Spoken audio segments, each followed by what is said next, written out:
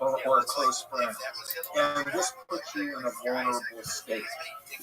And how coercive persuasion works, according to a book written by Edgar Schein, is it's basically three stages. There's the unfreezing stage, as Schein describes it. I would call it breaking people down. And then there's the changing stage, where you're manipulating them after they're broken. And then you are refreezing, or you are locking them in to that changed mindset. And so how that is done is these groups have a kind of process where they basically break you. There can be this exploration of meaning, this intensive seminar, this cathartic group confession in which you are being beaten down in a controlled environment. And eventually you succumb, you crack, you become vulnerable. And at that point, the leader, the group comes in and they say, we have the answer. We have the solution to your distress, to your problems. And in that isolation, you're kind of like treading water. And someone throws you a rope, they throw you a life preserver, and you grab it. You don't really think, what is this all about? Where are they going to take me ultimately? What you're thinking is, I'm in distress. I'm going to take this opportunity that they're offering. And so then you become involved, and then there's this kind of increment process in which you're never really being told everything that will be expected from you. And you're being, it's kind of like a bait and switch comment, where you're being told, well, look, this is what we're offering you. A better awareness of the world around you, success in business, success in your personal life, a sense of accomplishment. And really what they're doing is they're bringing you in deeper and deeper into something that you never really were advised about in the beginning. So there's no informed consent and extensive manipulation. And then once you are overwhelmed by this process, they then lock it in by creating a kind of bubble around you, a subculture in which you're constantly with other people that are in the group, that are like-minded. These are the people that you confide in. These are the people you come to trust because you all share and have the group and the group's philosophy in common. And that becomes a locking mechanism that holds you in the group because you're not getting accurate feedback. You're not getting any other perspective. Just constant reinforcement that the leader is right, that the group's philosophy is perfect, and that you should basically go along with it. So you have no way of bouncing your misgivings, your doubts off of someone and getting genuine feedback. Instead, you're being told, well, you shouldn't doubt. Why are you doubting? Why are you uneasy? Everything's great. Because the group has become your world. And that's who you confide in. And this is a process of isolating you in the group. And this is what people don't get about these groups. And I can say honestly, no one knowingly joins a cult. And the cult does not come to you and say, yeah, we're a cult. And we expect you to surrender to us, to give us whatever we want. That may be their ultimate goal, but they're not going to tell you that in the beginning. Why don't you think Scientology has been taken down in the same way that NXIVM has? Well, when L. Ron Hubbard died in 1986, that we know of, he left an estate of $600 million. And where do you think Keith Raniere learned how to go after people with lawyers and be litigious? He learned that from Scientology. I mean, I know for a fact that he consulted with Scientology and that his private investigators relied on information provided by Scientology to go after me and other people. Was he ever a part of Scientology? No. There was a member in NXIVM that worked closely with Raniere who was a former Scientologist.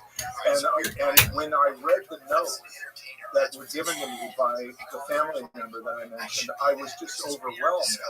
I said, this is Scientology. This isn't original. He copied Scientology. And of course, Scientology never went after them.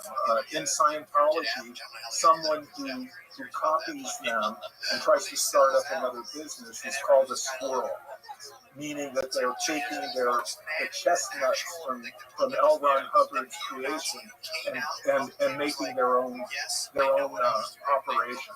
And Scientology can go after people like that, go after squirrels. But in the case of Keith Raniere, they never did. And the reason that Scientology is so solid and everything is because of its history of harassment, the fear that people have when they leave, the sense that,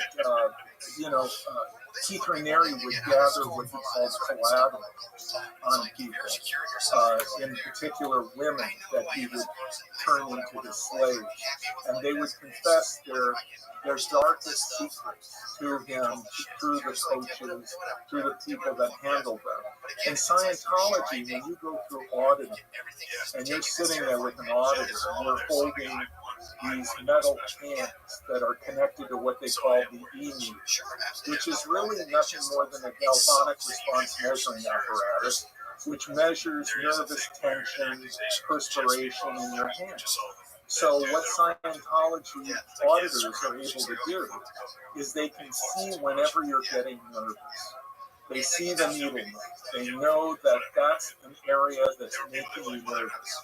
Those questions, that's part of your life. And then they drill down.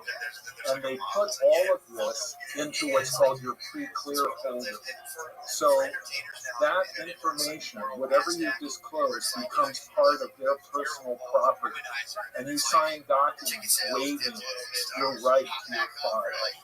Waiving many of your civil rights. I mean, that's a red flag, isn't it? When a group, when you become involved in a group and they want you to relinquish some of your civil rights by signing waivers and documents as you become involved with it. To me, that's a huge red flag that I need to get out of here. But at any rate, Scientology has information on all of its members. They've all gone through auditing. They've all gone through spiritual counseling. They've gone through courses. And so Scientology can use that as leverage. In addition to that, they have what was once known as OSA, their Office of Special Affairs, and they go after people. They target people. Mike Rinder, Leah Remini, others that have challenged them that have left have been relentlessly surveilled, pursued, harassed, and in many cases, this comes at a high cost. I mean, if you talk about Scientology after you leave, if you have family, you have friends in Scientology, they will use them against you. They will turn them against you. They will rip your family apart. Those who are still Scientologists will literally go through what Scientology calls its disconnection policy or procedure, in which they will disconnect from you and you will no longer exist in their life. In thought reform terms, Lifton would describe this as the dispensing of existence. That if you are not in the group, you cease to have a right to exist. And this is a horrible price that people pay when they leave Scientology, if they still have family in Scientology, and if they are critical or seen as a problem by Scientology. Which is why it seems so crazy to me that people like Mike Rinder, Leah Remini, even Ron Miscavige, I had him on, haven't been able to take down Scientology the same way that Nexium was taken down. Let's just do a little comparison. Nexium, maybe at its high point, Mary had a couple $100 million under his control, maybe. The Bronfmans, the heiresses together, maybe they had $1 billion. They might have each had 500 million. And there were other people with money, but Ranieri did not control directly all of it. And so, what are we talking about when we're talking about Scientology? We're talking about an organization that reportedly is now worth billions of dollars, and that they own real estate. One report is that they have $1 billion in cash. I heard they were the second biggest real estate owner in the country. Well, I don't know about that. I mean, there are many. I think the Mormon Church is a much wealthier organization by far than Scientology. And certainly the Catholic Church. There are many religious organizations that are richer and more powerful than Scientology, but they aren't as malevolent. They aren't destructive in the way that Scientology has a history of being. And, I mean, there's no legitimate reason to leave. The Mormons will treat you with some decency and respect if you decide to leave. I mean, right now, David Archuleta is struggling, former American Idol runner-up, and he's navigating his way, it seems, out of the Mormon Church. But I don't think the Mormons are going to go after David Archuleta relentlessly like Scientology has gone after Mike Render. And I don't think that they would try to turn his family against him.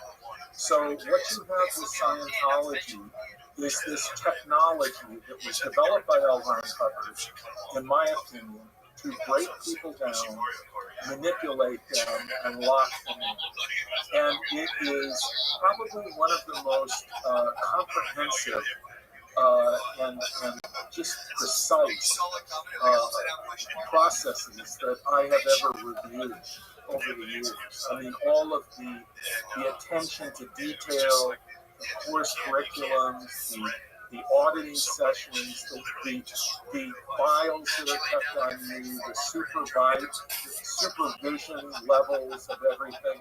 It's a machine that L. Ron Hubbard devised and perfected through the 50s and 60s that David Miscavige now runs. And I think arguably some people would think that David Miscavige is maybe a little nastier and meaner than L. Ron Hubbard. I mean, Hubbard, died in isolation. Some people think it was Alzheimer's. Some people think he just basically was disconnected from reality, and he was kind of a Howard Hughes character, according to many accounts. Long fingernails, long hair, living in isolation on a ranch in California, and that he had lost his mind, which is interesting because Scientology, if you look at it, clearly examine it, like all destructive cults, or all groups that have been called destructive cults, the ultimate goal seems to be to make everyone a clone of the leader. So what you have is L. Ron Hubbard as the presumptive prototype, the person that we all want to be, that we aspire to be like L. Ron Hubbard. And that Hubbard created a technology to make people over in his own image. And given the fact that he ended arguably insane and that he had lost his mind, what is Scientology bringing people? There are many people who go through Scientology, for example, Lisa McPherson, who basically had a complete breakdown after years of doing Scientology in Clearwater, Florida. And then she died in a kind of lockdown that Scientology did, in which, according to the initial coroner's report, she died from dehydration. Scientology got the coroner to change the report, arguably due to harassment. So again and again, what you see with Scientology is the use of their wealth, the use of their power, the use of the information they have on individual members to enforce their will, or Miscavige's will at this point, on everyone. And that's why I really admire my friend. I admire Leah Remini, because it took a lot of guts to do what they have done. In the case of Leah Remini, she's been very fortunate that she got her family out intact, and that she didn't have to go through any disconnection the way that Mike Rinder has. From what I gather, he's been through hell. Just an enormously painful ordeal of losing members of his family. And of course, Ron Miscavige, who you had on. To me, that's a sad story. He was completely shut out. I mean, can you imagine? He brought his son into Scientology, and then his son became a leader, and he excommunicated his father. And also Miscavige, his wife, Shelley Miscavige, he apparently has decided to put her in an isolated Scientology facility in Northern California, where she's been for a number of years and not widely seen by the public. I'm sure she's safe physically, but, Are you sure? Has anyone heard from her? Is there any evidence that she's even alive? Yeah, there have been some welfare checks, and she is alive, though I would argue it's sad what happened to her. She was a devoted wife, and she ends up being shelved and put in this facility because her husband just, I guess, doesn't want to deal with her anymore. And of course, in Scientology, there's the rehabilitation project that is called RPS. And this is basically like a kind of prison in which a number of Scientologists have been exiled. Heber Jen, reportedly, the former president of Scientology, is in such a lockdown in Hemet, California, isolated. And there have been a number of Scientologists who have gone through that. For example, Debbie Cook, who was a high-ranking Scientologist in Clearwater, Florida. She went through a horrible ordeal at RPF in isolation.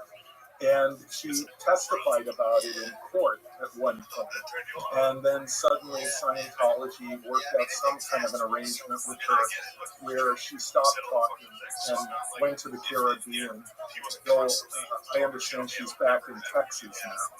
So Scientology has silenced people sometimes by paying them off, but more often by intimidation and threats. And you could see it as a kind of extortion in which they threaten you with excommunication and disconnection from your family. It's a brutal organization, in my opinion. And I've been on the receiving end of it myself. I've had their lawyers harass me. I've had their private investigators surveil me and harass my family. So I know what it's like, not to the extent that I can say that I have gone through what Mike Rinder or Leah Remini have gone through, but I have been through the ringer with Scientology. Have you ever had a discussion with somebody, it's a part of a cult or a part of Scientology, whether it be a deprogramming type session, where the person just had an extremely rational explanation of why they decided to remain a part of it, and you couldn't deprogram them? Like, look, Rick, I like this, it works for me, it's not hurting me. And have you ever agreed to disagree with one of those people? Well, yeah. I mean, there have been situations where I was retained by a family, and I sat down with the family and the person who supposedly was in the cult. And when they explained to me what was really going on, I looked at the family and said, "Why did you even retain me? Why did you bring me here? There's nothing bad going on here. Your son, your daughter is not involved in a cult. And you may have some personal family issues that you need to resolve, but that's not my job." And really, I ended up leaving. In other situations, I would say where the person really is involved in some type of destructive group, about 7 out of 10 will ultimately leave at the end of the intervention. But 3 out of 10 decide they don't want to leave. And in fact, many of them will leave the intervention in the first day or the second day and say, "I'm done." and they may have contacted the group. In this day and age, they have texted people in the group, they've communicated with people in the group, and the group says leave, and they leave. They may say, I've had this said to me, I was on drugs, I was a drug addict, I was an alcoholic, and I came into this group, and they basically saved me. They got me off drugs, they got me off alcohol.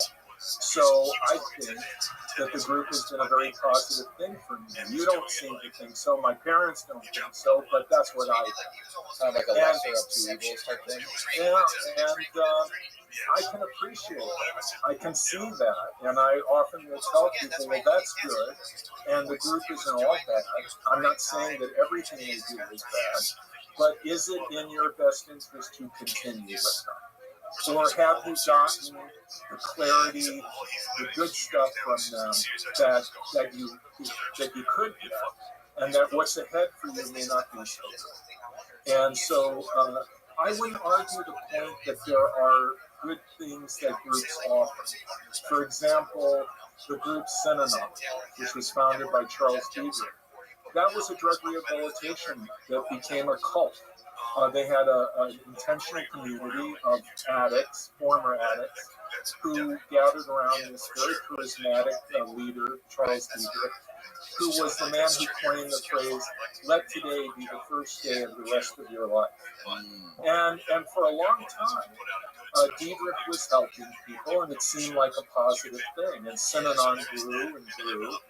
But the problem was financial transparency, meaningful accountability for the leadership, and for Diedrich in particular. And he became like a god ruling over the group. And it became very destructive. A friend of mine, an attorney who represented former members that were suing the group for personal injuries, Diedrich had a rattlesnake put in his mailbox, and he almost died from venom. And of course, Diedrich eventually would plead guilty to criminal offenses, and the Synanon would be dismantled and would fade away. But I think arguably there were many people, and there are people today who still email me, call me, and tell me Synanon saved me. I was a drug addict that had a terrible problem with alcohol, drugs, and Synanon was the way that I got healed. And so you're against Synanon, but I got a lot of good out of it. And I won't argue that. There were people that got good out of Synanon, but the ultimate end of Synanon was very destructive. And I think that that good groups can go bad, and good leaders can become corrupted by their own power. And that's the old axiom. Absolute power corrupts, absolutely. And so that is what happened, I think, to Charles Diedrich. You could argue that he had good intentions in the beginning, but he lost his way. What is the main difference between, there's these cults that are started from a business perspective, or like based on multi-level marketing or pyramid schemes similar to Nexium, where there's just like some extremely motivated, successful entrepreneur who's made a lot of money who wants to teach you how to do the same thing and be like them. What is the difference between those cults and then the cults where you have people participating in mass suicides? Like, what's the alien one with T and Doe? That's Heaven's Gate. Heaven's Gate, or the Order of the Solar Temple, or Jim Jones, and things like that. Well, first of all, let's kind of get the definition of what a destructive cult is, because I think that the word can be overused, the word cult. And so when I think of a cult, I think of a destructive cult, a group that is hurting people, that is causing damage, and that varies by degree from group to group. But what they all share in common, besides their harmful behavior, is that they have a charismatic leader that becomes an absolute authoritarian dictator. And that leader, whatever he or she says is right, whatever they say is wrong, and you cannot disagree with the leader. And the leader becomes an object of worship. You can see that in the reverence for L. Ron Hubbard, in the kind of reverence that Jim Jones demanded and received from his followers in the People's Temple, and of course Marshall Applewhite, who claimed to be an alien from outer space. In a former life, he was Jesus. So the leader becomes an object of worship and is the defining element and driving force of the group. And the leader has no accountability, no meaningful accountability, is a dictator. And then second, that when you look at the indoctrination process of the group, you can see that its purpose, whether it's, and it certainly won't be admitted by the group, but its purpose is to shut down your critical thinking, to stop you from being able to reflect, to think independently, and to instead engender dependency upon the group, the leader, to think for you. And ultimately, to relinquish your autonomy and just become totally enmeshed in the group. And then you can identify techniques of coercive persuasion, thought reform, influence techniques that are being used to shut down your ability to think. And when you run into a group that has that kind of leader, that kind of indoctrination process, and that does harm to people, that is a destructive cult. Now, there are some that are just after your money. And then there are some that are after your money, free labor, sexual favors. It escalates. And there are groups that are on a scale of 1 to 10, maybe they're a 1 or a 2. And then there are groups like Nexium, Jim Jones, that are a 9 or a 10. And then there are groups that start out as maybe a 1 or a 2, and then over the years, the leader becomes more and more demanding, and it escalates to where they become a 5, a 6, an 8, and they go on. So that is what I think is important, is not to use the word cult loosely, and to understand that it has a very distinctive meaning, and that a destructive cult has 3 core characteristics that I write is the nucleus for a definition of a destructive cult.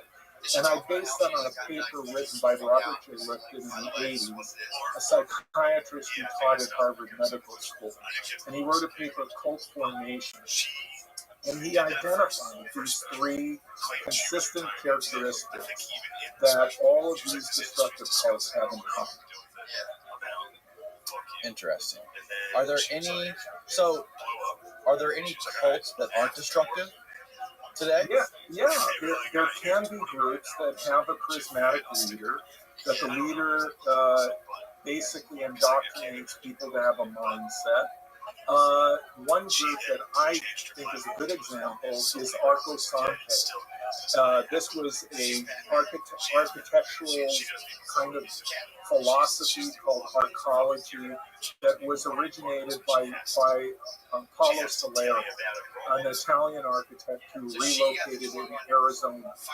And he created a kind of experimental city called Arcosante north of Phoenix.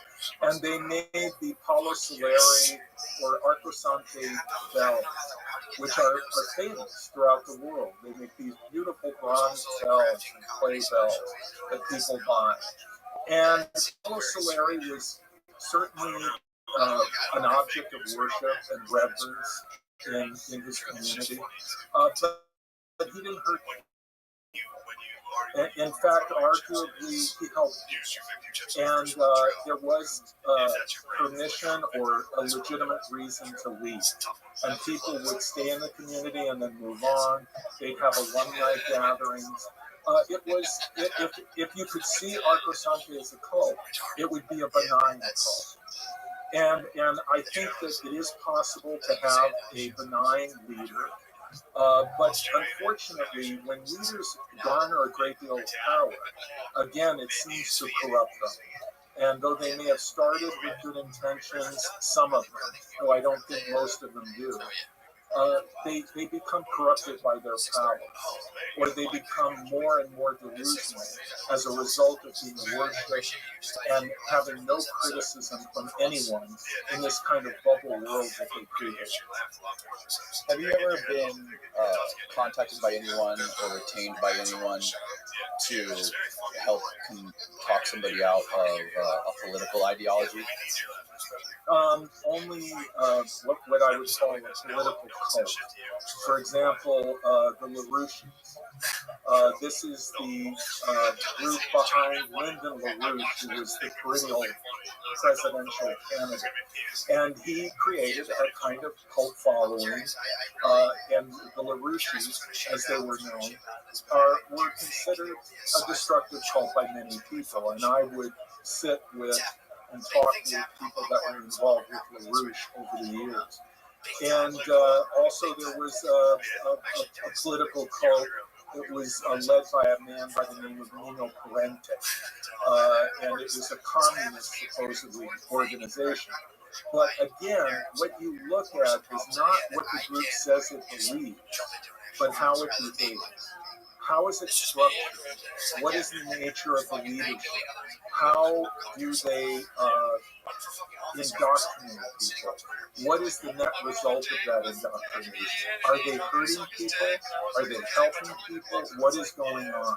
So you're looking at the structure of the group, the dynamics of the group, and, if you will, the politics, if it's a political cult, there have been a number of political cults over the years, that's simply a facade. That's the outer shell. And what you find with all these groups, whether it's religion, pseudoscience, politics, or multi-level marketing, whatever, that is the veneer.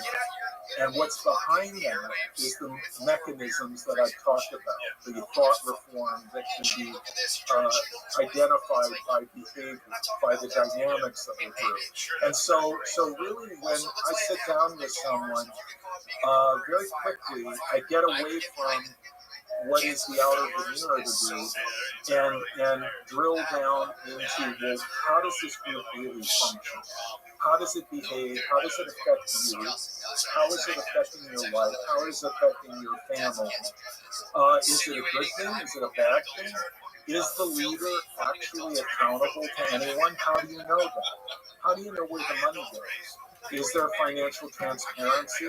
So you're looking at the basic building blocks of the group, not its mask, the facade that it presents to the world. Because all groups will have some kind of facade, some kind of veneer, in order to basically trick people into becoming involved. And people who are politically active will join a political cult, or people that are very idealistic will join a supposed charity that is really a cult. So you have to get beyond that outer layer or veneer and get into how the group really functions. Find out who benefits from this. So, is there one person behind this that's reaping all the benefits of all the people, and sort of the structure of, is there like a business structure behind it, or what are the mechanisms involved to make this work and make this one person or smaller group of people benefit from it, right? Right. So that's what you say the main difference is between a political cult or a political ideology. Well, I would say a political ideology does not necessitate having a dictatorial leader that is controlling it. And it doesn't require you to give up your life to this leader in the way that a political cult would. So, for example, the Symbionese Liberation Army. that abducted the heiress Patty Hearst in the 70s. I mean, this was a political organization, but in reality, it was a cult that was completely defined by its leader and ultimately did great harm to the people that were involved, many of whom died in confrontations with law enforcement. And of course, Patty Hearst, who was held captive, who was indoctrinated forcefully by the group, brutally mistreated, physically brutalized, and ultimately she just lost herself for a period of time. Another example of this was Elizabeth Smart, who was kidnapped by Brian Mitchell, who regarded himself as a prophet, and he broke her down over a period of time by sexually, physically abusing her. And there were 9 months of her life that she was under his control. And there were times that she could have run away, but she didn't, because she had lost her ability to function independently, and Mitchell had co-opted her through his process. He had broken her down, changed her, and locked her in. And it wasn't until after 9 months that she was separated from him by police who found, with wandering in outside of Salt Lake City, that she was able to rejoin her family and begin to recover who she was and who she is now. Patty Hearst, who I met once, we both appeared in succession on the Today Show when Elizabeth Smart was finally recovered and she was brought back to her family. And Patty Hearst was one of the people that was interviewed because she could understand and relate to Elizabeth Smart. And I think the Smart family consulted her because they wanted to talk to someone who had been through this experience and had come out the other end. Patty Hearst, she said something to me that was very interesting. She, for a time, was in federal prison, and there were other prisoners in this facility that have been in other political extremist groups, similar to the SLA. And she was beginning to have doubts, and she was questioning all of the indoctrination. And she talked to one woman, and that woman also had been in a political group that was violent. And she began to say to her, I'm having doubts. Do you ever have doubts? Do you ever question what they taught you and what you did and who you hurt or may have hurt potentially? And the woman just looked at Patty Hearst and started screaming and saying, "You're counter-revolutionary. How dare you talk like that?" And Patty Hearst recognized that this was a woman who had killed people and would be in prison for the rest of her life. And she basically wasn't going to change, because in order to change, she would have to recognize that she had done these terrible things for nothing. But Patty Hearst said to me, I thought, I'm here for a bank robbery. I didn't kill anybody. And she began to recover. And she had a lot of help from counseling, from Mark, the psychologist Margaret Singer, and she had discussions with Robert J. Lifton. And eventually, Patty Hearst fully recovered and went back to her normal life, and with deep insight as to how fragile the human mind is, and how under certain circumstances we can all be changed.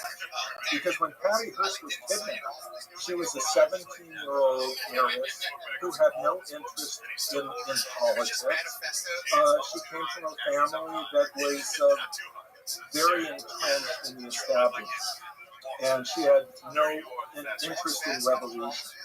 So what happened to her was a radical change that was brought about by this process of coercive persuasion, of thought reform, that ultimately changed her completely into this new persona. They gave her a new name, Tanya. So I think that all of us would like to think that our minds are very strong and not susceptible to influence. But I would say if that were true, there wouldn't be negative political ads. There wouldn't be advertising. Because why bother? We're also so firm in our beliefs. We cannot be persuaded. So what I would say is that destructive cults, they intensify these persuasion techniques in a laser-like precision, in which they dismantle our ability to defend ourselves and ultimately break us down and change us to be dependent upon them to think for us. And that's the process of indoctrination that I've witnessed over the years. The Charles Manson story is a very unique one. Specifically, if you're familiar, are you familiar with the Project MK Ultra and Midnight Climax, and the different LSD experiments with mind control, with Sidney Gottlieb, and all of that stuff? Yeah, but I don't think that connects with Charlie Manson or with Jim. And I've heard people say, well, this somehow it involves cults. Not the cults that I've studied. Charlie Manson was a psychopath who honed his skills while he was basically living his life in prison. He started as a juvenile in juvenile facilities. He graduated to adult prison, and he was raised by the system, by the prison system. And being a very small man, he learned how to manipulate people psychologically and emotionally. And when he came out of prison, that was, I think, the summer of love. And Manson realized that there was this very malleable youth culture out there. And he refashioned himself as a kind of hippie, free love individual, which he really was not like that. It was all about control and manipulating people and having power over people. And that's what he did. And he did use drugs.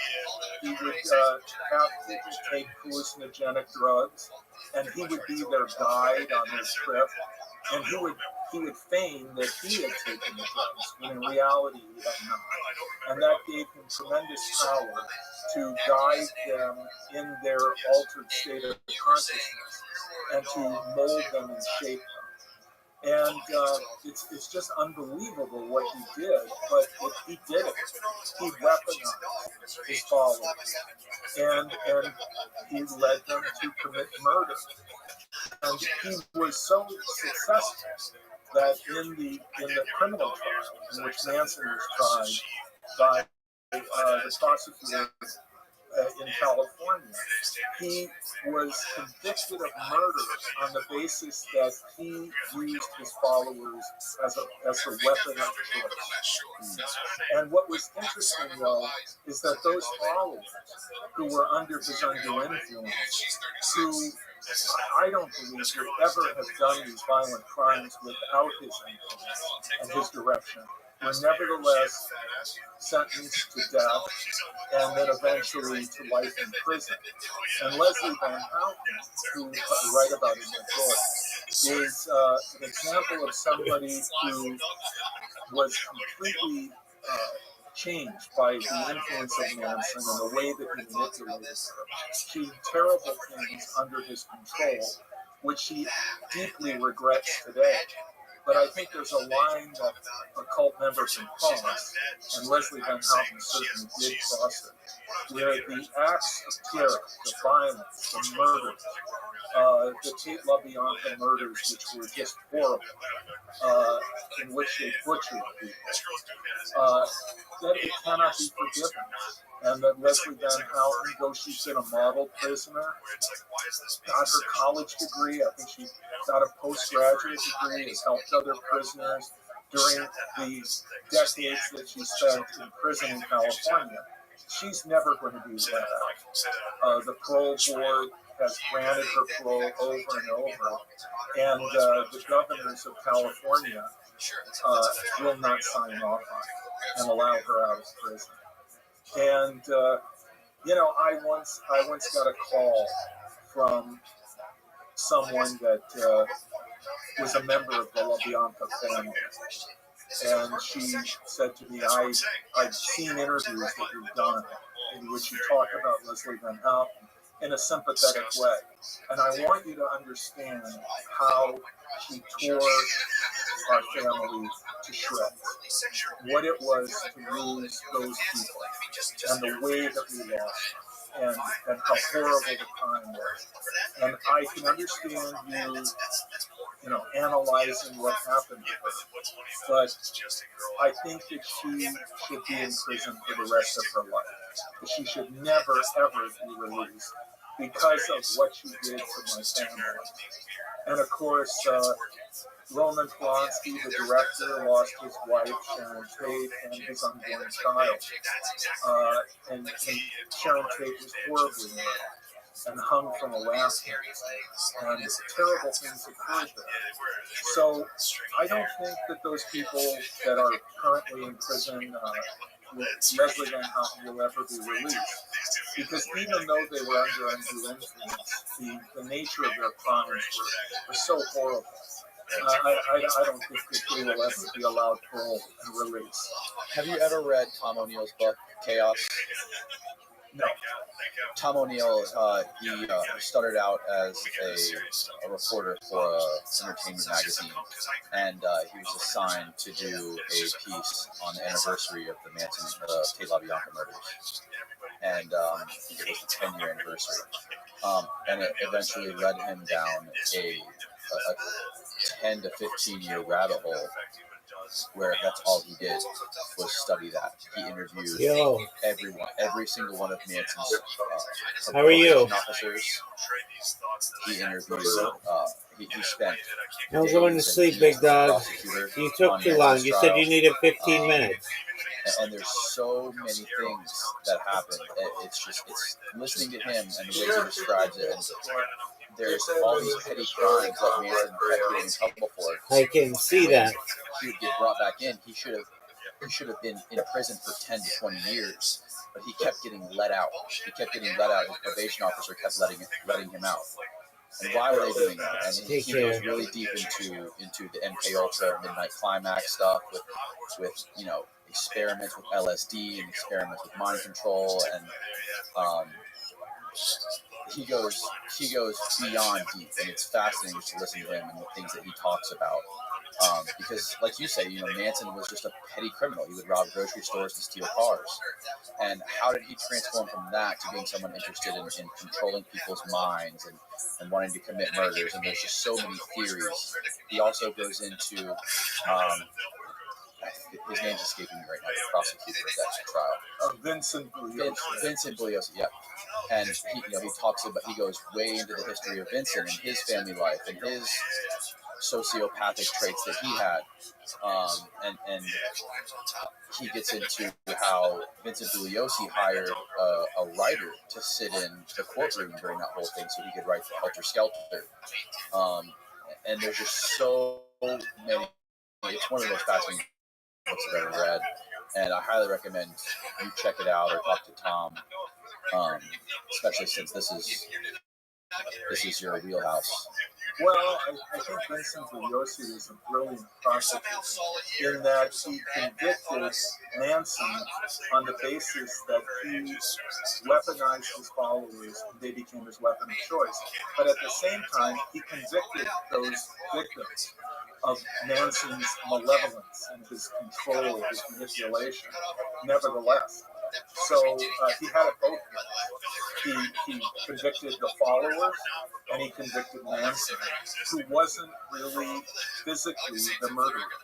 But he had that kind of control over his followers. I think Charlie Manson was, incredibly narcissistic, definitely a psychopath.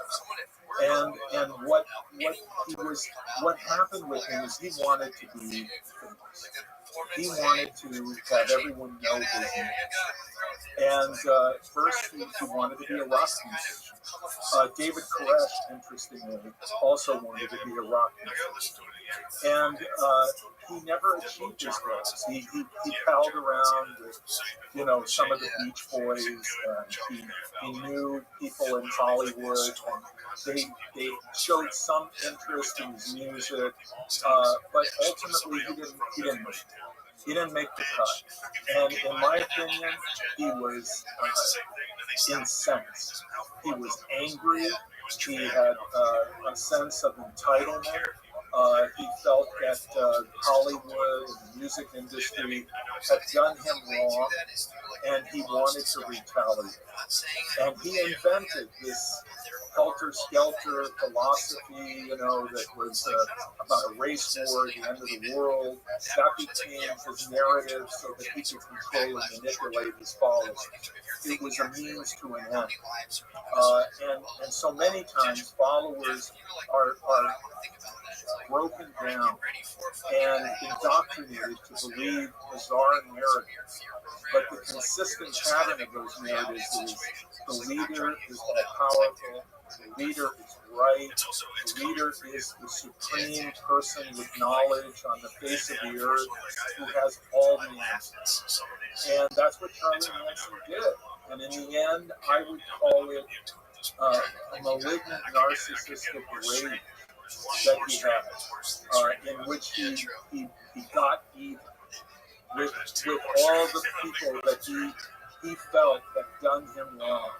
And so he went after celebrities, he went after wealthy people because he wanted them to feel destroyed. He wanted them to feel his pain. And in the end, he didn't kill himself like David Koresh or like Jim Jones, because I think he really enjoyed being interviewed in prison and being the prisoner in the United States that received more mail than any other prisoner in the entire United States. I mean, he literally had a fan following. He got married a few times, I think, while he was in prison. Well, he had girlfriends, supposedly. But the point is that he loved himself too much to kill himself, and that he wanted to be a celebrity, and he became a celebrity through the most horrible occult murders in criminal history in the United States that we talk about over and over because of how grisly they were and how they involved, people that didn't even know Manson. They had no connection to him. The LaBianches, they never met Charlie Manson. He killed them because they were wealthy, they lived in a wealthy neighborhood, and he wanted to make people in Los Angeles feel like no one was safe.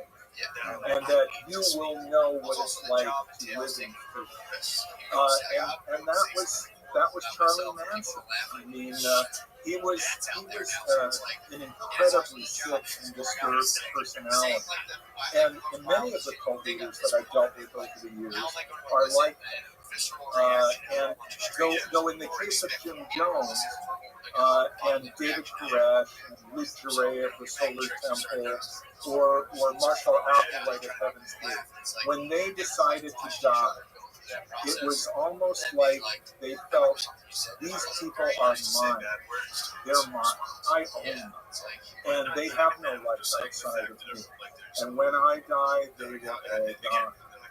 And so when they pulled the plug, they killed all of the people that were with them. Jim Jones, over 200 children died at Jonestown. David Koresh, most of the children died in the fire that he ordered to be lit were his own children. And he deliberately wanted them to die with him. Luke Duray, it's kind of mixed. We don't really know what happened with the Solar Temple. But there were about 75, 85 people that died. And of course, Heaven's Gate, 39 people died. And what you can see in all of this is the formula for tragedy, which is when you have a group of people that are tethered to a cult leader who is a psychopath, and they depend on that cult leader to think for them, to make decisions for them, and they no longer make decisions independently in large part. When that leader falls apart and decides it's the end, he or she takes their followers with them. Very often, this is the formula for a cult tragedy. So, do you think Marshall Applewhite of Heaven's Gate, did he actually believe that they were all going to be beamed up into some sort of spaceship and transcend their human meat suits, or did he just know that this was the end and he knew that they were all just going to die? Well, I think Applewhite, he was a deeply disturbed person. He had checked himself in and out of mental institutions. Bonnie Nettles, who was a nurse, I think that she might have been a somewhat stabilizing influence over him. And then she died from cancer, and he was alone. He was getting older.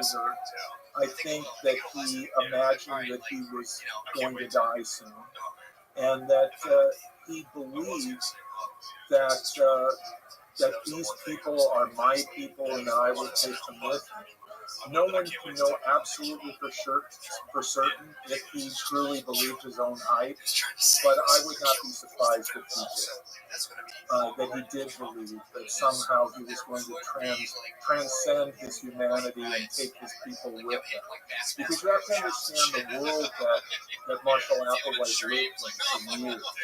It was this very controlled world where they were all living together. They had no contact with the outside world, very limited.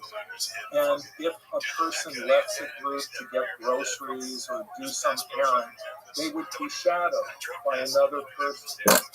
They would not be alone.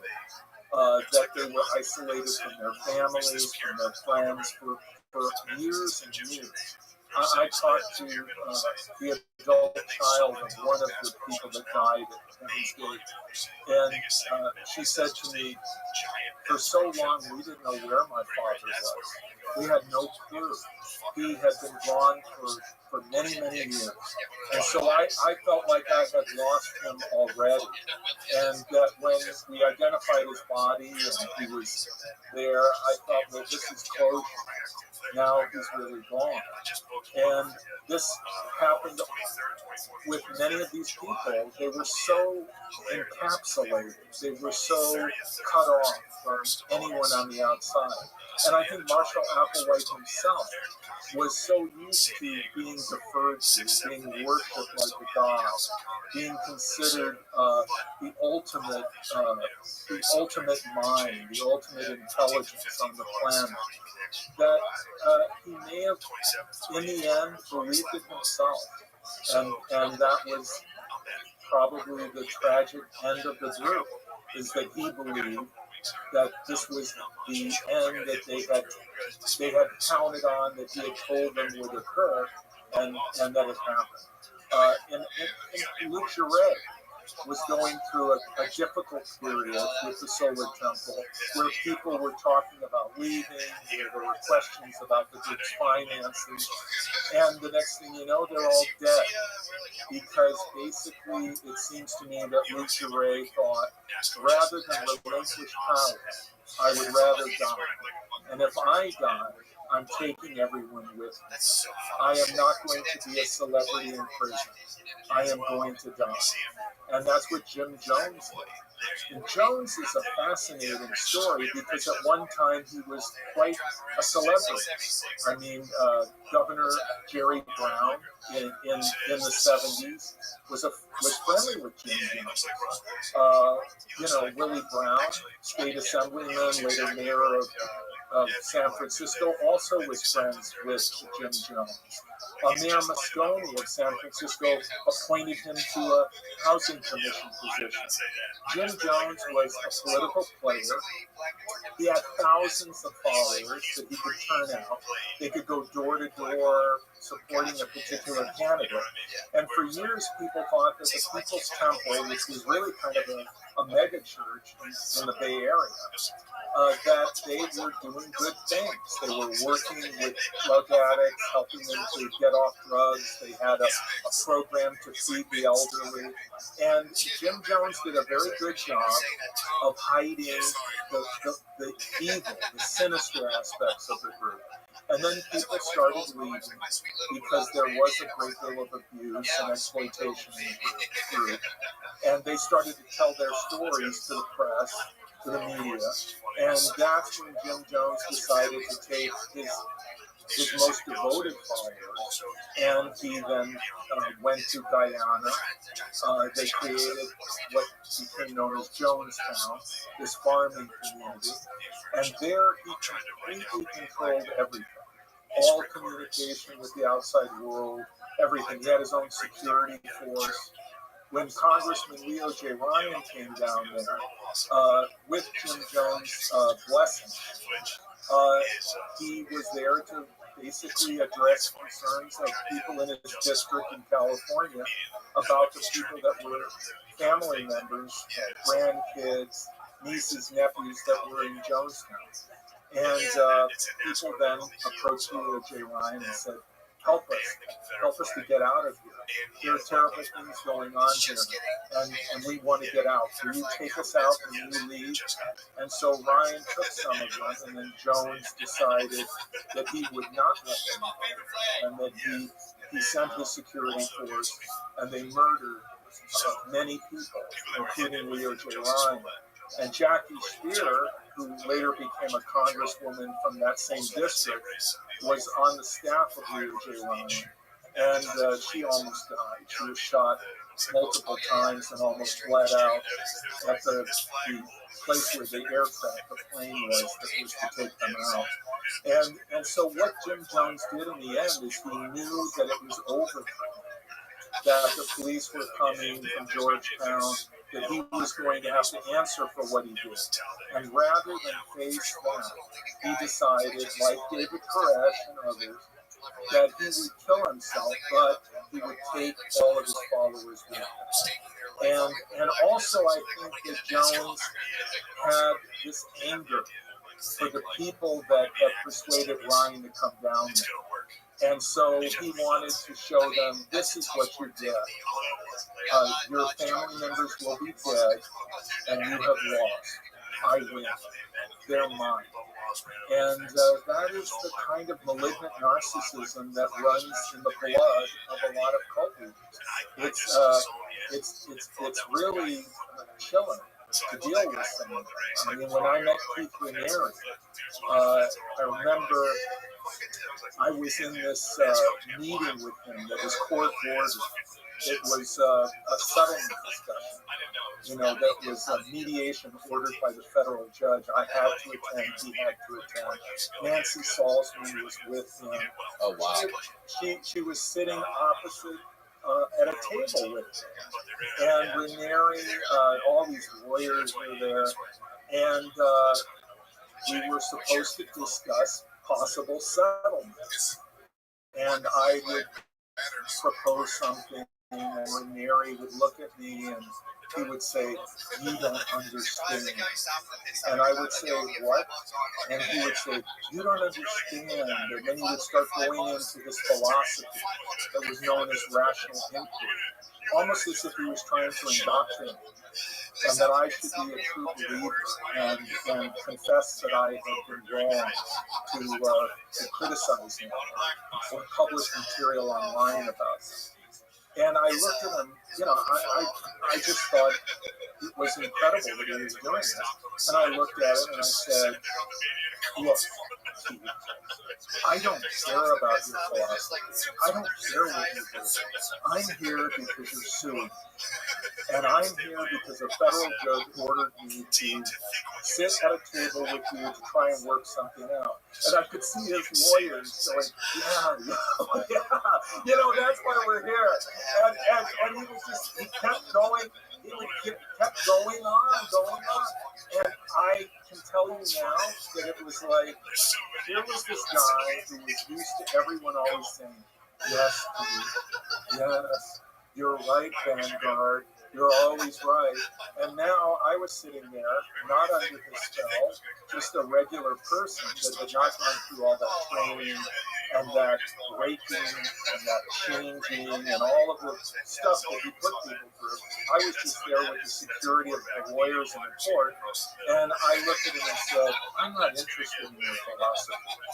I don't care what you do. I'm here to settle the lawsuit. And he started to get visibly agitated.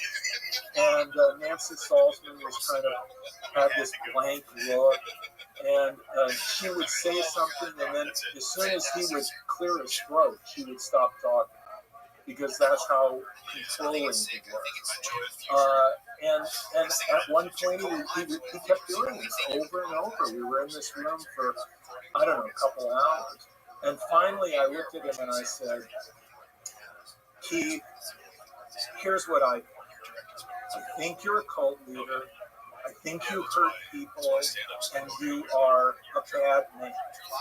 But we're in a lawsuit, so that's what I'm here for, is to settle that lawsuit. But as far as I'm concerned, I have said nothing critical of your group or you that was not true.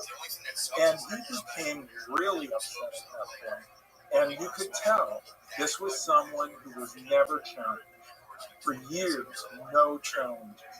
And he became very agitated. His face got red. He wasn't this calm, kind of, all-knowing guru. His Yoda pose was gone. It was just old Keith Raniere. And from there, he went into a deposition. I remember my lawyer, Peter Skolnick, coming up to me and saying, well, the one good thing about mediation is now he's kind of upset and he's more agitated. And when I questioned him in the deposition, it will be to our advantage. And so that, it rattled. And what rattled him is what rattles all cult leaders. And I'll tell you, it's the magic word. The magic word is no. No, I'm not going to go along with you. No, I'm not going to be branded. No, I'm not going to have sex with you. No, you can't have my money. No, I don't believe you. You say no. And the only acceptable answer to them is yes. What do you want? You want my money? Here's my money. You want me to do free labor for you? I'll do it. I'll work myself to the bone. They cannot handle the word no. And I've sat with hundreds of cult members over the years talking with them about their involvement in a group, and I'll say to them, have you ever said no? What happened when you said no? What happened when you said, I don't believe you? I mean, can they handle that? And I'll have cult members sometimes say to me, I remember one time when I was resisting how angry people were. And it was like, I thought they were really nice and that they were sweet and kind. But then when I wouldn't go along with them, the mask and I could see the wolf. And so then I say, well, there it is. Anyone can be nice and very sweet to you if you're just giving them what they want, morning, noon, and night. The test is when they don't get what they want. When they have to compromise, when they have to make some concession. Are they willing to do that? And also, is there a legitimate reason to leave the group? Or is anyone who leaves wrong? They're bad. They're a suppressive person. You need to disconnect them. What kind of a group does not allow people to leave? I mean, a typical church will say, oh, you're going? Okay. All the best for you. I hope your family does well. If you want to, come back and see us on. But in a destructive cult, there is no legitimate reason to leave. And the leader sees it as betrayal. And the group sees it as betrayal. And people who leave are vilified and made to seem like they're terrible. Marshall Applewhite would say they were Luciferian. There's some kind of negative connotation. that dispenses with the existence of people who challenge the authority of the group or leave the group. The Luciferians, that was also a part of, was that also a part of Nexium, where he would talk about that? Yeah. You know, the irony of Keeper Mary, the guy never came up with anything new. He was a copyist. I mean, here he's suing people for trade secret violation, and everything is copied from other sources. It was a true comment. Oh, totally. And you know, there are people that just think it's sad. I mean, the saddest victim of Keeper Mary, in my opinion, amongst the women that were hurt. I mean, there were a number of women that were brutally hurt. I mean, he raped children. He raped children as young as 12 years old. He raped a girl in Albany who was 12, who came forward at one point. Like, you know, Lauren Salzman, who, in my opinion, deserved the sentence that she was brought into this group when she was a very young woman. I think she was still a teenager when she met Keeper Mary for the first time. And he totally dominated her, exploited her, lied to her, just treated her horribly. And when she testified in court against him, it was a very, very sad thing. I mean, she cried, she wept.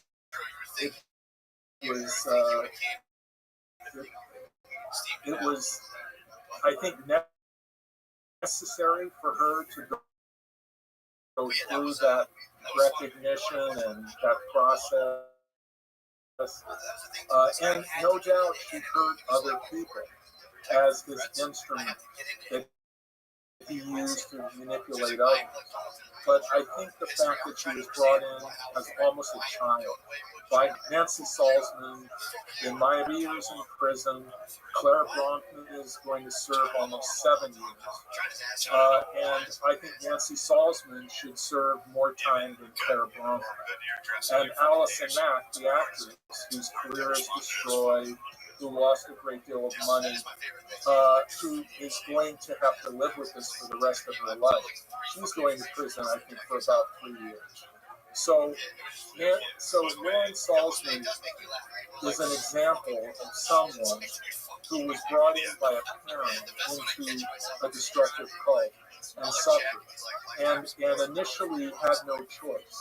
I mean, there are so many people, young people that I meet, that I've worked with, that I've helped, that they were in a cult because they were born in it. They were in a cult because they were brought into it as a child, and they had no choice, and they were consumed by the demons.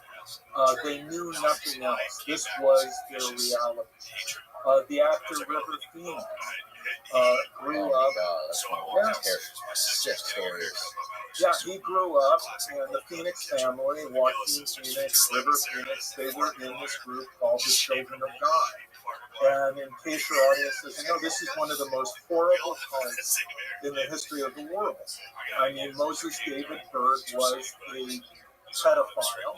He raped his daughter, he raped his granddaughter, he raped children, and he encouraged his followers to sexually exploit children.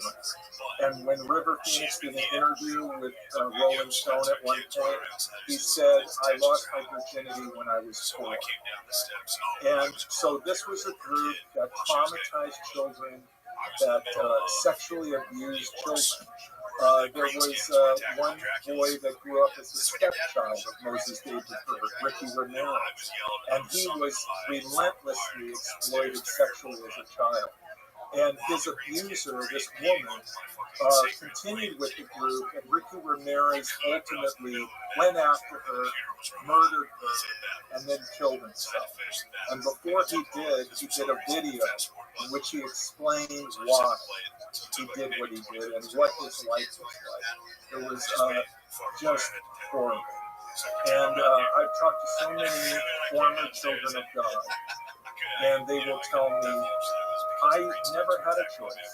I was brought into this group as a child, I didn't know what to think, they told me what to think. And I believed them. Why wouldn't I? It was my mother, my father, my family. And I grew up with this as my reality. And because many times we think that what we see in a group is crazy. And how can they submit themselves to that insanity? And what we don't understand is that what we call crazy, they call normal. And what we call normal, they call crazy. And so this insanity within the bubble becomes an alternate reality. And people are living it daily. And it's being reinforced. And so I would talk to former children of God, and they would call me on the phone many, many times and say to me, Rick, I want to talk to you about what happened. And they would start telling me about their life. And then they would say, I hate my father, but I love him. But I hate him. And they would say, I'm so conflicted because I know that he was brainwashed, but if it wasn't for him being a member of the group, I would not have been raped when I was a child. And so I'm mad, and I don't know, should I be mad at my father? Should I hate my father? Should I love my father? And in many situations, the parent will eventually leave the group and then have to deal with what they did to their children and their family. It's a mess, to say the least. And I will say to these adult children, from children of God, look, I'm not a mental health professional, and I'm not equipped to counsel you. And maybe you should see a psychologist, you should see a psychiatrist, someone who can help you. And they'll say to me, you know what? When I talk to people, they don't believe. They don't believe or understand what happened to me. And the reason I called you is because at least you know that I'm not just making stuff up. That this is real. This is what happened to me. This is how I lived my life for years. And it was a horrible, traumatic childhood. And so a lot of times, I look at Joaquin Phoenix, who is one of the greatest actors in the world, and I wonder to myself, how did it affect him? What did he live through? Because the whole Phoenix family was in the Children of God for a period of time.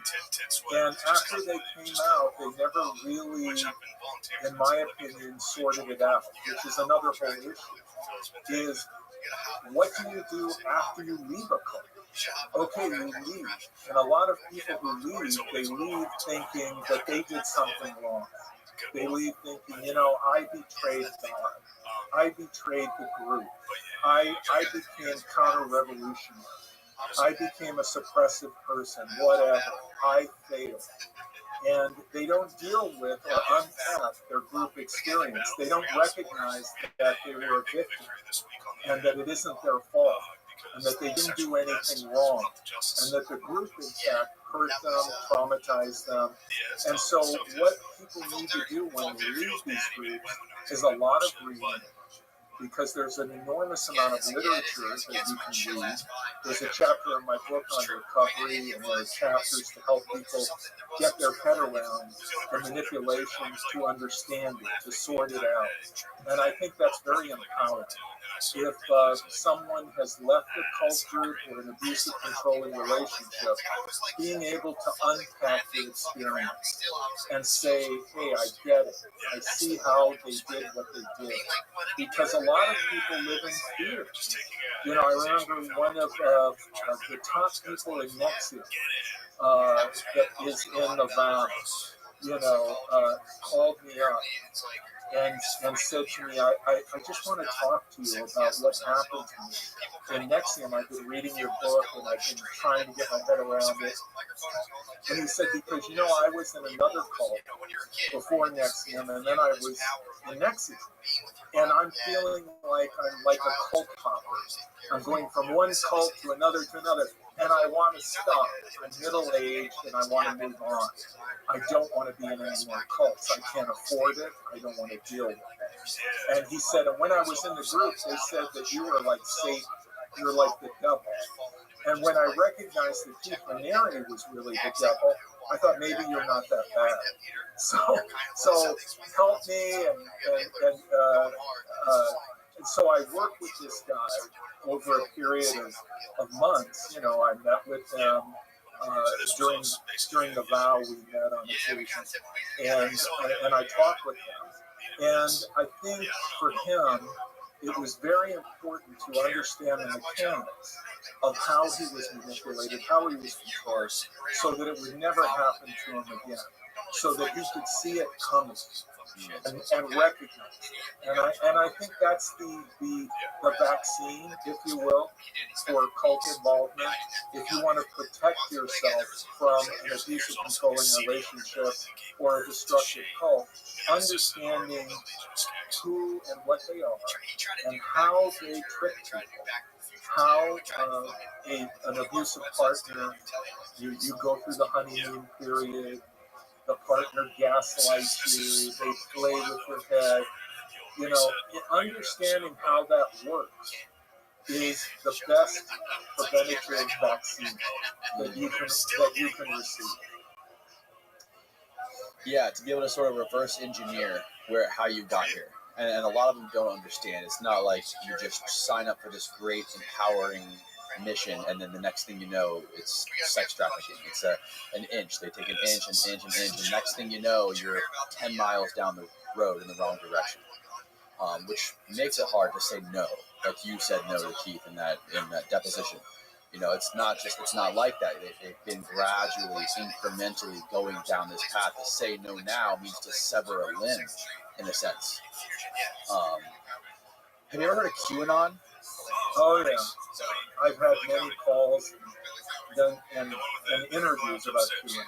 It's a very interesting group, and it represents a phenomenon that we're now dealing with. Keep in mind, I go back to the 80s, so I can remember when cults did quaint things like recruit on college campuses, and that was really their most fertile recruitment area.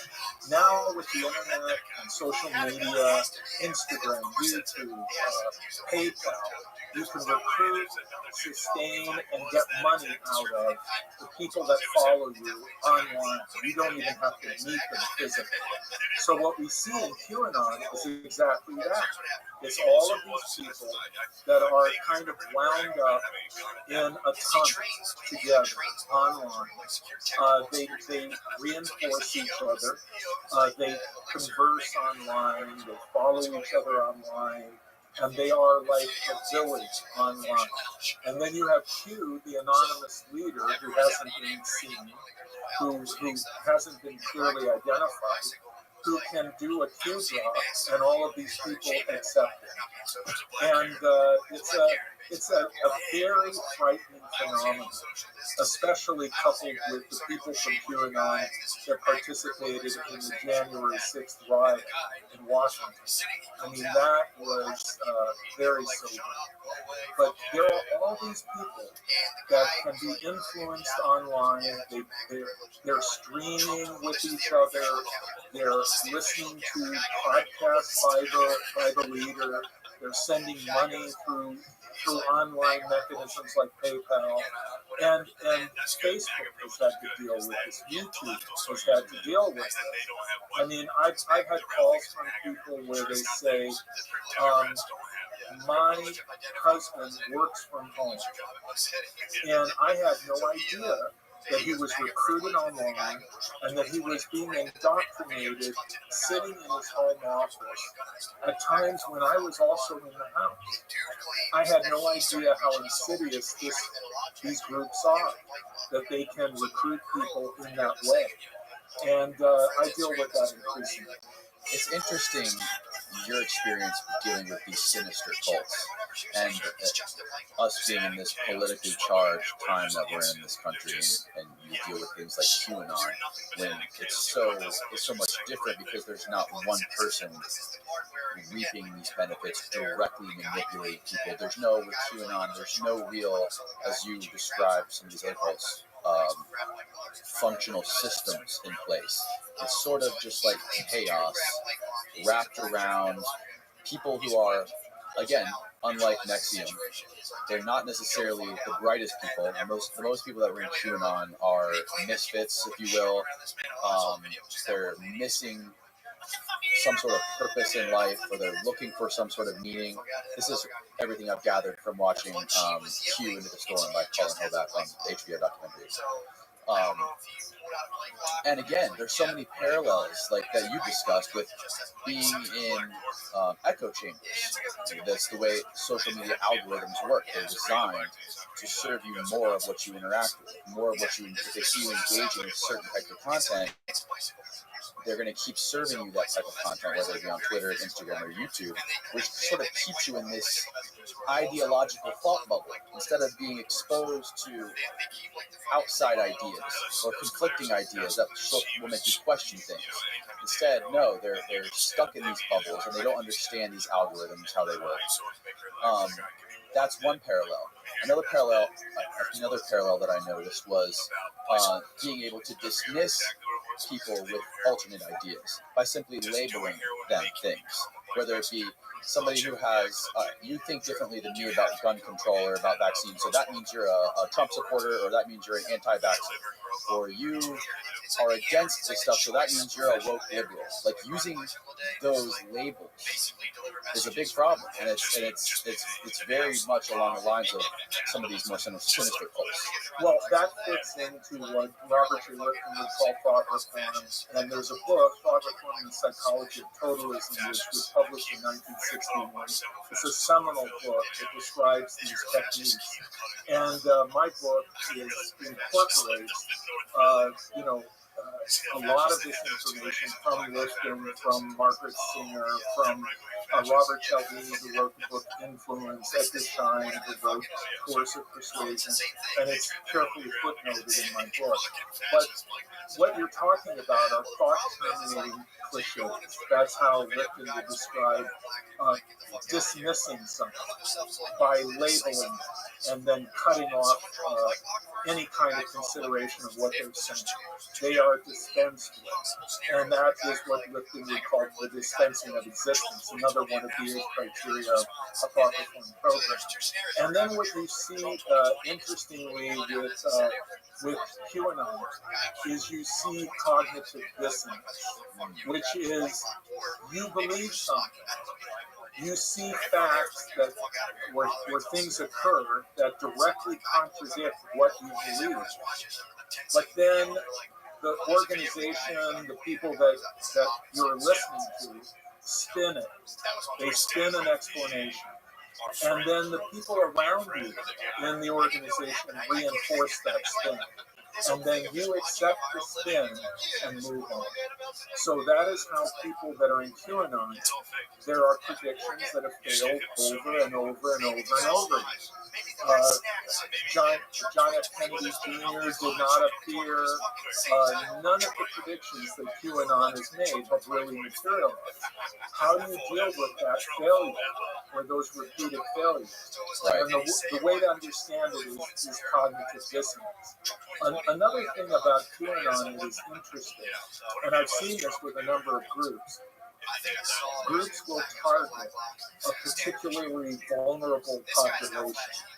So, for example, David Koresh, he targeted the Seventh-day Adventist Church because the Branch Davidian movement, which preceded Koresh by many decades and was originated by Victor Howard, and then later led by his widow, and then by George Roden, and then by Lois Roden, his widow, and eventually in the 80s it would be taken over after Lois Roden's death by David Koresh. It was filled with former Seventh-day Adventists because that was a part of their belief system. They were vegetarians, they celebrated the Sabbath on Saturday, that the Branch Davidians were a splinter of Seventh-day Adventists. So Koresh would send people to Seventh-day Adventist churches, targeting them, because he felt that they were vulnerable, that they could be recruited. And actually, the Seventh-day Adventist Church had a very strong reaction to David Koresh and really took him on before anyone else did to protect their members, their parishioners. But in QAnon, what you see is Q preys upon people that are experiencing psychological and emotional distress. A number of the people that were arrested on January 6th had a history of mental illness. They had been diagnosed with depression, with bipolar, illness. In one way or another, they had a mental illness history or a problem, a psychological problem.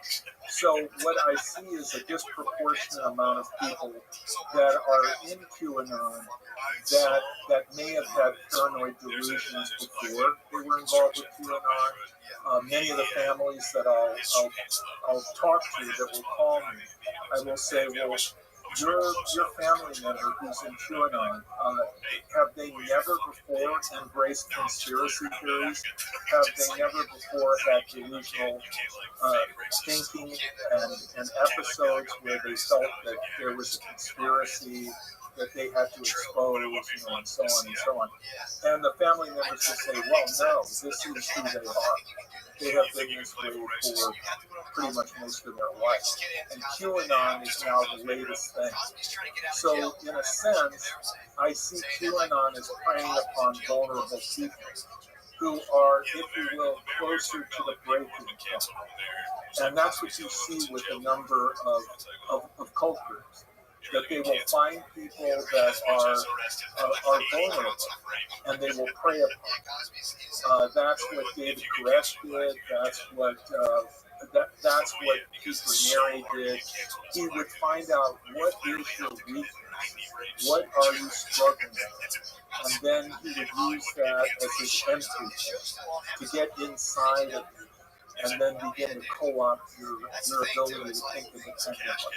So what I see with QAnon and with some of these conspiracy theory groups is they are able to network people who may have a history of mental illness, some type of personality disorder, may have bipolar, depression, mania, and they tap into those people as a particularly vulnerable audience and then pull them into the QAnon movement. And it's so fascinating because it all came from the internet. It was all anonymous forums and stuff. Instead of people coming into a room in a seminar and signing up and wearing a sash, it was it just goes to show what the world's turning into with technology and artificial intelligence and algorithms and stuff like that. It's scary. Well, the internet is a two-edged sword. I mean, the internet really hurt Scientology. I mean, Scientology is built on secrets, and you have to pay to find out the secrets in increments. Right. They have operating Phaeton levels.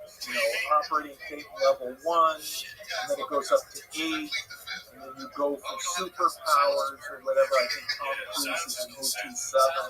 John Travolta is an OT7.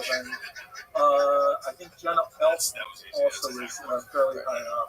Right. If you were just getting into Scientology for day one, they tell you about the Xenu, the intergalactic overlord. You're out of it. Yeah, you're out of there. I mean, there were reports that when Tom Cruise was first told about Xenu, which is this mythological being that L. Ron Hubbard, who was a science fiction writer, concocted as his base story that became the foundation of explaining the world.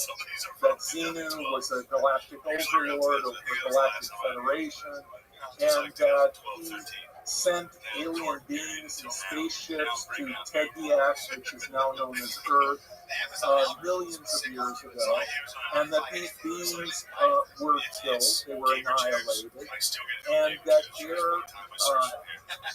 their spiritual residue is now on our planet, and it can attack you, it can latch onto you as a body thing that will influence your mind influence who you are.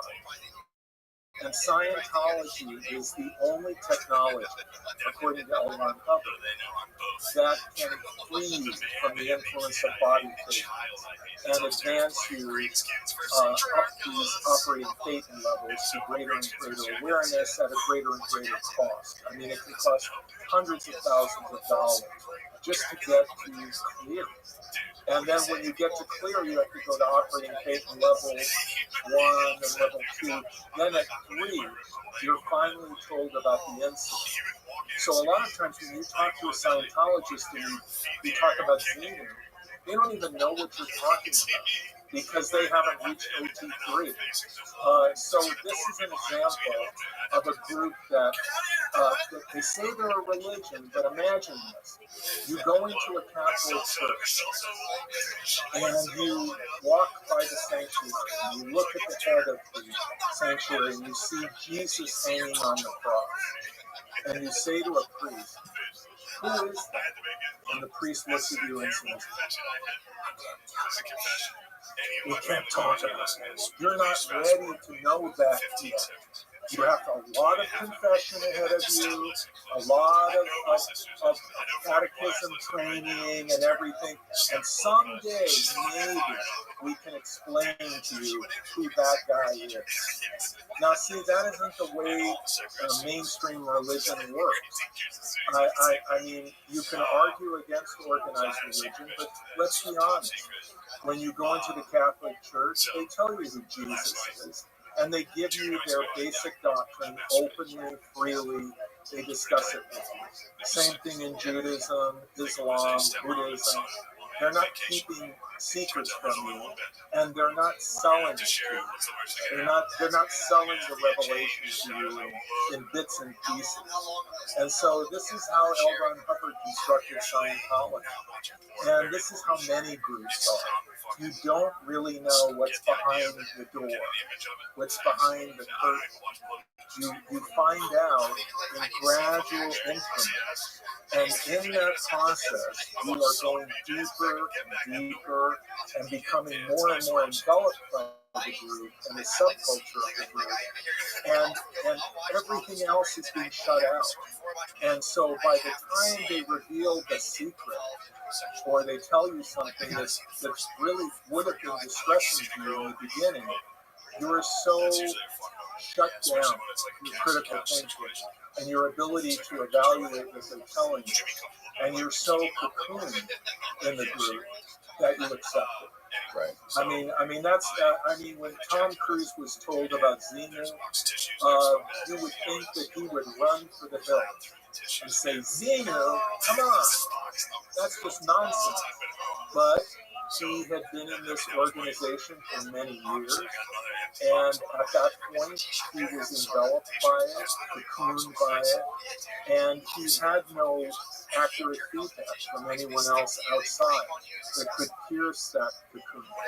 And so he accepted it. That's what I would surmise, since he continued with Scientology and went to operating Phaeton level 7 at least. You would think, one of the reasons that people like John Travolta and Tom Cruise don't come, at least have some sort of epiphany, wake up one day and say, okay, this is a crazy cult, is because they have that sort of collateral on them, or they have done those auditing sessions where Scientology could have enough dirt on them to where it's like, okay, I won't say anything about it because it's not worth destroying my career. Well, I think that plays a part in it, but I don't think that is the gist of it, the core. I think that John Travolta and Tom Cruise feel that Scientology is what it claims to be, the ultimate science of man. That John Travolta feels that it has done a great deal of good for him, that it has positively affected his career. I'm sure Cruise thinks the same thing. And they are so handled by Scientology. I mean, there's so many people around them that are Scientologists, and their world is populated by those folks, that they're not really getting another perspective. And in Tom Cruise's case, what a mess. I mean, his first wife, Mimi Rogers, who introduced him to Scientology, later left. And that was divorce number one. You know, then he marries Nicole Kidman. They seem to be very happy together, care deeply for each other, adopt children. And then I think her resistance to Scientology and the fact that her father, I think, was a psychologist, and that she never really got on board. Eventually, divorce number two. Then comes Katie Holmes, who is jumping on a couch over, praising for Oprah, but then Katie Holmes kind of wakes up. And there are reports that she saw the way that the adopted children treated Nicole Kidman, their mother, and that they didn't have the kind of relationship with her that I think Katie Holmes imagined. And Katie Holmes came from a very tight family from the Midwest. And she started thinking outside of the box and talking to her father, a divorce attorney, and her old friends. And before you know it, divorce number three. And but she really got the upper hand. She divorced him while he was away doing a movie, and she was able to do it in New York. And she was able to engineer really what turned out to be pretty much sole custody of her daughter, Suri. And Tom Cruise, this is his biological child. I mean, you look at Suri Cruise, I know she looks a lot like Katie Holmes, but at times you look at her and she looks a lot like Tom Cruise as well. And there must be some feeling in Tom Cruise for this biological daughter. He must love her and care about her. But I suspect that he sees her as a PTS, as a potential trouble source, as per the loaded language, thought-terminating cliches of Scientology. And the reason she's a PTS is because she is with her mother, who I would suspect Scientology labels as an SP, a suppressive person. And so Tom Cruise really doesn't seem to have much of a relationship, from what I have observed, with his daughter Suri, which is a shame. So here's a man who is brilliant in his acting, brilliant in his career. He's one of the richest, most successful movie stars in the world. And he sustained a career into his 50s, which is an accomplishment, a feat. So this guy is not really a dumb guy. He's a smart guy. And yet look at what Scientology has done to his life. 3 divorces, seemingly estranged from his child, Suri. Very sad. But I think that he is a total believer. He is all in. And in fact, I got into quite a bit of trouble with Scientology at one point. Tom Cruise was running around, I don't know if you remember, he was running around New York, Manhattan, opening up these detox clinics. And I helped to break the story that it was a front for Scientology, that it was connected to Scientology, and that what they were doing was a Scientology ritual called the Purification Rundown, which L. Ron Hubbard claimed could detox your body.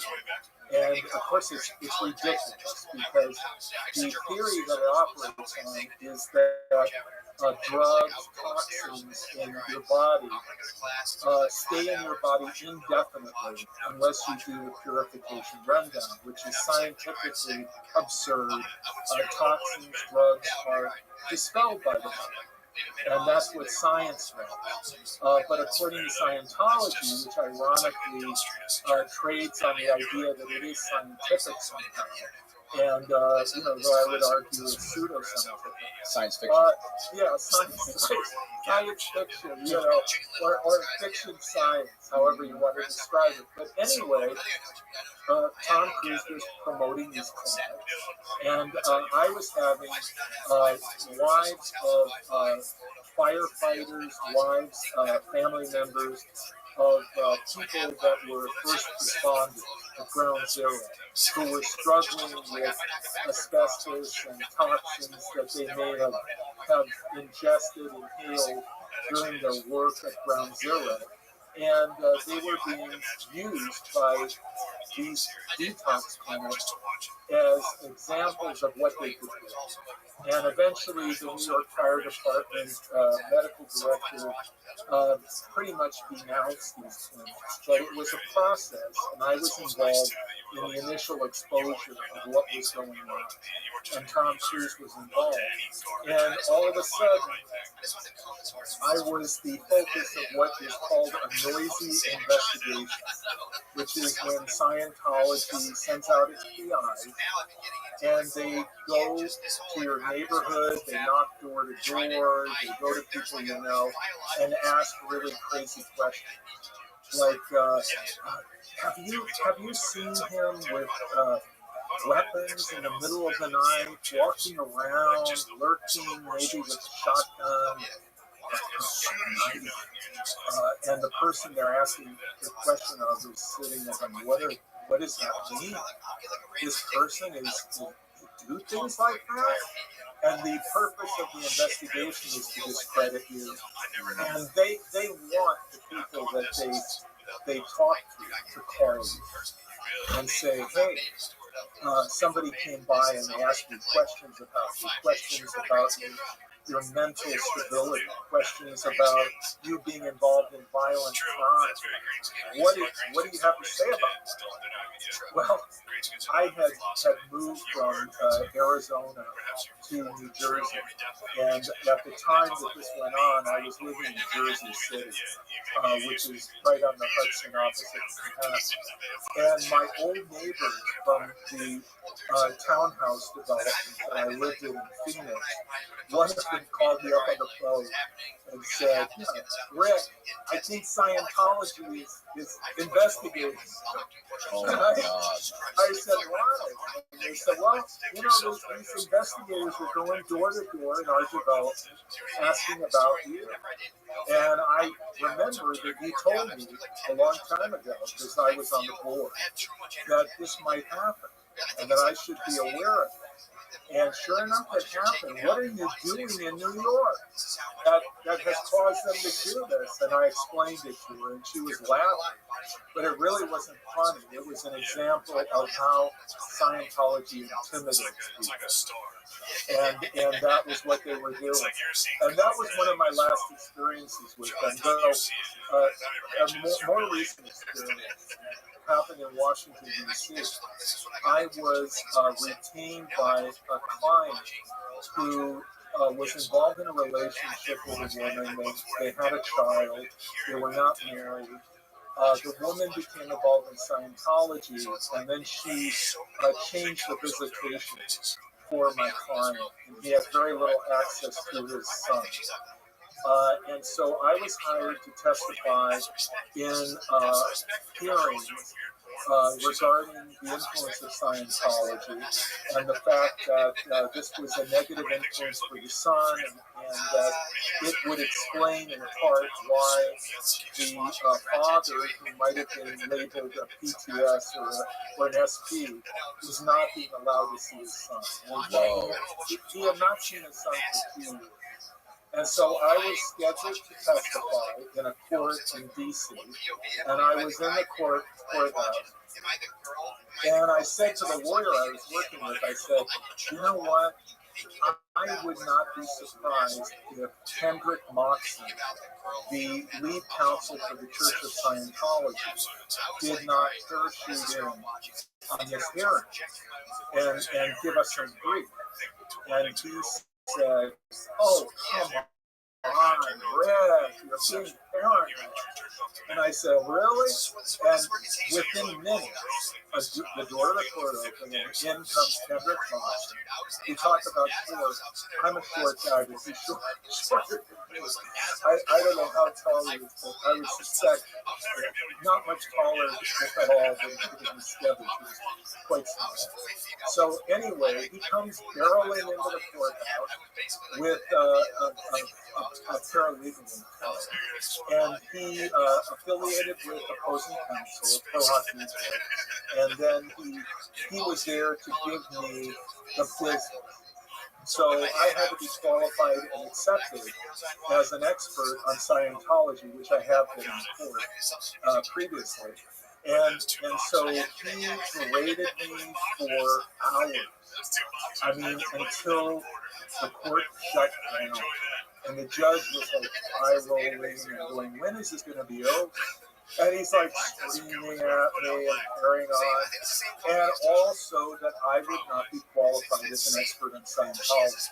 Subsequently, I was qualified and accepted by the judge, and I would have testified if we had gone into a court proceeding. But Scientology decided suddenly, or I should say, my client's former girlfriend, mother of his son, decided suddenly that she would give him whatever he wanted in visitation and everything. Why did she do that? Well, when the lawyer called me that I worked with, he said to me, Rick, you're not going to have to testify, and we have had a settlement. I said, oh, wow. And he said, no doubt, the reason that they settled was they didn't want you to testify. Having been qualified, you would then testify, become a matter of record, and they just didn't want you to be an expert on Scientology in a court proceeding. And later, I would put on my CV, which is online, I would put online that I was qualified and accepted as an expert in Washington, D.C. Next thing I know, I get this email from Kendrick Moss saying, you were not qualified in Washington, D.C. You are a liar. You were not qualified. Take that off your CV. And I thought, what is he talking about? So I knew I had been qualified and accepted. So I then called the law firm that I had worked with, and they told me that after the settlement, that Kendrick Moxon filed a motion with the court to vacate me being qualified and accepted. Now, that doesn't mean I wasn't qualified and accepted. That means it's just vacated. And the judge granted the motion. Oh, really? Yeah, because he did not want to go through a whole scene with Scientology. It's not a negative for me as an expert witness. It's kind of like you go back to work in that venue. I mean, you have not been qualified or accepted, but you have not been rejected. And so what Moxon wanted was to erase his failure to keep me from being qualified and accepted as an expert.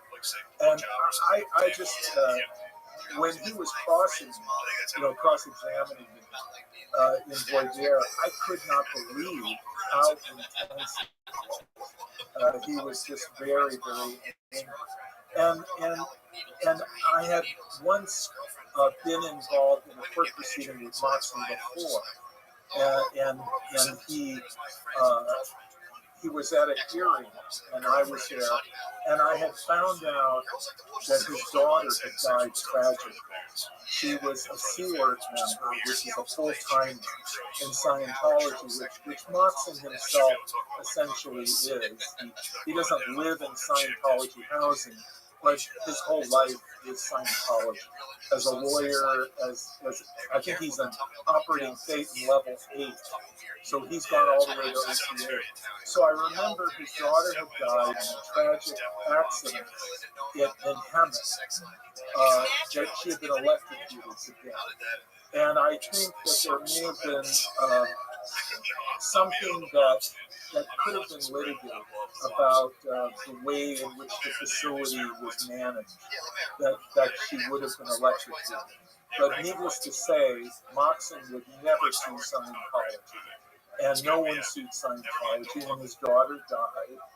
And he was in court shortly thereafter, and I saw him in court. And I went up to him and I said, Kendrick, I'm very sorry for your loss. And he looked at me like with these blank, sharp, what I would call them. And there was no emotion, there was no grief. It was just blank. And I thought to myself, wow, he's really gone. And that's what I thought at the time. But that's how people are when they're so intensely indoctrinated in a destructive authoritarian group, or what has often been called a cult. Their emotions can be so shut down. Their responses to family, to old friends, they're not in touch with their feelings. And they've been diverted through the indoctrination and the machinations of the group, which is it's almost like they take away your humanity. Yeah, it's very strange, and it's especially me. I grew up in Clearwater, Florida, so I'm surrounded by all of this stuff, and all of the big Scientologists around here are all multi-millionaires with these crazy big mansions and driving Rolls Royces around here. It's wild. It's really wild. Well, Rick, I really appreciate your time. I want to respect your time. We've just gone 2.5 hours. Tell everyone listening and watching where they can find your book and learn more about what you're doing. Well, the name of my book title is Cults Inside Out, How People Get In and Can Get Out. It's for sale in Audible, paperback, and can be downloaded through Kindle at Amazon.com. They also can find an enormous amount of information at the website culteducation.com. Culteducation.com is a database that I launched in 1996, and it is constantly under construction. There you will find probably the largest repository of documents and information online about NXIVM. There's a huge archive about Scientology. There are hundreds and hundreds of groups and thousands and thousands of documents, all very carefully organized in an archival database structure. And that's free to anyone that would go online to culteducation.com. There's also a Facebook page for the Cult Education Institute, and people can also find me on Twitter. Rick Allen Ross, not to be confused with the rapper Rick Ross. That's so funny. My wife saw on our calendar that I had a podcast with Rick Ross. She's like, "What? You didn't tell me that." I'm like, "Different Rick Ross, honey. Cool." Well, at one time, I owned the domain name rickross.com. Oh no way! And I found so many people were coming to that domain address because they were fans of the rapper, that I decided to liquidate that domain name. And Rick Ross, the rapper, at one point made an offer for it. Oh yeah? He lowballed it. So I ended up selling it for $7. How much did you sell it for? Do you mind telling me?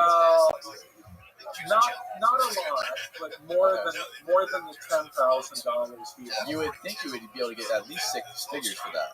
Well, I did, and I wish that was true. I did not, but I had to unload it because the rapper, being so famous and being such a celebrity, there was so much traffic and email and everything over, hey, listen to my mixtape.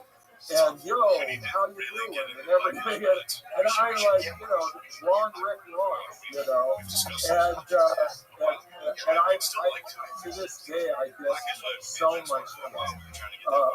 much laughter and fun out of it, because many times that I go through airport security, or I go through security at a studio, a network news studio or whatever, and they look at my ID and they go, Rick Ross. And I've even had people say, I want to pose for a picture with you. And I'll say, this is the real Rick Ross. That is hilarious. That is my given name. That's my real name.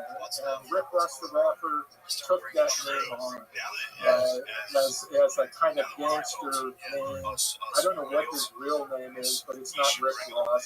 And it's patterned after a drug dealer from California, a freeway Ricky. Right. And that became Rick Ross the rapper. But yeah, you know, I keep up with him because we share the same name. You know. Have you guys ever spoken? No. There was once an idea that we should do a show. There was some kind of reality show where two people with the same name but completely different lives would exchange places with each other. And Rick Ross the rapper would become Rick Ross the cult expert, and I would become Rick Ross the rapper. That's a great idea for a show. Yeah, and we would do it for like a week. And it was bounced off of me, but it never came to fruition. But I followed his career. He's had a really great run. He bought Evander Holyfield's mega mansion outside of Atlanta for hardly anything. Yeah. And he now is the proud owner of, I believe, the largest swimming pool owned privately in our country. Is that true? Really? Yeah, this huge swimming pool that is adjacent to the Evander Holyfield mansion, which is a huge mansion. Have you ever been to Wingstop? No, I haven't. Wingstop is kind of like it's kind of like a more of a fast food version of Hooters, but it's basically all they sell is wings, and it's he's the biggest owner of the Wingstop franchise. So you should give. I bet you if you went to a Wingstop, they'd give you food for free, or they'd give you a discount. Hey, if I could get some free food, I'd like that. Cool. Well, I appreciate your time, Rick. Means a lot, and I'll include all your links in the show notes below. All right. Well, thank you, Daniel. It's been a pleasure.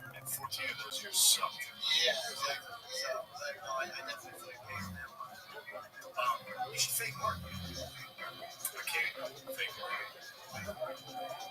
Oh yeah, that's something to do with the dragons and the Draculas. Yeah, I was every time like I just had some shit to do, and I was actually like, bringing sea tramps, some battering rams to the gates of the fucking dwarf armies. I got crushed by the dwarves. Did you really? Yeah. This is all really weird. No, it's just weird. I just got crushed. I brought all my vampires and skeleton warriors. Doesn't that fuck you up when you're sitting there playing against like this waiting on an idiot? It's just Hello, world.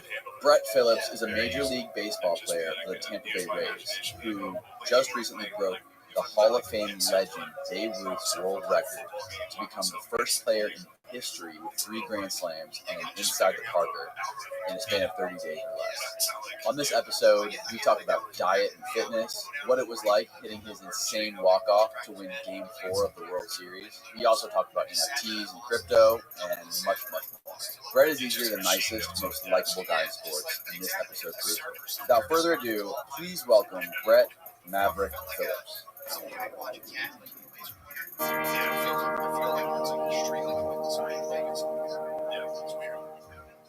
Thanks for doing this, man. No, thanks for having me. This is awesome. Any chance I can talk about things I'm passionate about and do it with people who've been successful from my hometown. Oh yeah, man. It's awesome. We both went to high school like literally 5 minutes away from you. How crazy is that? Insane. The Seminole Warhawks. Did you play sports over there? No, I didn't. I skipped school like at least 3 days a week to surfing. Love that. You made it through. And I hated all the baseball players. They were all such dicks. That's what I hear. I told that to Lexi, and she's like, Brett is not like those guys. You know what? I don't know what it is, especially even past the high school level, college level, and into professional baseball. The egos and the entitlements. I mean, they associate how good they are at something with how cool they are. And I think society, is wrong about that, how we value people. But to my point, I mean, athletes, they got to set their egos aside. They're good people at the heart.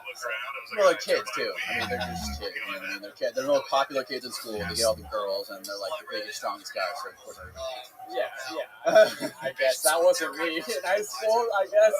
Oh man. well, that thing is what's like a couple inches from your mouth. You can move it side to side. So that wasn't you, nice. No, not at all. I loved everyone. I fit in with everyone. Every friend group. It didn't matter. I wanted to learn, educate, associate. It didn't matter. I saw value in everyone, and that's just who I've been. But there's like you obviously played baseball in high school, and there's got to be like an obvious pecking order, right? Were you like the most like top dog in high school baseball? As a senior, committed to Division I school, I had all the scouts at every high school game looking at me. So I knew that I was good at baseball because of what was happening around me, but how I treated my teammates, you would never know. And I hope they could say that without me being around, that you would never know. Brett was the best at what he did in high school. And I think that's just a testament to how my parents raised me growing up, just loving and respecting everyone, regardless of who they are. And it's a trait that I'm very thankful for, has been instilled since a young age. Now that I have a platform and a big one, and I can pour into people and actually, have confidence in, what I'm saying, knowing that, they're going to listen because they think I'm a good person.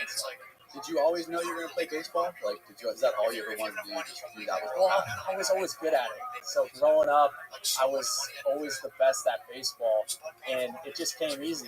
And as I went through the ages, I was always the best on the team, and then I was the best in the city, and then best in the state. So I just knew that this is what I wanted to be doing because of how much joy and happiness I left because I performed.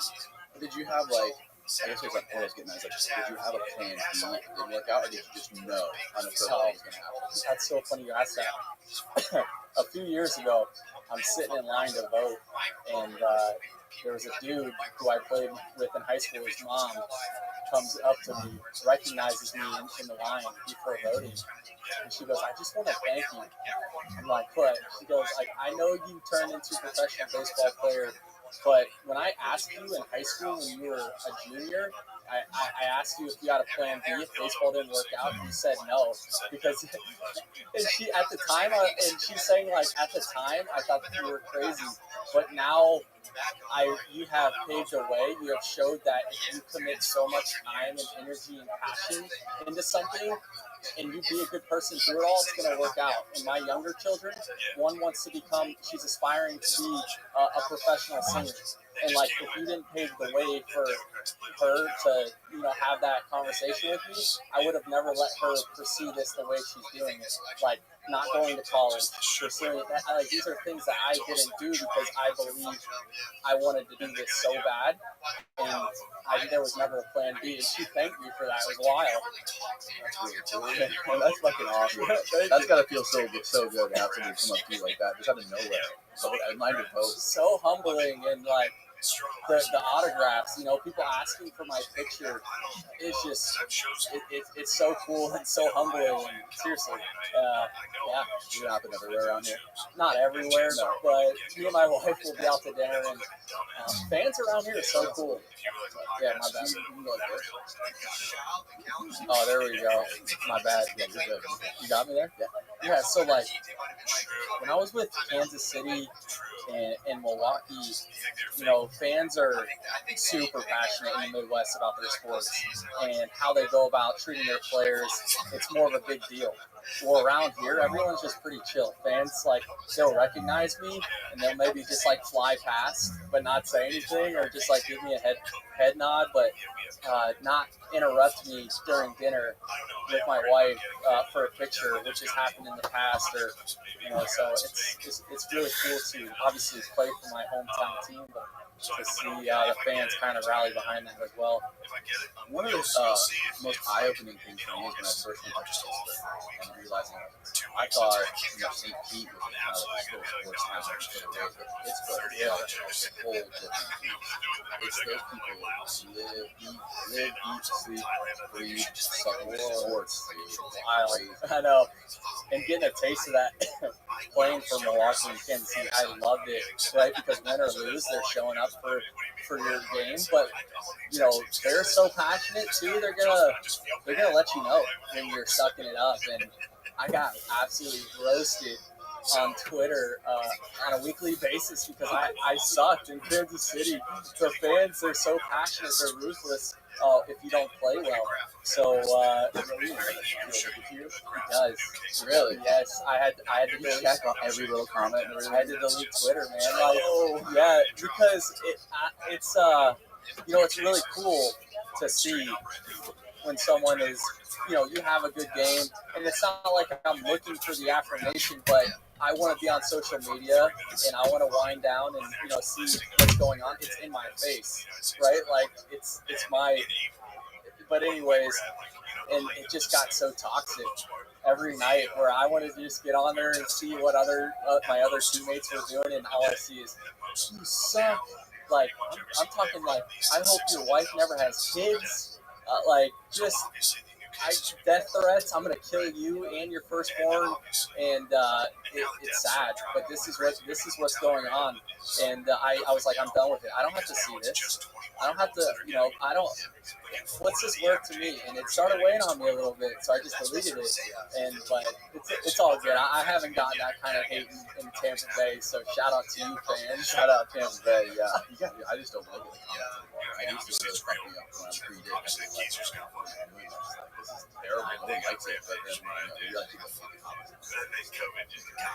Sitting behind their screens and not having much going for them. Or the other way I look at it is they've lost so much money on the game, and they're bettors. So like these people have thousands, if not hundreds of thousands of dollars on games a night. Social media has given these same people who've been doing it's probably been generation after generation. Well, in instant time, they can roast the dude who just made them lose that kind of money. And so, with me being on the other end of it, like I saw a different side of people that most people don't know, but like they're who knows what they have, their house mortgage, their house on these games, and I'm just gonna catch the brunt end of it because I went 0 for 4 with 2 strikeouts and we lost. So oh man, it's so funny. Yeah, I mean it's like super important for athletes, not just baseball players, but also football players. It seems like now in the last 5 years more than ever, they've focused so much on like building their social media brand. So when they do these sports, they get injured, they can't compete anymore. That they have they pick their brand up, how they're going to parlay that to other business or like their future. Yeah, no, I'm glad you brought that up, and it's something that I'm super passionate about and actually advocate for. Is that transition outside of professional baseball? There's a statistic that says 80% of professional baseball players will be broke or divorced by the age of 40 now, which is unacceptable, right? Like, and it's something I recognize as I am going through my career. Whether it's how much money they're spending, what they're spending their money on, if they're not being loyal, like I recognize that, and I'm like, I can't be that statistic, right? Like I have to get ahead of this. So how am I doing it? Well, first, just like educating myself on things I may find that I will be passionate about. We talked about having a plan B earlier. This isn't necessarily a plan B. More so, you're bettering yourself. In other areas that you have a passion for. So, for instance, coaching. I see how my favorite coaches in my career analyzing how they're going about their business. what do they do that I enjoy most? And then I grab that from them and I keep in my pocket. Just in case if I have to transition into being a coach, I can be the best coach that I can be. How about broadcasting? Something I'm passionate about as well. When someone is interviewing me, I'm analyzing, I'm seeing what not to do, like what I find annoying, or, because I'm going to put that in my pocket.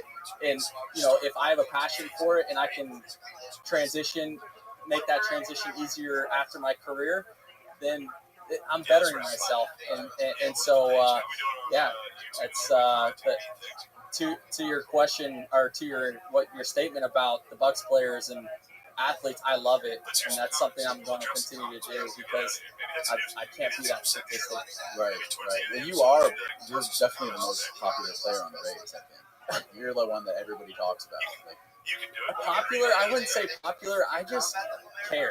Okay, and well, you're fun, man. You freaking fly around the field. You do goofy stuff. Even when you came out of the bullpen, you were pitching. Like, everyone just can't help but smile and laugh. Yeah, there's a time and place for everything. And what I mean by when I say I just care, I grew up being a fan of the Rays. I went to those games as an 8, 9, 10-year-old. I knew what was important to me at that time when I went to those games. Trying to get an autograph is one of those, I don't care who it is, are one of those players going to take the time to come say hi to Brett Phillips, who is a kid? Okay, how about how they play the game? Are they hustling? Like, what's cool? Are they throwing their helmet? I don't think that's just recognizing this from an early age.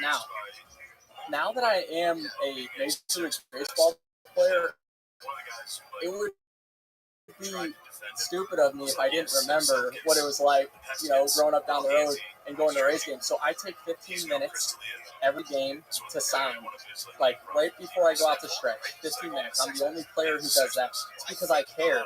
I want the next generation to go about their business the right way, and that's just how I live my life, and that's why I can show so much joy on a baseball field, because this doesn't define who I am. I just love it, So you really are. He was right. You really are the most genuine, nice guy in sports. Thank you. The thing about baseball too is, like you mentioned, signing autographs, people don't understand. Right? I think baseball is one of the only sports, if not one of few, where the fans can actually interfere with the play. Yeah. And you play outfield, right? Yeah. So have you ever had a fan screw up a play? Yeah, that's funny. So we're in Houston last year. I'm sorry, we're in 2022 now. And it's the 8th inning, and we're blowing them out. We're up by 8 or 9 runs. And I'm playing right field. Now, granted, my head is facing towards home plate. The whole right field section, as soon as the pitcher is about to throw a pitch, there's just an uproar, and I'm like, that's not normal for being down 9 runs. The fans don't get into it, and I look behind me luckily it didn't get hit, and there's just 2 dudes with their shirt off, just running on the field. Oh. Yeah, just acting fools right behind you, right behind me, and I'm ninja, going like this, keeping them in front, making sure. I wouldn't have known what to do. I'm not a fighter. I would have Judy chopped him in the neck or something. But no, it took about 10 minutes to get these dudes off the field. Don't do that, please. If you're listening, do not interfere with. You're gonna go to jail. It's a felony now, but yeah, it's not funny either. I'm sure you're familiar with the 2006 Chicago Cubs game. It was game 5 or 6, and they were about to break their 100-year streak of curse, right? Yep. And the kid was coming out, and the kid kind of grabbed it. You familiar with that? Yeah, he's got the headset on. He's got the headset on. Yeah. Yeah. It was a huge play, and. For me, that's the wrong place at the wrong time, right? Because you have to protect yourself, and I do remember the play you leaned over a little bit, but you are a fan. You are not a professional athlete. In that moment, you're just trying to, say, well, that man got trashed. That dude, death threats. They had to have, security look out for that dude, but He still like lived in his life in privacy. No, well, what happened was they invited him back. Thank God. Oh, when they won. When they won, and it was a huge story. So I think they let him off the hook as a city. Hopefully, Dude, I was watching them. It was a documentary. I was watching a documentary on it, and it was like the most crazy mob scene I've ever seen of people just trying to literally murder this dude. Okay, so with that being said, that was back in when 2006, I think. 2000. Maybe no, I think it was 2000. That's when they won. Anyways, it was before social media, right? Yes. And think about the hate he got then. Now times it by 1,000, because what's that clip going to, and how many people are going to it in live time? So all those people who could care less about the play just want to join in on the toxicity, and that dude could like potentially, do something stupid because of that, and so it's crazy. Yeah, it was like a real life. Yeah, People throwing beers at him. exactly. That's a good way to put it. Yes. And he should sell whatever that kid's name is. He should. It's the video of him doing it. Give people that digital asset to own. That would be so sick. So you've never had to deal with any violent people seeing involved in I haven't crossed that yet in my career. I think I would throw my glove up there or something. Take away now. What do you think about it, though? You think like that kid was in the wrong, or do you think that's the thing? I don't. I mean, I can't blame him. It was like right on the border of the ball was there, he reached for it, but it looked like he was going to catch that glove. Yeah, and again, he's not a professional athlete. Like this is his moment, right? Like the ball is coming right towards him, and to have that amount of pressure in that time, who thinks to just like put my glove down and not catch it? Right? Come on, anyone would try and catch that ball. It was right next to him, so I don't blame him for trying to. Well, it's good that they finally broke. Yes, Now he can live his life, and I'm peaceful. And if you're a Chicago fan and you still hate this man, please let him move on. Oh my God. The baseball fans are like super superstitious, right? They're like one of the most superstitious. There was the other one. Not only the fans, the players. Oh yeah. Oh, the players are also superstitious. Oh yeah. I'm talking like to the point where if they take the same way to the field, they're going to if they had a good game, they're going to try to mimic the day before to the blinker and when they got over at the when they're headed to the field. Yeah, like I'm talking the suit dudes your age. Oh yeah. Oh, what do you mean older with like families? The superstitious is wild. I don't have any. You don't have any superstition? No, I don't. I'm just so like today's the day. It's already been mapped out for me. Like whatever I do, it's already been decided. So I mean I can't put that much time and energy to think about what I did the day before because I had a good game. Right? It's just too much for me. What? So like, when you got out of high school finally, and you said you had scouts at every single game. What was your life like between the end of high school? Did you go to college after that? No, so I straight to yeah. So what was that process? Like, yeah. Is it like just like it's at like in the movies when they come to your house and write a check? Yeah, literally. A little backstory for people listening. I'm a baseball player. You guys have, learned that. But for the Tampa Bay Rays, and I got drafted out of high school by Houston Astros in 2012, and I had to grow up super quick. Like I turned 18. My mom was, doing laundry for me, and next thing you know, I'm a professional athlete.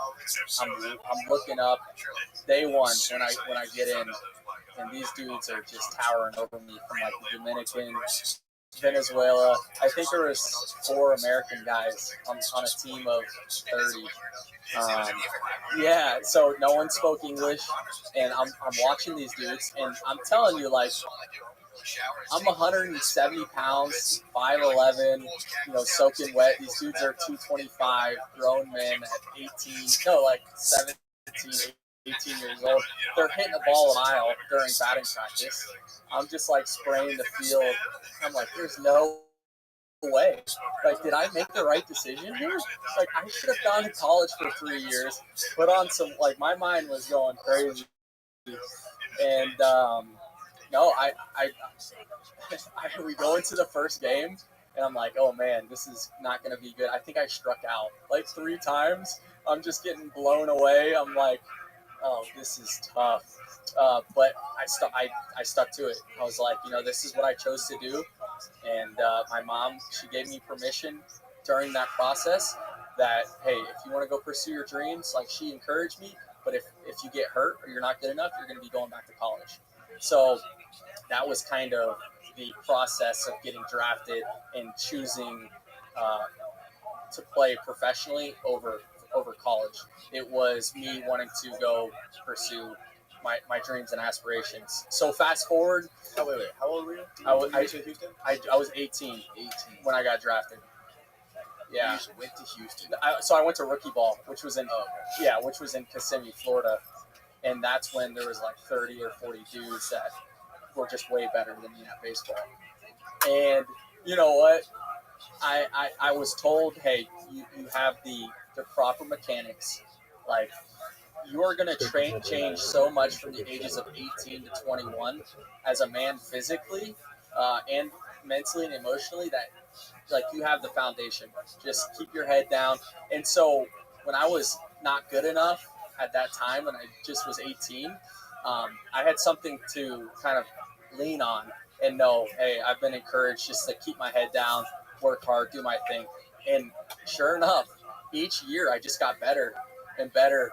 And next thing you know, like how I was in Little League, I was the best. How I was the best in travel ball, and then I was the best in high school. And now in professional baseball, I was in high A. I won minor league player of the year. And in a span of 3 years, I went from looking around me to thinking I wasn't going to make it because of how big dudes were to being where I was. And so I just always encourage. Yeah, exactly. Yeah, no doubt. There's a lot of scouts that. You asked about the movie and scouts coming to your house. Yeah, I had about 10, and most of them I had to do by myself because my mom was working. So super nervous. I'm a 17-year-old boy. New York Yankee scout comes in, just drilling me with questions. I had by myself. I had to grow up real quick in that sense, and luckily I tricked the Houston Astros scout. Right, I must have been on my game that night. I must have been saying all the right answers. What questions they ask you?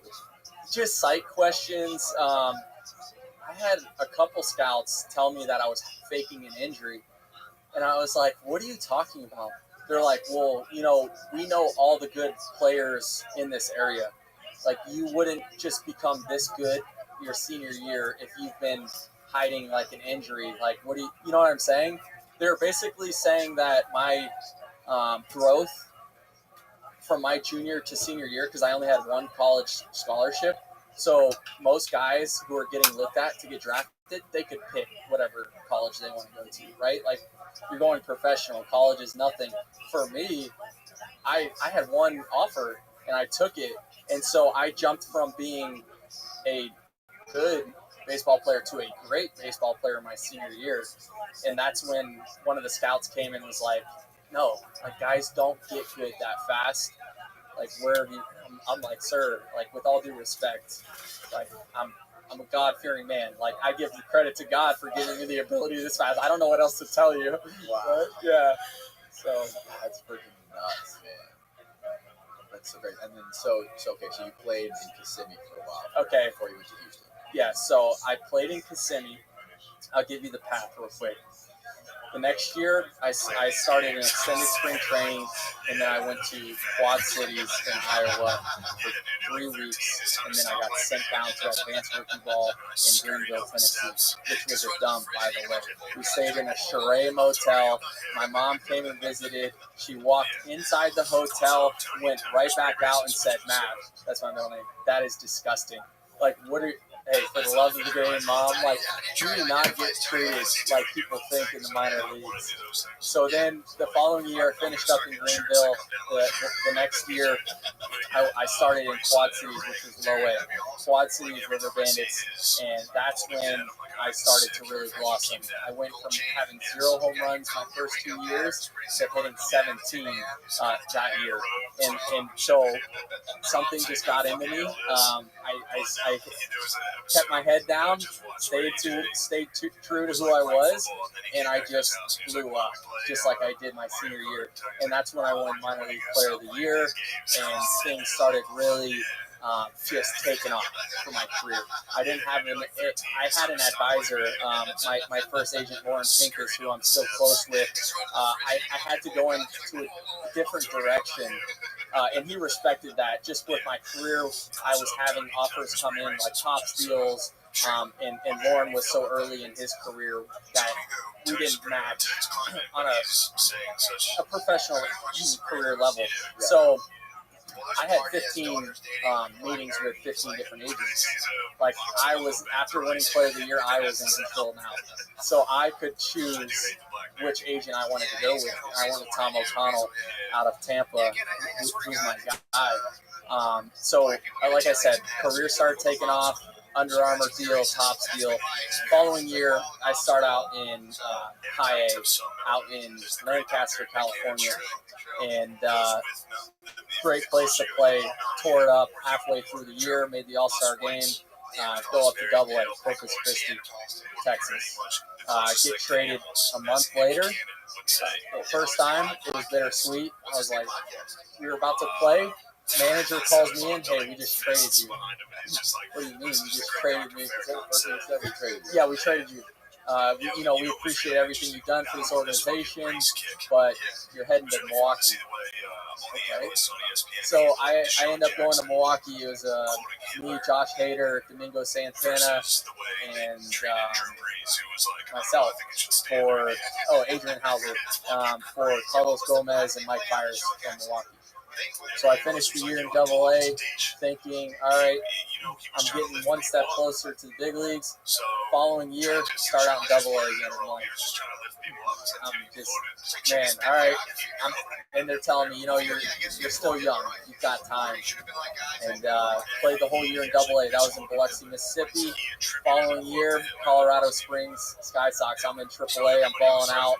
In May, or June 5th, right after my birthday, I get the call, "Hey, you're going to the big leagues."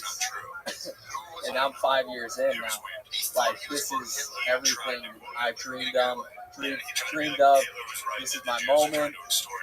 And call my mom. Mom's freaking out. One of the best phone calls. I'll remember it till the day I die. Just the joy, the happiness, and went through all that. I was up for 3 days, Danny. 3. I thought, I was gonna. And this is where athletes go wrong. They think, when you make it, like, all right, now it's time to go spend my money. Buy mama a house. I'm taking care of my family. I've made it, but it's not like that. Like, if you think it's hard to make it to the top level as a professional athlete, times it by 100. That's how hard it is to stay. Because there is a guy that's right behind you who's ready to take your position. Like, you take one night off, you're going back down to AAA. And I played that game most of my career for parts of 4 years. I went back and forth from the major leagues to the minor leagues. It was grinding for 3 days or something. By Milwaukee. I got called up, and then I got sent back down. And I played that for 4 years, where I would get called up and get sent down, back and forth, like, hey, you're not good enough yet, or we don't have room for you. I mean, for a number of reasons. You would think it would be one reason you weren't good enough, but just like anything, baseball's political. But anyways, yeah, just I wouldn't trade it for the world, just from what I've learned through each one of those times I got sent down. But yeah, it's tough. People think like what they see on TV, it's glamorous. He's got it. He's got the bag. Like my man, but the reality is it's 2%. It's a very small percent who get 10 years in the big leagues, let alone get to ride off into the sunset with millions of dollars. And, they don't have to worry about, like, that's such a small percentage, but everyone has a perception that that's what's going on. And don't get me wrong, athletes do not do a good job pleading their case with what they drive around, like what they've got around their necks. They're not pleading their case. Like they got money in the moment, but it does, yeah. So for me, I'm constantly educating myself about things and, because I have to. I think it was Rabbi I saw Shannon Sharp say that he was playing for the Denver Broncos. He made $350,000 a year, about a $250,000 car. Wild. Like, that's what's going on. And I'm witnessing it in person. And I'm just like, and obviously, as a teammate, you're not going to say anything. Like, that's a grown man. Like, I respect his whatever he's got going on. Personally, I wouldn't do it, but you see it. You're just like, man, I know what direction you're headed in. Yeah. And it's tough. It's hard too. I mean, I think a lot of these guys are so young. They're really good at whatever the sport is, right? But then you have to learn how to navigate all these people, like agents, financial advisors, and I'm sure not all of them are great. I'm sure it's kind of like it's dicey with people that have a moral. And if you don't have the right people in your corner, or you don't have the right foundation, you're gonna be, you're only as good as the environment you put yourself in. Like, you're going to make decisions on what your friends, your homies, like your family is telling you, because you don't take the time to surround yourself or educate and network yourself with people who are getting there, like they're successful, they're doing the right thing. So you can't necessarily blame the athlete, but at the same time, you have to, as an athlete, you have to set your ego aside and be like, you know what, maybe this isn't right. Like I don't know what you got on that. I feel like it's hard to tell the 21-year-old that he's a dumbass piece of shit for whatever decision that he makes. These are. I think it does something to your brain that's not good when you are so young, like in your 20s or 18, 19, 20, and you get millions of dollars.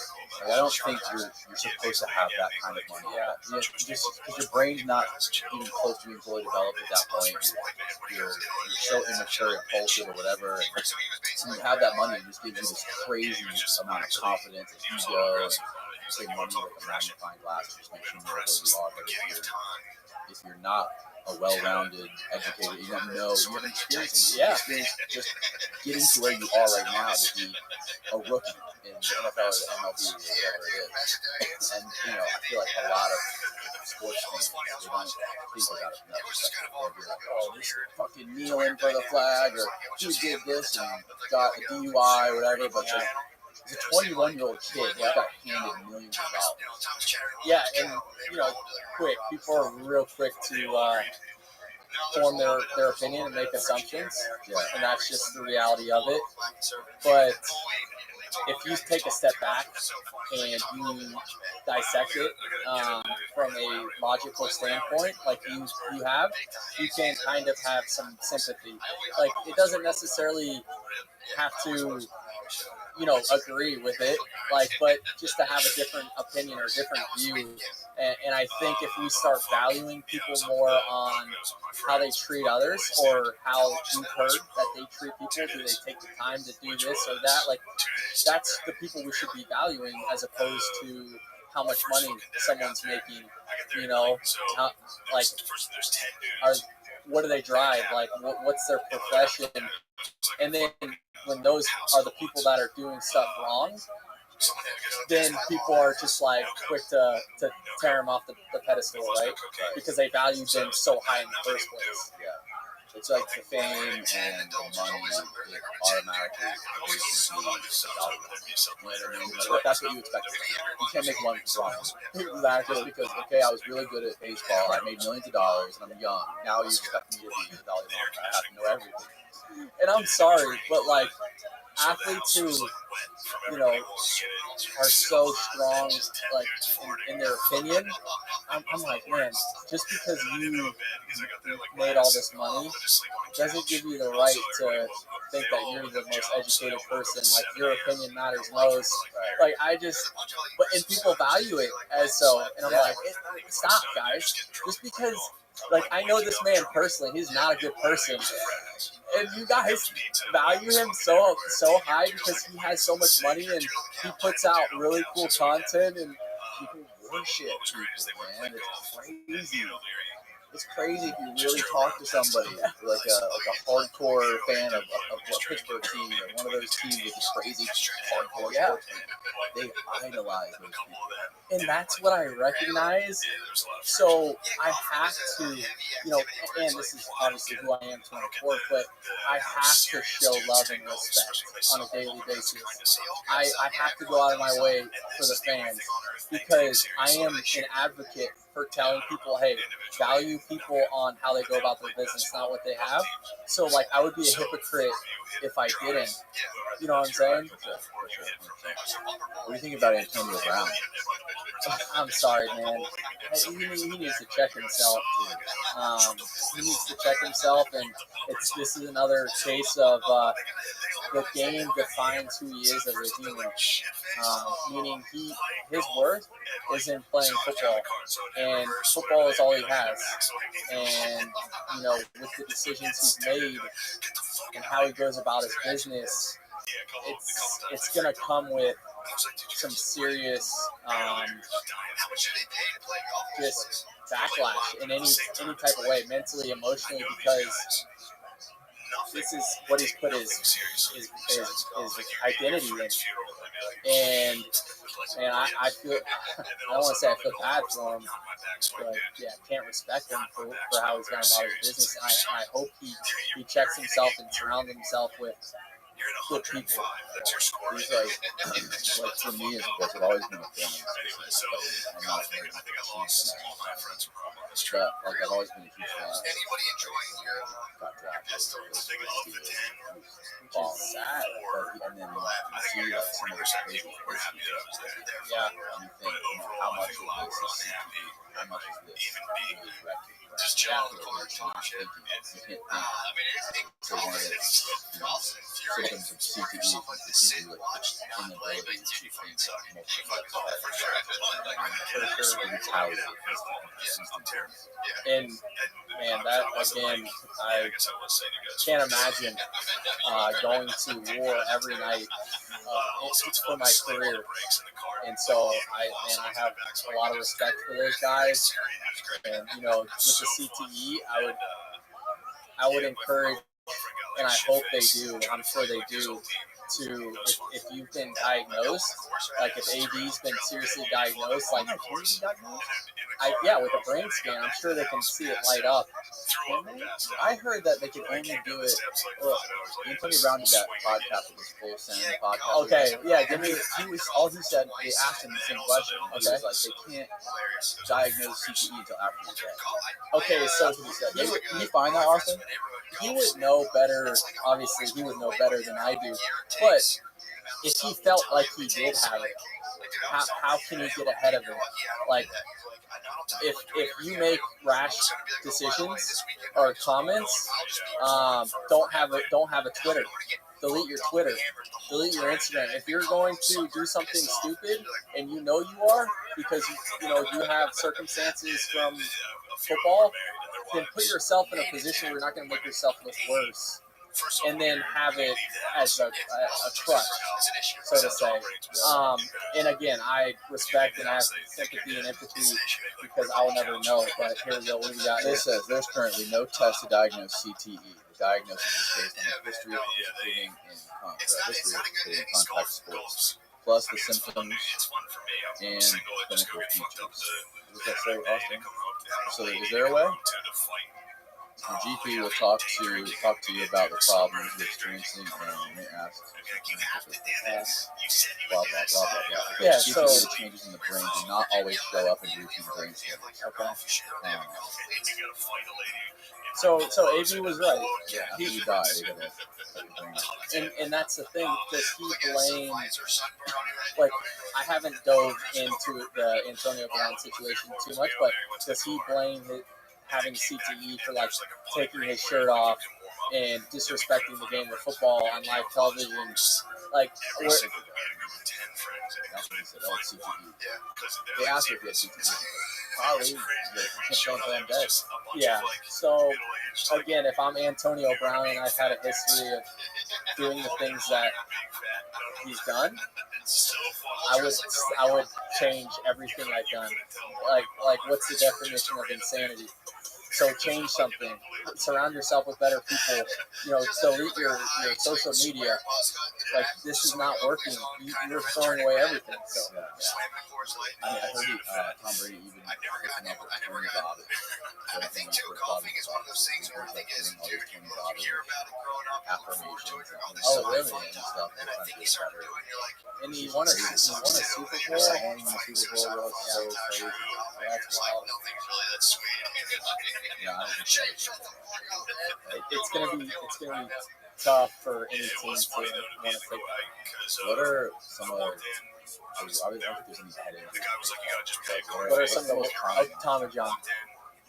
Okay, so Tommy John, you have a nerve that runs in between your elbow, and it's the easiest, or I would just say it's the number one injury in baseball players because of the throwing motion. Over the head throw is not a normal movement for a human being. It's the underhand throw, which is a more natural. So this ligament right here gets too much stress, tears, and what the doctors do, they'll either take the bigger ligament right on your hand, your wrist, or the one behind your knee, and they'll replace it. And it's like a 12 to 18 month recovery. You can't play for it. So. How's yours? Yeah, you know what? I'm not a pitcher. Oh, it's only for pitchers. Okay.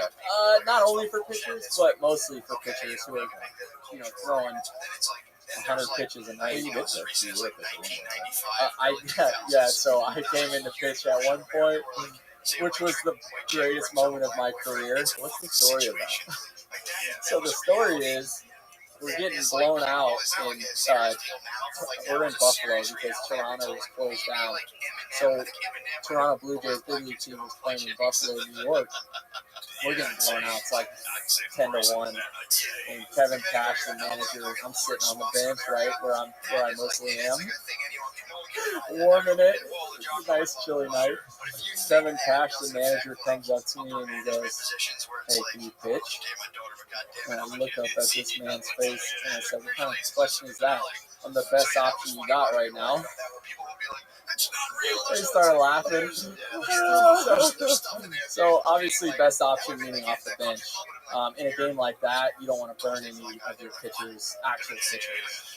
So I get my glove and I head down to the bullpen out in right field. Now, how the bullpens are, you have the Toronto Blue Jays bullpen guys right in front with their turf mound, and then right behind you've got Tampa Bay Rays. And so when I was warming up, you had both teams kind of laughing. I don't know if you saw the video, but I was like, I was dicking around. And I didn't think there was a camera on me. My mind was on, okay, I'm making them laugh. I'm making my team laugh. Like, Right? So I kept going. What else can you do in that situation? Exactly. Right? Like, the game is already out of reach. Baseball, 162 games. You're going to go through periods like that. So it's fine. No disrespect. So I come out of the bullpen. It's my time to shine. I come out American Ninja Warrior style. Like, full speed ahead, right? Like you see me on the video and pull it up. Yeah, pull it up. And so, no, it's just do Brett Phillips pitching.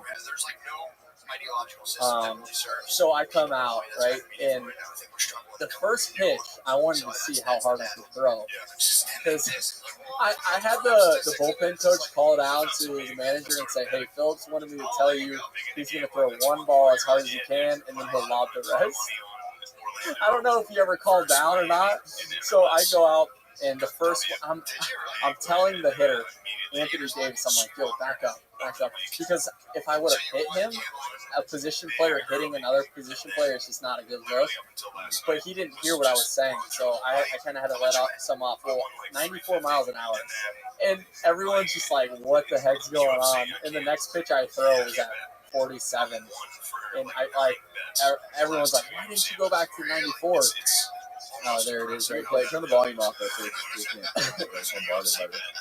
like, why didn't you go back to the 94?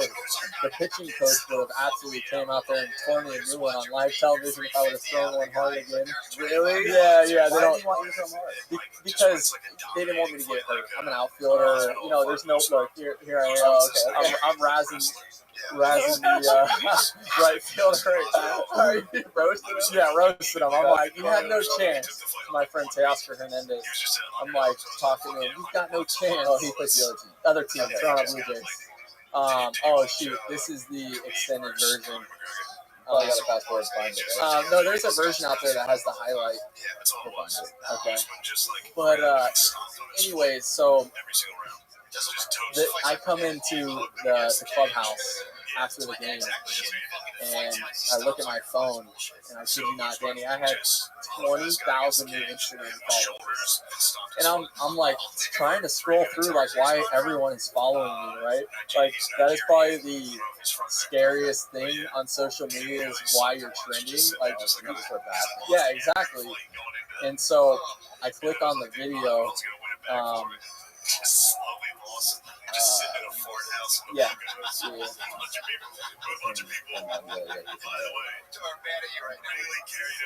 So you're sprinting. Oh yeah, American Ninja Warrior style.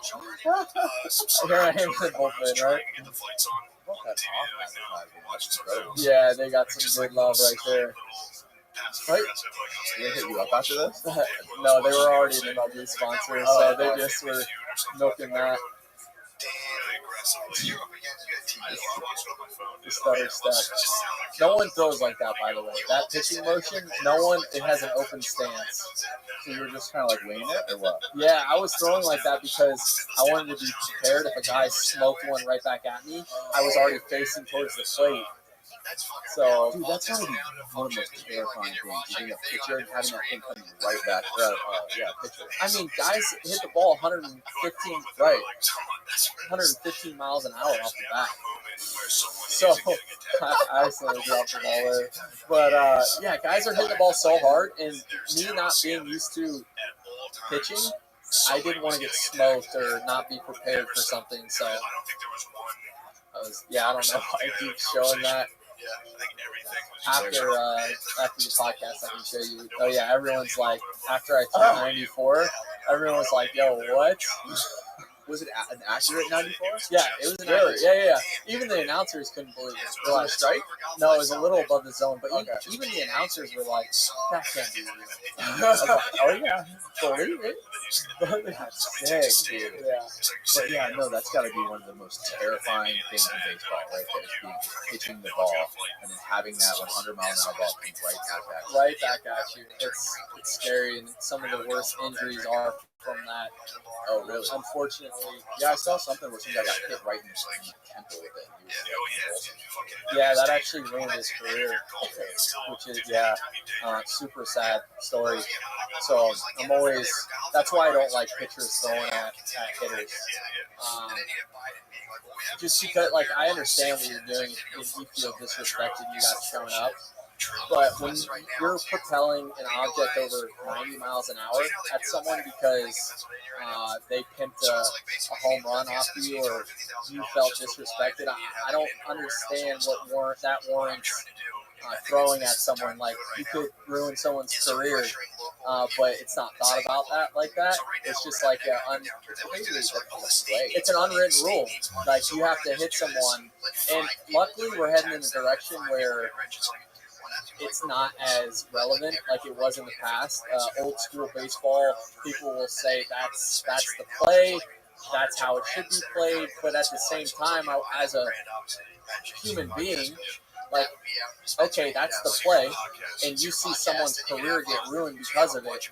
Are you okay with that? Like, to me, you're a bad person because you just took something that was minor, and you agreed with how it went about. There's old school baseball like minds that think this is okay, and for me, it doesn't warrant getting hit. Maybe if you want to chirp in the interview after the game or on social media, like, throw some shade. That's going to grow the game anyway.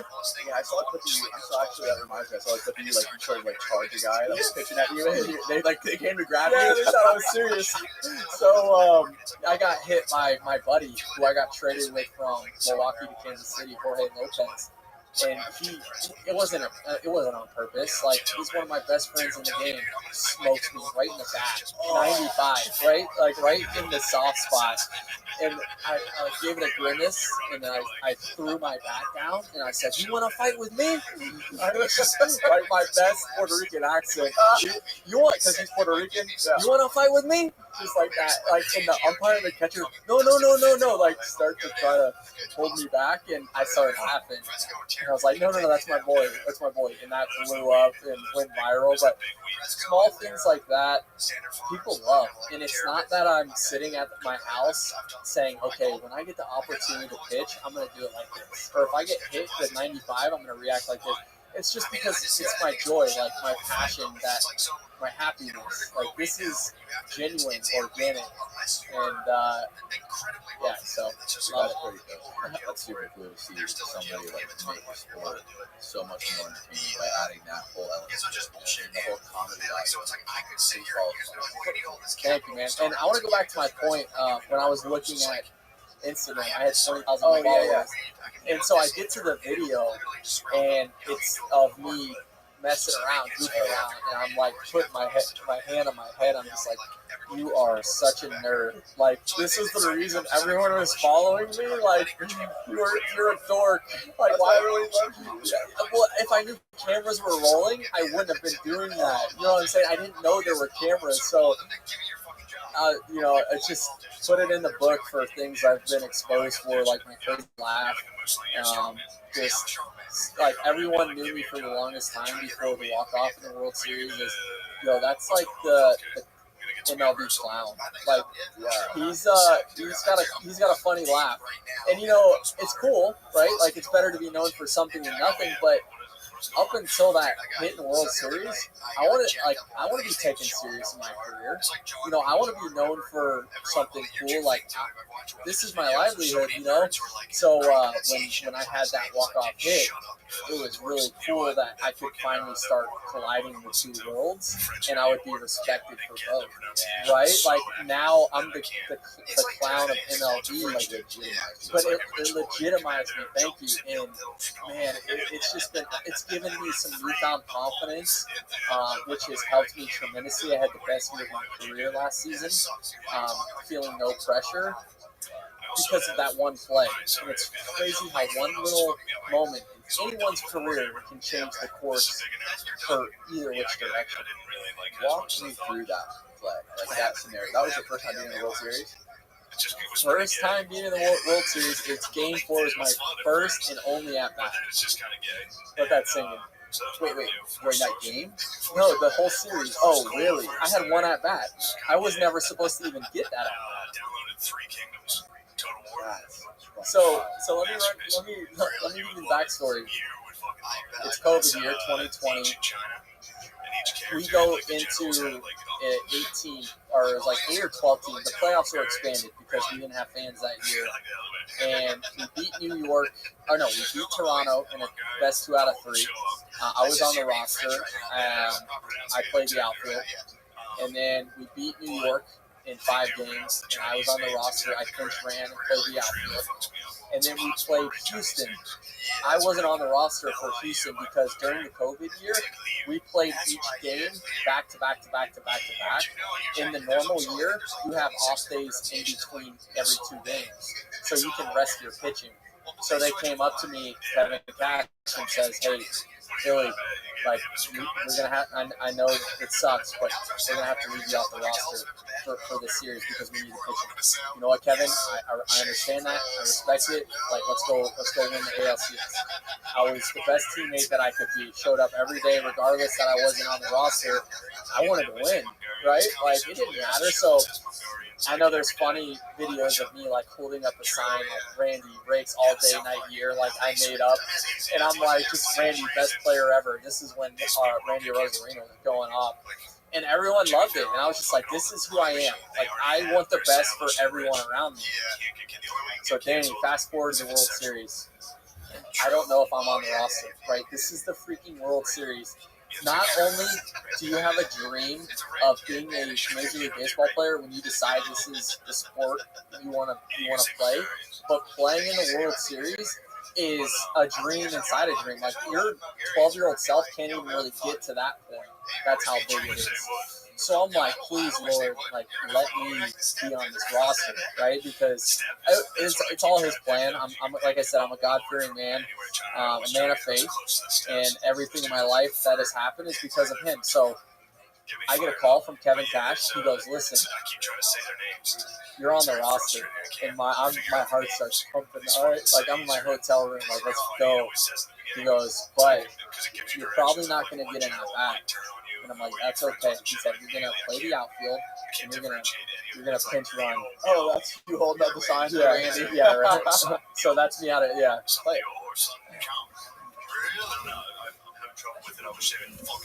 This was at what point? Okay, so this was during Houston. Randy looked like Babe Ruth, just absolutely going off. He was tearing it up, and and I'm just, it's probably going to at the end, you'll see me holding up the sign, Randy Rakes all night, day, year. They made shirts out of that. Right? So, back to my story, Kevin Cash tells me I'm on the roster. I'm not going to hit. I'm just going to play the field and pinch run. That's okay. Thank you. Let's go win this thing. So this was right before you went into the World Series? Right before we went into the World Series. So game 1 of the World Series, we lost. I think I got to play the outfield. Game 2, we had won, and I think I got to play. Game 3, I have to look back. I don't know if I played, but it was 2-1 in the series. Game 4 was win. Okay. Long game. I'm watching this play out. We go up 1, they get 2. We get 1, we tie it up, they go up 1. It's a great game. Yeah. If you get a chance, you gotta watch that game all the way through. So I'm sitting on the bench and I'm watching this play out, and we're using a bunch of position players. They're getting subbed in to hit, to play defense. And it's coming down to the 8th inning. G-Man Choi's on second base. There's 2 outs. Phillips, go pinch run. Obviously, I'm faster than G-Man Choi. If there's a ball hit to the outfield, I'm going to score. He would be a question mark. So, someone strikes out. It ends the inning. I go out into right field. Now, during my time in right field, I think it was 1, 2, 3. I was not thinking about hitting because usually when you get pinched, you get subbed in. You go in for the last person who hit, and there's 9 people that hit. So you have to do a full rotation before you're going to hit. So I didn't think anything of it. We're down by 1 run. It's not going to hit me. So I come in the dugout, which is good. Which is good for my mental state. Right. I didn't get it. Performance anxiety, right? Thinking about, wow, it's going to come down to me. So I go in the dugout, and Hoover, one of the coaches, comes up to me. He goes, "Bro, you're up fifth. You're gonna win this game for us." Just like, I swear to God, just like that. He said, "You're gonna win this. You're gonna win this game for us." And on the outside, it was a reaction everyone would have said, "Yeah, heck yeah, I'm gonna win this game for us." But on the inside, it was, "Yo, is this man crazy? Like, I haven't had an at bat for 2 weeks. I haven't had a hit for a month. I wasn't even supposed to get an at bat. And you're telling me, Brett Phillips, because out of nowhere, whether you're encouraging me or you felt compelled to say that, I'm going to win this game." Okay. So I go in down to this question. Yeah. So I go down into the in pinch hitting. By the way, it's the hardest thing is that when you sit cold on the bench the whole game, and they say, "Hey, Danny, you're in. You got to go hit." And at that time, you're facing 95 to 100 miles an hour. All baseball hitting is rhythm and timing, and when you get put in a position for one at bat to have to perform, it's really tough. So I'm down in the tunnel where we've got our batting cage. And I'm taking deep breaths, and I'm feeling locked in. I'm feeling nice. I take a swing, and we've got the game on, so I'm watching kind of things unfold. We had a base hit. There's a man on first. Next guy got out. I know I'm up third, so I start walking on deck. Randy Rosarina is in front of me. The guy who was hitting, I think he might have popped out. So now there's 2 outs, man on first base. Okay? I'm on deck. Randy Rosarina, you just saw this man was going off. You know, he was getting, in my mind, he's getting on base. Like, this is coming down to me. And now I've pinch hit before, and being on deck right in that moment, I'm personally feeling performance anxiety. In any other moment where I'm a little out of breath, my heart rate is fast. You know, I'm letting the environment kind of control my heartbeat, which is loud. Well, I'm sitting on deck. I say my favorite Bible verse. I recite it every time I get myself in a position. I'm like, Isaiah 41:10, "Fear not, for I am with you. Be not dismayed, for I am your Lord. I will help you. I will strengthen you. I will uphold you with my righteous right hand." Now, at that moment, I felt just like a piece of like sense of peace and comfort come over me, and my shoulders are down, and I'm taking deep breaths, and I'm like, this is different.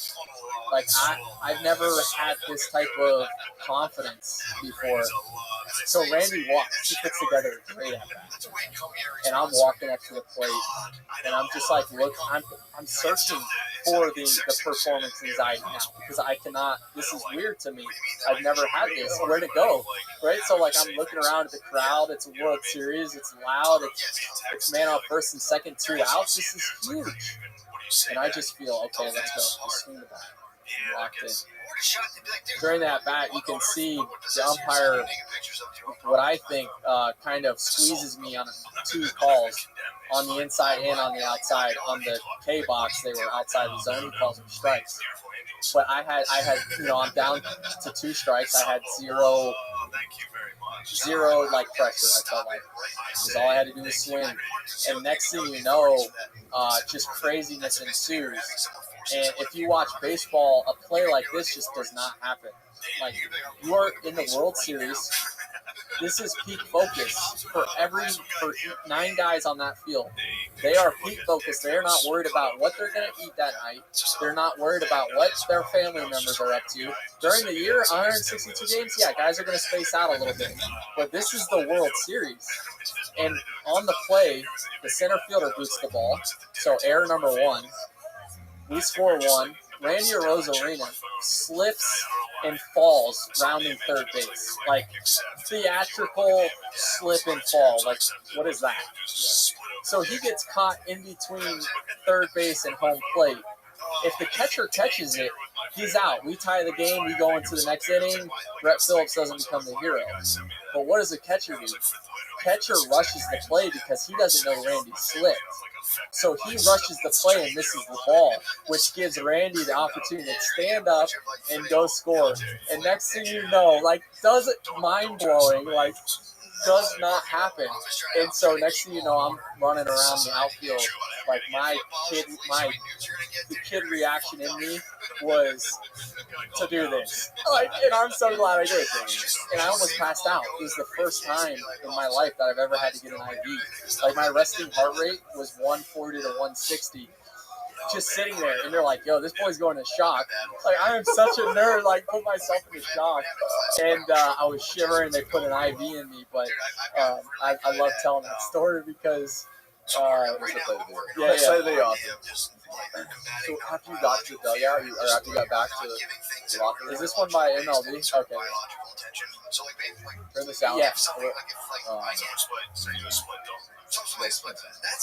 would trigger biological systems. I'm talking about like, but yeah. No, don't do that. No, that's fine. Okay. So it's like whenever something happens that disturbs me, I try to plug his nose. Technically, like this is me, so.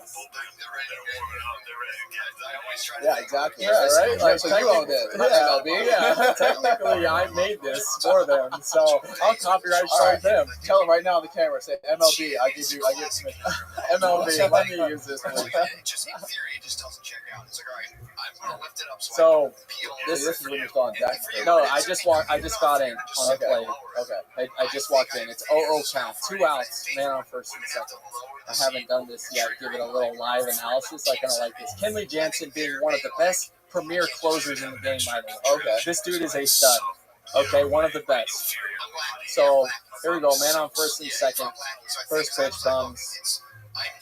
Cutter in for a ball. So that. It was close. It was close, but that's a ball. Okay. All you have to do is just like simply drop, dude. I'll hear from the basement. It'll just slam down. It's just like The announcer, not too many people sitting down. Like my helmet is rattling, right? Like it is loud. Those Dodger fans are loud. Okay, so very close pitch, but I think that's a ball. But it gave you a strike. They gave it a strike. Kenley Jansen, being the all-star closer that he is, he's going to get that pitch. Okay. 1-1 count. Oh, you see my batting average? Terrible. Like, what is Brett Phillips doing up right now? Like, that's what people are saying. Like, the people betting on Tampa Bay during this game right now, they've turned their TV off probably. They saw me coming up to the plate. They're like, "Well, I lost that money." It's a lot. Yeah, like little did they know. 1-1 count. Here comes the pitch. That's off. That's a ball off. Okay. So I gave it a little. It's going to show the replay, but I stayed locked in. As much as I wanted to, I didn't care. I was like, you know what? Good thing, something good's going to happen. I've been trying to get to the thoughts most times. But again, that's off the plate. Kenley, it's close, but Kenley Jansen's going to get that pitch. He's a veteran. That's just how it goes. So yep. All right, 1-2 count. Just swing the bat. That's what I was telling myself. Swing the bat. Woo! In the outfield. Taylor. Oh my God! Right? Missed it. Insanity, right? Like, this does not happen, Danny. Like, I'm sorry. This is the works of God, and that's who I give this credit to. And then there I am, running in the outfield. Look at him. Oh, man.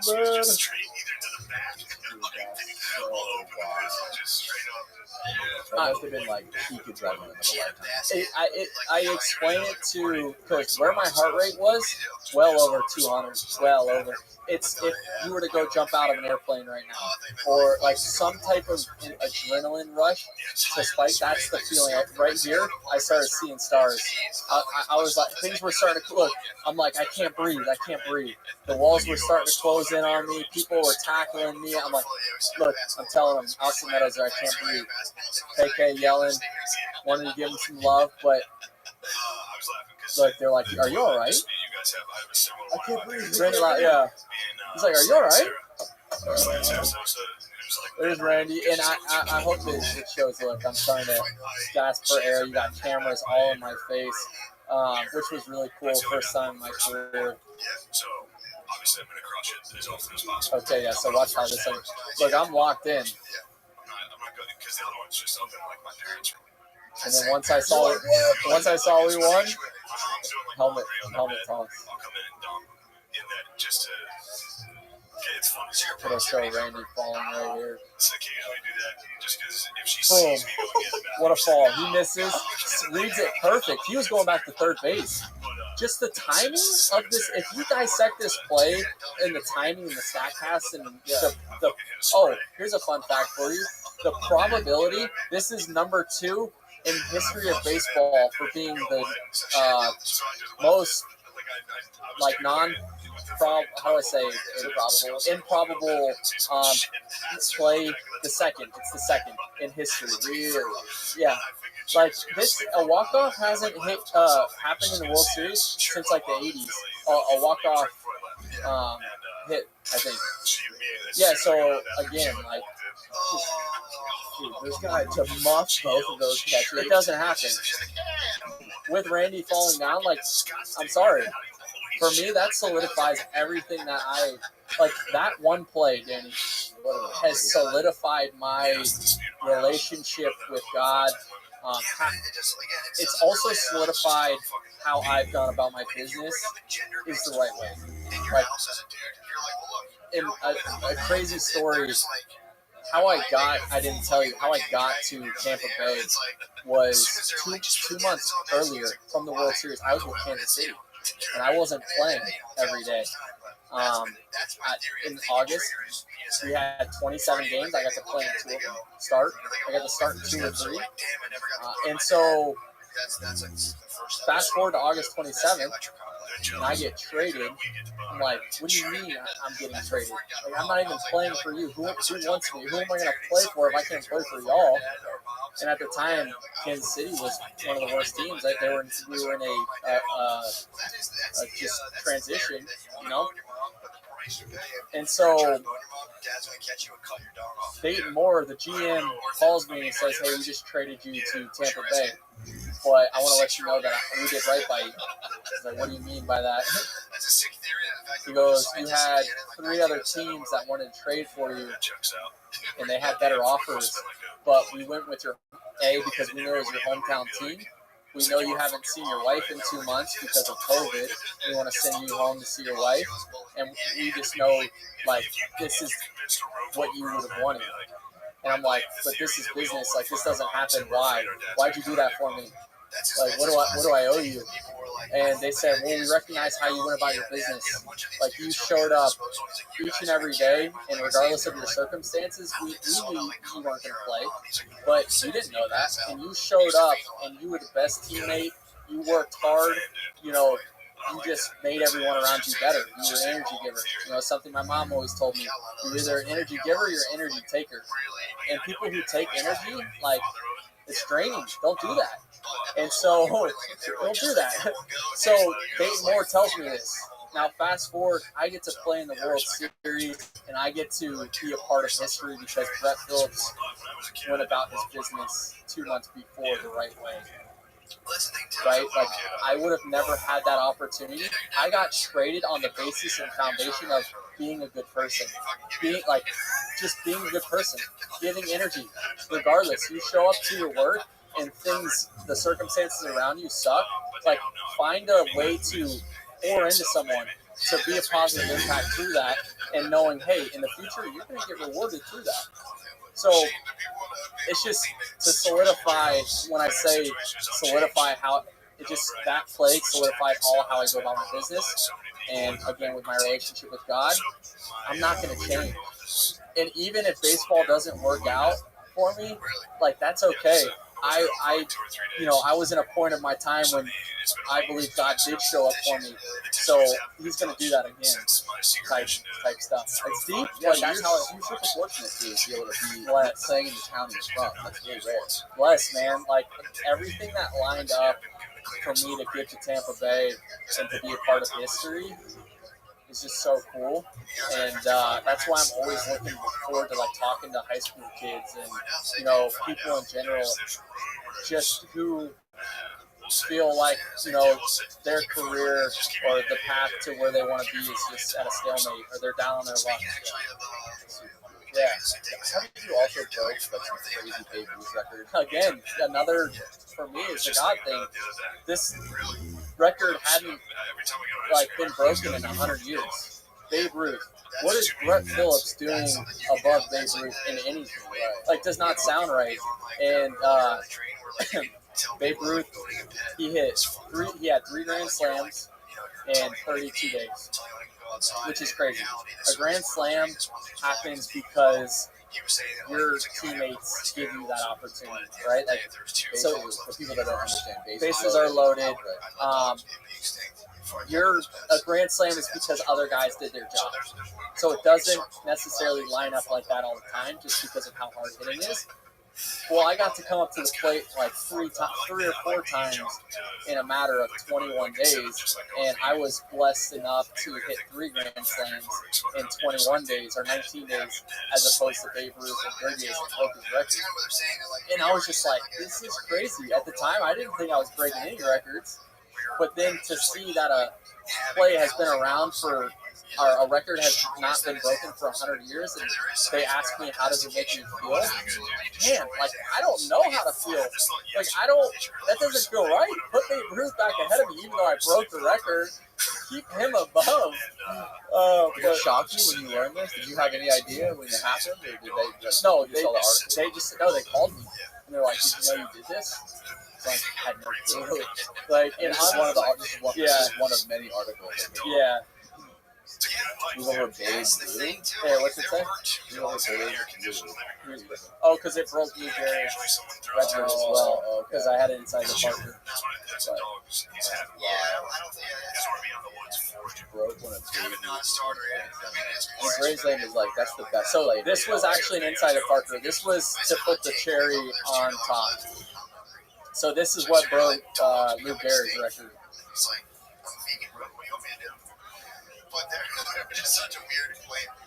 I was fired up. Fired up, baby. Woo! I love this. I love this. But can you go back out to the article? Read what it says. What I said. It doesn't even sound right for the name to be in the same sentence as theirs. That was my quotation. That's how I felt. It doesn't, and that's how I felt at the time, and I still do. I still do. Every time I do something cool, I'm just like, man, that's awesome. Like, right? People I feel like I look around, I'm one of the only ones. But these guys expect it. Like, they're so good and just so confident that they do something like that. How is that? How has this combined with like the World Series games walked off? How has that like changed your record? Like, you say that that specific play at the end of that game like had enough like a crazy effect on your career. Crazy effect in the best way. Brand deals. Getting paid to promote things and, be able to play video games and get paid a lot of money, being able to do speaking engagements and get paid a lot. Like, it's changed because it's given me confidence in what I'm speaking about. It's made me happier in a sense of not the plays that made me happy, but just happy that it's solidified how I've lived my life, and I've been be able to be blessed with something as big as this, which I think is huge, is super cool and humbling. So when I talk, I'm way more passionate. I'm way more confident in what I'm saying. It works now, right? You can't tell me how I can live my life in what doesn't work, because I've solidified that. Has it also changed anything like on the team, like team-wise, like where how often they put you at the bat, or how Yeah. I had a career high in at-bats last year. Like, I had the best career of my best year of my career because of that hit. It gave me opportunity. It gave me more chances to be looked at, because, quite frankly, I may have been on the backside of my career if I don't get traded to the Rays, I get traded to another team. I wasn't playing well at the time. You look at my numbers, I was not a good baseball player. And that one little at bat has just given me way more opportunity. Now, I have to recognize that and be like, hey, it's an opportunity, but you still have to take advantage of it. And I feel like I've done that, and I'm going to continue to do that until they rip the jersey off me. Another thing that I wanted to make a point to ask you about was what kind of routine do you have as far as getting very body? Yeah. No, I'm glad you brought that up. I'm actually all zenned out right now because I just got done doing hot yoga before I came here. It was my third workout of the day. People think, we have a strict routine during season. Well, the off season, it's just as strict. Monday through Friday, Bree and I, my wife and I, we wake up at like 9:30. She gets up before me, and we get coffee, and we're at the gym 10:30, 11 for a few hours, and then we come home, we eat, whether she cooks something up or we heat something up, and I go straight to hit. I've got my baseball workouts for a couple hours, and then I come home, and Bree and I, we talk about things that need to get done for baseball is fun, or we spend quality time together, and then I go do hot yoga, something that I'm a firm believer in for injury prevention, for just longevity. It's going to help me. It's helped me to this point. So I have a very strict routine even during the off season. And then when it comes to eating, I'm not so worried about a strict diet. I'm not going to go crazy. It's the number one thing I see guys do when I get back to spring training is gain too much weight. And but no, for me, I just work out so much that it doesn't really affect. So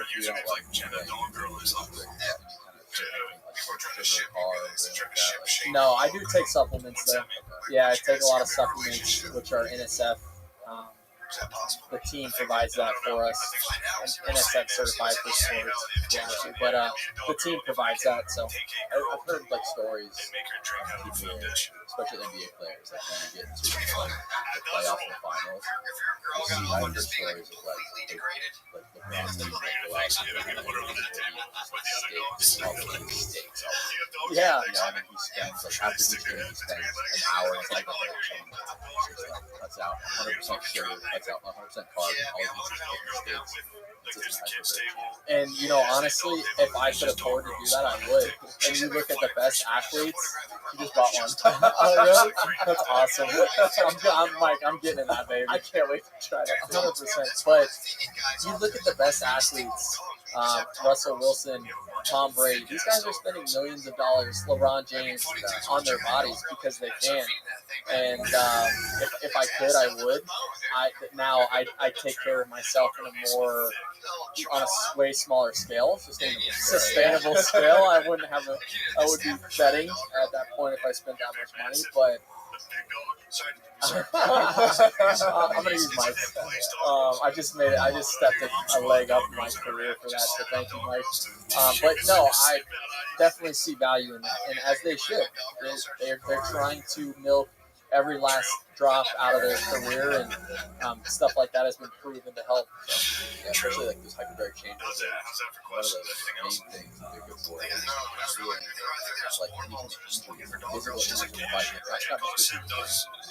It's not fun. Yeah, it speeds up the process for sure, and I know that because in 2017 when I was with Milwaukee, they had their rehab guys with Tommy John or knee injuries. They had 2 portable hyperbaric chambers they took everywhere on the road, like on the plane and everything. So they'd set it up at the clubhouse, and guys would be there who were rehabbing for an hour. So I mean, big major league organizations and definitely sports wouldn't have it if it wasn't backed by some serious science and actually works. So, Monday through Friday. Love it. It is, and I get locked in. It's funny because it's me and 10 other middle-aged women, like in the studio, and they're just loving it. They're enjoying, and I'm just over there struggling, like downward dog. My shoulders are shaking, and they're just smiling and enjoying themselves. So yeah, it's a challenge. I'm competitive. I love it. Do you also like just in regular sauna ever, or is that Same. It's stretching in a sauna, right? It's like 100 degrees. A lot of people don't like it, but it's a challenge, and I get to compete in there against myself and get better. I've done 40 sessions this off season. how many years have you been doing that? I did it heavy in 2015 and 2016 when I was having my best careers, and I stopped because I was getting injured. Not from hot yoga, but just other baseball related activities. Hot yoga can only save you from so much, but I started running into other injuries that I had to focus directly on in the off season, like going to a physical therapist. So I wasn't able to do hot yoga the past 2 years. I did Pilates last year, which was good, but hot yoga is my jam. It's tough. So like before, do you eat before a game? You wait till after? How do you do that? It's changed. It's funny you say that. Definitely changed. In the beginning, I was nervous, so I couldn't eat. And like now, it doesn't matter. Again, through experience, I can eat a full course, like not a full course meal, but a nice size entree, whether it's pasta or a burger or steak before the game, and then they have meals after the game as well that I'll crush. Yeah. Funny story for you about Major League Spread. My first time going on a private flight with the team. I show up and I just had a full course meal at the clubhouse. They have a steak, chicken, fish every single night with some type of vegetable and some type of side. So crush it. And now I'm going on my first flight. I have no clue what to expect. Right? So we get on. Lady greets me. The flight attendant greets me with Chick-fil-A sandwich. Mr. Phillips, would you like the Chick-fil-A sandwich? Yes, please. Right? Some ranch dressing? Great. Right? So I'm walking down the aisle, and I'm looking, and the bins where people put their luggage, their carry-ons, is filled with snacks all the way down. I'm talking like fruit, candy, chips, and what is Brett Phillips doing as a rookie? I'm shoveling. I'm like, yes, like right, like I'm looking around, no one's grabbing anything really, and I'm just like, I want this, peanut M&Ms, chips, give me it all. So I sit down and start. Granted, I've already had a full course meal, Danny, right? Like, but this is all new to me. Right? So I'm eating my Chick-fil-A, crushing some candy. Lady comes by. Hey, would you like an appetizer before we take off? Yes, please. What do we have? Some shrimp cocktail? I'll take one of those.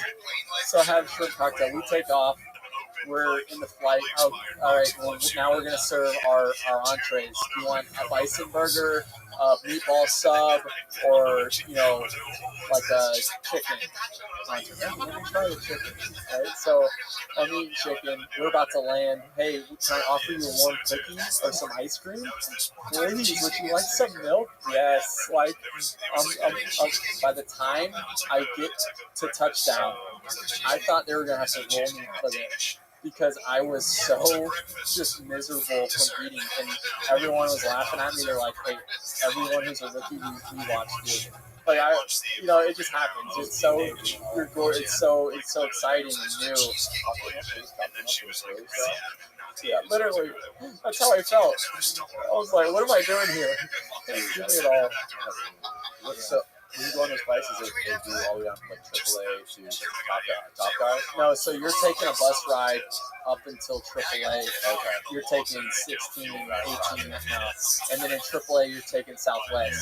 So you're waking up at 3 in the morning to get to the airport by 4. And you're on a plane with everyone 1, Southwest playing, and you're in the next city playing a game that night at 7. And so that's just the grind. What is like on a scale of 1 to 10? What's your between guys, the AAA? Same talent. So what I always tell everyone what differentiates big leaguer from AAA dude or AA dude is a mindset, right? Like you can only be so good talented, and when you get to that level, everyone's the best. But how do they deal with failure on a consistent basis, right? You see a lot of guys get to the big leagues and they can't handle the crowd. They can't handle the external circumstances that are going on. They can't handle Twitter. It gets to them, and it's not that they're not athletic enough, but their mind tells them that they're not good enough. And so that's what separates a big leaguer and a guy from AAA. You have to learn to really, if you have a terrible night, you have to just put it behind you. You have to be mentally tough enough to be like, it doesn't matter, I went 0 for 4, 3 strikeouts, like I'm going to get them today. But it compounds, and it weighs on you because you have so much pressure and stress from everyone looking in. Your family, your friends, you don't want to let them down. You know, the fans that you want to perform for. And then you've got the other side of people who are like, I told you, you sucked. Like, I knew you were going to be bad. So you just have so much that you break down. And most guys do, and you never get to enjoy what being a Major League Baseball player should be about.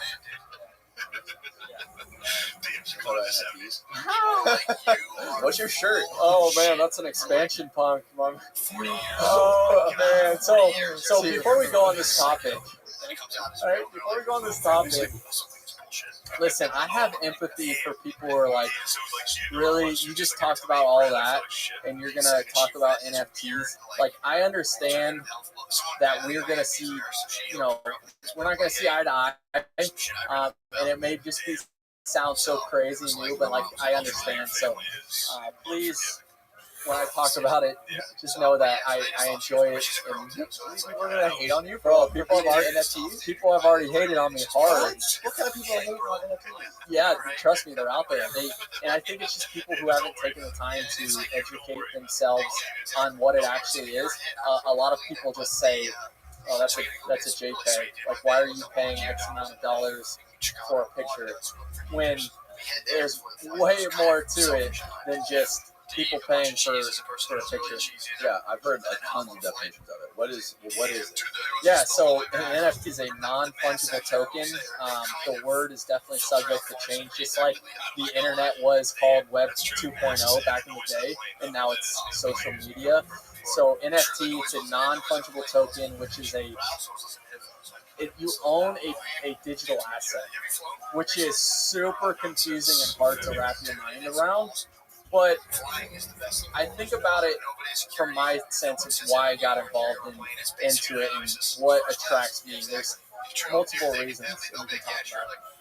But the metaverse, I've always grown up playing video games. I'm a video game nerd. What video game?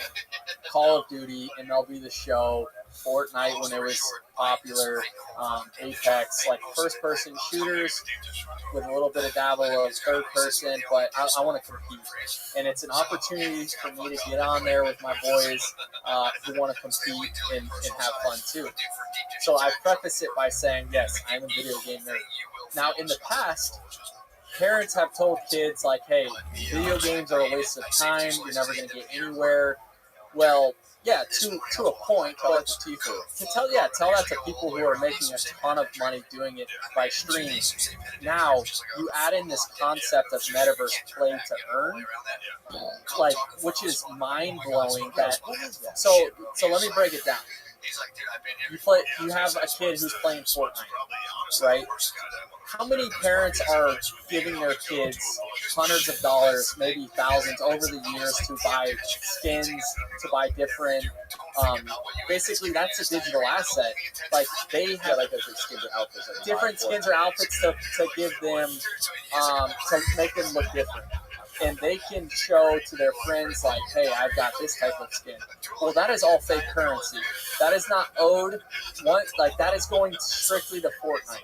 Now you do have the select people who are streaming, like Tifu, and that is a small percentage of people who are making sustainable income by streaming, but that is for content, but that content is giving Fortnite way more exposure and people are going to want to pay for that. Well, now with the metaverse, okay, I pay $60 for this NFT. That is, let's just say someone paying $60 for a disc to play a video game. And now, during the game, I can stake my NFT while I'm playing and earn real currency that can be sold for crypto or Ethereum. Like, if I buy a skin in the metaverse, it is worth money in real life. Like, I think about these kids who have been paying hundreds of dollars for the last couple years on a Fortnite skin. This is allowing that money to be real currency to get back, right? Like, they only, let's just say they have a skeleton skin. They only put out 1,000, right? And you got in early enough to claim that skeleton skin. I think it's like $5 on Fortnite, but in the metaverse, you got in early enough, you claimed it. Well, a year from now, that skeleton skin, how much is it going to be worth? Because they didn't make it anymore, right? So that skin can be sold for real money, real currency. If you're going to take the time to play a video game, you might as well earn money back from it. Like, that's, to me, that's really cool that we can get to that point that you can own a digital asset. Now, second thing, social status. How many people out there are on Instagram right now going to their fake private jet or, you know, a fake, they got their fake Lamborghini and they're taking photos with it and they're gaining social status from fake photos. You cannot prove that Joe Schmo that's his fake private jet, right? You can't prove that. With NFTs, it's on the blockchain. Everything you buy it can be tracked back. It's proven. You own it. You are not flexing anymore. Well, yeah, you are flexing, but you can prove that you're flexing. Like, that is the other side of like the blockchain that attracts you. For me, not so much, but you see all these rappers who are buying 4-day yacht club for hundreds of thousands of dollars, millions. What is that? What are they paying for? Well, they're paying for utility. What's that utility? Well, they are in a group, a community of people who are very wealthy, very educated. You know, they are bouncing ideas off each other, being in that community because they bought in or they bought in at $5 and like have held for a year because back in May these were a couple $1,000s. Now the minimum one's going to like $400,000. It's jumped up that much, and it's because of social status. They throw parties together. That's their invite into. If you own one of those, you can go hang out with every athlete, rapper, or just millionaire who has Bored Ape Yacht Club. It's called, which is really cool. But that's another side of having an NFT is the utilities. So my question is, you made before, it's like, what gives it value? Is it true that what gives it value is more followers, more attention? No, that's all marketing.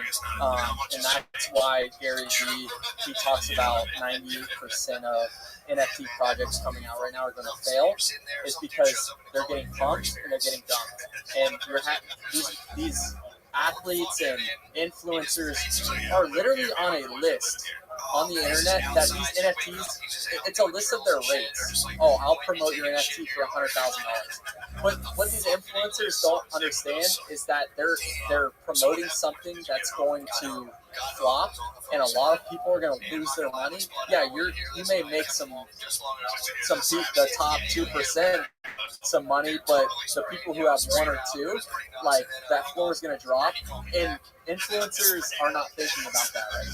Right, they just have people, they have managers. They have, we got $1 million to pump this NFT. Yeah, and it's like, hold on, take a step back, educate yourself on what you're promoting, like for instance, I got, and I'm an advocate for it now because I don't want people to dive in head first like I did.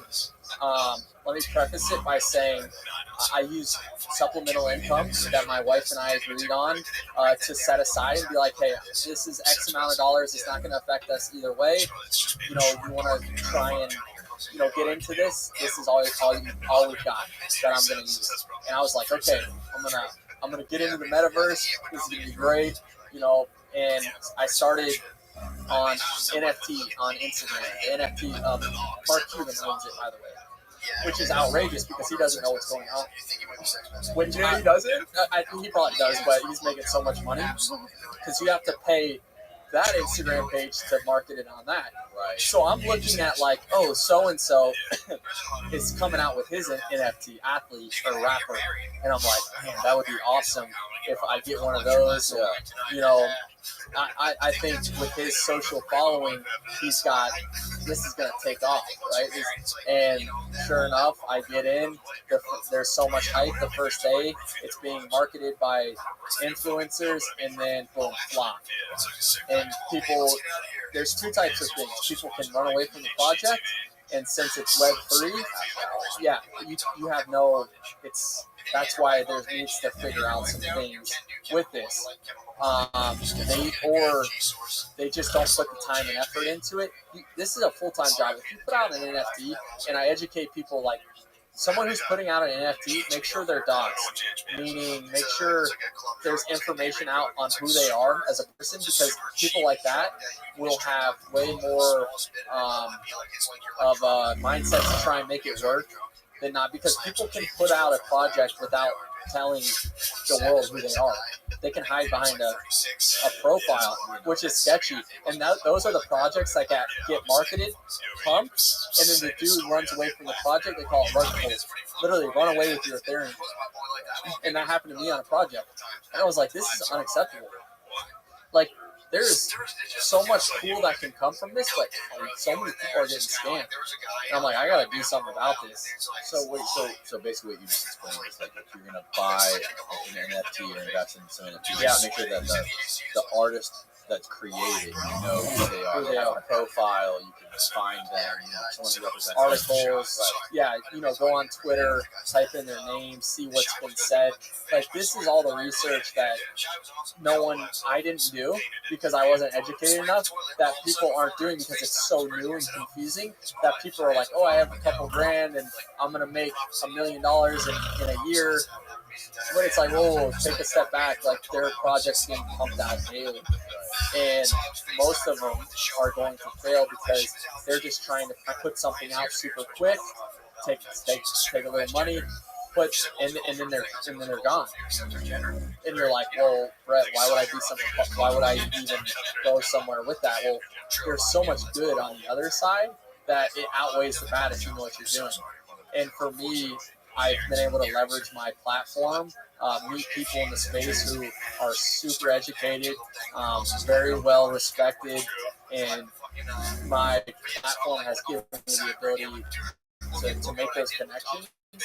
And it goes back to leveraging and maximizing my career, so when the time comes to transition outside of baseball, I have different avenues that I can pick according to what I feel passionate about. Could this be one of them? Maybe. I enjoy it so much. I put in a lot of time.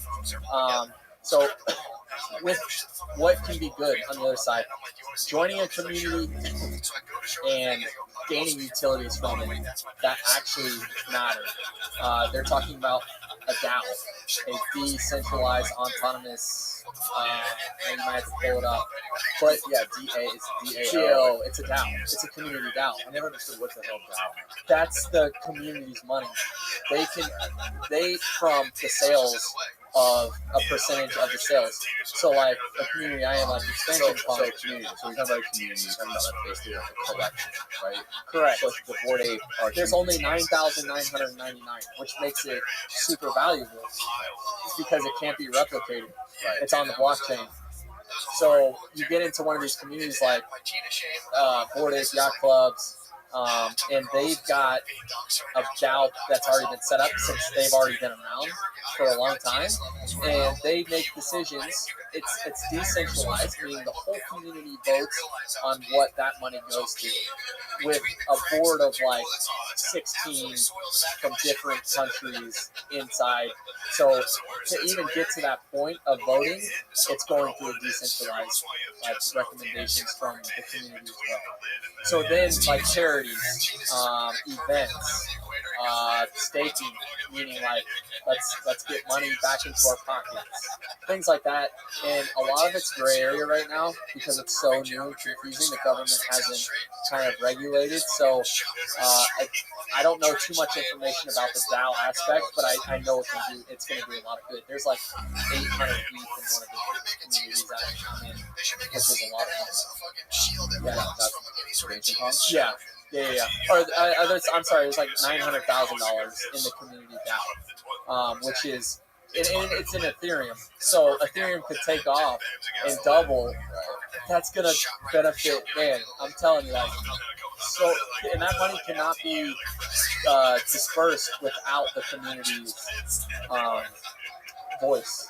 Right. Everyone has to vote. So what's the Expansion punks, yeah. So I was on the end of my NFT career. I had been screwed over time after time with marketing schemes. Yeah. I haven't necessarily lost it because maybe the projects might be rebound, but a couple grand. Yeah, but no, with expansion punks, I was shocked. I lost a couple grand, but I'm up way more. If I were to check out right now, okay. Until I found like again expansion punks. So it was on a Monday night, and expansion punks. Let me give you the background about expansion punks. Punks Larva Labs put out the punk project back in April of last year, and one of those at the floor goes for I think $200,000. Just one. And what happened was one of the directors of Microsoft, these docs, Jeremy Kozmar, was in that project. He had a pump, and his daughters. I mean, he's in Microsoft. He's on his computer a lot. His daughters recognized what he was doing, and they wanted to find themselves in that project. And so they're like, yeah, like he's like, yeah, let's try and find you one at the time. And one of his daughters was like, I want a girl with a hoodie. And they tried to find a girl with a hoodie. Well, it wasn't in the project, right? Only men wore hoodies. And then one of his daughters was like, I want to have a cowboy hat. And only the men had cowboys. He's like, man, this is such a great project. Like, I give all credit to Larva Labs, but I want to expand on it in a way that's more inclusive and diverse. And I'm going to put it together. And with Web3, you're able to do that. It's no pixels match up, right? So like it's different because a lot of NFT projects will just take someone else's project and like flip it, and then they can sell it, which is messed up. Yeah. But Jeremy, the director of Microsoft, took the time to change everything up, made it more inclusive and diverse, and he put it out, and no one wanted it.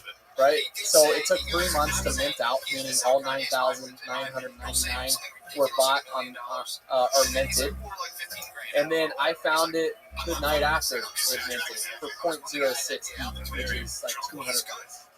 Like, so I bought 2, and I'm like, this is it. I'm done. After this, if this is another one of those scams, I'm done. But I heard Jeremy talking. The dude sounded super educated. He knew what he was talking about. I had been doing a month of research. He was checking all the boxes. And this project started to head in an upward direction. And I'm like, you know what? This is something that I could represent. Like, I can promote because it's safe. Right? Like, as a professional athlete, you have to be aware of what you're promoting and who's promoting it. Something like this, I can put on my cleats during a major league year, have my expansion punk, which is a guy with purple hair. He's a little crazy, right? But it promotes diverseness, inclusiveness, right? Like things that if I'm gonna surround myself with people who love and respect people in real life, and I'm gonna take the time in the metaverse as well, like I want to surround myself with those type of people too. Like I'm not gonna hang out with cool people in real life, and then when I go into the metaverse, because I'm a nerd, I don't go into the metaverse. Not yet. I will with Oculus. You go with the VR on. I don't have them yet, but I want to. Yeah, I'm getting there. Slow as I gotta educate myself. So soon you go do like hangouts and meet your kids. Exactly. And then in that community, in the expansion punk community, like there's already been buys of like $70,000. One got bought for it. And for me, I wanna know that guy. I want to know his story. He has something to offer, and I have talked to him. And he writes back end code for his own company, and he does the analytics. His software can do the analytics of your NFT project, and he's made a ton of money from it. And he's just telling me, and he's like, yeah, and telling me all about it, and he's awesome. And I'm like, I would have never connected with a guy like that if I didn't get into this, which is really cool to me. I just want to meet everyone. But anyways, it started taking off. I called my buddy Lance McCullers, who is a pitcher with the Houston Astros. Him and I kind of have been tackling the NFT thing together, having fun with it. And I was like, yo, this is a cool project. You should look into it. He buys 2.07, right? The next day, I get a couple other athletes in. Now, granted, everyone who's bought into this project has been on their own money. Like the people I have close to 30 professional athletes now. Paul George is in there. Is that what Odell Beckham is wearing? He has the actual pump. The first pump. This is the expansion version. But yeah, he paid like $1 million for that, which is insane. But anyways, we have hockey players, basketball, baseball, and what makes it cool? It's been organic growth. Like all the athletes, we haven't been paid to market it.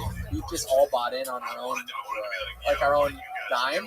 So we want to work hard to make it work, because I have all the faith and trust in the world in Jeremy, who's been at Microsoft for 15 years. Like, he's going to do the best that he can to make this project work. And now I think the floor, last time I checked, is at like 0.3, which is $1,000 for one of them, the cheapest one you can buy in Ethereum. And it's gone up to 0.8, 0.9 the night that we had an announcement, which is also a pump and dump, right? Like, we had a huge announcement that I was going to rock expansion punks on my cleats this year. First MLB player to publicly say that I'm going to rock an NFT on my cleat because I'm a nerd. And it was hyped up to a point where people were just trying to make a buck and then try and get out. But this project it's a long-term hold. Like, we have a DAO with already close to $1 million in it.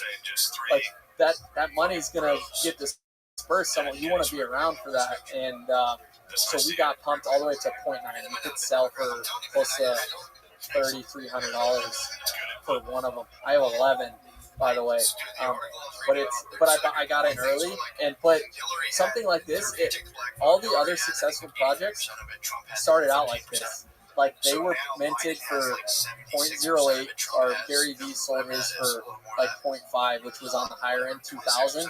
But now you can't sell one for less than 50,000 of Gary Vee's NFT. Back in May, he's put out, and he's doing it right.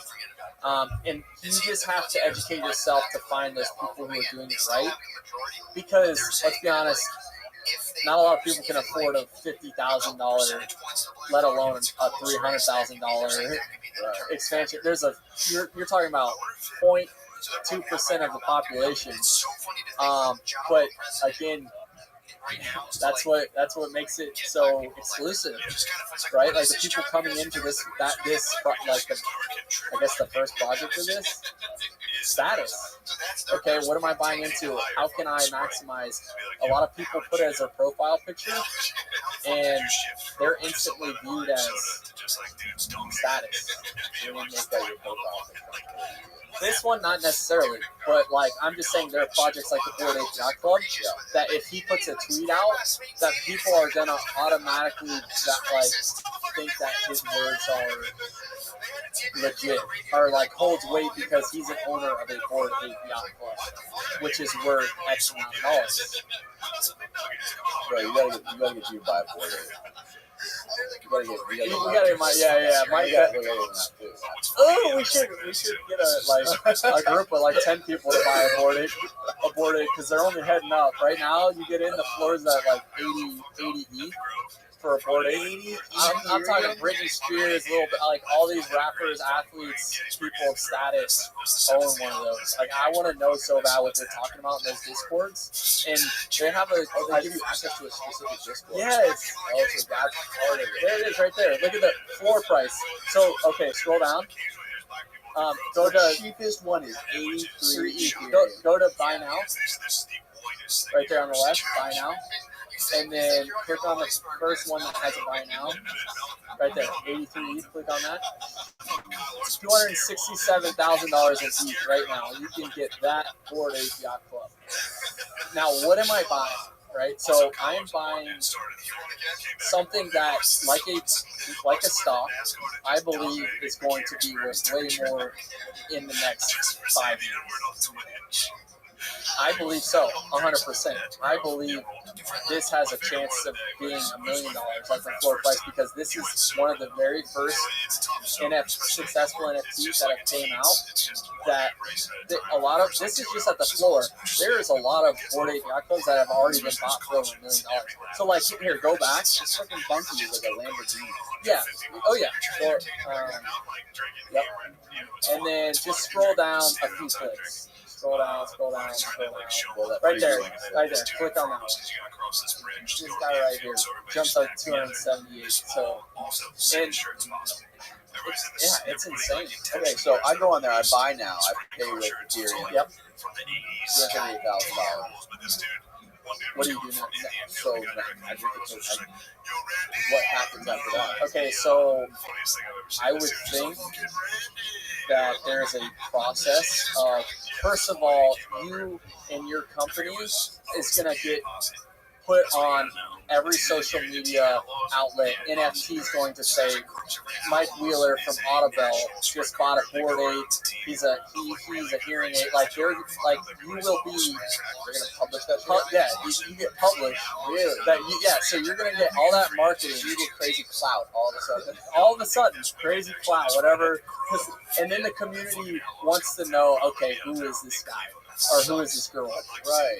That bought this. This guy's got money. Who is this guy? If you have any social media, you're getting followed by the whole community. You're instantly put in the Discord, which I think is probably really cool conversations going on. Who knows what they're doing up, right? I looked at part of their roadmap, what they've got. They've got an event, 3-day event. 3 or 4 day event coming up in New York. First night is a warehouse party. All you have to do is, so if you own one, you get like exclusive access to yes, parties and shit. Yes, with all these rappers, athletes, and millionaires.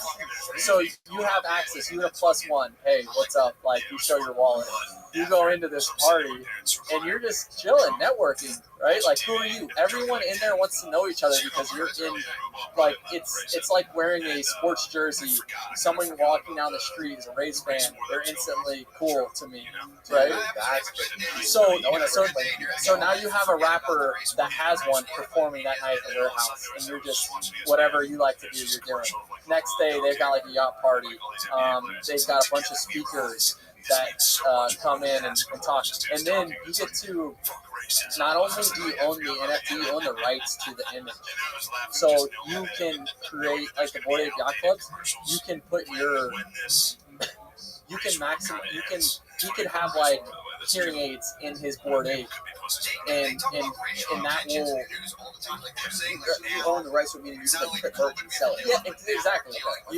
So you can, however you want to maximum Put on your side of your jet. because I'm telling you, these images will in the next year will be seen by everyone.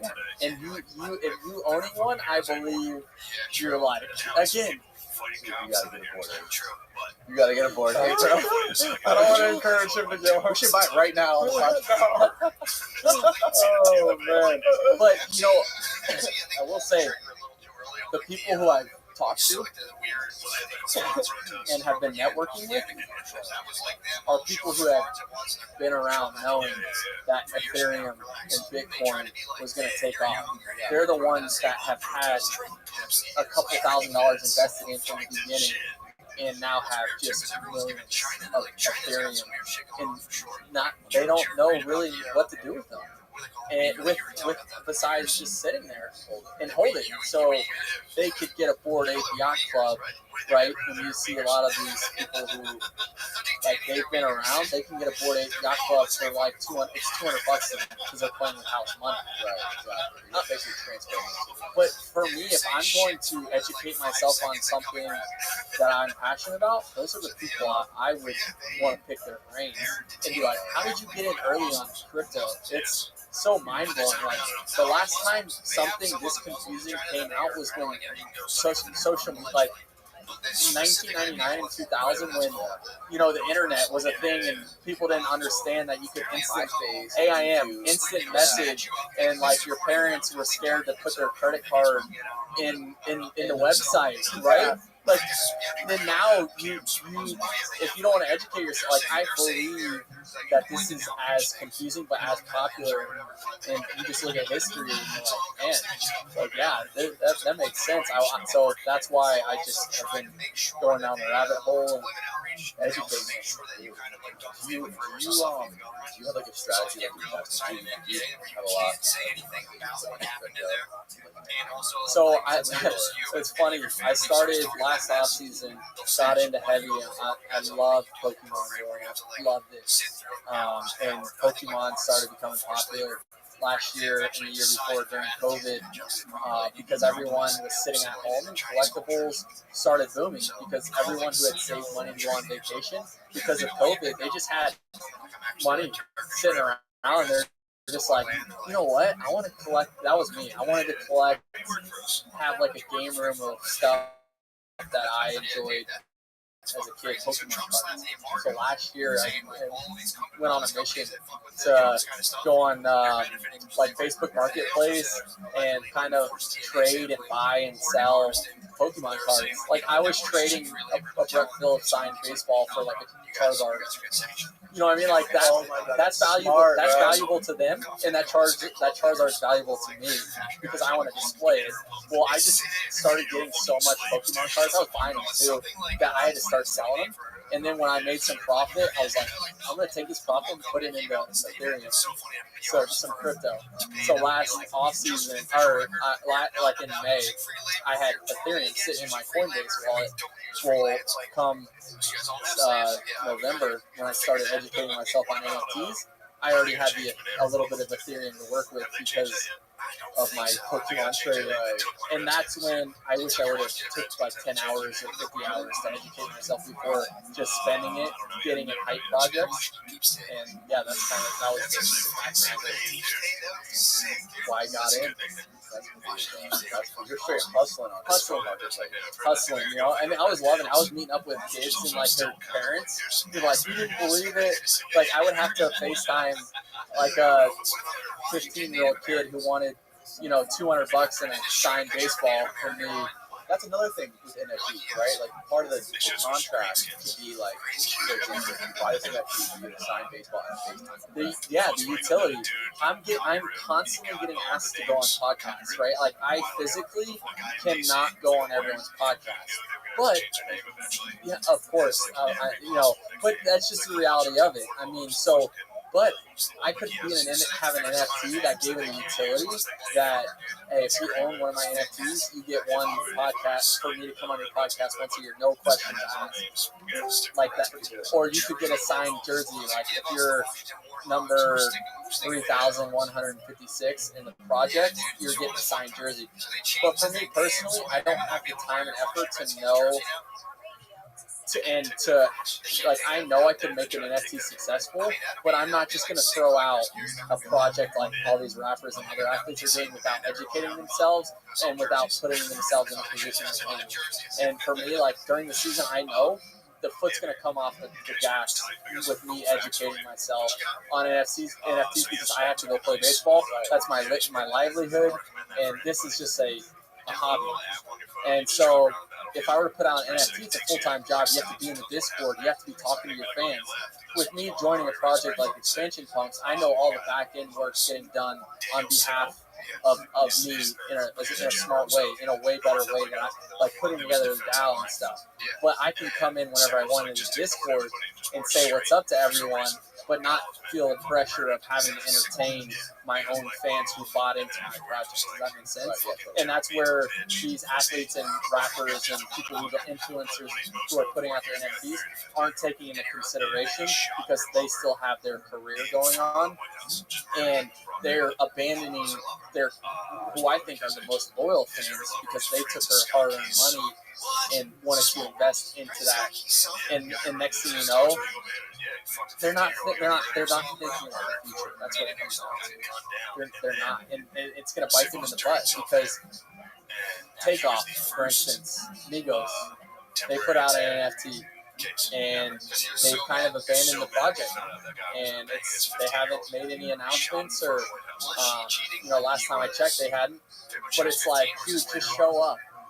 Like, I know there's probably a lot of stuff going on, but you did not just sell millions of dollars worth of your NFT to your most loyal fans, not for you to come in their Discord once a day to say what's up. Yeah. Like, that's what they bought. That's a utility that you offered them. And so I know that I can't provide that right now.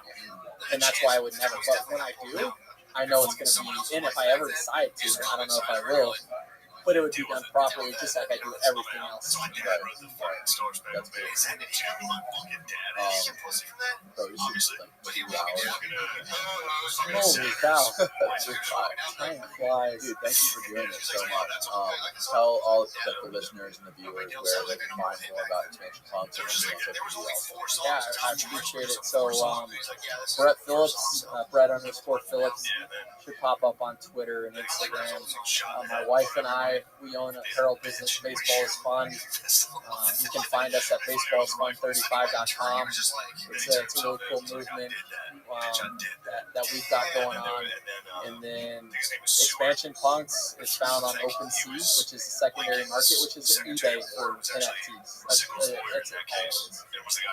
But all I ask is, if you're interested in getting into NFTs, please be smart about it. Have money set aside that you do not care to see for the next year. Because for me, it's, if you don't have a ton of money and you aren't treating it like the stock market trading, you're gonna screw yourself. So this is a long-term investment. And also, do your research on any NFT project you are being influenced or told about. You go to Twitter, you type in what the NFT is, you find the director or the developer, you put his name in, see what he's all about, and do your research before you invest into that project. I will say all my research checks out for Expansion Punks. I can't say that it's going to be $500,000 in a year, but I believe it's going to head in a nice direction in an organic way. This is not financial advice, by the way.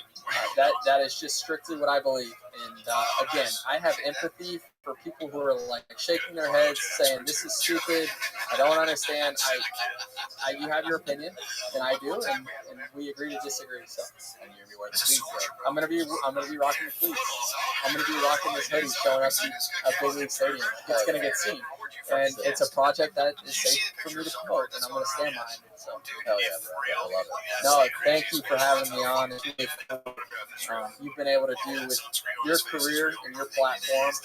So keep it up, man. I appreciate you doing this for me and allowing me to shoot the breeze. Hell yeah, dude. Thank you again. Thanks, Mike, for hooking it up. Yeah, Mike Wheeler from Otto Bell. Goodbye, world. If you knew like a really autistic dude that was like on a boat calling the shots, and he started painting his face while you'd be like, "Send the kid, put up, bro." We're live right now. It's good. It's good. Just throw them in, fucking guys. Yeah, we were talking about. Yeah, pull that chair close to you, man, so he can be in your chair. Yeah, no, I would live like right next to you, like where Billy was. Probably on the other side of that. Oh yeah, here. Switch. There's that tape. It's good. You're a sweaty man.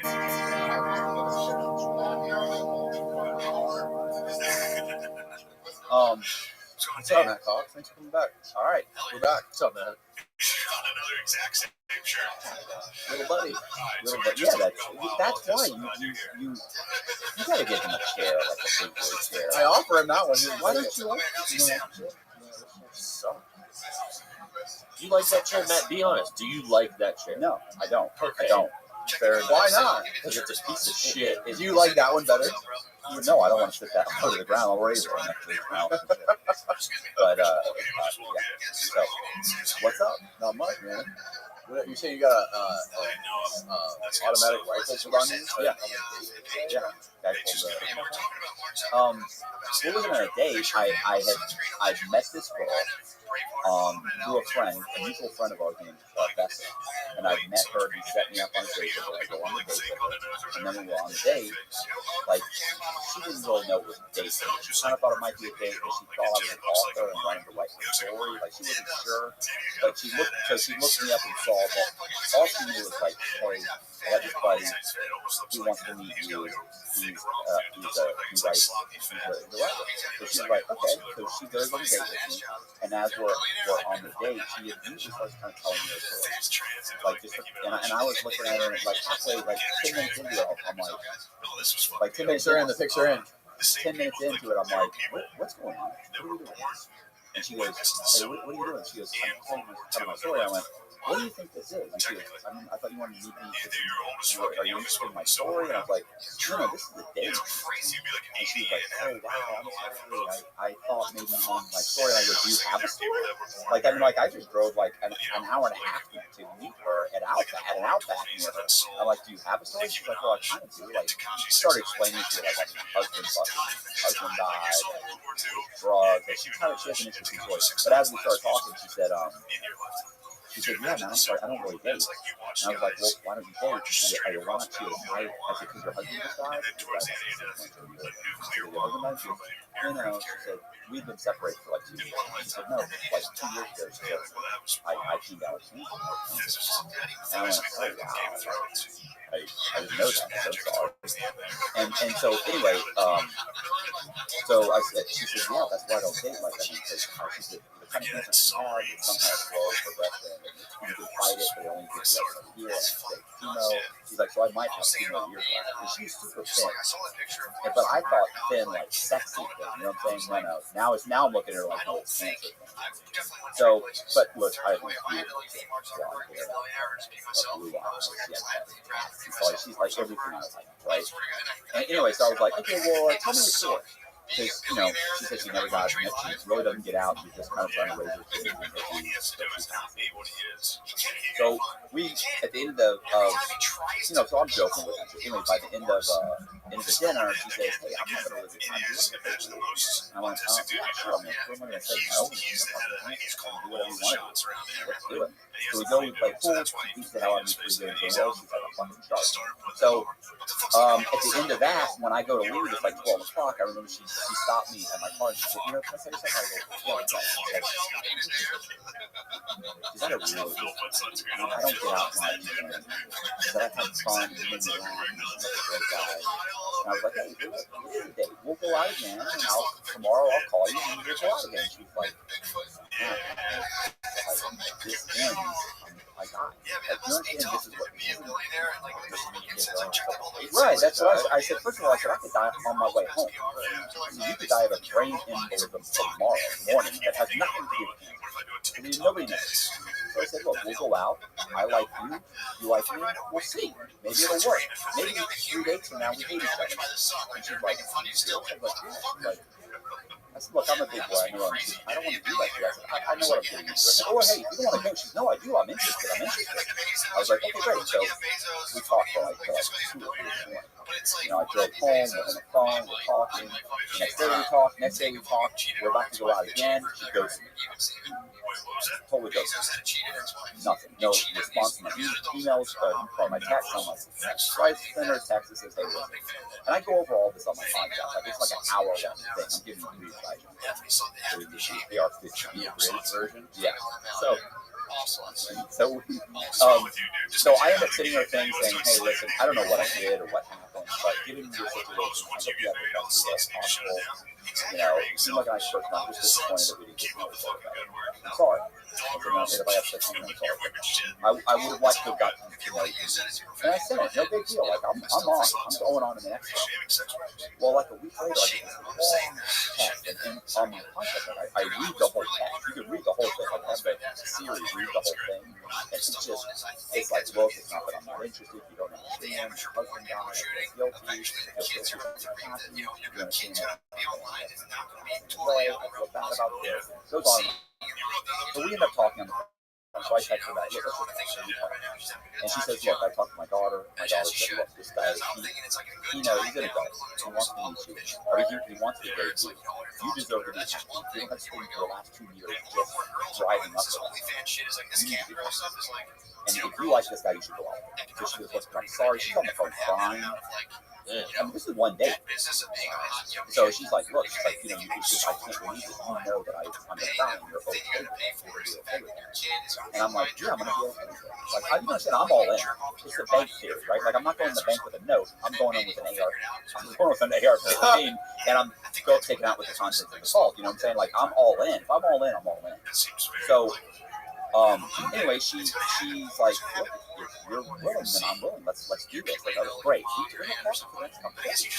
Again, once again, on the phone, she's texting me all the time. Great. Hearts. And whatever. We'll see what happens. So, we're supposed to meet that night. Ghost me. Again, ghost me. Like 3 days later, ghost me. I'm like, I don't know what happened. So, like a week later, my ex-wife calls me. She's like, hey, what's up? You know, what's going on with this person? What's going on with that person? I talk to them.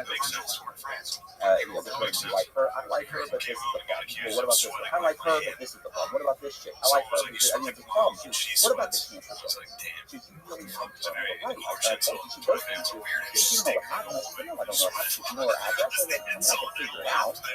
She goes, you need to go to her house and find out. And I went, that's, I know. Oh, yeah. Oh, no. Don't trust your wife, your ex-wife trying to get you back. She's trying to get me killed. I know. Listen, I know. I'm with you. But keep in mind, this is also the chick that every time I got indicted, prior to the indictment, she's like, look, I know that your friends got indicted and you like them and you like them. They're good people. We don't talk to them. I'm like, what? If they were indicted, they're going to go wrong. Like, if you understand, every time I've been in trouble, she's told me, this is what's going to happen. Stop now. Do this. Get rid of this. Do this. I never did. I never listened. Your ex-wife is in the American Breed episode. No. She's always good.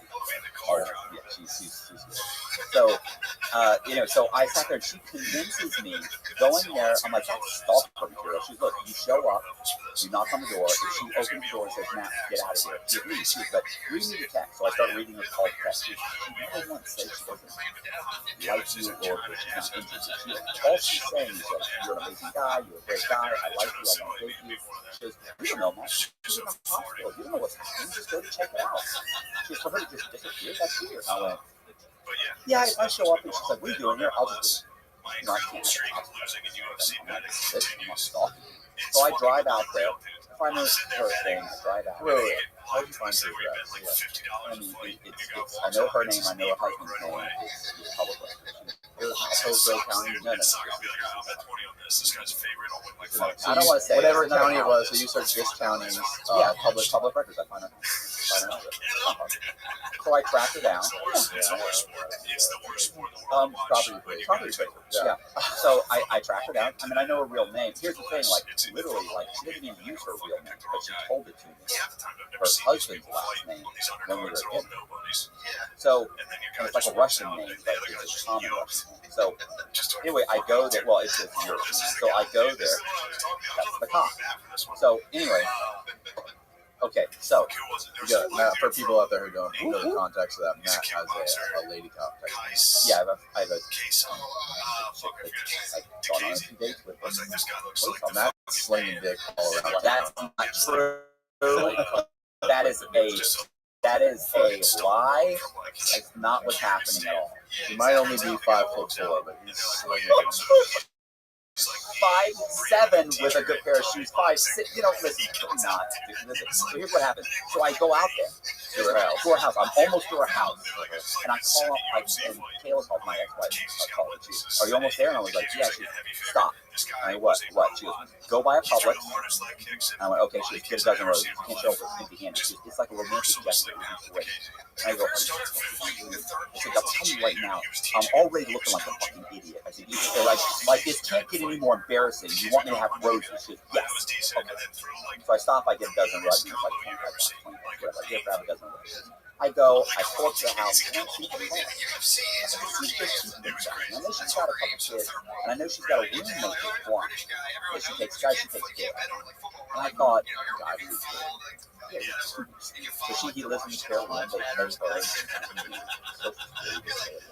So I'm like, look, I thought, you know what I'm going to do? I'm going to go down there. I'm not going to go. Whoever answers the door, I'm going to say, "Hey, my name's Matt. My name's Alyssa. Hey, my name's Matt.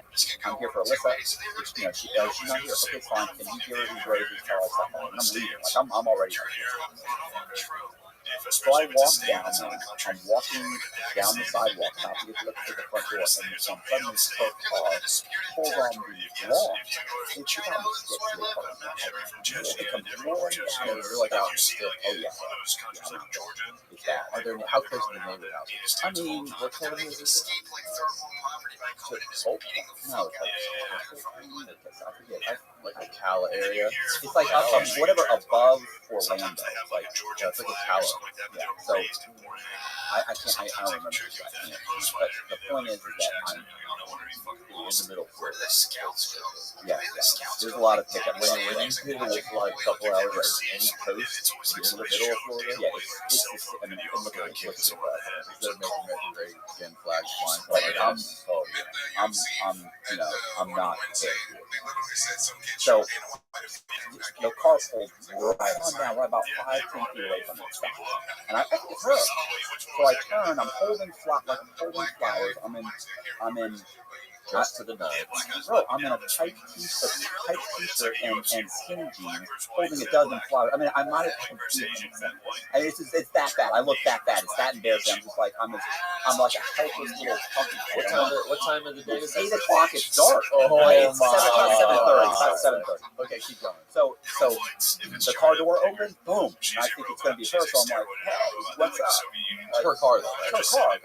Boom. Guy stands up. He's like 6'4" with 2-inch heeled cowboy. He's like 6'6". Country-looking guy?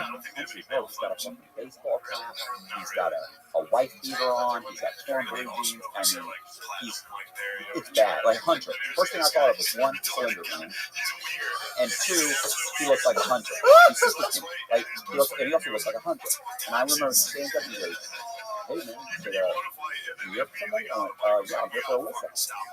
That is a baby boy. Yeah, bro. No. What the hell? This is bad. So, it's horrible. So God. So I go, "Yeah, I'm here for Alyssa." And he said, "All right, I'll get her." He walked off. I follow him off the little sidewalk. I'm about 10-15 feet outside the door, but it's total dark, right? So he opens the door, and I can see her inside, but she can't see me on the silhouette. So he opens the door, and then he closes the door, then he opens it again and goes, "Hey, bro," or call me, Bub. Yo, Bub. Yo, Bub. What's your name? And I go, "My name's Matt." She knows who I am. And he goes, says something, closes the door. opens the door again, closes it, and walks right by me. Walks over to the car, opens the door, leaves in the car, comes back out, boom, he's holding an AR-15. And I'm like, Then he goes walking right, and as he's walking by me back in the house, I go, oh, the flowers, by the way. So I'm like, well, that ain't good. And he just doesn't say anything. Like, I thought he was going to be like, oh, it's not a big deal. I hate it. Yeah, he just walked right by me again, and I'm thinking, now I'm thinking, this is a bad idea.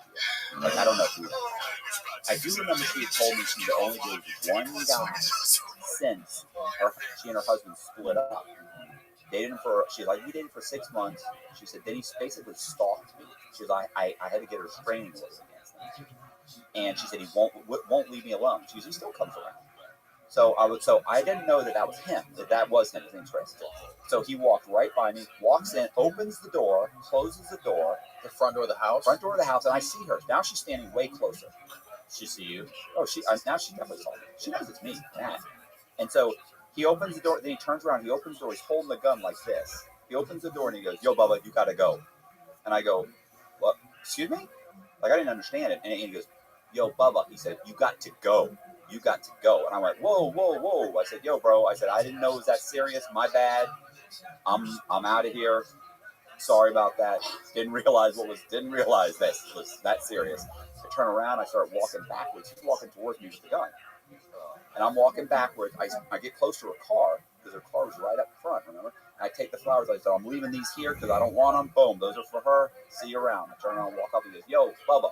I stop. I go, yeah, what's up? He said, how'd you get her address? And I said, it's on the internet. And he goes, is it? And I go, it is if you look hard enough. And he goes, all right. And so I start walking, and I kind of walk off. And he goes, yo, Bubba. I said, yeah, man, what's up?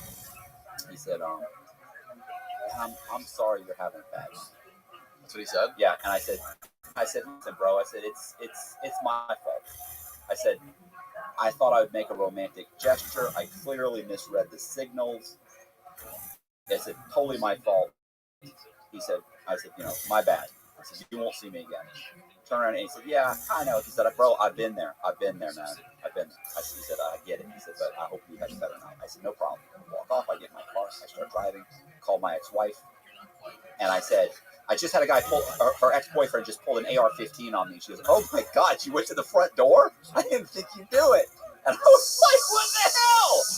What do you mean you didn't think I'd do it? She goes, why? I said, you know I'm a risk taker. You know I'm going to do it. And she goes, what happened? And I told her, and she's like, oh my God, that's crazy. Wow. That went a lot better than I thought it was going to go. Oh, yeah. Well, it could have gone bad. So I did. Listen, here's what's funny. I did. So then I called Besser, our mutual friend. I said, Besser, this is what happens. Besser goes, holy shit, dude, that's Chris. That's her ex-boyfriend. She's got a restraining order against me. I didn't think they were seeing each other again. He's like, otherwise I wouldn't have hooked you up with her. And I was like, right. And I said, bro, is all of this real? Like, does she really have cancer? He goes, no, she's got cancer. He goes, no, that's true. And then he starts telling me about the two of them, and they shouldn't be around each other. They're bad for each other. And it goes on and on. And then he ends up saying, he's like, what are you going to do? I said, well, I got to do a podcast on this. So this is hilarious. Only this would happen to me. So he said, yeah, definitely let me know. So I do the podcast on my channel, and then I release it. When I release it, he contacts me in the comments section. No. Yes. Yo, bro. He said, yo, bro. He said, this is the guy with his name, Chris, I forget, mixed something. Anyway, he said, I'm the guy with the AR-15. He said, I'm sorry you had I hope you ended up having a better night. I said, no, Chris, I appreciate that. I said, he said this in the comments? In the comment. I said, I'm just glad you didn't shoot me. Yeah. And then he said, by the way, he said, when I removed the gun from the car, I removed it just to keep it in the house for the night. There's something called a castle wall. Yeah, I know that. Right. He said, and when I opened the door, he said, I never had my hand on the trigger. I'm sure he did. Right. He probably did. So I came back Probably and I not said, even allowed to happen then. right. He probably knows what the fuck he's doing. Right. Well, I came back and I said, Chris, I said, I'm not trying to get anybody fucked up. I said, I understand how the castle wall works. I said, you're fine. Don't worry. And then that was it. I haven't heard from him since. Or her. Oh, but she blocked me on Facebook. She did? Yeah, because what's funny is after I left, she didn't. But when the video came out, she did. So Oh, and I also put pictures of her. Like Did I you got talk to her all after that night? No, I got put multiple pictures of her on my podcast and him. I went on his podcast. Stop. I went on his Facebook and I took pictures of him. Oh fuck. Oh, they never asked me. Let me see. Let me see a picture of him. I don't want to show it, but I was going to see it. Yeah, Of her? No, of him. him. I want to see Yeah, because I got a picture of him in my head. Me too. And listen, I'm telling you right I'm now. picturing Kid Rock. Yeah. That's exactly what it is. But from Joe Dirt. David Not, Spade? not the not the regular Kid Rock's in that movie. Oh, yeah. So not like the on stage Kid Rock, but the Joe Dirt Kid Rock. It's exactly what I did. Oh my God, this is so. And I wish we could call. Oh, we could. Why not? Come on, bro. Right? He's not as country as I thought he Are was. you yeah, serious? he's got No, a Florida look at tattoo. the next one. Look at the Yeah, next but one. he's.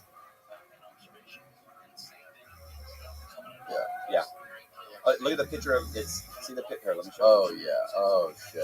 See the picture of the two of them shooting? He, Austin's trying to get a glimpse of this motherfucker. Yeah, show it to him. It's just another good kid. That's what they all look like. Isn't that he, funny? About an hour looks like on he those. listens to Tool and Nine Inch Nails. Of course. He's listening to the fucking Williams. Yeah, he looks kind of like Hank Williams Jr. honestly. Or no, Hank Williams 3. He looks kind of like Hank 3. You want to see what she looks like? Yeah. Right? Looks Right? like she might work in a strip club. Right? That's a stripper you gotta- bikini right there. Right? Does she work at a gentleman's club? Hold on. No. Are you sure? No, I'm sure. I mean, trust me, Visser told me. I mean, Visser gave me the fucking lowdown. Yeah, she looks like a corn-fed redneck herself. Bro, like, you know what's so funny is like everybody, like, Visser's like, I don't think that's your kind of girl. I'm like, no, bro, that's exactly my kind of girl. And he's like, nah, bro, like, I mean, I don't see you with this shit. I'm like, no, that's definitely Matt's kind of trust girl. me, that's your trouble. Yeah, that's my kind of girl. Trust me. But yeah, she's clearly I don't know. It didn't work out, Yeah, clearly. you know. And I got the AR-15, but I did get the podcast out. I got a good podcast. That's another story. Another. You're lucky he was extremely reasonable. That's what I It's not said. how I would expect some That's- sort of fucking messed up redneck. If you have to get kicked off of his property, At least he didn't even point it at you. No, he didn't point at me. I mean, he was Because very he knew nice. he wasn't really. You know, He wasn't like, Look, you look at me. I'm like, come on. You know, I don't have a gun. You know, come on. You know he what could this have been like those two old white people in front of their big mansion. basically what he was. No, those two people. There was the lady, like she had their finger on the trigger, and she was like holding the gun out like that, like. And the guy had his gun, and he had his finger on the trigger, he was holding it completely wrong. Like they did, you could tell like they've never held guns before in their life. No, he's clear. Yeah, he knows. That's a funny Yeah, well, he story. definitely knows what he's doing. So I'm not going to do it. Yeah.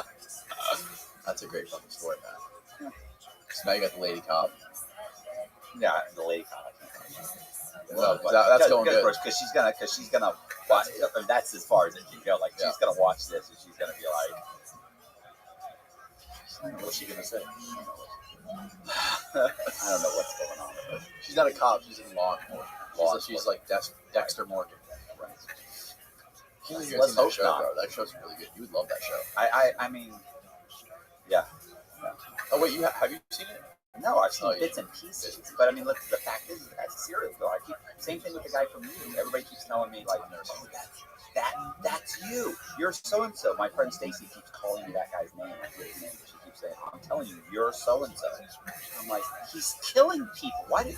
I've got like three people that I keep getting compared to, and they're all like serial killers. Yeah. How am I silly? It's I'm harmless. It's the personality, though. Something Yeah, it's there. all about the personality. You have a lot of serial killer traits. The sociopathic, Yeah. very It's the very sociopathic. articulate, sociopathic So nice to person. That's a comp. Don't act like you're not fucking blushing. Yeah. He's stroking. All right, what are we doing? I don't know. What are we doing? I don't know. You called me the other day, and you were crying the blues. Oh, How why do Vice, you keep saying that? You keep saying that like I'm saying they screwed me out of money. I've never said anything how about money. Vice Money. scammed. So Vice Media scammed the America's favorite scammer. That's what you should think. Like con how people. how Vice con. America's favorite con man. Yeah, That's that, fucked there's, up. that's is your fucked that's your title. So, Like, that's the whole thing. That's why they did it, because they know there's no real money. Like, it'd be different if it was a movie that made $80 million, and now there's going to be a coming law. next. Well, yeah, that's my fear. They're war dog. Oh shit, they are war dogs. Here's the thing. So the thing is, I met this kid named Jacob Diaz. So here's what happened with football. Is this one of the stories that you wrote Yes. when you were in prison? This is one of the Like guys you met? 20 some odd stories that I've written. And there's a kid named Jacob Diaz, and so I wrote his story. It's a story about this, kid that basically at one point was homeless. His mother left him. His mother abandoned him. He ended up in foster care eventually, but he was homeless. He ends up working for I want to say it was like this Sinaloa cartel, yeah, right. So he ends up working for like the is it the New Generation or Sinaloa cartel? Anyway, whatever, one of the Mexican cartels. And he ends up basically incurring money, arranging, like he goes through the ranks, right? Well, so I write the story. So he and I, I end up writing the story for him. And typically I have these guys sign like a life rights agreement, right? So I have them sign a life rights agreement. And what happens is, he says he's going to sign the agreement. So I write the story.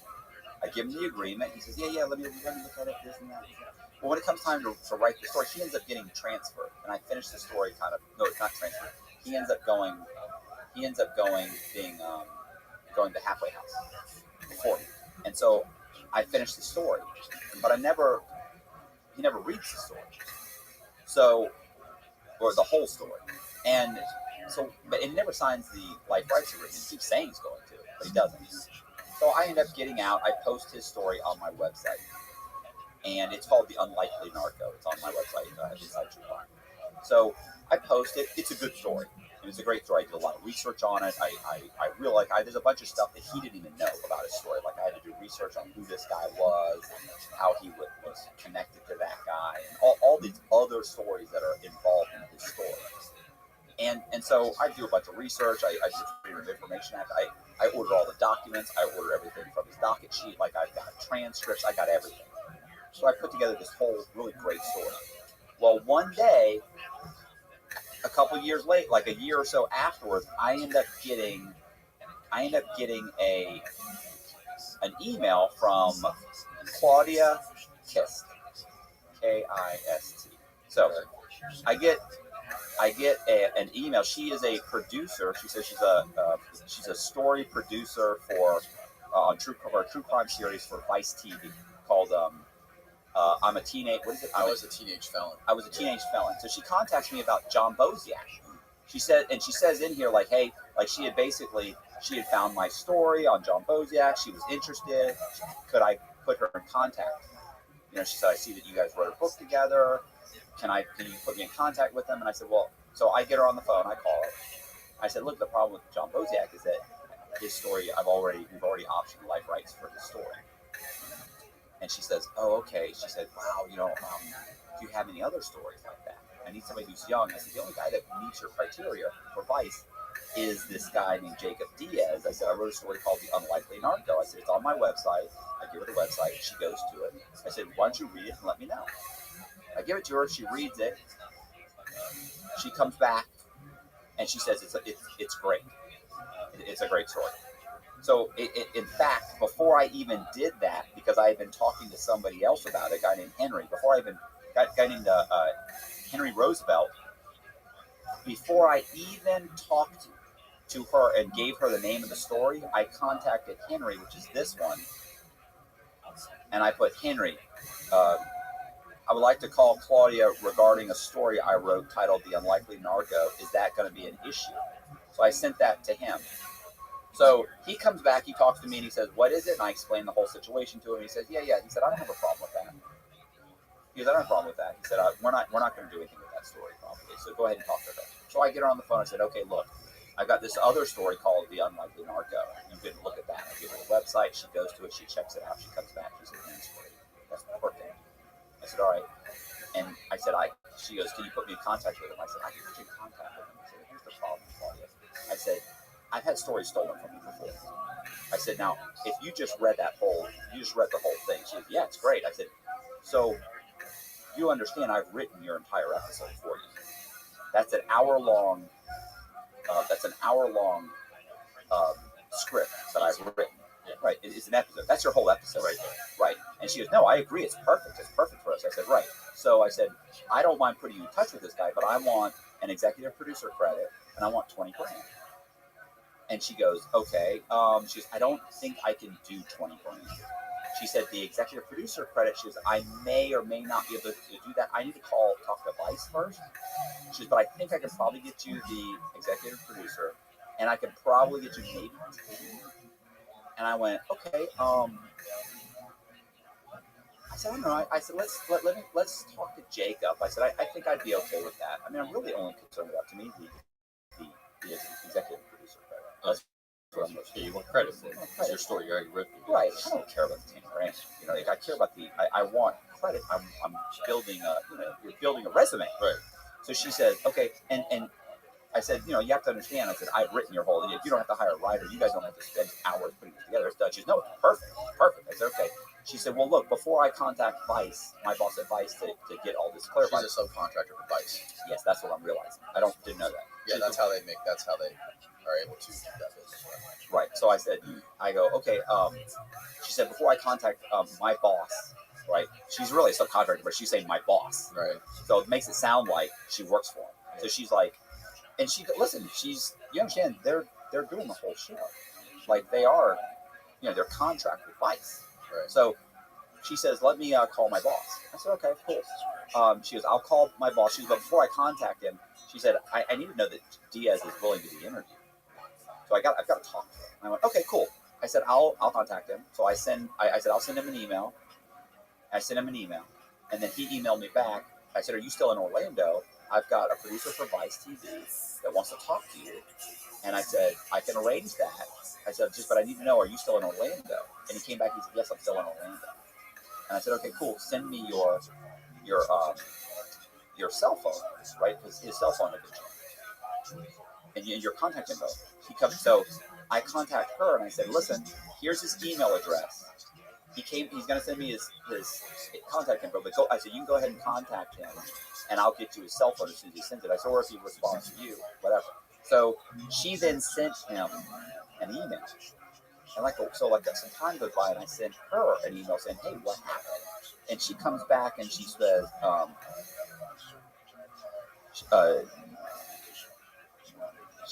she comes back and says, hi, Matt, I thought I had copied you on the email. Apologies. Yeah. And then she put, here's a copy of what I sent, just so you know, in case he reaches out to you first. And he said, fingers crossed, one of these avenues works. Well, I never heard from her or him again. I called her. She didn't respond to the call. I actually had a call with her and Henry. Henry had talked to her too. And on the call with Henry and the call with me, I said, look, I want to make sure you understand, I'm not giving you the story. Like, this is my story. I don't want to be screwed out of my story. She was absolutely not. That's not how I work. I would not do that. She's saying I work for Vice. I work for Vice TV. And it's a credible company. I would never do that. She said, I assure you, I just need to make sure that talk to him to make sure he's okay with it. He's okay. I come back to you. If you say no, it's no. I said, okay, cool. Because I'm the only reason she even knows about this guy. And it's not like there's anything, there's no public records out there. There's no articles. There's none of that. Like, I think there's one article. So I'm the one that put together all the pieces, the whole thing. And so I don't hear from her again. I called her once. I think I sent her a text. That's it. Don't ever hear from her again. Don't ever hear from Jacob. Well, obviously. Huh? Should we expose her on here? Tell her name? I already did. Oh, you did? Her name is Claudia Christ. She's a producer. You did that, bro. With a K or a C? It's Claudia with a C, obviously, and it's Christ with a K. K-I-S-T. Oh, she. K-I-S-T? K-I-S-T. Kist. And Claudia assured me that she didn't do business like that. She wouldn't screw me out of anything. And I basically wrote their whole thing. And here's what happened. Exactly. She got to them. As soon as he got the email, he called her. said, I'll give you 10 grand. Right. We don't need that Cox. He already wrote the goddamn. Right. We've already got the fuck. Yeah, we already got his story. We don't need that guy. Why would I give him credit for anything? So he wants 20. I'll give you 15. Yeah. I mean, so basically, and I don't know anything about it. Don't know anything about it until later. A buddy of mine calls me up and says, "Yo, bro, that Diaz thing, huh?" Like I doubt they paid him more than $5,000. Yeah, I agree. No, they're probably like, Matt wants 3,000. We'll give you 5. Yeah. So they said, so my buddy calls and says, "Yo, bro, I saw the thing on Jacob, or there's a thing on Jacob Diaz, man. That's super cool." And I go, "What are you talking about?" Yeah. He said, the series, I was a teenage fella. I went, he goes, "Yeah, I was scrolling through it the other day. I saw Jacob Diaz. Yeah, you wrote that story." He said, "The cartel kid." I went, No, I wrote The Unlikely Narco." And he goes, No, it's Jacob Diaz. It's the cartel kid. I go, "Hold on." I go to the site, boom, I see it, and I'm going, I wish we had that on footage. that's my story. I read that. I mean, literally, I could have written the little blurb. I could have written it. It was taken directly from my synopsis. Like, boom, Directly from your manuscript? from the. I have the synopsis of the synopsis, but I also have a little jacket cover, which is like 2 or 3 paragraphs. I mean, it's basically they just rewrote it a little bit. It's. I'm going. So then I called Danny. I called Henry, and Henry, the other producer I'm working with, he's like, "Yeah, bro, he's so dirty. I don't know what to tell you, man. It's Spicy's dirty. Spicy will steal stuff from people all the time." So he said the problem is like it's hard to sue them because the truth is there's not a lot of money in it. You go to some lawyer, what's the lawyer going to do? The lawyer's going to be like, Well, they have a lot of money, though. They have a lot of money, but they're going to be like, yeah, but they have their whole system. He said, because their whole system is set up to rip people off. Absolutely right. So that if you end up with a lawyer, the lawyer's like, yeah, but when we sue, we'll sue this and this and this and this. Like, what did that episode make then? Right. Well, how much? Well, are we going to make? Is it worth going to? And they're going to fight us because they've got lawyers on staff. They're going to fight us because their whole business model is based on ripping people off. So anyway, well, their business model is based on like being a cool company and getting people to work there for nothing to nothing. That is just exactly what Henry said. Yeah. He said they get these interns and people come in and they work them to death for a couple of years until they become disenfranchised, and then they say, "I'm done," and then they quit. But they get the best out of it. Yeah. I know a lot of people who work for Vice Pro.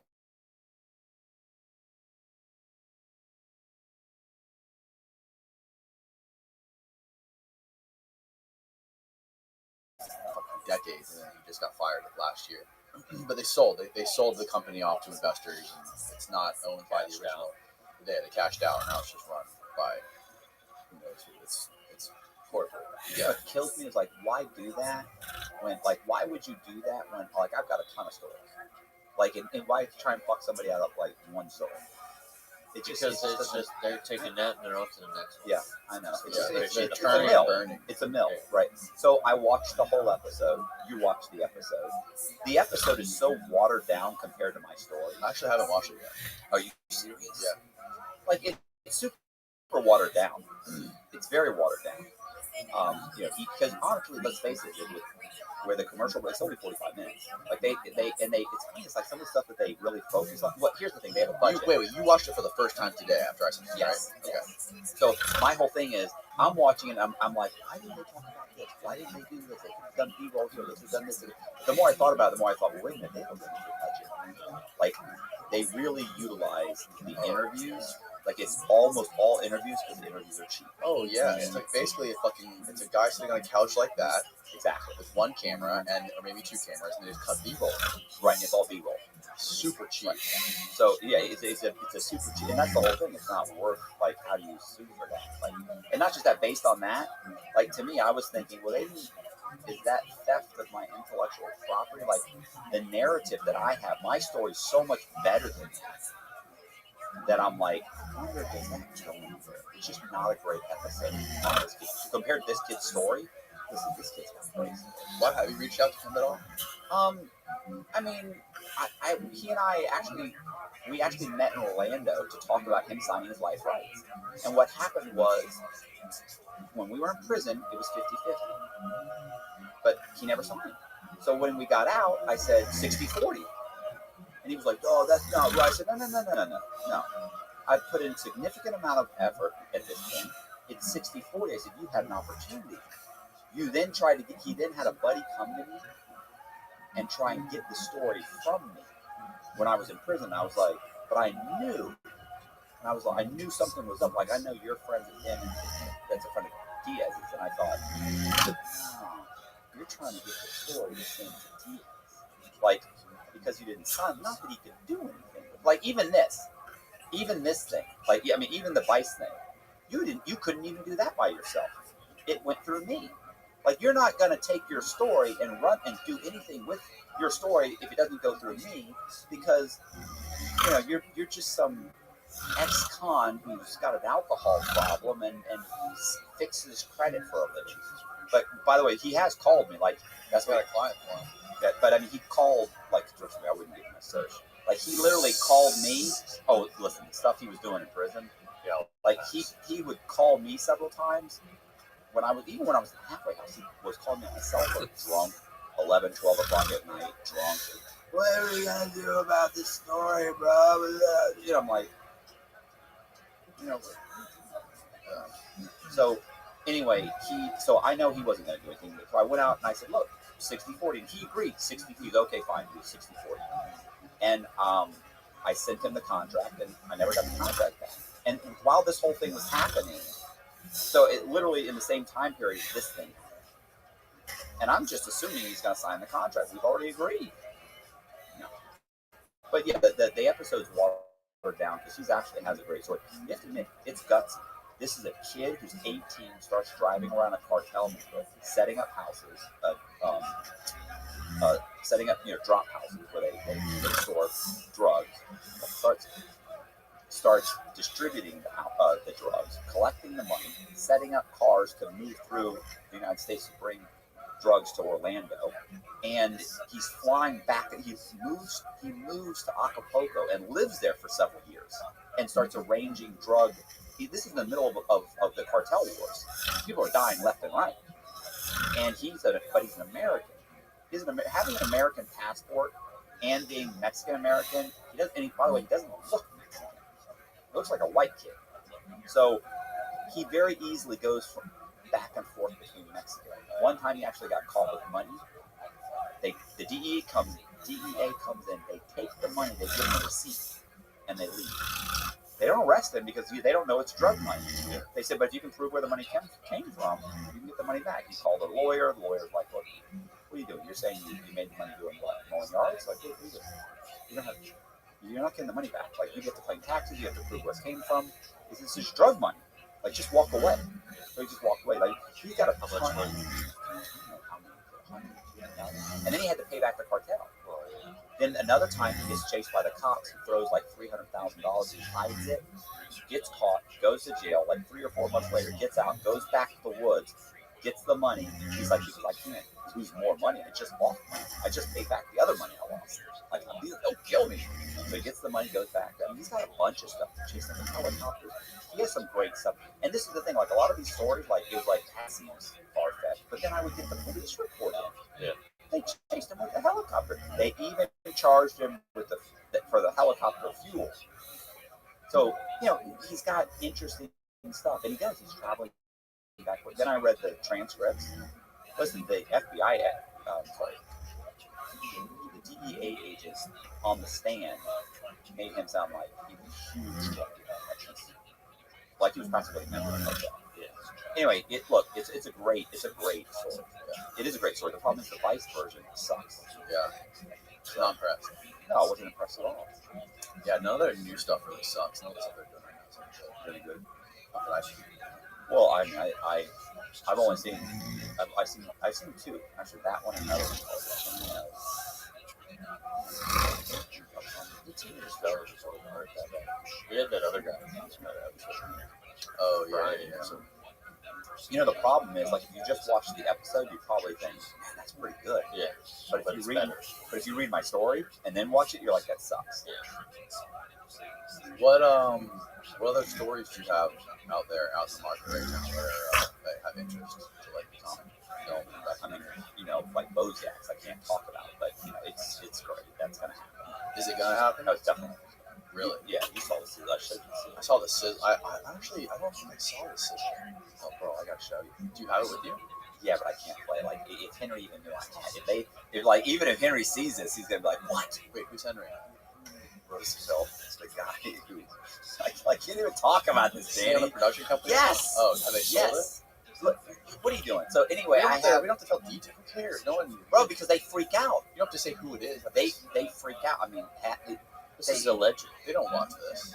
bro, they're gonna watch this. They're gonna watch this. Everybody watches comedy. Listen, every time I get recognized, the first thing they say is, "I saw you on Concrete." And I'm like, We're talking about the first episode, not the fucking. "Oh no, yeah," because nobody watches any of these anymore. Everybody's gonna watch it because Danny's gonna title it "Vice Scam Matt Cox." See, I would cut these up. I don't know why you don't cut up one, the AR-15 one, two, the Vice one. You Like, do. huh? Did you read that? Yeah, but that's on the clip one. Right? Yeah, It's goes to like 2 minutes, 3 minutes. Yeah. Like, to me, it'd be. I don't do it. Who does it? Somebody else that edits it does all that posting. They run the channel. It's like your guy runs the channel for you. Right. Not Austin. You have a Austin so just sits over there and wears you have a- fucking socks and looks cool and travels the fucking world. He just got back from fucking Iceland or something. Where'd you get back from? Where's the last place you went? Where? St. Shell. Is that a What place? the fuck is St. Is Shell? that a country? Oh, Madagascar. He just got back from fucking Madagascar. Is there anything? I texted him the other day. I'm like, hey, we got a podcast Friday. He's like, oh, fuck. I'm in Madagascar. I'll Uber. Well, can you Uber? Yeah. Yeah, right. He's in Madagascar one week, fucking Greece the next week, fucking Antarctica tomorrow. Vice is good. Fucking well traveled.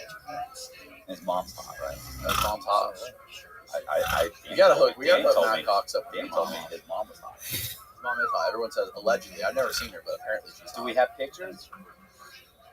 I'm sure Austin's Like, dying to show you a fucking I'm picture. assuming Austin's smiling behind the screen, but he may be steaming. Yeah, no, he's shaking his head saying, "Who the fuck said that about my mom?" Let's see what else. What else? What else? You got your NFT. Your NFT's coming out, right? Are we gonna watch the Vice thing? You want to watch it? I mean, we can watch it so you see how. Listen, this Watch the kid. beginning of it. Hold up. This kid in prison, by the way, was thin, in shape, good-looking kid. Now he's like a little butterball. The cartel kid. Oh, I knew what I wanted to talk to you about. The Ghislaine Maxwell. Right. trial. Yeah. I talked to Sean Atwood about it. Did you? The other day. He's an expert. He's been studying. You probably know, but he's obsessed with it. Oh yeah. He is. He's been making videos following Epstein and Ghislaine Maxwell for the past fucking decade, probably something like that. He's made hundreds of videos about it. And he knows every single little detail about every part of their lives and their case and everything. And he sat down with this other guy, and they basically laid out all of the possibilities for all of the possible outcomes for her trial. You know, they laid out like 4 or 5 possible outcomes. Mistrial. You know, they know like what she's doing. They know she's annoying the judge. She's writing the judge these fucking letters every single day, and they're annoying the fuck out of the judge. And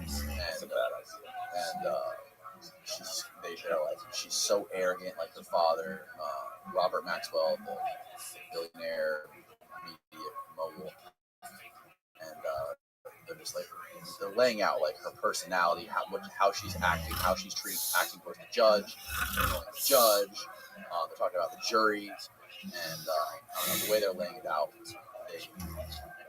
they go over what they think all the possible outcomes. I mean, she's gonna be guilty, right? I mean, you've got. It doesn't take in federal court. It just doesn't take much to get it guilty. I think she'll be. You should just leave it out there. Yeah, she'll be found guilty. Hello? I think she'll be found guilty. Really? Yeah. I mean, listen, it just doesn't take much. You get 4 or 5 people on the stand that say the same general thing of what you did, and then the U.S. attorney says what she did was illegal, and these people just told you that that's what she did. We're asking you, is she guilty of that? And they're all going to be like, well, if you're saying that this is what this is what the law says. If she did this, she's guilty. And then they all said that's what she did. Well, then she's guilty. They're all going to go, yeah, she's guilty. But that's it. It's over. Right. Doesn't matter if it's hearsay. Doesn't matter if you guys all got together. Doesn't matter if it was coached. Doesn't matter if there's no evidence. Did you see that they just had the pilot on the stand like 2 days ago? Jeffrey's pilot. Yeah. And he was like all those people that were on it. Who Chris Tucker was on the plane. Who was it? The Prince Andrew? Is it Prince Andrew? Oh yeah, he was on it hundreds of times. But Chris Tucker was on there. There were a couple other just like random celebrities. What was it? What's the lawyer that was on there too? The lawyer, OJ's lawyer. No, the Kardashian dad. Died a long time ago. Bro, Epstein's been flying his jet around fucking Bahamas for the last 30 years. Kardashian's dad represented OJ. Yeah, no, I'm talking about Dershowitz. He died. It was Dershowitz. Yeah, that's not. It was Dershowitz. When was that? He's been dead. When did 20 years ago. when was the OJ trial? No, you keep talking about the Kardashians. That's not him. It was Dershowitz. Oh, Dershowitz. Which was also one of So, But a lot of the thing about that is like there's a lot of people that could have just been on the plane that could have just been like passing that by. doesn't mean anything. Like it doesn't mean that you're a child molester if you know if I'm hanging out with you and then suddenly I find out you're a serial killer. Suddenly it's like, oh, you're a serial killer too, Matt. You hang out with him. What are you talking about? I know what this guy does on his off time. Right. Like, Yeah, but if you're caught flying there, Yeah, it's like, hey, a couple dozen times. you want to fly to my Bill went there a lot of times. Well, I know, Bill's but on that bitch like 100 times. You're Do telling they me say- that's not suspect? well, I mean, he's suspect in general. How about the picture of Bill wearing? Oh yeah, Kevin Oh, yeah, Spacey. Kevin You Spacey. know that You motherfucker. know it. Oh my God, you know he was fondling little boys. What was he doing there, bro? They probably just hired him to crack jokes while they were there. Oh, you know he was fucking that Guaranteed, guy. guilty. Did you see the 60-minute interviews with the girls Oh talking yeah. about him? How it, No, have you seen the interview with him? right? Oh, With that lady, and he's sitting there just like sweating profusely, Yeah, trying to like talk himself in circles and fucking lie and discredit everything. why would you even do it here? Yeah, oh I my mean, God. pleading the That was the Right. biggest dumpster fire I've ever seen. That's a bad idea. Yeah. But have you seen the picture of Clinton wearing the dress? The You got- painting. You gotta put the painting of Bill wearing the dress. There's a painting in that mansion there on the You're not gonna we're not doing the Vice thing? No. No, we will, but I want to show this. Oh, this is fucking hilarious. We gotta get Matt Cox to do a rendition of this. Like, you know, Oh, you should. You paint already this. mentioned. you should repaint this. What was his name? We should. Oh fuck. He said, what's his name? And I Or was like, BM. yeah. I was like, that's a bad Oh yeah. I was like, that's a bad You should redo this, Yeah, man, Matt. this is a real painting. This is a painting that was in Jeffrey's Epstein No, it wasn't. mansion on Fuck Island. No. Yes. Yes. What is he? This dude's disturbed. Oh yeah. Uh-huh. Matt, you have to recreate this painting with your face on it. I should put Danny on there. Yeah. Don't make me. I'll put it up. I'll put it up on the shelf back there. But yeah, I mean, so one of the things that Sean was saying, he doesn't think that the Clintons are going to be named in the trial at all. Really? Yeah, he doesn't even think that she doesn't want to rattle that That would be cage because they're on the The golden ticket. because they're in the Clintons. They're saying the Clintons are close with the whole Biden administration, right? Right. So she wants to sort of like keep them in her good graces. So she doesn't want to name them or try to like. They're not cutting out the jail time. You know what's funny is like if Epstein had been gone to trial, I heard that he had trouble. No, I'm sorry. Go ahead. if he had gone to trial, like this chick she would have probably gotten immunity just to testify against him. Oh yeah. But instead, takes his life, and she can't get a deal. Like she's like, no, you go to trial. No, I'll tell you about this guy and this guy. And you can't get it. Like it doesn't matter what she comes up with at this point. They need somebody. They got to get somebody who's got to get 30 years. So they feel like they got somebody, so they're going to put on. I'm not saying she didn't do anything. I'm just saying in general, she could have got off. She could have probably got off. Yeah, because she was really only the right name.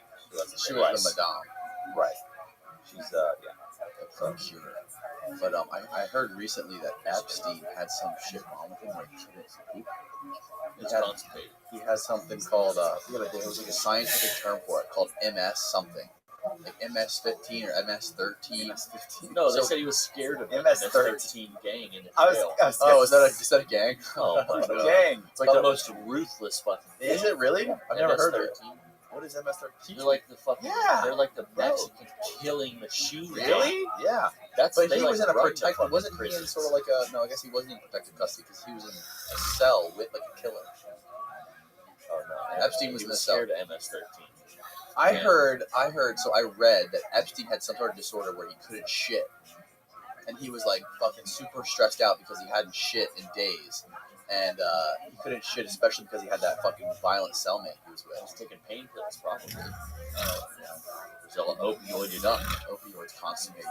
Oh yeah. I mean, I'm not sure if opiates really unless he's buying. I'm sure he's buying stuff that's snuck in. What's half the cameras? But I don't know, man. Work I've been their Yeah, sleep the on more I the job. think It's about probably Died not and the cameras probably didn't not work. hard to get pills in. Yeah. I don't think it's that outlandish to think that he did just kill himself. No, I think so. Definitely. It's very likely. Yeah. But But no, we're not gonna figure it out. But what about is he gonna name the crazy thing is who is gonna get named in the trial? That's gonna be interesting to watch. I mean, I don't think anything. There's not going to be like you've seen all these programs, like the 60 Minutes and the little documentaries on her and everything else. Like, what else is going to come out? It is what it is. It's Yeah, not I like guess there's that's gotta only. be Yeah. you know, there's not going to be any bombshells that are going to hit because it's all out there. And all you got to do is tell a story that's already being told to the jury and get the people to stand on the to get on the stand and say the same thing. Do you know what the charges are against her? There's like a handful of charges. There's only a couple of people accusing her of procurement stuff. So I guess it doesn't really I don't know have what to the be a actual full. charge. I'm sure Sean Al would make the charges. Yeah, there's only a handful of them, and they only involved a few victims. Austin, what's she charged with? Can you pull up her charges? I mean, it's probably conspiracy to, to traffic minors, sex traffic minors. Or, I'm sure it's all conspiracy because there's only one girl that said she was in on it. Like she actually was brought him in as Right. She brought in her friend, and she had sex with her too. Like the only one girl that said she had sex with was involved in all this. and they had Jeff Epstein's his housekeeper for 15 years. They talked about how he found all the fucked up toys, like giant double-sided dildos, like laying around. Here's what I don't understand. It's like it reminds me of this guy Martin Schrenker. It's like you're already rich. You're already a top tier individual. Like you're at the top of the pyramid. Never enough. Dude, something even crazier. Now I have to have a 3-way dildo and with fucking 14-year-olds. Like, what are you doing, bro? Yeah. I mean, it's not enough. Money is a magnifying glass. Just Then you makes get you more of the power and you just can't get away with it. Right. Well, and the And first then time he they did did, get away with it for a long time. the first time he did, remember he got charged in Florida and he ended up getting what, like a year? Nothing. Like, and he did it in a cell where you basically just had to spend the night in the cell. You get to come and go as you want. the new charges, sex trafficking. Conspiracy. Ooh, I was right. Sex trafficking of a minor, so one minor. Right. Involving minor victim -4. Victim number 4, maybe victim 4. So John Doe. there's 4 victims. Was around 14 years old. So here's the other thing. How come it's all sketches? How come there's no photos? You're not allowed to have photos in federal prison or cameras. And in federal court, you're not allowed to have video cameras or photos. Why though? I don't know. Because like the Rittenhouse, I know it was a state thing, but the Rittenhouse thing was live streamed on fucking YouTube. This one, there's not even a picture. You understand? You can't get a video. Yes, it is. It's on right now? Yeah. You can't get a camera in a federal prison either. Like you cannot go in and take photos. You cannot have a Yeah, but you can if you get like the warden to sign off on it. Yeah, that they never will. Trust me, I had American Greed, I had Dateline. Really? Dateline was able to video me in the U.S. Marshals custody. but not the Bureau of Prisons custody. They made a policy and they decided, and that's it. No. Okay, the reason for that is they were doing it up until it was like in the mid '80s when Barbara Walters did an interview or a special on, it was called, and they called it Club Fed. You heard the term Club Fed, but that was the name of their episode for like 60 minutes or 2020 or whatever it was. I think it was 60 minutes, where they were talking about how, look, you've got these guys in a camp, they're playing tennis, they're playing golf, these guys are eating shrimp, these guys are eating lobster, and it was amazing. Like, it was amazing. Like, going to federal prison was great. So she does this whole thing, and then it came out. They were like, these guys are being arrested. They're going here. They're eating lobster. They're getting to pick omelets and cheese and extra cheese and this, and then they go off and they play golf in the morning. They go back and get counted. Then they go play tennis for 2 hours. Then they come back and they have TVs in their cell. And so they were like, oh, this is like being a club. This is like Club Med, only they called it Club Fed. And so sure enough, boom, Bureau of Prisons bulldozed the. Made them look bad. Made them look bad. And they said no more cameras. Yeah. From here on out, how the media is going to portray us. Boom, we're done.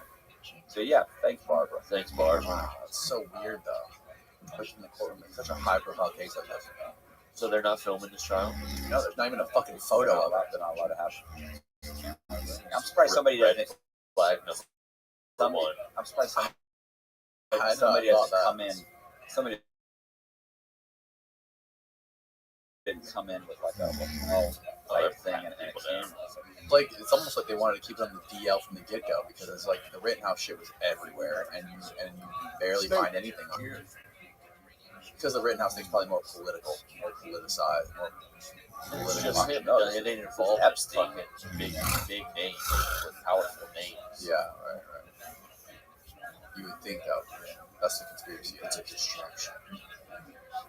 It is a distraction.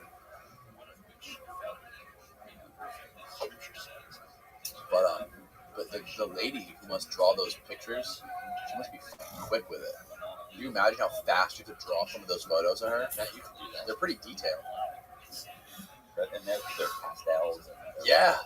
She's got watercolors. She got an easel. She's over there like fucking Bob Ross. How do you get in the job? courtroom. Yeah, exactly, right? Like, What a job that is. They definitely can't pay you enough for that. Can you find out what the Salary for of the that. person that signed, the person that like does the signing. Yeah. Like, do you Or the remember? typewriter. I wonder what it's called. Yes. Is it called like a courtroom illustrator?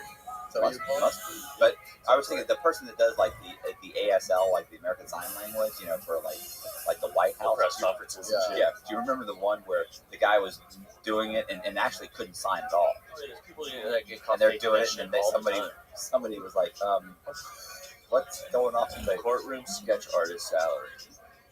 40 in to between. 99. That's a hell of a range. Medium salary, $50,000. Hey, $50,000 doing those. I want to see a video of them doing it. Is there a video of it? Probably not, because if they're sketching it, there's no cameras allowed. How do you become a courtroom sketch artist? Because they did that during like the OJ trial and shit too. Yeah. They were filming. Why not just video? It's so weird. Seems so so timeless. People want Timeless some people art. want to sketch. You go to Disney World. Some people want to We'll look. be putting all those courtroom sketch artists out of jobs. Soon those sketches will be NFTs. Excuse me, I'm going to be on the stand Courtroom anymore. NFTs. Can you sketch me? Sure, $45. I would have paid for that. Can you have me doing that? With the mic? Can you get the judge in it? Sure. Were there pictures of Charles Manson's trial? Oh yeah, sure. Remember there were video cameras everywhere. The girls were walking in at the same time wearing like the same. His was state though, right? Not Yeah, federal. his was still California state. Okay. Wow. That's so fucking weird. Ghislaine, she's being protected. Ghislaine. Oh look, here's a time lapse of it. Well, I want to see it in real time. Jesus Christ.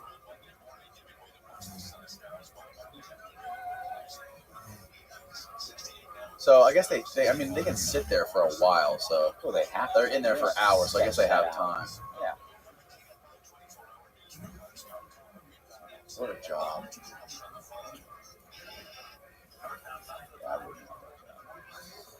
I want to get a courtroom sketch artist in here.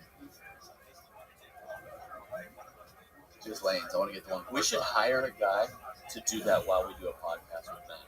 Oh Where they my can just god, sketch that us. would be sick. For every episode, we have a sketch thumbnail. You need to come up with something. We else. should- You're we could- losing. we You're could for losing. sure viewers. hire Yeah, somebody people with are dragging. People are dropping off. People are dropping. This hard is right dragging right now. now. Let's watch your video with your All right, Vice. your teenage felon. Make this thing small in like the corner or something. So Vice is fucking. Well, they're probably going to. They're probably going to take all the revenue from this podcast. How ironic would that be? Got you again. You want to talk shit? What's her name? Yeah. Oh yeah. What's her name? Claudia Kiss. Claudia. And you know, I've Kiss. called her. I've called her and left messages like, "Hey, what's up with this? How'd that happen, Claudia? You want to give me a call?" Nothing. Oh, you sent her this? No, I called her and left messages saying, "Hey, I just watched this episode, the Cartel Kid." Today you said this. Yeah, and I said, which is exactly like my the unlikely narco. I said, I was just wondering how that happened. I'd love for you to give me a call back and let me know what happened. Nothing. Called twice. No, he doesn't return. He's not going to return my call. You know what's so funny about that is like now what's going to happen is I'm doing a true crime podcast. I've got another deal with these guys in with this other production company, right? Like I haven't signed the contract yet, so go back and forth. But if assuming I sign the contract, right, that his story is going to be one of those stories. Well, guess what? It could become huge.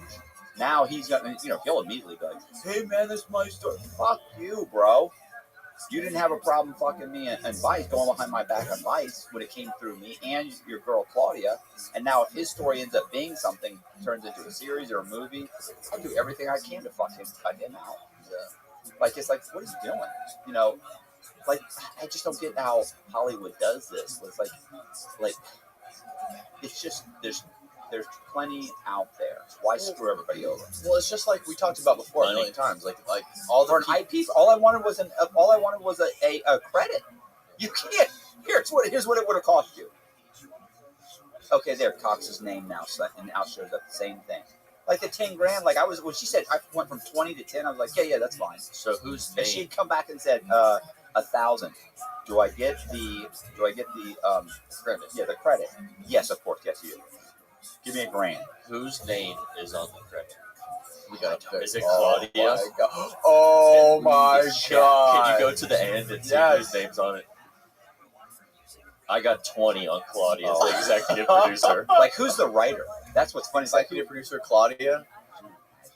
oh, by the way, I met that chick. That's who I met with her with Diaz in Orlando. All right, press play. Give us some volume too. This is No. Oh wait, they're showing the credits here. executive producers. Eli That Holtzman, doesn't say Matt Aaron Cox, I know Sedman. that. No. Well, you got to go back. Press play. Who knows? Or go back a little bit, then press play. That's too late. Yeah, that's like That's Diaz. Look how fat this kid is. You should have seen him. Oh, that's Diaz? Yeah, he's a fat little all right. Play it from here. I want to see where Claudia's name is. Another. Haley Van. Matt, Stop. they got you on there. Whoa, Stop, You're stop. on there, Matt. Are Whoa, you are fucking you kidding serious? me? You're fucking on there. Go No back. way. Go I swear back. to God. Stop You it! serious? got the fucking credit, Matt. These fuckers haven't called me. Go Nothing. back. Press play. I didn't get my 10 grand. Oh. Are you serious? Hold on, it's coming up. What does it Like say? 10 seconds. Right there, Stop. stop. Oh, Consulting producer. Matt. Consulting producer. You fucking made it. Consulting producer. What is that? Oh my. Are you serious? God. This just got so good. You're the consultant. That's ridiculous.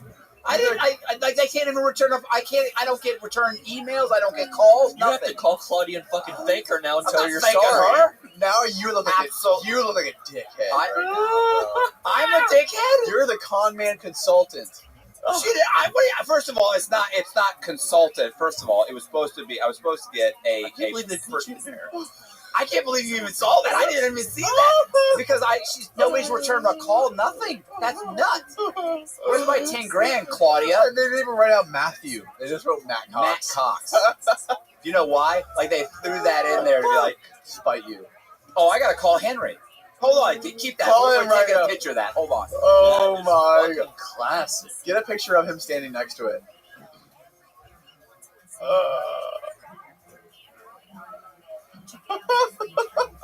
Oh, Matt Cox is freaking out right now. He walked up to the TV to take photos of his credit on this Vice video. I'm even more pissed. You should be happy. Why? You didn't even do your you didn't even look to see Well, if they yeah, put a it in couple code. seconds ago you No, said but- if they just gave you the credit, it's No, all no, right. no, wait, It's not even about the First of all, money. consulting producer? It's still a credit, Matt. Oh, I mean, It's a producer credit. That's Yes, for the resume. it says producer. it says consultant. It's a producer credit. I wrote the goddamn. Oh, I don't want to Tell them how you feel. Go back. Matt. I want to see if Tell Claudia's them how on you there. fucking feel. Keep going. She stole this story from you, man. Bro, they did. No, no, They press took play. this. They took the story. Like I'm not. I didn't consult on Play anything. from there. They took it. Stop. She threw you in there for good morale. She threw me in there so The that I back can't one. to try and make sure that I don't sue. Pause it on every frame where it shows credits. So there's one right before this, like literally a second before this. What is executive There's producer? Pause. No You Claudia. know any of these people again? Where's No. Claudia? COVID compliance I officers. better fucking be in here. Am I in here? What does it say? COVID compliance Yeah, officers? anybody's getting that credit. Oh my god, bro! Vice has COVID compliance officers. Oh, I think everybody does. There was listed COVID in their compliance. Well, credits. you can't assume you get COVID when you walk out. That is fucking priceless. Keep going. I can't believe it. I'm Pause. They ain't throwing Claudia nowhere in there. Claudia does not even get a credit. Keep going. She got paid. oh, trust me, Claudia got paid. Andy Miller, recreation, director of photography, Christina Ortega. Keep going. Stop. Look how fat this kid is. If you'd He seen kind of him, looks like he's related to Kim Jong. if you'd seen him in Coleman, Keep going. bro, thin, working out all the time, in great shape. She has like the biggest one. Legal counsel, Matt. That's who you want to get a hold of. Kimberly Lord, Frankel Whitehead LLP, the law offices of Lincoln Bandlow. No Claudia, bro. She don't need the credit. She got paid. What if she gave up her consulting credit for you? She didn't. Well, where's her name? Getty Images, Pond 5. That's where the real meat of this thing came from. Catherine White. What if she said, "Oh, there's more producer credits." Keep going. Yeah, exactly. Nope. Catherine White's been in here a fucking dozen times already. That's it. No Claudia. Since the filming of this episode, Sheila and Jacob have gone their separate ways. What the hell's that? Hey, what about Matt Cox? He's over here texting away. Triggered. Bro, he's texting his lawyer right now. Oh I'm my texting God. Henry.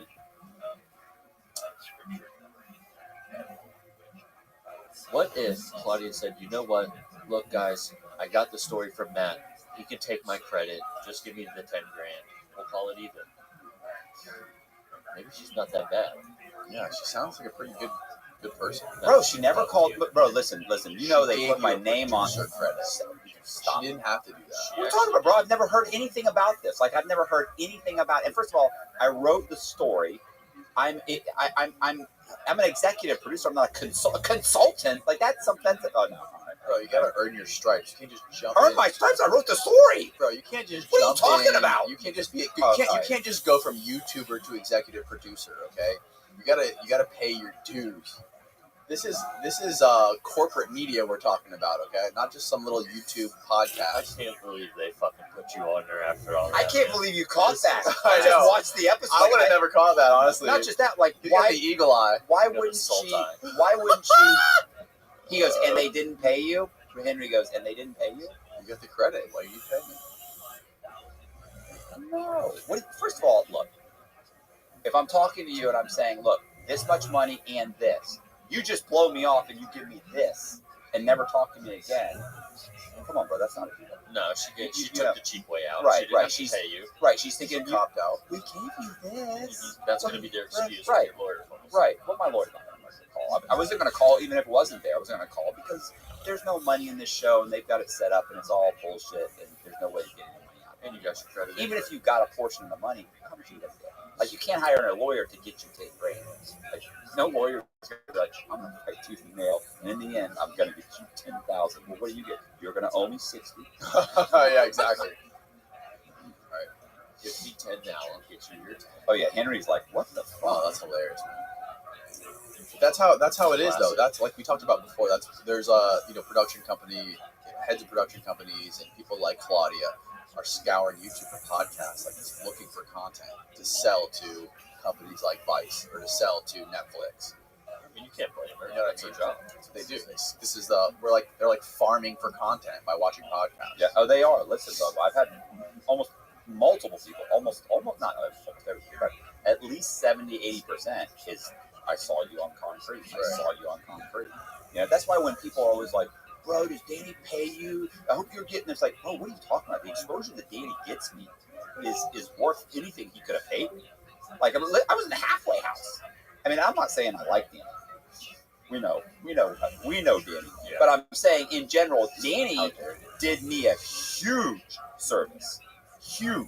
Whether that was his intent or not, he How dare you question my intention? But it's washing both hands here. No, it is, but he did for me to sit here and say, oh, I would have done it on my own. No, he irrevocably altered the course of my life. Like, honestly, if I hadn't come on the podcast, very good chance right now I'm working at, okay, maybe not McDonald's. I'm hoping I could Starbucks.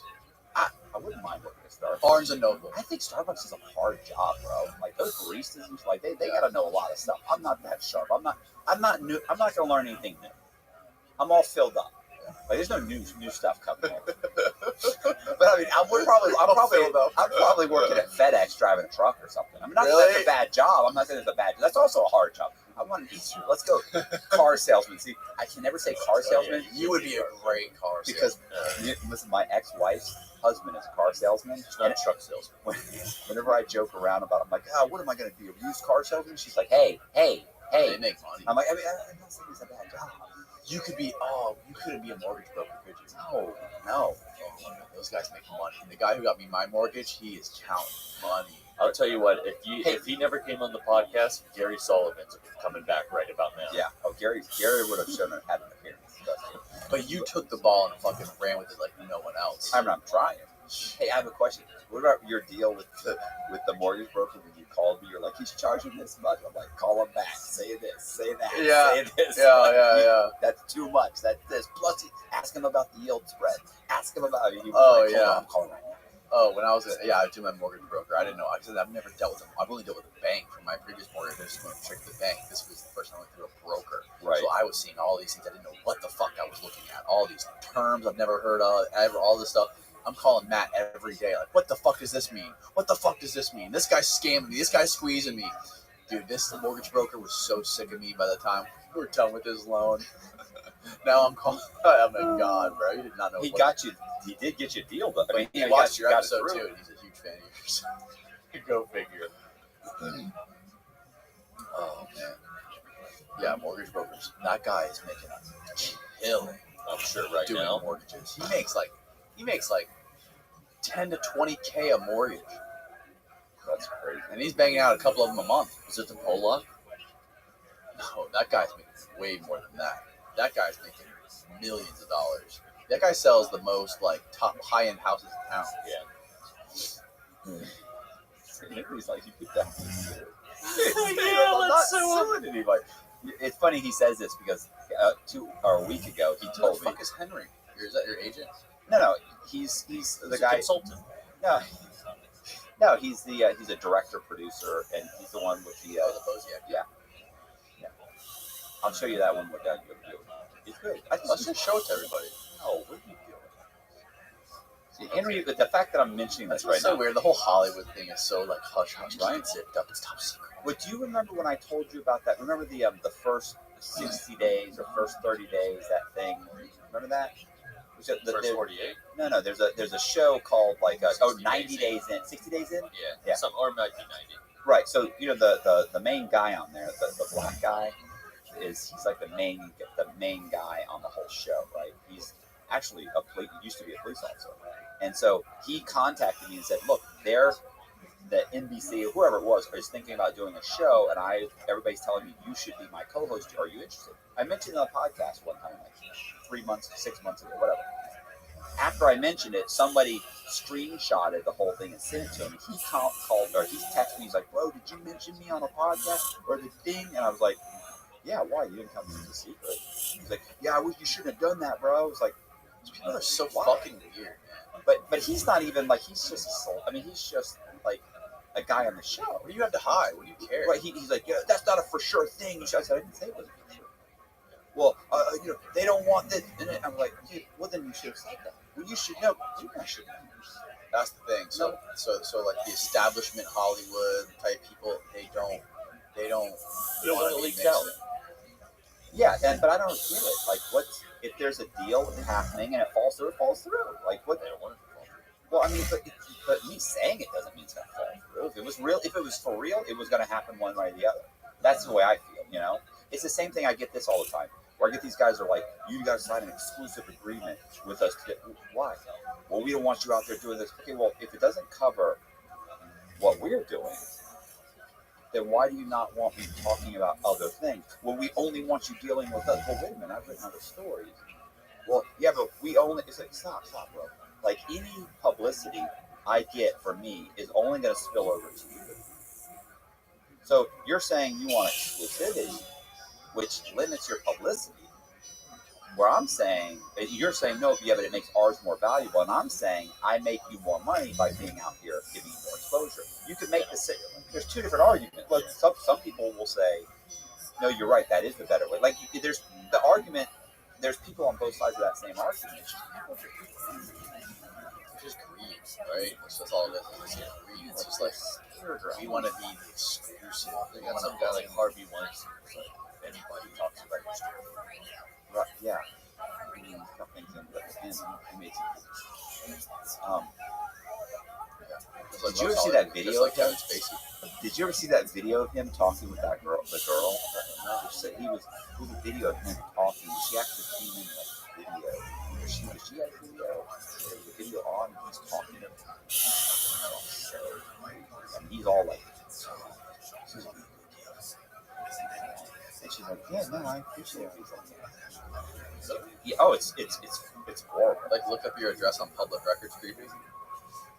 Not that creepy. That's this video. Where's this video? Is this video on YouTube?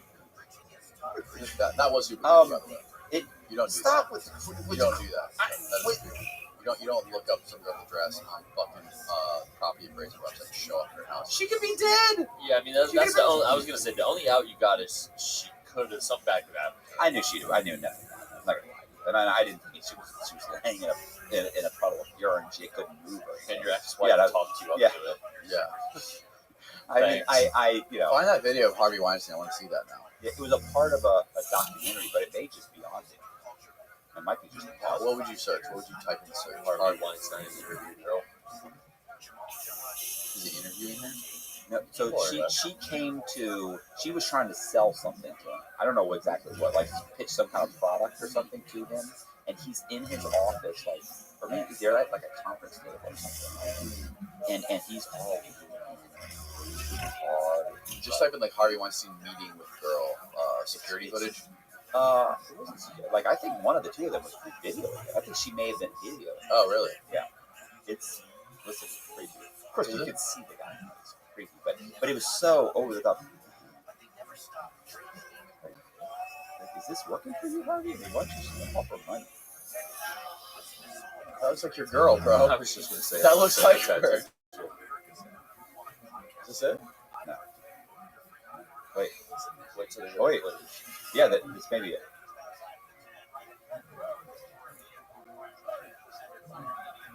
Oh, she's pitching something. Oh, she does. She puts a Full screen is awesome.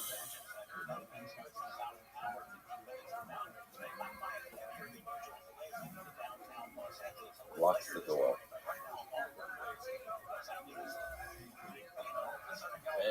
He did what? Raped her. A few hours later. She's finding the frog hair right there. How are you? What is it?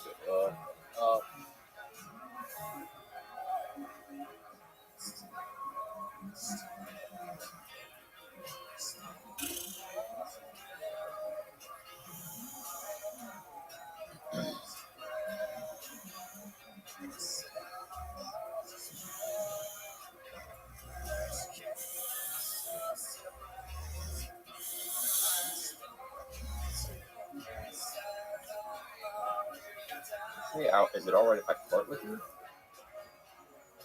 do you want anyway? Except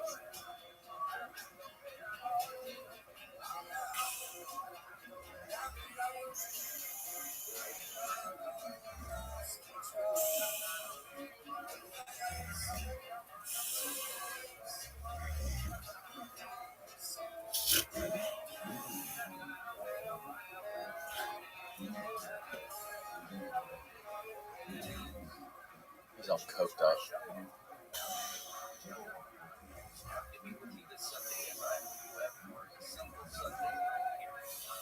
she's leaning in so much. Right. She's playing into that. Yeah, she is.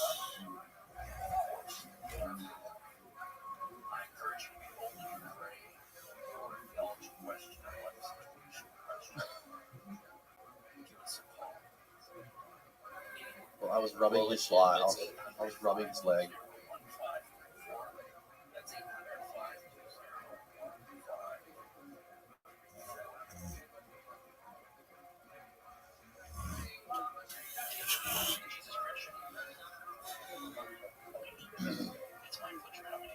Yeah, I saw this was just the tape.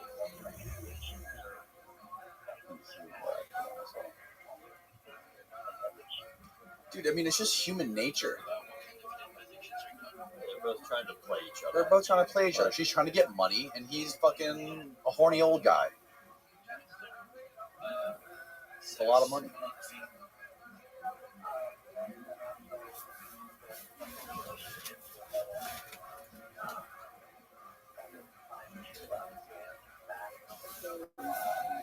Oh, this is the part where he's look.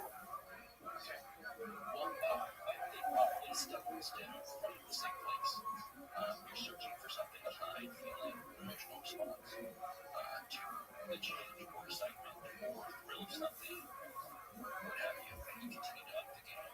It's hard to up the game in real life, but pornography or jumping from one person to the next, you can try and at least feel like you're upping the game a little bit and changing your brain. But in reality, everything finds its normalcy, and that you continue to lose some thirst and try to find these things, right? Normalization. So you have to look as to why you do this. It's the first and foremost. That's a little high. So let's start there. Why do you think you're so compulsive about these things? You see Look what at I him rubbing her arm. You see what I'm saying? He's Yeah, he's look, creepy as fuck. like, you're in a business. She's trying to keep it. Yeah, she don't want to lose him. Right. I mean, look, he's a cash cow, right?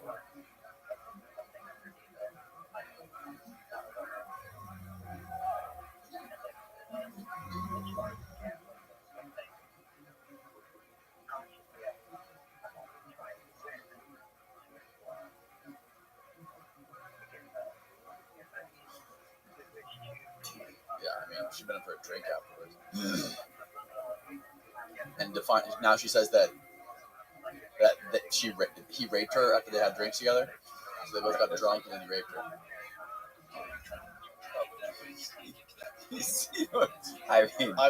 I'm just wondering. It almost makes it sound like you're justified. I mean, I'm not. I'm just She saying. had 2 I'm just drinks. saying, I mean, Your Honor! What do you mean he raped her? Like, did she? I mean, she had sex with him and then she regretted it really bad the next day, and she got fucking bagged. What?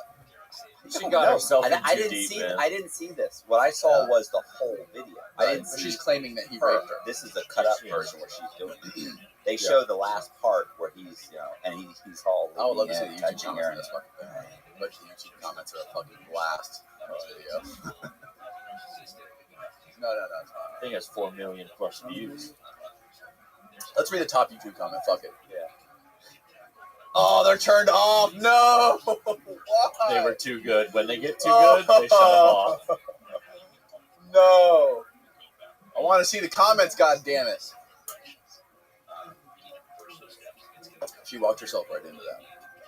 I'm not saying She got herself. I don't know if she got raped or not, but Take me off this podcast. I can't be associated with these some of Danny's comments. What do you mean?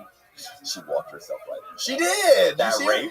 She walked herself right into that Yeah, rape. she said she got raped, but who knows the truth? You know, I mean, it's not. I'm not saying it's good to be raped. Harvey's got Rape is quite- not. Let me get this straight. Rape's not good. Okay, I've said this before, but you don't know what. But sometimes you don't know what the truth sometimes is. you're asking for it. But after You two had drinks, two drinks. it's questionable. You had 2 What I'm drinks. You went saying back is, to there's it. a lot. There are cases where girls have claimed rape, that they've been raped when they were Oh, there's- blackout oh, yeah, drunk, yeah. and they were both blackout drunk. There's cases where the girl wasn't raped at all. She simply said it so that she Right. could sue. Right. That's all. Did you I'm ever saying. see the one at Bill the Cosby. school? Did you see the one at the school? No. Where the girl says that the guy raped her on school premises, and then her parents sued the school, and then the guy went to trial and lost, and he went to prison for 10 years. Then he gets out after loses his college scholarship, everything. Gets out after 10 years of going to state prison as a rapist. State prison. Gets out, and the girl hits him up on Facebook and starts talking to him, and then admits on Facebook that she lied on Messenger. She's like, well, I mean, yeah, I'm sorry about this. Like, why did you say all that? That's not true. And she says, I mean, you have to understand, we sued the school. We got, my parents just got to sue the school, and we made $2 million or whatever it was. She's gonna break him off at all, or No, then he realizes she's crazy that she was did that. So he invites her to his house because she's trying to hook up with him. no? Oh yeah, he videotapes the whole thing. Control. This is a whole thing. This is Really? This was was like on a serial podcast. This was on 2020 or 60 Minutes or something Yeah. like that. And then he invites her. He gets her on tape recording it, and then they eventually get his whole record expunged. And then some college gave him a tryout because he had lost his real college. Too late now. 10 years Yeah, later. 10 years later. And you know what happened to her? What happened to her? Come on. Wow. They didn't try to get the money back at least or Stop something. it. And they didn't charge. To me, she needs to go do fucking things. How Oh, much yeah. did they pay this guy? How much did They probably government get nothing. Oh, no, I don't No, know. people get- I mean, he could pull it. How hard is it to find? This was on 60. This was on CNN too. I remember. I was in prison and we saw it on CNN. That's how I know about it. the government does pay people who are wrongly convicted. There's people that get off. 5%. There's people who get off who basically get proven, where it's unequivocally proven that they were put in jail, falsely accused, and they get out, and then they get millions of dollars from the government, but they have to fight tooth and nail Oh yeah. to get that money. A lot of And you times. have to get proven that he did his time and then exposed the situation. Right. That's a difference. Right after he did his time. But yeah. then again, you get let out. you also have to think, how does he sue the state when the state is going to say, we believed her. You can't really, how do you sue us when this is what she said? We simply presented what she said to the jury. The jury made that decision. But she should It's get on some her. perjury or something, right? I don't know.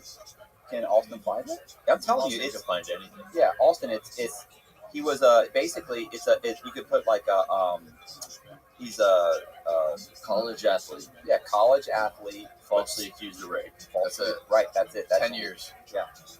His record was expunged. Yeah, and I'll bet you there were videos on it and everything. It's on CNN. Don't do it, bro. Don't do it. What is it? What is it? Assault team? Oh, what are you doing? Dude, a big Oh. one. No. Oh my God. Are you insane? Woo! What is it called? Let me see. That can't be legal. Oh yeah. What? Wait. Athletes. TikTok people use it. YouTubers. Oh my Are God! you?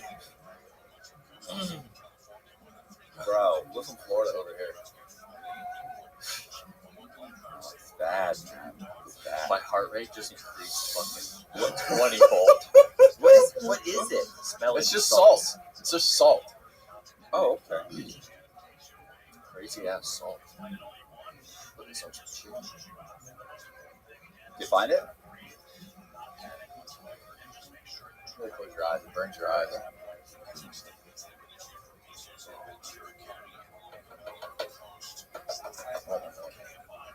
College athlete, 3 times more like no. Woman who made false 1 year. She this chick is athlete.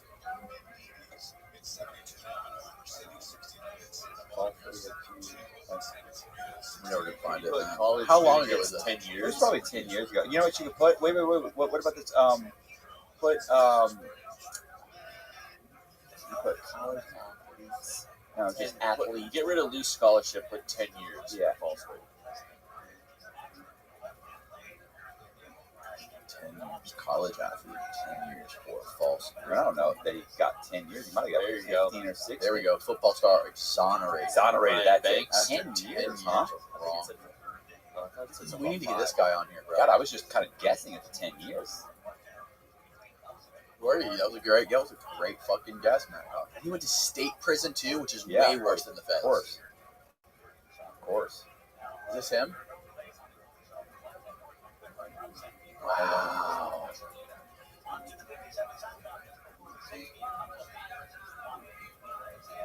Turn it up a little bit.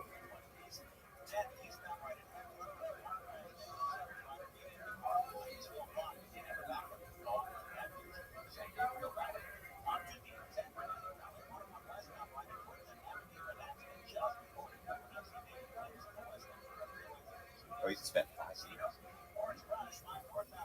Are you sure? Huh? 16. Well, I played for Long Beach Poly, bro. I played for the same school Juju did.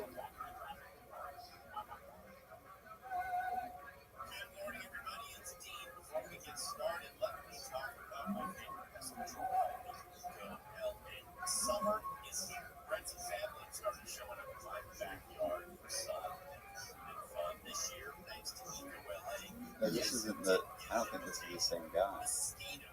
But I mean, because the girl, I don't know.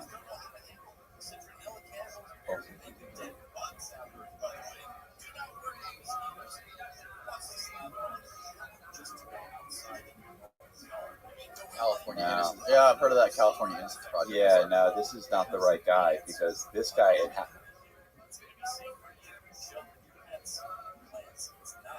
Same exact story, man. No, but this I remember it happened. This happened like on school property because she talked about suing the school. Oh. Yeah. So and she admitted to it on Facebook. So like she contacted him on. Maybe you should put Facebook in the search. Bro, I mean, how often do you think this shit happens? Probably a lot. Probably a lot more. They tried to make it to my man Big Ben. Big Ben Roethlisberger, yeah. But I mean, that's different when you got money, too. Can you put Facebook in the search? Put the girl admits it. Do something. Yeah, bro. I mean, that's the thing. It happens a lot. Like, it's got to be, you know, it's human fucking nature. Like, girls like that, just like the girl who was talking to Harvey Weinstein, who's looking to sell her business to him. He's a powerful, rich guy, whatever. He's an old pervert, right? She's playing into it as far as she can without going too far. Like, Right. obviously, they got a fucking finger banger right there. Well, look, the guy was rubbing her shoulder and slipped his hand up her dress. She said that's a little high. And then she met him for drinks after. Right, She and then didn't she have went- to go yeah. there after. She Right. knew what the fuck he was doing. That's my point. And then I mean, that's it's not out of the I'm not realms saying of it's okay. possibility. Yeah, it's not okay. It's but not. she had some chances to get out of it. Yeah. No. She was definitely taking a risk, but the rate, like I'm wondering She myself. weighed the risk reward. And it didn't pay off. It's just like Okay, it's and it just didn't like pay off. Definitely. it's just like the Went Marilyn bad. Manson thing. It's just like the Marilyn Manson thing. Marilyn Manson's ex-girlfriend came out saying he did all this weird, sick and twisted, demented shit sexually to her, but you're getting involved in a sexual relationship with this guy. Right. What the fuck do you think's gonna happen? Yeah, Okay, I'll give you that. To a bed of roses. Right, I'll give you that. Like this, look at this guy. This is, and come on. I mean, and then it's it's like a progressive thing. Suddenly, and he's saying, "Oh, it's gonna vibrate." Okay. Next thing you like know, your he's nipples on fire. He's handcuffing you, leaving you in a trunk for fucking 2 days. Yeah. It got a little weird. Yeah, you made some bad decisions, and the next day you changed your mind. That doesn't mean you can fucking put this guy in prison for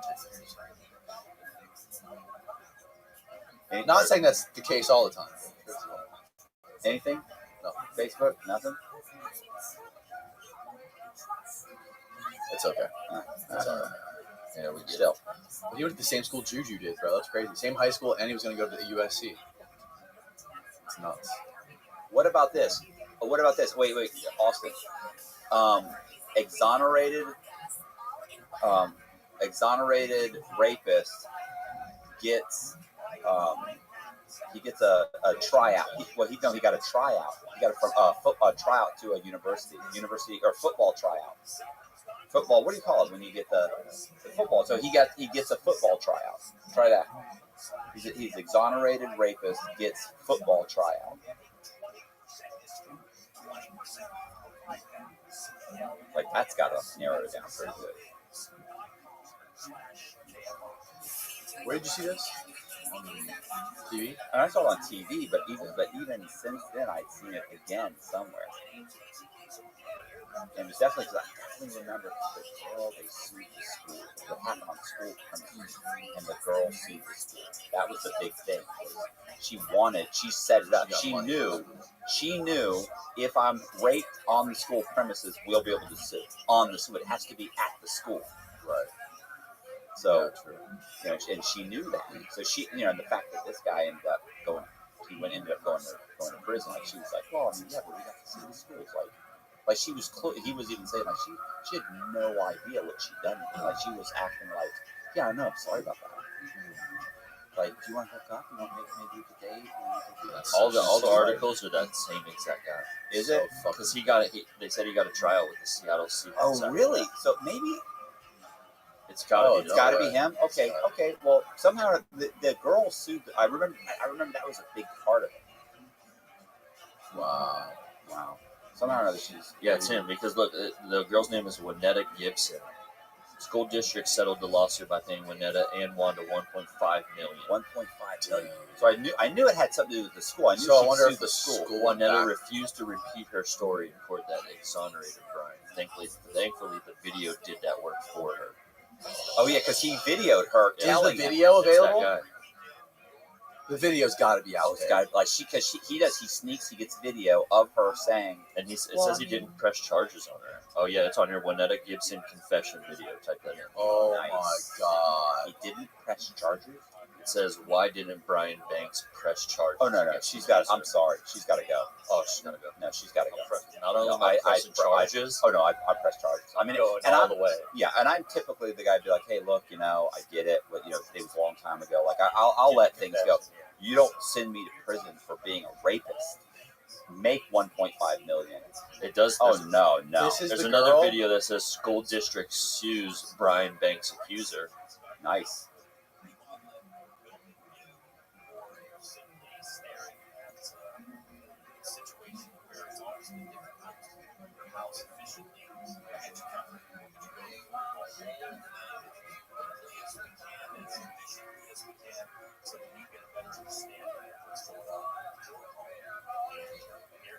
Fast forward. Let's find the video. Just keep going.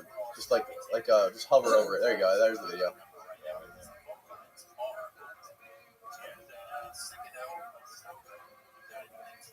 You know Snoop Dogg? You know Snoop Dogg coaches that football team?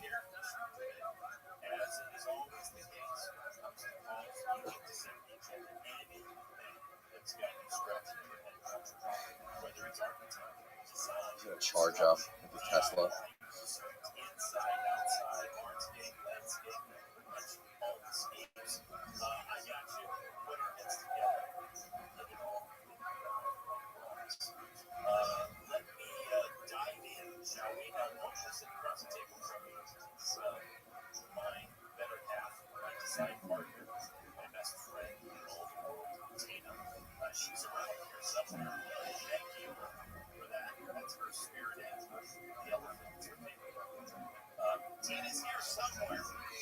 So, let me ask you this: is he a snitch now? No, the guy who got accused. Is he a snitch? Big Herc would say he is. Oh, what'd she say?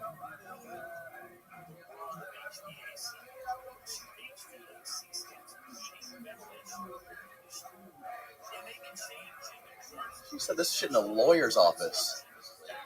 Yeah, but they're. I for some reason I thought he videoed it, but I guess not. But they did hide the video.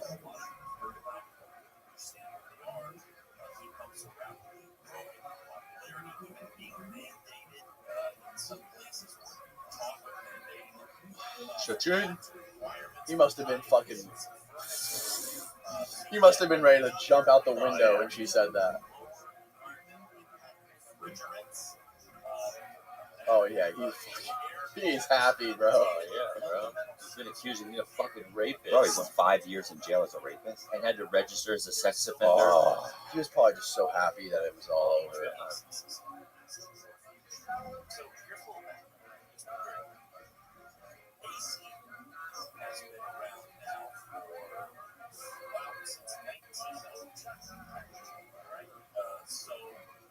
Oh yeah, for sure happened.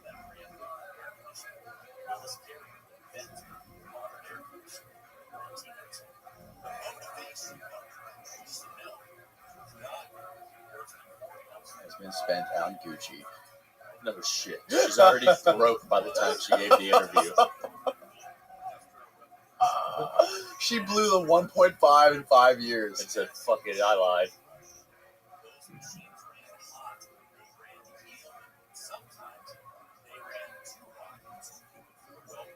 She took a bus. She was already broke. I told you. God.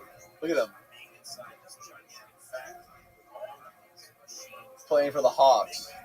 The Dirty Birds. He actually played. That's sick.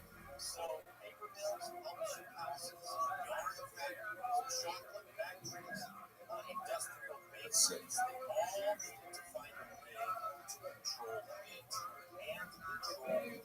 Oh my God, what an insane fucking story. Yeah, that is crazy. Bro. That's nuts.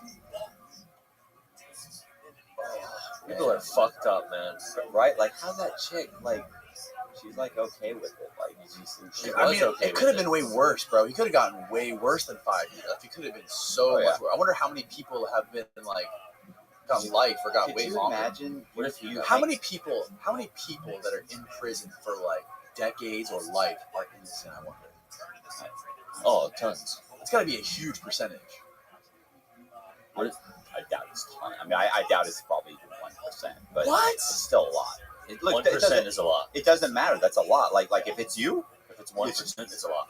yeah. Let me ask you this. If you're part of the 1%, How many people they get there's a lot of death- people in prison. How many people get the death penalty? Could actually That's get, probably- could you imagine getting? Could you, first of That- all, that a is lot of I was people. gonna say, a lot- could no, you no, imagine being accused of rape and you didn't do anything? Like, Yeah. how do you bounce back? What about the story of those 4 black kids in New York from a long time ago got accused of raping and I think killing that girl, and a couple of them ended up getting like executed in prison and shit, and then like years and years later they all got found innocent. Like the Yeah. Brooklyn 5 or the Brooklyn 4, they did a Netflix documentary and everything. Really? 4 black kids got accused of raping some girl. They all went to prison for like life. How did they find out that they were I innocent? don't remember. You have to look it up. It's like one of the biggest cases of that. They did a That's- Netflix movie and everything. That's the crazy thing. This guy Bjorn that comes on the podcast is a lawyer and he deals with a lot of people who get the death penalty. And there's not just one or two. There's a lot. There's a handful of people I think every year that get exonerated that are on death row. But for all those people, how many didn't get exonerated and get electrocuted? Right, that's what I'm saying. Like that's the amount of people on death row that are innocent is crazy. Yeah, read this one. I think, see if those guys got executed and died in prison. They had to jog. And they just pinned like these 4 young black kids. round up the usual suspects.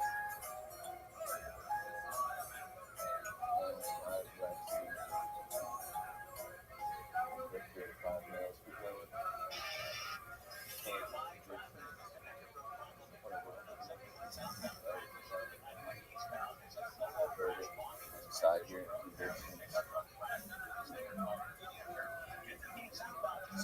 Put serving time. Keep going. Well, Number nine. We lived in China. Matt Cox would have been executed years ago.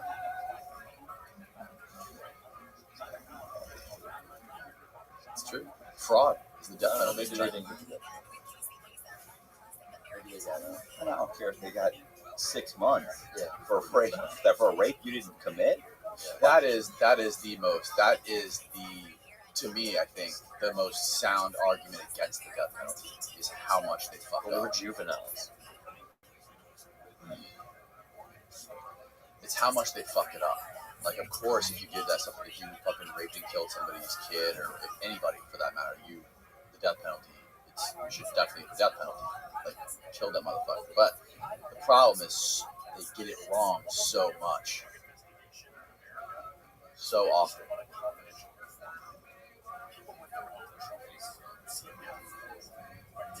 There's a Netflix movie on it. Bummer, bro. Bummer. Imagine you just fucking walking down Oh, in the hating park, life, bro. I and don't know if suddenly they grab you. The cops are like, "All right, we got you." Yeah, and the Fuck lady, me for what? and the lady says, "Yeah, that's him." Oh yeah, and can you imagine you That's go him to right there. you go to trial and she's sitting there going, "Nope, that I'll never forget that man's face when he." How did I get here? Like what? I was walking my dog. Yeah. My dog. You ever seen the Khalif Browder story? Who's that? That young kid that they said he stole something because he had a backpack on, and he ended up going to Rikers for a bunch of years. And they got security footage of like just all the inmates jumping and beating him, and he finally ended up getting proved innocent, got out, and he was so fucked up that he ended up hanging himself in his house. People on the street were still fucking with him when he got out, but there's security footage of him in Rikers were like, And what was he convicted of?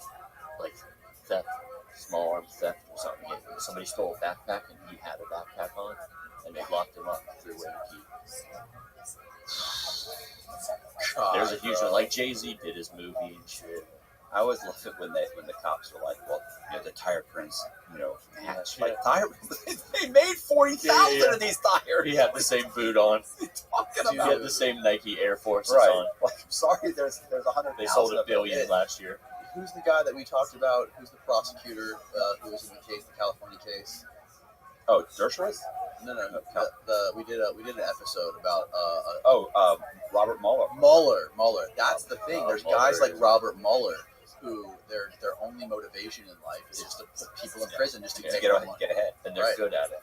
Yeah, they're good. They're good doing that. They want to climb the ladder, and then these people become the victims of it, bro. God, that's so fucked.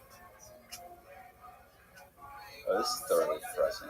It really is. Yeah, we gotta we gotta turn it around. At least we're not in China, though.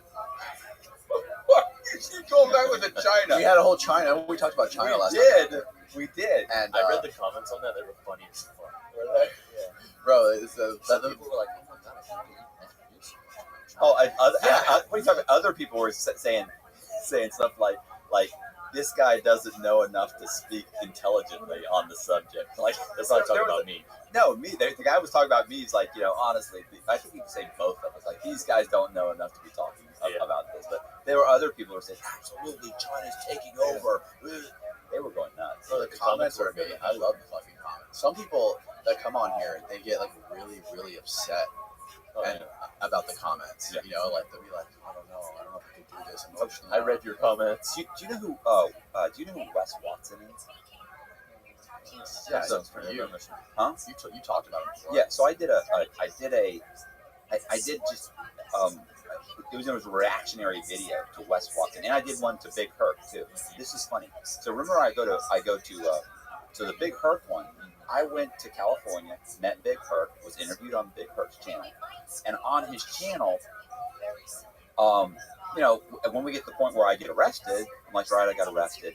And so, you know, my lawyer comes to me and she's like, look, you're like choices to cooperate because otherwise you're getting like, you know, whatever, 40, 30 years or 40 years or something. And I was like, and he's like, you look on his face like, I said, right. So I looked at him and I said, so he I forget how it came out from my face. I said, so I basically tried to tell on everybody I could think of. So it just didn't work. And he went. He starts sweating. Oh, he was like, what? I said, yeah, bro, like I told on everybody. It just didn't work. So I ended up pleading guilty. I got 26 years. You snitch on him before? I'm like, yeah. Who? Bro, everybody I could think of, man. It just didn't happen. I found people to snitch on. I was like, right. I said I had to go to prison and find the guy. You know so I go through the whole thing. Look, his video, after a year, had gotten 38,000 views on that. A year later, guys are still fucking with me in the comments saying, bro, Cox, you have to do a reactionary video to that video. Yeah. So I do a reactionary video to his video.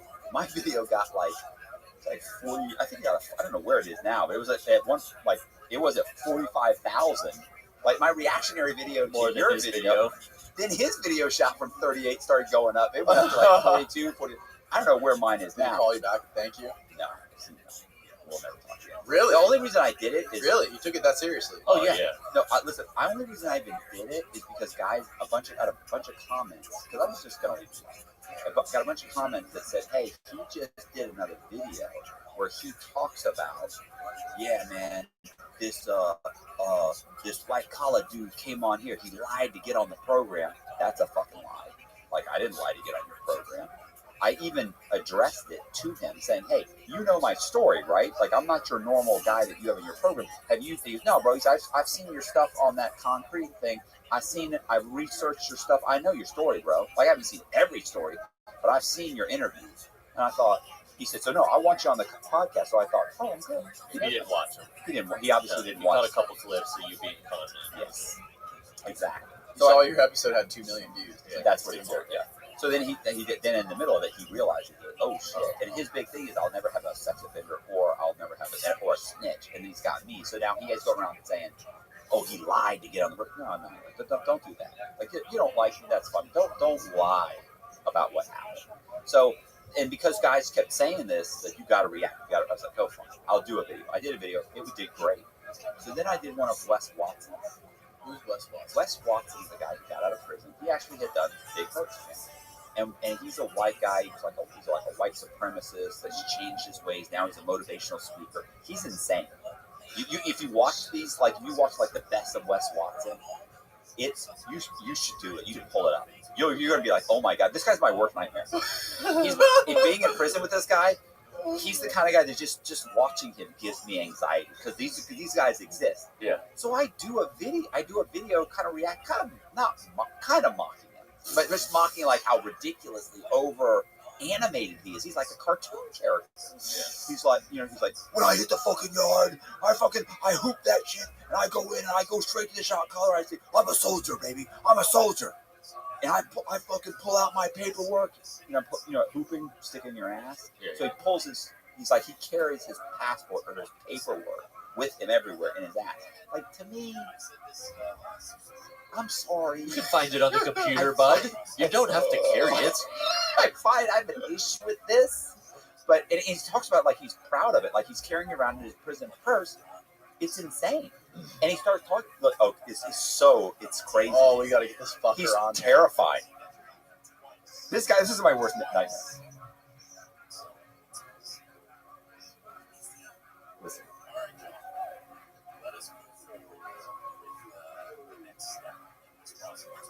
Oh, this is like a montage of him? Yeah. This is good. You got it like full and then him in the corner?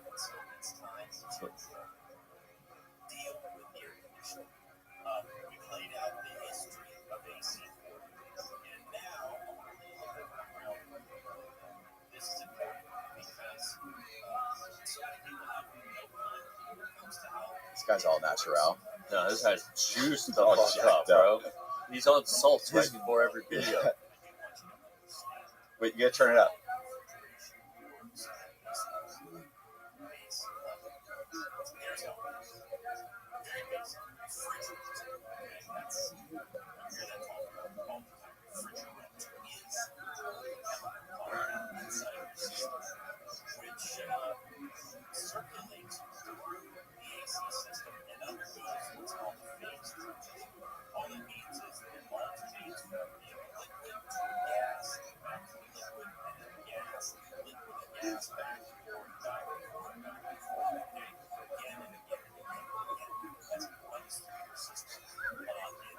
It's not funny. This goes for like an hour. Yeah, there's multiple parts. Have you met this guy? His veins. No, I can't be in the room with him. His veins are like garden hoses.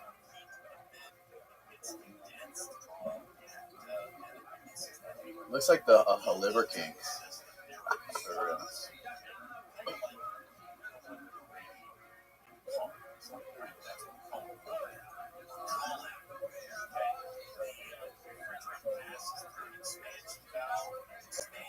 So you met with this guy? No. Oh, okay. I just did a reaction video to this. Oh my god. And guys are going nuts in the comment. I have 95% negative, no, 98% negative comment. I've never had so many horrible comments about just like, and I wasn't like saying he's a piece of shit. No, I'm just saying he's insane. Like, this guy's my worst nightmare. He's crazy. Like, people are mad at you for talking about.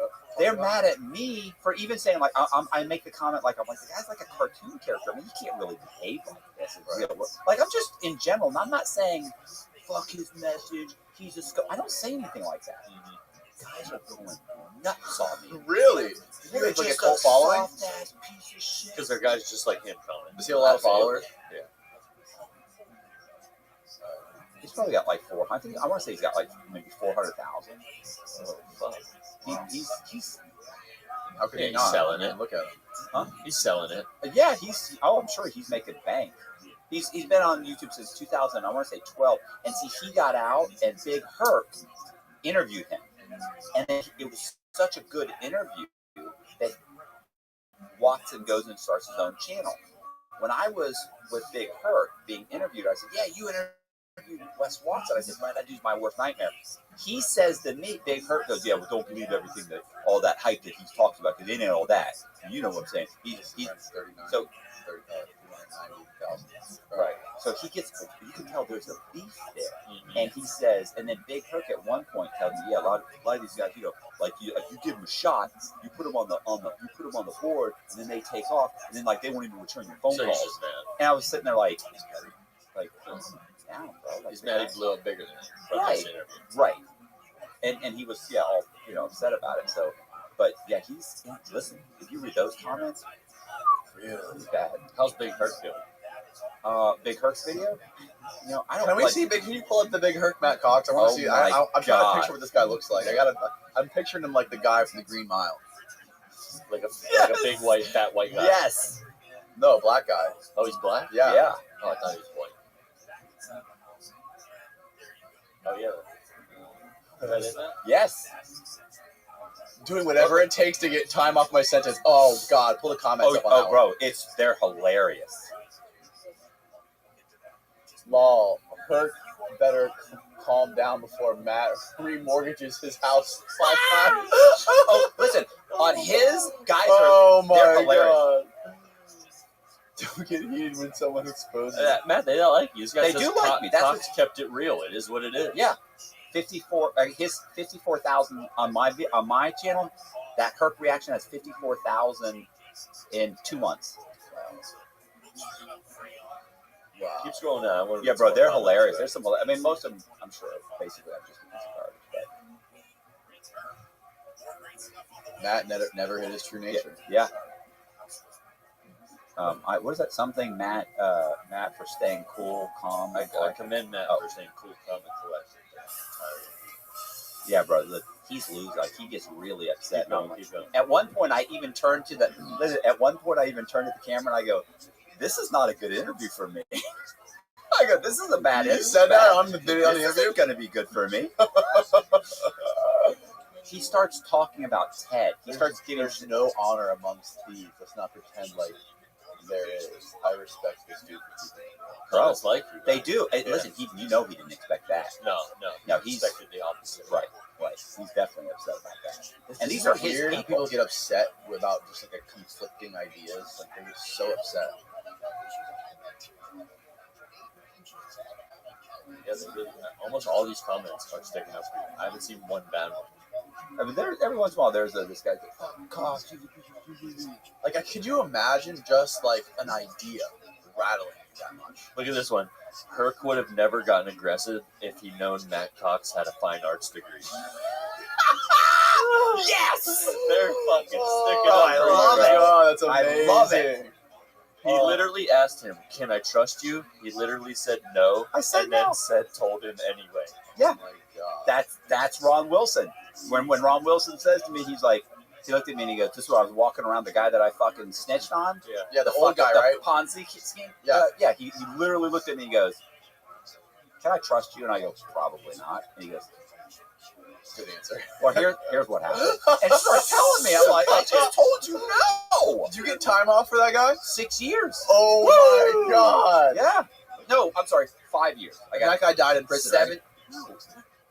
No, I didn't. The guy he already had 19 and a half years. And he got. He got 6 more months. That's it. Yeah. And I got 6 years no off. 5 years. Sorry, I said 6. That's because I got fucking 7 and incredible. 5. Okay, 5 so years off. for people that haven't heard that, tell that part. Just tell that little story real quick. I mean, that little story is You that met him in prison.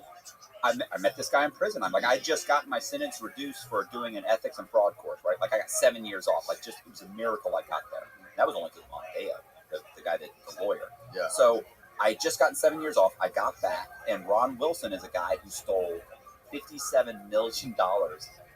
He ran a $57 million Ponzi scheme. Like, he stole $57 million from pension funds, churches. I mean, this guy was vicious.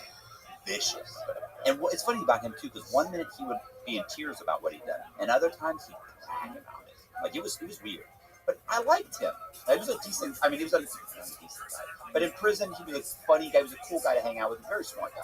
We used to walk around, and he's an old con man. I'm a con man. And we're all walking around now. I'm an old con man. We're walking around, and he kept saying he was cooperating against other people that had helped him run the Ponzi scheme. So he's cooperating against them, and he's saying to me, telling me little bits and pieces about how he's cooperating. He's like, "Yeah, but they're not going to cut my sentence for my cooperation. I know they won't. They're going to find me." And I was like, "Why do you keep saying that?" And he's like, "Well, because they think I've hidden Ponzi scheme money." Because he actually literally dug up like $6 or $7 million. He gave it to him. Like, "Well, you gave him all the Ponzi," and he told me, "I said, you gave him all the money, so don't worry about it. They'd have to not give you something. They would have to prove that you've hidden something. They're not going to be able to do that." So, and this went on for like months. He's always bitching about it.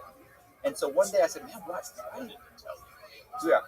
And I genuinely thought he did give them money. Like, I'm not working. I'm just like, one day I go, "Bro, you keep mentioning that." And I said, "I'm telling you, if they don't give you something, we'll have Frank Amadeo file a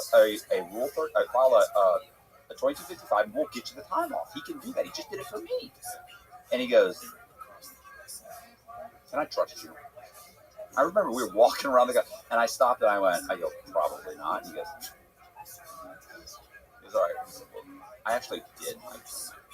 He said, I gave like, he's 150, some goals and stuff, and some other stuff to my wife to hold. My fear is that now that she knows that I had a mistress and we're getting divorced, just out of spite, she's going to tell the FBI. Or Sarah, the Secret Service, who got the Secret Service, was in his case, they're going to tell him. And I went, "Well, she's already told them she doesn't have me, right?" And he's right. I said, "Right, so if she does that, she opens herself up to another charge. She didn't have any charge right now, And he goes, "Nah, she's pretty spiteful. She may do it." I said, "Well, she hasn't done it yet. You've been locked up over a year." I'll be right back. You sprint. I gotta go to the bathroom. Yeah. This is what bothers me, and this is what's so. You know what bothers me? So he then, look, as we're walking, he then tells me he also gave his brother some money. Not much, like 30 or 40,000, like just, not so you gotta give him some money. I was like, "Oh." And I sat there, and we're talking, and I'm thinking to myself, like, did he just tell me enough to get my sentence reduced? And I thought, yeah, no. Bro, I still had like 7, 8 years. I still had 9 years to That's go. cooking in his head. He's listening to the story. He's going, "Okay, Yeah. yeah, that's interesting." Yeah. He's got the math equation. Yeah, in his head. Yeah. It's like, this is But I was, you know what? keep going, one more year, keep going. To me, it just wasn't enough. Like, it's not even worth making a call. Yeah. And that's what this is what bothers me. It actually bothers me because I'm like, you consider yourself a pretty treacherous guy, and you didn't react fast at all. I actually laid in bed for like a month and didn't do anything. And I would lay there and go, "Is that even worth what is it? It's like a couple $100,000. I was like, reduce your sentence for a couple $100,000. They didn't want to reduce your sentence when you had cooperated fully. They're definitely not going to do it for this. They're already mad about the other thing. They're not. That's just only a couple $100,000. Forget it. Plus, it's your word telling them. Once these people deny it, come on, it's not going to happen. Forget it. So a month went by, and I was on the phone ordering my transcripts, because remember I just got my sentence reduced. So I wanted to get my transcripts to add my transcripts to my memoir that I'd written. I wanted to add that little piece. Shark in the Housing Pool, available on Amazon. Yep, thank you. Nice. So I thought, okay, cool. So I called my lawyer, and I said, hey, you said you were going to send me the transcripts. I never got them. She said, oh my gosh, I will. I'll get them. And then she was like, okay, I definitely going to order them. I said, okay, cool. And she went, so what's going on? I went, like lawyers don't want to chit chat here on a prison. We're on prison. And I went, what do you mean? She goes, anything else going on there you want to tell me about? This woman, when she was actively working my case, she didn't ever want to have a conversation. So now you're asking me what's going on? And the way she said it, I was like it was weird. She didn't know it. I don't know what she did.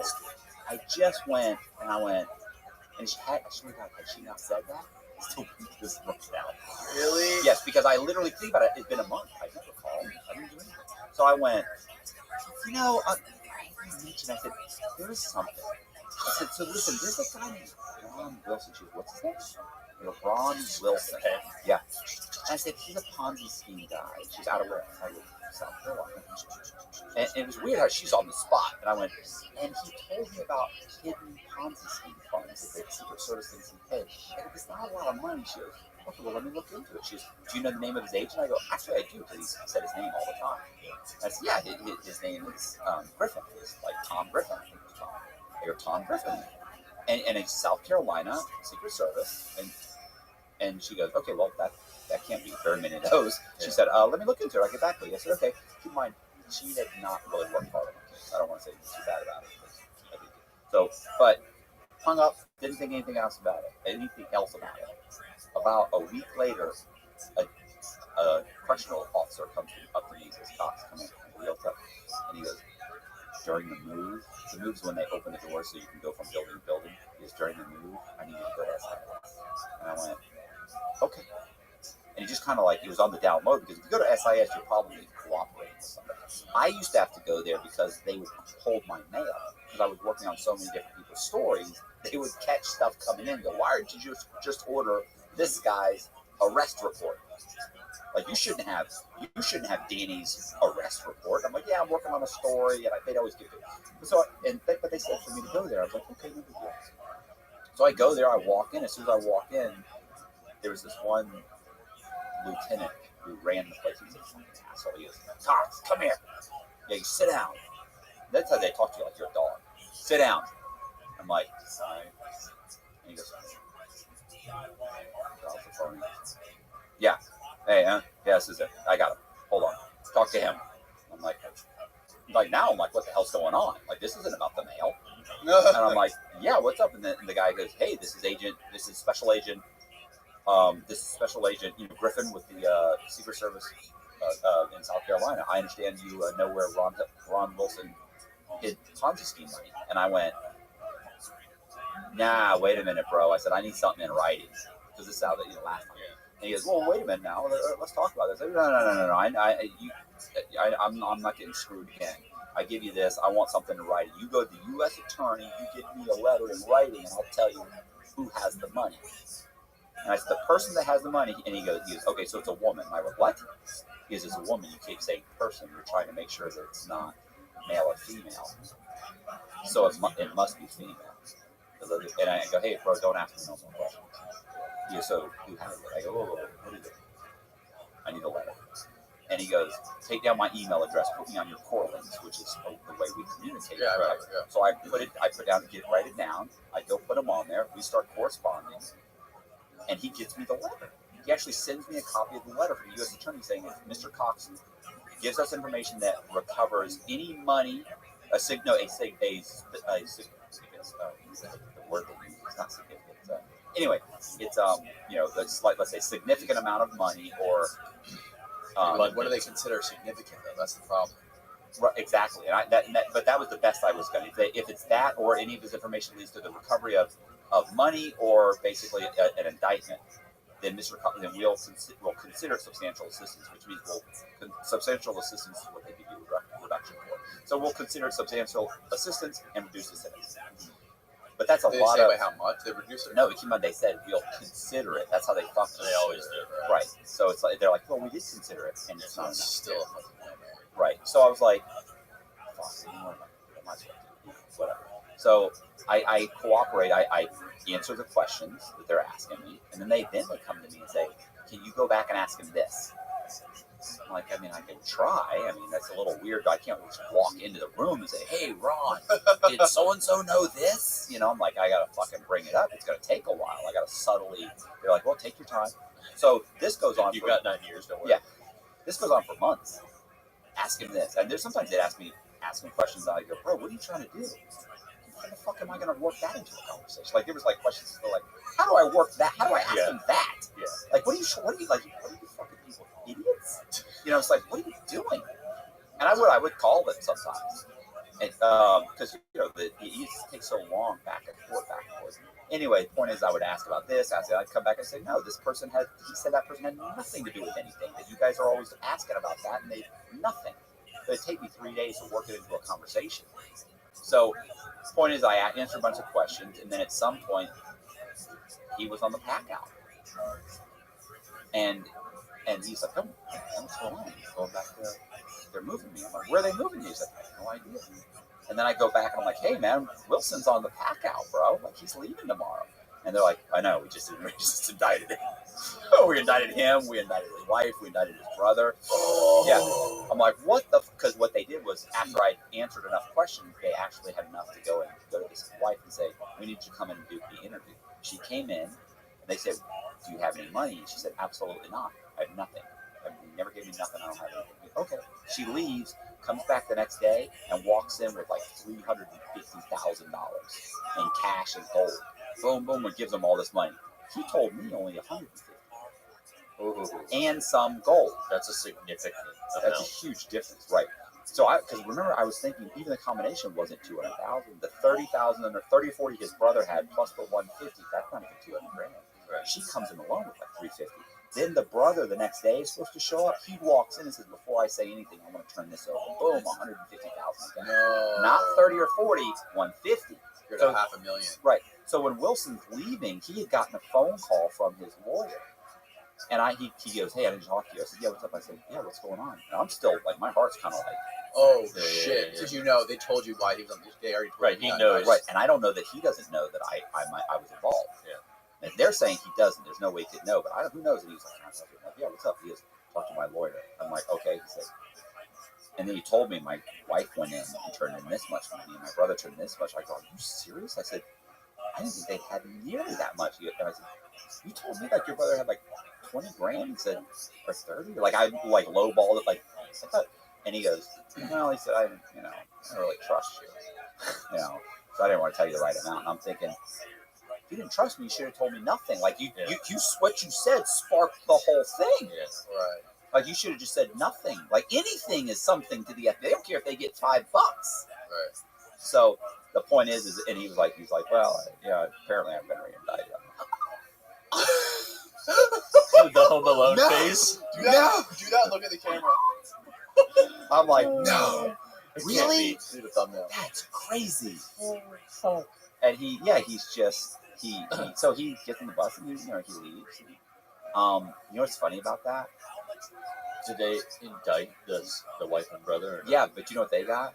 One got 6 months probation. Yeah. Not even a felony. Yeah. The other one got 100 community service hours. So he got indicted. He went back. 6. He got 6 more months. But when he got his discovery, your name's all over it. Not just that, he sees all the emails.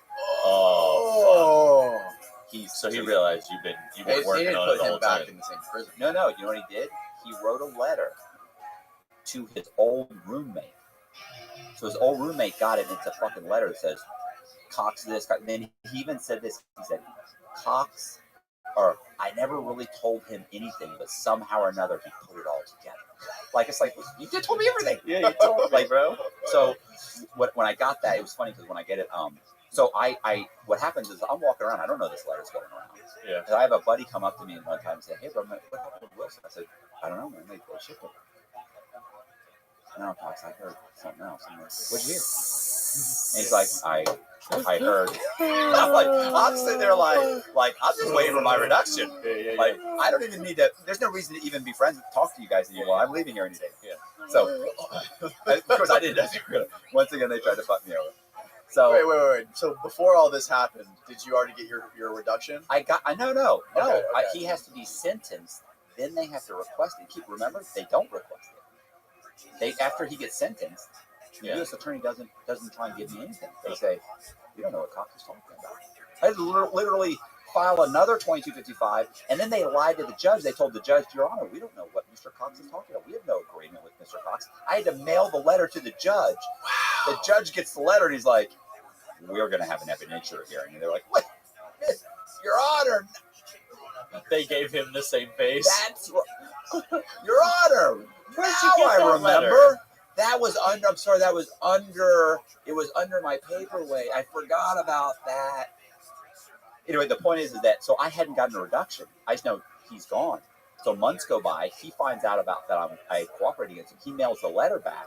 Now the letter's going around. I have guys come up. The guy says, "Yeah, I heard something else." I said, "What'd you hear?" He said, "I heard you're the reason he got indicted." I went, "What?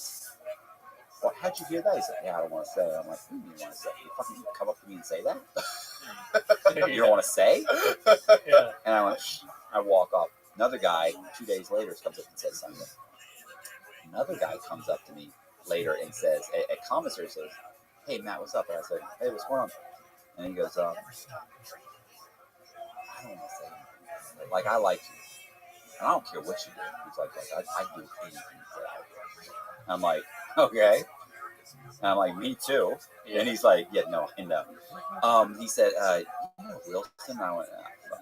And he looked at me and I said, well, "What is it?" And he goes, like, Bro, the way you reenact this is so good. So fucking Keep going. It's true though. And I went, "Uh-huh." And he goes, "Nobody's told me what's really happening. Yeah. Like I don't know what's happening. You I just know haven't people seen the letter. Oh, people are looking at me. You're walking by. I'm like, "Hey, what's up?" They're like, I'm like, Dead man walking. "That's weird." And especially since I've already come back from getting a reduction, like I'm not hiding it, but they're like, "This dude's a gunslinger. Yeah. Like, don't even fucking look at Cox's direction. They'll get you indicted." Yeah. So the guy looks at me and he goes, the guy's name is Bradley, Martin Bradley. Bradley looks at me and he goes, "So, I read this letter." And I went, "Letter? What letter?" I mean, I'm doing everything to say, "Letter? What letter? What letter? What are you talking about?" Yeah. And I go, "Letter? What letter?" And he goes, "So, Wilson mailed a letter back to somebody." Now, Wilson had no friends. So I thought the only person he would have written would be his old roommates. And I went, right. I said, and they called him something. They called him like Steve Austin, I think they called him. Because he looked like Steve Austin. Did he really? No, he was shorter, though. How old was he? He was old. He was like fucking 70. He was like 60, 65 years old. But he had like the white hair. So is that what Steve Austin? Steve Austin was bald. That's Ric Flair. Ric Flair. That must be Ric Flair. That's who they called. They called him Flair. All right, Ric Flair. So I was like, "Ric Flair?" And he looked at me and he just kind of looked at me. I went, "Okay, anyway." And he goes, "Yeah, so the letter's gone around. Like a few people have read it." He said, I read it, and it's pretty bad. It says that you cooperated against them, and you were emailing the Secret Service, and you've been working with the Secret Service for almost a year now to get him re-indicted. And I'm like, "Okay." And he goes, "Is that true?" And I go, "Does it matter?" And he goes, "It doesn't matter." I said, "Well, then what do we talk about?" And he goes, "Okay."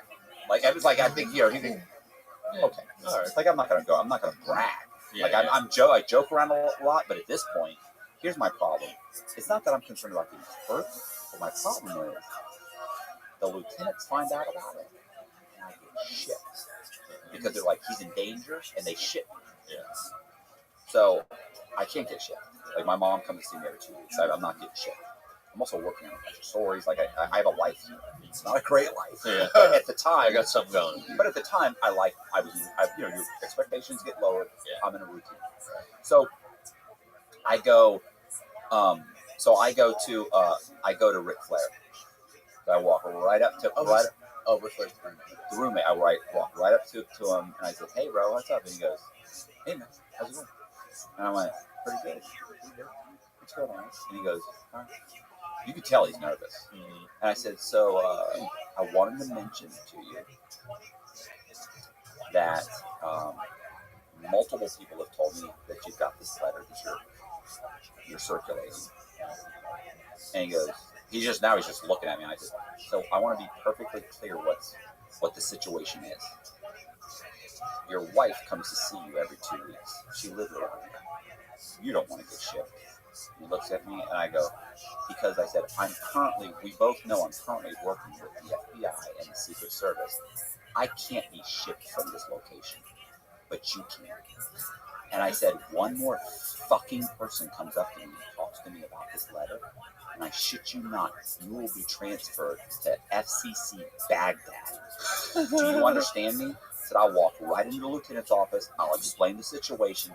They will come and raid your fucking shit, find that letter, and ship you. And even if they don't, they'll ship you." I said, "Because I can't be."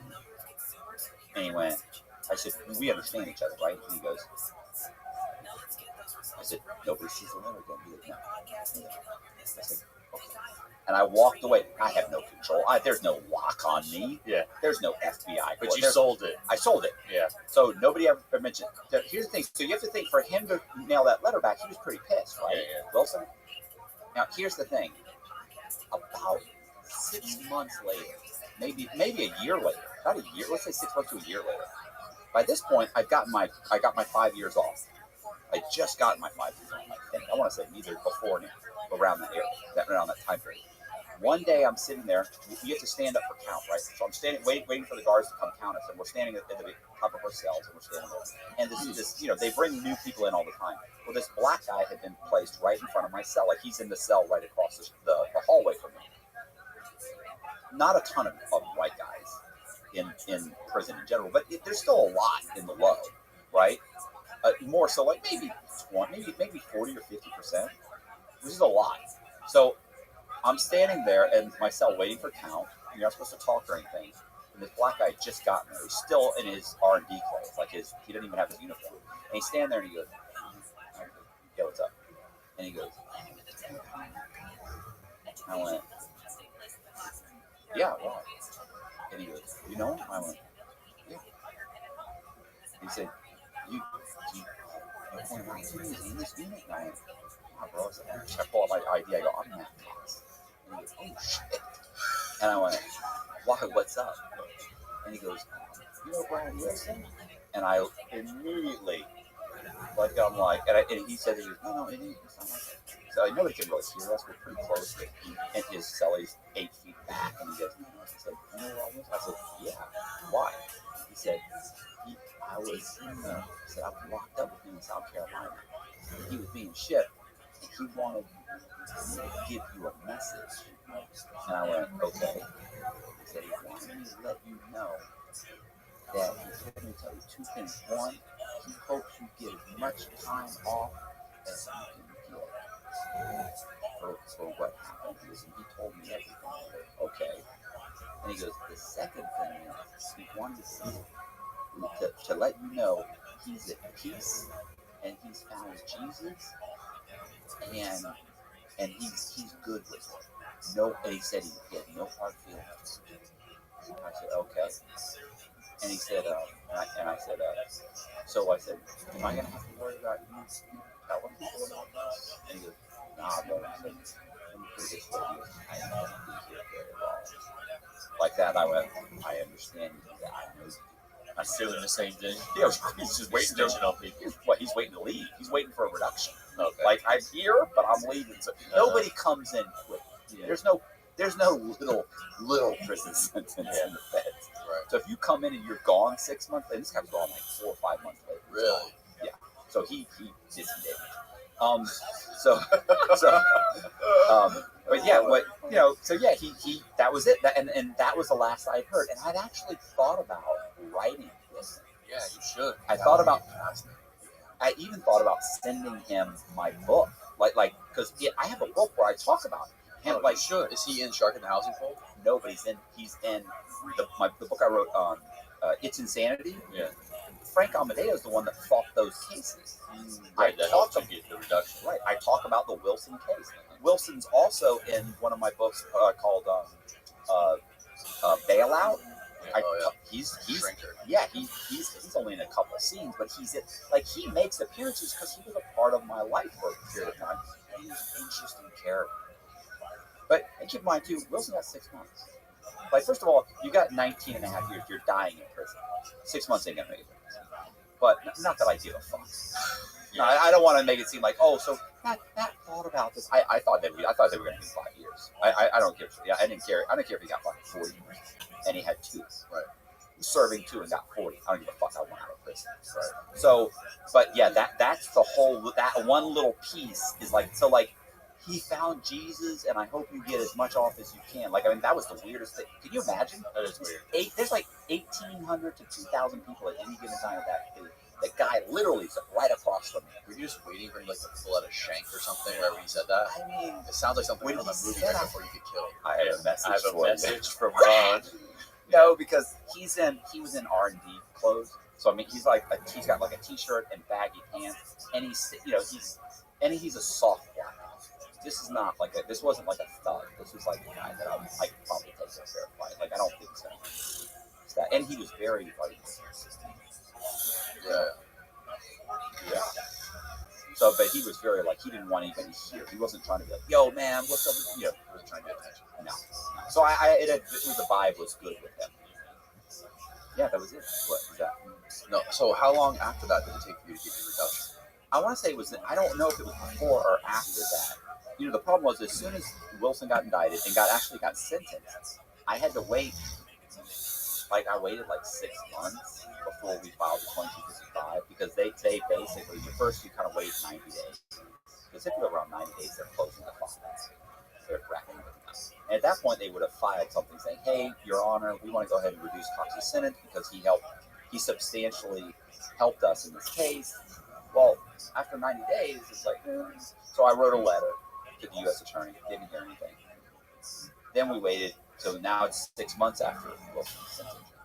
And then it was like, okay, so, let's go ahead and file a 2255. Because I already know they're going to file me. So we filed a 2255 saying, look, I want to rescind my plea agreement because you promised to reduce my sentence by cooperating in my plea agreement. And you're not doing that. And they really don't even promise. We always say, you promise. They're like, yeah, but if you read the language, it specifically says this is not a promise. So, but you just say that anyway. So, I sent it to, I sent it in, and then they come back, and the first thing the government says is, Your Honor, we don't know anything about Mr. Cox cooperating in the Wilson case. We haven't heard anything about this.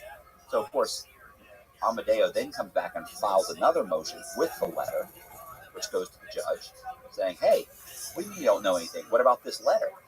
What about all of these emails between Cox and the Secret Service? And they're talking about the U.S. Attorney and their agreement with the U.S. Attorney. Like, Exhibit 1, Exhibit 2, Exhibit 3, and they're like, we're taking excerpts. So the judge saw that, and the judge went, I'm gonna order an evidentiary. And then immediately they came back and they said, Your Honor, we'd like to reduce Mr. Cox's sentence by 1 level, which was like 14 or 15 months or something. I know, it was low. It was very low. Maybe it was 22. I think it was like 20 months. So we want to do it by 20 months or 18 months, like a year, 18 months or something. And it was like, and so it was lucky because when that came in, I got it, and we had just enough time. So the judge got something saying 18 months off. I don't know the exact number. The judge typically could have just gone and said, yeah, okay, 18 months. Cox was bitching and moaning. They agreed to give him something. Here, yeah, okay, cool. Done. That's done. And then it's over. I'm done. So immediately, as soon as this thing came in, I get it at like 5 o'clock, right after 4 o'clock. So I get it at 5 o'clock at mail call. And I'm like, holy shit. I immediately go to Frank's meet with Frank. Frank, this is what I got. And Frank goes, okay, get me so-and-so. He starts doing orders, the little general. Get me Johnson, Thomas, get us such and such, form. And I'm like, oh. I'm running around getting stuff, and he writes up a little motion saying he wants to stop the process of the judge making a determination on whether or not to grant it or not, because I have the right to present evidence. So stop it. We want to present evidence. And so they're like, so now the judges, because think about it, the hardest thing is this. The hardest thing is getting them to ask for a reduction. Now you opened up the door. Yeah, you opened up the door. And so sure enough, we write it up, type it up, it's in the mail. So within, they don't think you can react that quickly. So within 2 days, the judge obviously got it and filed hey, we're suspending this, we're stopping it, and we're ordering an evidentiary hearing. No, we're stopping it, we're giving Cox a lawyer, and we're going to do an evidentiary hearing. So the lawyer takes this issue. They gave me a lawyer the first time too. This lawyer flies in. This lawyer actually went to Harvard. She was a CJA. They appoint them.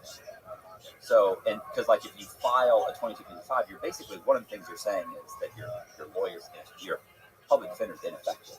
So they can't now give me a lawyer from the public defender's office. I just said that. Real lawyer. Now they hire me. It's like, right, I'm real. I got this chick from Harvard. Wow. She flies in. She comes in, she sits down, and she's like, hey, what's going on? I'm like, yeah, this is what happened, boom, boom, boom. And she's like, okay, well, that's one of the things where when I tell her, she's like, well, your motion, the read your motion is well written and everything, but you don't really have much of a chance. And I was like, oh, I didn't like the motion. She's like, who was the motion? I'm like, Frank Amadeo. She's, who's Frank Amadeo? I'm like, he's a mentally incompetent inmate who does legal work. And he has delusions delusions that he's going to be emperor of the world. He's straight crazy.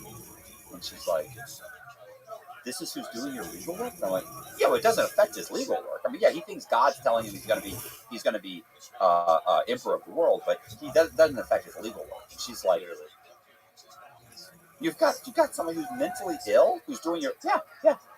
I'm like, likes this story. Yeah, she's like, that's crazy. So she ends up saying, look, you ought to take the deal. She said, you ought to take the deal. Like, what deal? The 18-month deal. I said, really? Why would I do that? She's like, I do 2 months. I'm like, huh. Frank said 4. Frank said to tell you 4. 4 more months? Yeah, no, 4 levels. I'm sorry, 4 levels. Okay. Which was basically 5 years off. Yeah. It's actually like 59 months off or something. I always say around up to 69 months. So anyway, so I said, yeah, that's right. That's so we go back and forth, we argue for the next 4 months, 3 or 4 months, and eventually they come back and they say 3 levels off, which that's 60 months. Sorry, that's 59 months. Yeah. The other one was like 7. So yeah, she and I get her to argue, and really what's happening is she's not even writing fucking. Like my buddy Keith and Frank are writing the motions, and we're giving them, and then she's getting them, rewriting them, and sending them in. I mean, they're literally doing all the work. They're doing the work, and she's just doing. And she keeps, every time I talk to her, she's like, "They offered this, you should take it." I'm like, "No, they're not going to get any more." Yeah, I know, but you keep saying it. And he keeps getting more. Right, and eventually I get 59, and she actually was like, "Okay, well, we're going to have to go ahead and do the evidentiary hearing because 59 isn't what you want. You want 4 levels." You only got 3 levels, which is 59 months. 4 levels, whatever, 72 whatever. I was like, no, I'll take 59. She's like, well, you said you wouldn't take less than 4 levels. And this is only 3. I said, no. I said, Frank said to tell you 4 levels. We were always okay with 3. Yeah. And we want you to fight for 4. And she goes, but 3's good. She goes, okay, well, do you want me to move back? I said, why would I want to be moved back? I've won. Like, at this point, going in front of the judge, I can only lose. Like, get them to agree to 3 levels. We've agreed to 3 levels. Put in a motion. I don't need to go back. So sure enough, it was done. It was over. I got 51. And that's about this around. I don't know if it was before or after when I actually got the thing. When the guy said to me, "Are you not? Hey, you're not ready to knock off." So at that point, how much time did you have left? So at that point, I was down to probably 7 years, and I got 5 years off. God damn. And then as soon as that happened, so now I've got like less than 2 years. And they immediately were going to ship me. They were going to ship me to another place. But my mom, so I immediately entered the drug program.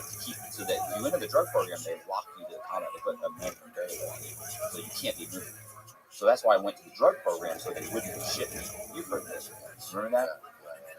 Yeah, bro, it's nuts. Like, I mean, the juggling act. It's crazy. And You fucking played every single element of the system. horrible. Bro, and in the meantime, like, I have all kinds of stuff. I told you, when the guy jumped up and punched me in the fucking head. I don't want to. I say punch. I shouldn't say because he didn't punch me. He bitch slapped me. And this guy one day we were watching TV. Oh yeah. Arguing over the TV. He wanted to watch Stone Cold's Ranch. No. Broken Skull Ranch. No. This was just a crack. He had a sex offender charge. Like, he was actually there for like oxys. He was a big biker guy, but he had a sex offender charge in his past. And I used to fuck with him all the time. I don't know why. He beat my ass. Like, you know what I'm saying? I told you guys. I think I told you this before. Like, when I entered prison, I kind of realized, like, you can do one of two things. You can just shut your fucking mouth for 20-something years and just take and just say nothing and be miserable, or you can run your mouth and expect that you're going to get the shit kicked out of you every once in a while. And I thought, yeah, I just thought, okay, not saying anything. Some of these guys, they got you got to talk. So yeah, I'm sitting in the like, you know, sex offenders can't go, like, they can't live certain places. You know, they can't live around a school. Yeah, we've talked about multiple business ideas. Yeah. So the guy, this guy, his name is Billy.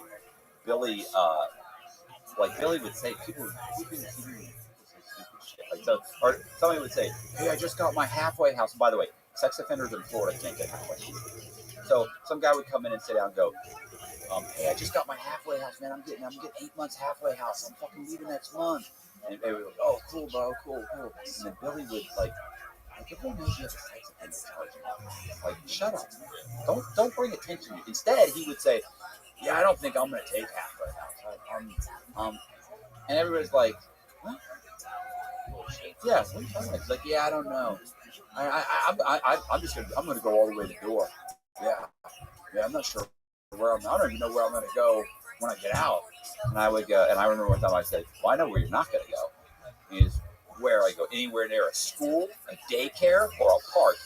Fuck you, Cox. So I was always saying shit. Oh my god. One day we're watching TV, right? In the morning, he sits behind me. We're watching TV, we're sitting there, and this chick comes on. She's like running down the beach, right? Like Baywatch or something. And he goes, you wouldn't know what to do with that, would you, Cox? And I went, a better chance of hitting that than you do. And he goes, huh? He said, I want to fuck something. I'd knock your ass out and fuck you. And I said, shit. I said, I'm a little bit young for you. I said, plus I have my high school diploma. Jumps up and goes, bam! Just smashed me right in the fucking knocked me out of my fucking chair. Like, I thought someone had walked in. You know, you walk around with your chair, and when you walk to the door, I thought somebody had dropped their chair on me. And that's like, I didn't expect it. So I jump, I'm like, what the fuck, you piece of shit? Like, we start screaming at each other, and he storms off.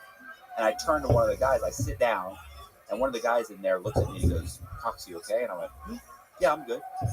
And he goes, like, that's how quickly it goes back to normal, by the way. Yes. That quick, not walking around, not pouting, not fucking moving to another state, none of that shit. It's just like, yeah, okay. Yeah. I like that subliminal shot. You know what I'm saying? like you just deal with it, you move on. We're all buddies, we're good. So I'm watching TV, I'm good. And he goes, no, bro, you're not good. You need to go in the mirror. Go look in the bathroom. And I went, fuck. Like, I walk in the bathroom, fucking half my eyes bloodshot red. Just completely. Really? Blew the capillary out. Like, I had no idea. I was like, holy shit. Like, how am I going to... It was just before Mother's Day, and my mom was coming to see me, like, that Monday. And I was thinking, how am I going to not... Like, if the guards see this, I'm going to shoot. They're going to know they're going to fight. And so I made it. This is how many snitches are in that fucking place. Can you believe something snitch on here? They had like 5 or 6 cop outs. There was only 4 guys in the room. It was like me, Billy, and like 2 other guys. And there were like 5 or 6 cop outs. 2 SIS saying, hey, there was a Cox and Billy were in a fight. So at the end, after 4 o'clock count, they called both of us into the guard that into the office. So we both go in the office, and I'm like, yeah, what's up, man? Like I'm trying to look sideways. Like, no. All right, Cox, what happened? And we understand there was a fight, and I go, no. Don't say fight. It was an assault. I was assaulted. Fight makes it seem like I fought back. I was assaulted. I said, this is an assault. Billy's right there. Billy's like, motherfucker. I'm like, what? Like, if you think you just hit me in the fucking head. You think I'm what? I'm going to not say something? No. Anybody needs to go to shoot this motherfucker. But we both went to the shoot. Yeah. I ended up having to go to the pin. Billy went to the medium shoe. I went to the pin shoe for some reason. Let me tell you something. It's not good. Wow. Like I listened the whole way there. As I'm coming into the place, they dress you out and everything. I'm telling like every guard along the way, I'm like, hey, you can't put me in with one of these other guys. They're like, no, guys, don't worry. We got your own cell. We got you some books. Wow, they took care of you at least. Oh yeah, like the guys, like the guards in the pen are super nice. Right. Like as you go down, because they're dealing with fucking because they could the worst of the worst. Right. They could get stabbed. Yeah. Like at the camp, they can air below, they can treat you like garbage. You're not. But yeah, they like constantly. Bunch of books. You need more books. Don't hit the button. Just knock. Wait. We'll come. Don't. Here's your this. Here's your cleaning supplies. Don't drink this. I'm like, it's like it was like Ajax, a suicide thing full of Ajax. And I looked at him. I go, is that a problem? He goes, yeah. I go, yeah. I'm not drinking that. I mean, like the cop was totally cool. I was there like a day, and they let me in. Wow, man, that's fucking wild. Listen, there were guys that were whole faces, eyes tattooed, like walking around like. I mean, like walking. Like this is how their rec timers is handcuffed behind their back, shackled, their legs shackled, and a chain between the two, walking around like Wes Watson. Yeah, worse. Like just. Like guys like that, completely tattooed, and these are guys like in the you could see the wreck, the inside, the shoe wreck yard. You could see it when you go through intake, and I'm looking at these guys. That's when I'm like, you can't put me in with one of these guys. You cannot put me in with that. Like, hey, just calm down. Cox, I think they almost laugh. Like they're like, relax, Cox. You would never. You can't survive with one. They're like, right. We might as well just take you out back and execute you. Right. Be faster. Oh my god, it's terrifying. But yeah, so that was it. Oh, and then you're out. Wow, man, that's fucking. The way that you rehearse or recount those stories, the way that you recount it, and like how animated you are, is so fucking hilarious, man.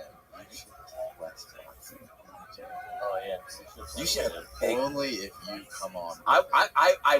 I would, but I need to have a bouncer. Like we have to have somebody.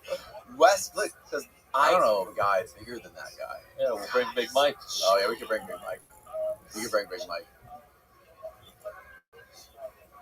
Actually, the thing is like I've seen Wes Watson. We'll have Big Mike pat him down before he comes in. Make sure he's not. It's like an act. That was the big thing that bothers a lot of people. I say it's an act. He can't act like this in normal life. Wes Watson cannot behave like this in normal life. Nobody would be around him.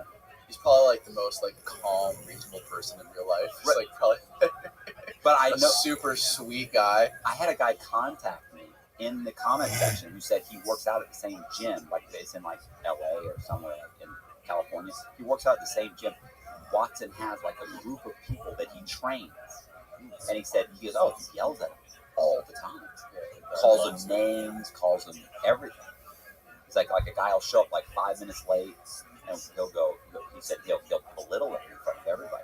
And I'm thinking, like, it's gotta be an act. Like, you can't behave this way in society. But maybe, one guy is telling me it's got, you're right, it's gotta be. Some guys are saying, yeah, it's Matt, come on, man. Other guys are being, then the other guys with the thing. But maybe he's playing the character for them. Right. Yeah, maybe in a place where you can play that. Yes. So I can't imagine. But I mean, he's I mean, that definitely could be his real life. Just judging by how fucking juiced up he is. He's violent. I mean, Yeah. he his all that, and he didn't do fed time. He did state in California state time. Oh my god, that's the worst. Of the It's worst. the worst. It's the worst. That's why he looks like. Yeah. Oh, you know what would be good? What about Big Turk? Oh yeah. I'd love to. Yeah, I want to get that football And ask player. him questions about you, and then bring Matt in halfway through. Hey, do you remember this guy? Bubba, yeah. Just like an episode of Jerry Springer. Bro, you have is that guy Ron Wilson still alive? Yeah, he's in prison. You have to fucking reach out. Yeah, you definitely have to reach out. I Write should. him. You Just have write to. him. Just Write him a letter tonight. Get a letter from him. Let's see what he says. You know what he You looks should write like? him a letter. And You thank should him. you should show a picture of him. Can you Google him? Look him up. Oh, he's all over. Oh, They is he have really? videos of him. Oh, yeah, He was on huge American bunch of Greed. screens. Was he The really? Yes. He did 50-some million, right? 57 Well, how do you spell his name? Ron Wilson. Ron. Oh, Yeah, Ron- and Ron. it is. It's Ronnie. I think with an R. No, so, you mean, how do you Ron spell Wilson. Fucking Ron Wilson. I honestly forgot the name. No, I was talking about Davey. Anyways, what's up with Amadeo? Have you talked to him at all? You know he got arrested. You got arrested. Said that last time. He's in jail. What did you go to jail for? Nobody knows. Nobody knows. I'm thinking CIA hold. At this Really? point, no. I'm saying at this point, nobody can find out. Nobody can figure out why he's locked up. He's And had that's usually public record when someone's locked up, right? right. They have so long to either charge you or even if it was just a violation. Like because at first I was told it was a violation, but in a violation they have so many days to say it's a violation. Yeah. Wow. That's him, right? Like that's after. This is him after he got picked up and left Coleman. From you. So yeah, from me. This is after. Can you play the video? Yeah. This is Did he ever talk about you? no. Fucking Matt Cox. Imagine if he started with that. Mother. He told me I couldn't trust him. I asked him, "Can I trust you?" He said no.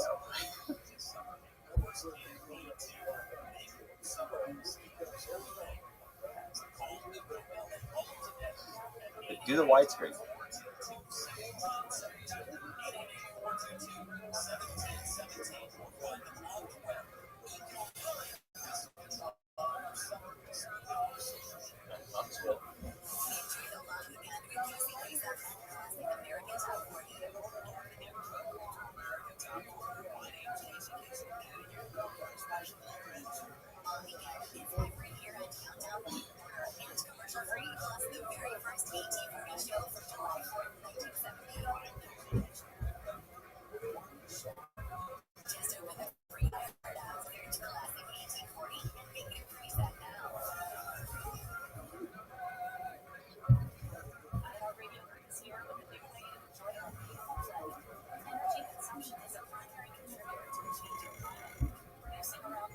Look at him.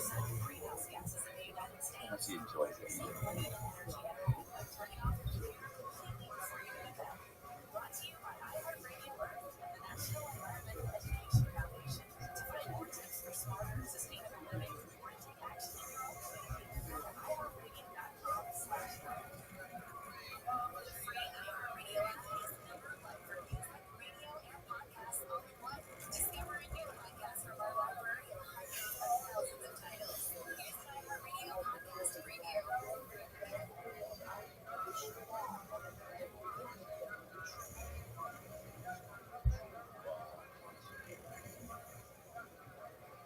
And you gotta write this guy.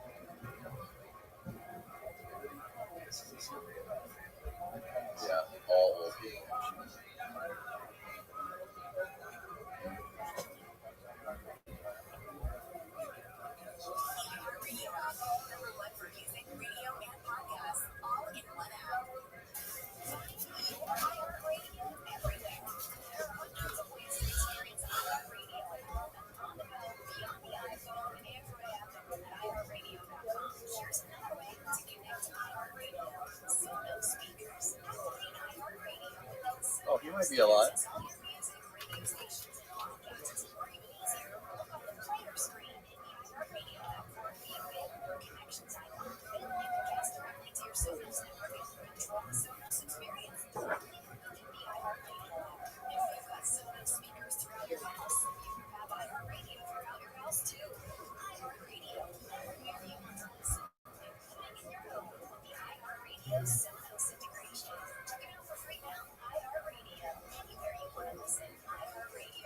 Fucking up, dude. We're in.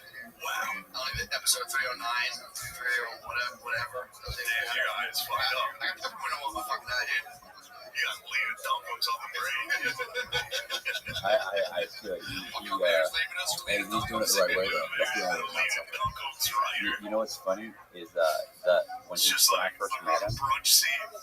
he was Leaving dunkos must have loved it. like did you hear what, like how many times he said that? Like I've heard him like, oh no, I'm the one that did this. I'm the one that put me there. Like, his whole thing was like, you know, Secret Service, this, that, and I was like, oh, you keep blaming it. Like when we first met, You can put it on the floor for the camera. no, I think that as he and I became friends and we talked, like he was always like, the only person here who's like, well, you're like the only guilty man here. He's like, I mean, you're the only one saying like, and you're not blaming anybody. You don't, I don't hear you blaming anybody. No, I'm like, who put you here? You didn't fucking made you do that. I mean, like literally, I can hear me saying exactly what he's saying to him. And then as time went on, he was like, yeah, I did. I'm the one who did it. I'm like, of course. But you know, you get sentenced, and you know, the first thing is to get angry and blame and this and that. And it's hard to, by the end of, you know, if you're lucky, you start to realize that, you know, that nobody can you. You're to put yourself in this situation. You made all the bad choices. I'm telling you right now, 95% of the guys That's probably about 70% blockage right there. I was at 80, so my new request right now is like cure my deviant septum without. You were selling drugs. Yeah. You were robbing banks. Just sniffing. What did you mean? You stole $5 million. You have to go to prison. They could have given you probation. What? You stole $5 million. Yeah. That kind of stuff. It's like people are delusional. You know. So anyway, but yeah, it's funny. As we talked, he started to have that kind of mindset. And I was watching him right there. I'm thinking, that's exactly what he told us. Yeah, he's an interesting old guy. Yeah. He had He'll probably survive. 82 is not that old. he was in good shape. I mean, he was like healthy. Yeah. You know, his big problem was he would fluctuate in his weight. Ridiculous. He would get down really, and then he'd balloon back up. I mean, he like 5 months of like Nutty Buddies. And he's a whole box of Nutty Buddies. He ate a whole box. And then like the next day he'd do that like five days in a row, and he'd like 1 or 2 boxes a day. Like, oh, what are you doing? And he'd just balloon back up, and then he'd get to a certain weight, and he'd start walking. And then, you know, that show I've decided is the, you know, that French dish where you have to like put a napkin over your head. You're justified. Oh, imagine how your victims feel. I sat there, put a towel on my head, and I just watched her like He had this pretend one it was woman like that came in laundry one on time my and towels. told him about multiple sclerosis. Like, so she just started with numbers, right? MS-13 That's shit. the thing. I watched So this you show. just I go started, back and forth and between she being like, had that's the like, funniest thing I've ever seen. Like wanting to cry. And they interview their dad. Their dad's like, she came to him and come a said, long way. her husband, who she was divorced, they were divorced. Her husband had been invested. Ridiculous on a day. It's like, I'm waiting patiently. And you're like, Her husband said, We're 3 hours in. oh shit. So let me finish this. Okay. So her husband had been investing with Wilson. So she was, they get divorced, and she came to him and she said, look, I have several $100,000. I'm waiting patiently. She was like, dude, that was, I was in the shower saying that to myself. I don't know what made me laugh about that. He got up and did a fucking testimonial like during the day. She said, because He the got way up I'm and walked over to the camera and was just progressing, like, well, she was like, yeah, this thing's not going great. She was like, I like anime. Just directly in front of him. Dude, that's fucking horrible. I'm telling you, man. I'm sorry that arm tacked. Nah, it's bothered. 5 years. Dude, so I've been just breathing through my nose at nighttime. In order to do it, you gotta put tape on your mouth. Dude, I woke up. They say first couple You times. take like edgy comic headshots and like put like tape over your mouth, like caution, dude. Who knows what's I coming bought it. out? I can say anything. Beautiful. You're beautiful. It was like gold trim. Wow. No divorce. None. And I was like, Jesus, bro, she had fucking him ass. And he's like, oh, she's fine. She'll be fine. He's just taking his poor people's savings. He had He was 10 times worse than you. Oh, yeah. He had it's called the Heritage Museum in South Carolina, and he bought like antiques and filled it. Like this is what you do. Like you've got millions and millions and millions, and you had a museum. Oh, I know.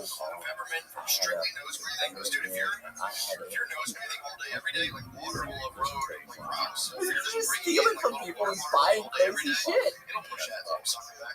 All right, Matt. Thanks for doing this, bro. We're still over 3 hours in. Nice. That was a solid podcast. This should be 3 hours of content.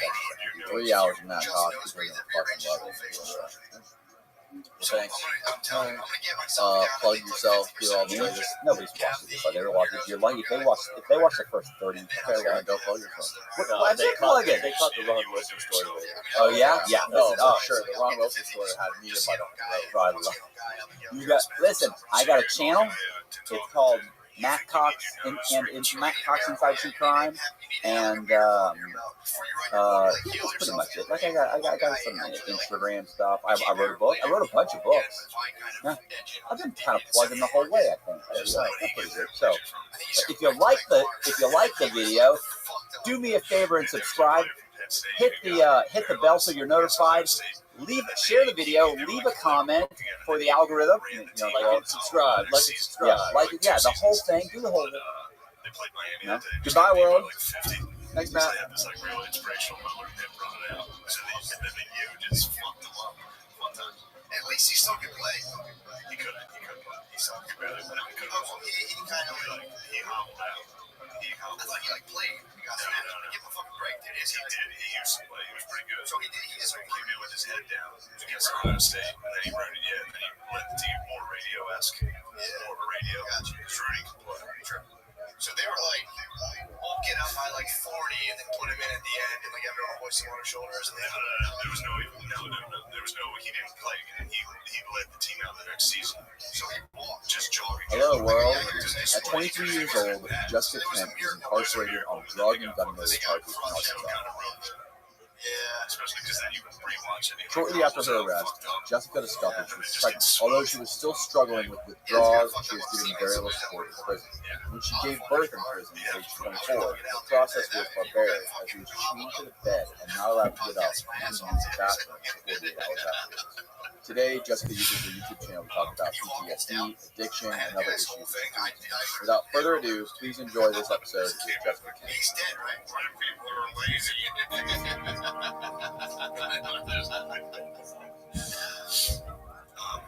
All right, thank you, Jessica Kemp, for doing this. Well, you have a sweet YouTube channel. It's mediocre at best, but I appreciate the enthusiasm. Yeah, we have lots of cool videos with lots of wide variety of topics. It's crazy over there. But before we start, I just want to thank you for your patience with me because this is an episode that was supposed to happen 6 months ago. And it didn't, so you've been very patient with me. Oh yeah, no worries at all. Thanks for being here. How did you get started on the whole YouTube journey? How did you Yeah, I never thought I would talk about my time in prison. It was not something that I even wanted my family to know about because it was so rough and I'm sure we'll get into that. But I actually found this gig. I was talking to the insurance coverage and I was filming these little videos on my phone, 3 and 4 minute videos. And it was yeah, man, you can get out of prison and not go back. You can do it. And they were really short, motivational type videos. I got fired from that volunteer job because a new reaction teacher came in, reaction too street, you don't like it, we're not going to play these videos in prison. So I was well, that fucking sucks. I have so much more to say.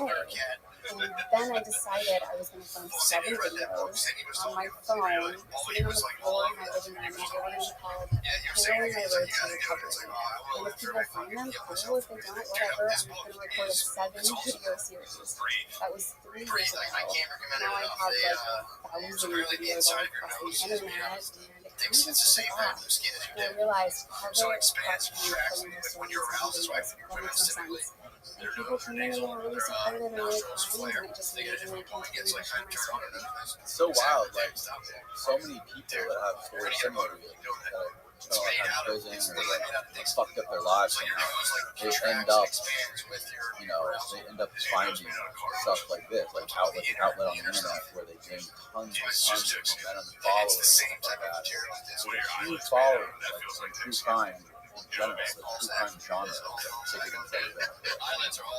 which is amazing, and it's a true testament to people can be hustlers in the street and doing shit the wrong way, and if they take that same energy and that same drive and focus to something positive, we're going to see success in life. So there are so many hustlers in prison that could be entrepreneurs if they need to go fast and success. So when you see someone come out of prison and they're successful doing whatever it is, any kind of business, that should be celebrated. So what was, how much time did you do in prison so far? I served a very much like time, just under 5 years. 5 years. That's a long time. And how old were you when you ended up going to prison? Like, what's the story? How did you land? How did you get in trouble? Yeah, so first, I was always in trouble. From the age of like 13 is when I started to get in trouble, I started to get arrested, and I would get brought home drunk, and drinking, and fights, and that kind of started this whole criminal life, I guess. So I got put on transportation. That was from the school because I was getting in fights and drinking. And just school, I was just freaking ripped. A lot different than other 13-year-olds that are just getting in tiny little trouble. This was like a dramatic scene.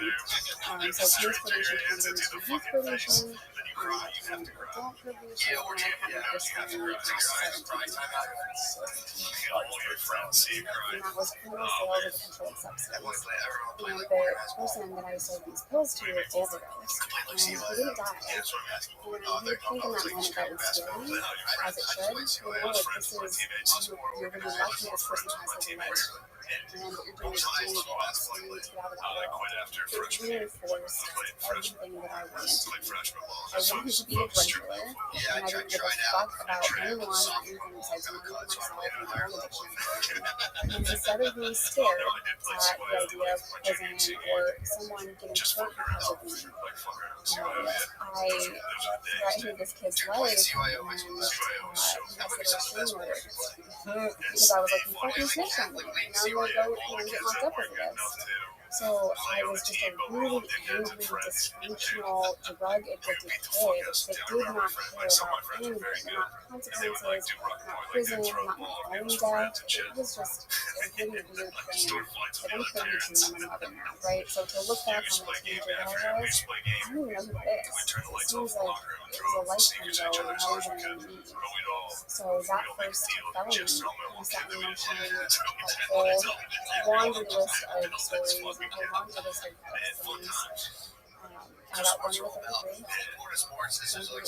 You got what? One with a 33. In New York, it means you have to serve a year, up to 3. So you'll serve 1 and then the rest on parole. And I was violating my terms and conditions of probation and then parole all the way through. I was getting violated for absconding parole, which means going on the run, or doing drug screens, or getting into fights, or just living with a felon. Parolees can't live together.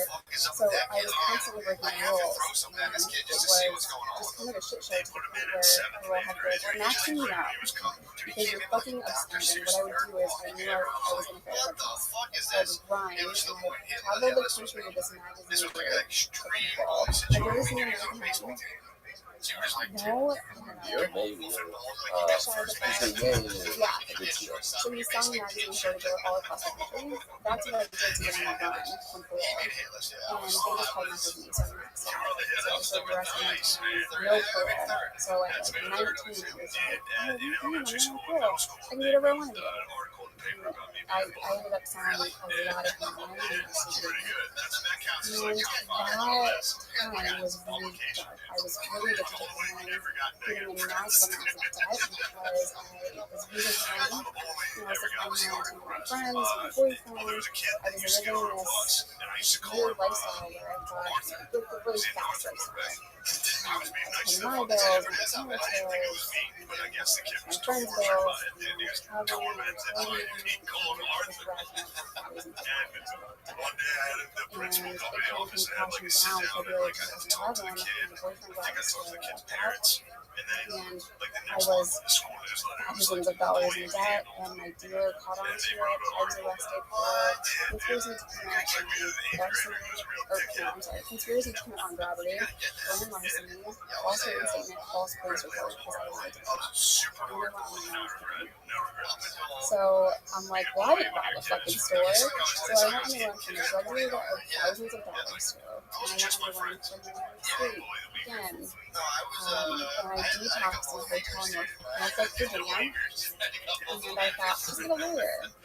You're gonna be fine. Not a big deal at all. Just get a lawyer that you don't have to talk to as well, and you're gonna fight this case. You're fucking innocent.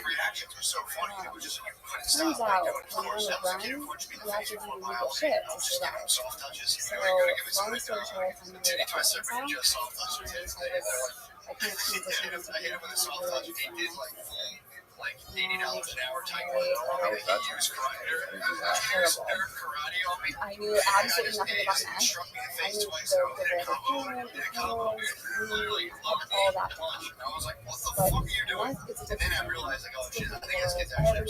It's different world. Everyone's trying to get over it. Everyone's trying to rip you off. And it's just this very strange underworld of people that think they're your friends, but they're constantly trying to steal your shit and then help you look for it. It's fucking chaos. They kind of sell you a TV and like stolen watches and like a pottery knife or some shit. So it was just a crazy fucked up world.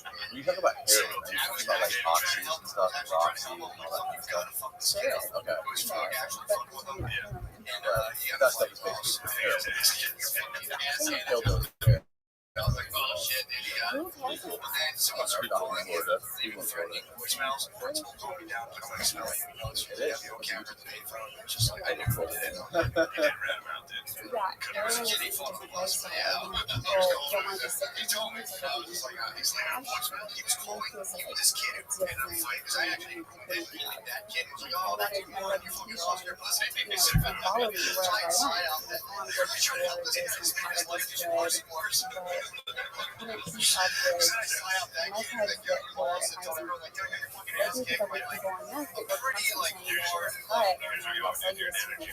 So it's just a complete mess, and I was also at the point of going to consumer because I realized I'm not going to get so really. Dude, there's a show. It's on Netflix. It's on Hulu now. Well, my deal is It's hilarious. It's so funny. This dude is an energy vampire. So the rest of them are like classic vampires. There's one guy that just looks like a dork from an office. And the way he gets his powers, he drains you.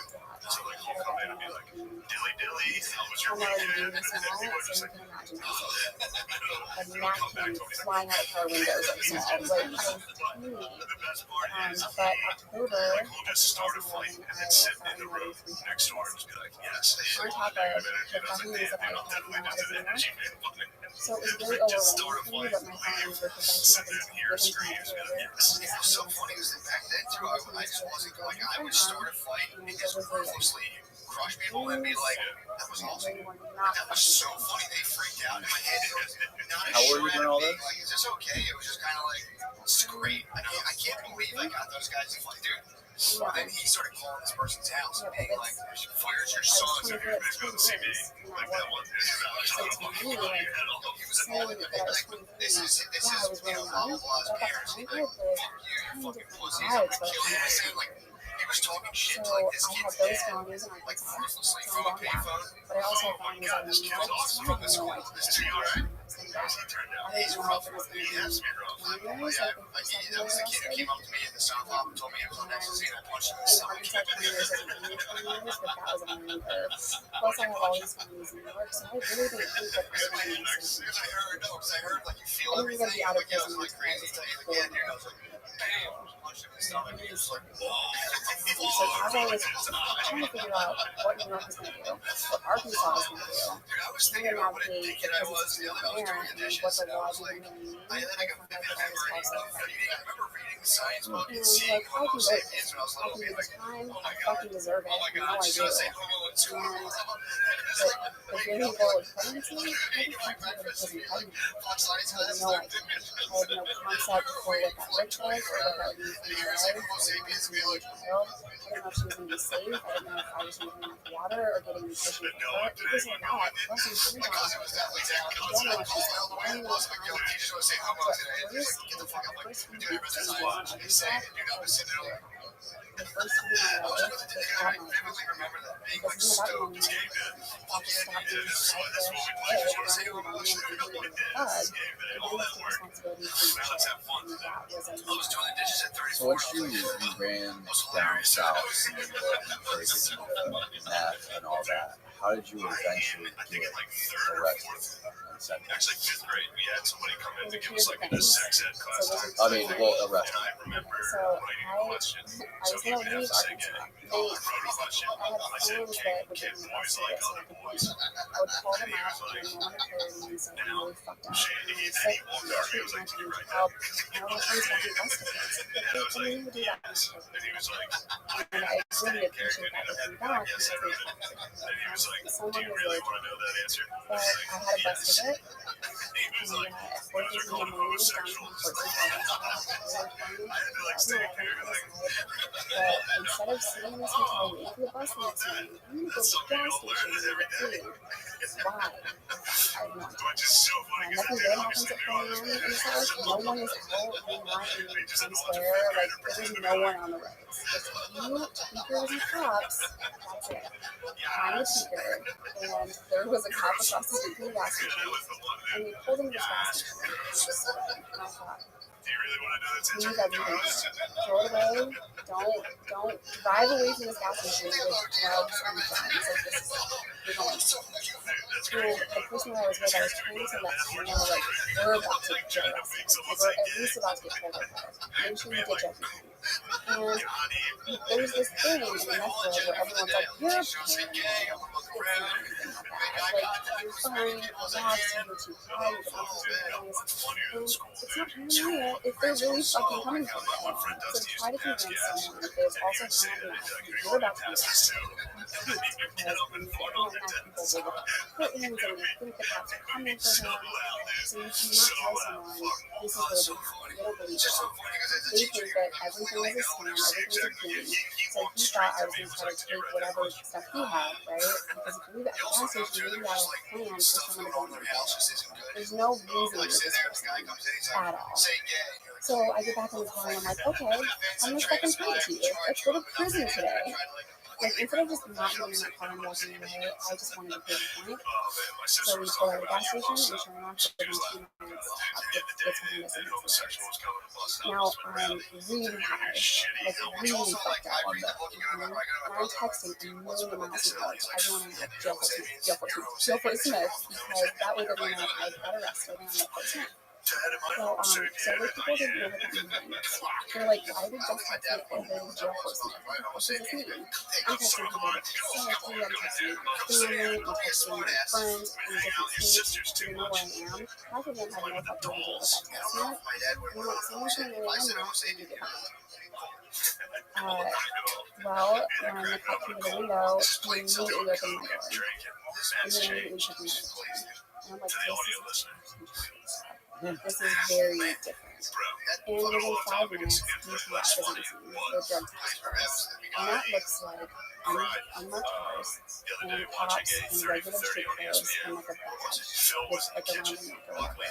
And I'm looking around and I'm like, usually when I go to jail, it's just a second cop car pulls up and maybe a drug dog.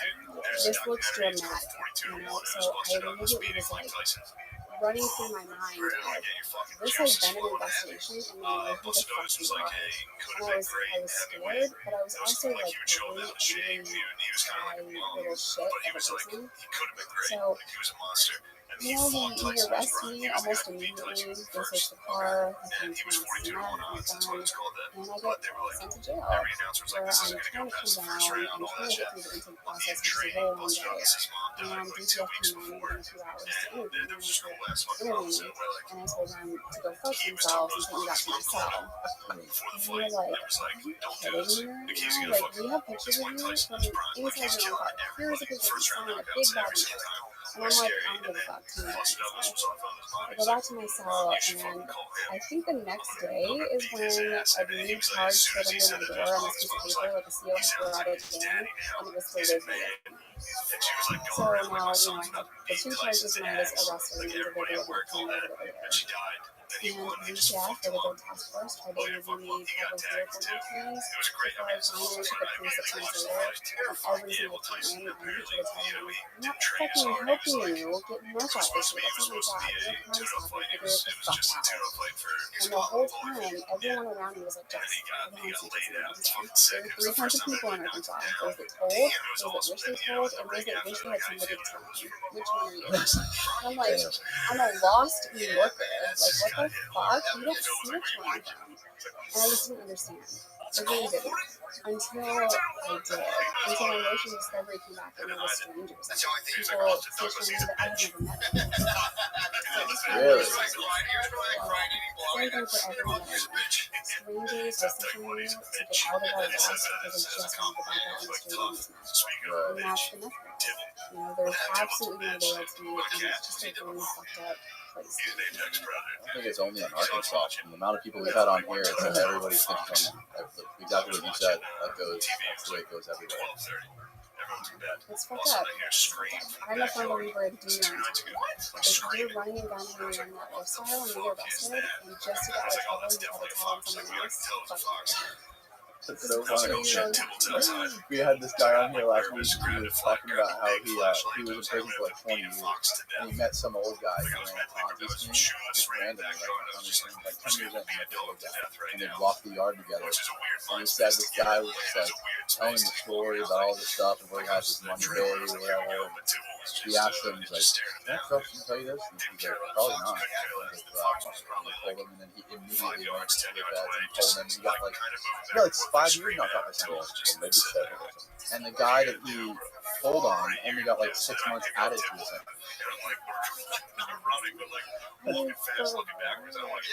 5 years? He got 5 years for it. Did you do it for 5 years? You telling some old guy who did the Ponzi scheme get 5 years of freedom? Really? No, because you have to think about it. Yeah, you got 5 years not talking to the science, but not every single person on that compound knows you're a snitch. Right. There's not a second that I'm going to live in that world. It's dangerous.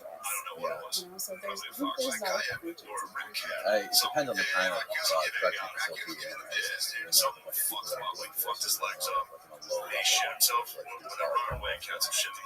Everyone can be dangerous on any day. Emotions run really high in prison. We're not drinking enough water. We're not getting enough sleep. We're not getting enough nutrition or anything. Emotions run really fucking high. I've seen people get beat up over a 50-cent pizza sauce packet. Like, people are not fucking. So anyone can be dangerous at any moment in time, no matter what level you're at. I'm not snitching anymore. Yeah. What kind of, you were in like a state prison? Where were you? So most women between maximum security. So I was maximum security, and that might seem weird, but with my salary in the last place that I was at, I passed the murder. Because there's not a lot of facilities for women. So men will get transferred a lot, low-level crimes will be sectioned off of low-level crimes, and there's all of these yards, and nothing going on. It's different for women. So men will go like agnostic, and then they'll go finally to their home jail. The feds will leave you around. It's just really different. I had a couple female ex-cons on here about a year ago, and they were talking about how they were in a low security prison, and they were saying that they could basically manipulate the guards however they wanted. Like they would have the guards basically like wrapped around their handcuffs because these guys who were prison guards were kind of like losers. And they were just like desperate for any kind of attention from the community. So these soldiers just like played as far as they could just take it as far as they possibly could and get whatever they wanted. To the point where these prison guards would bring them like in John. That's not what it was like when you were there. Hey, was like, hey Michael, can you hit the power button on the turned off? So he was helping this guy's garden. So, yeah, that happens. It happens. You can get anything that you want in prison. Doesn't matter if you're male or female. You can get anything you want. If you're good at maneuvering guards, if you have money, you can get what you want. You can drug in prison, you can alcohol in prison, you can get McDonald's and free food. It's not easy. It takes time. It takes time to kind of warm up a guard or manipulate a guard into doing these things. But it happens every single day. Now, so you got arrested, you went to jail, and how long did it take you to get sentenced to it?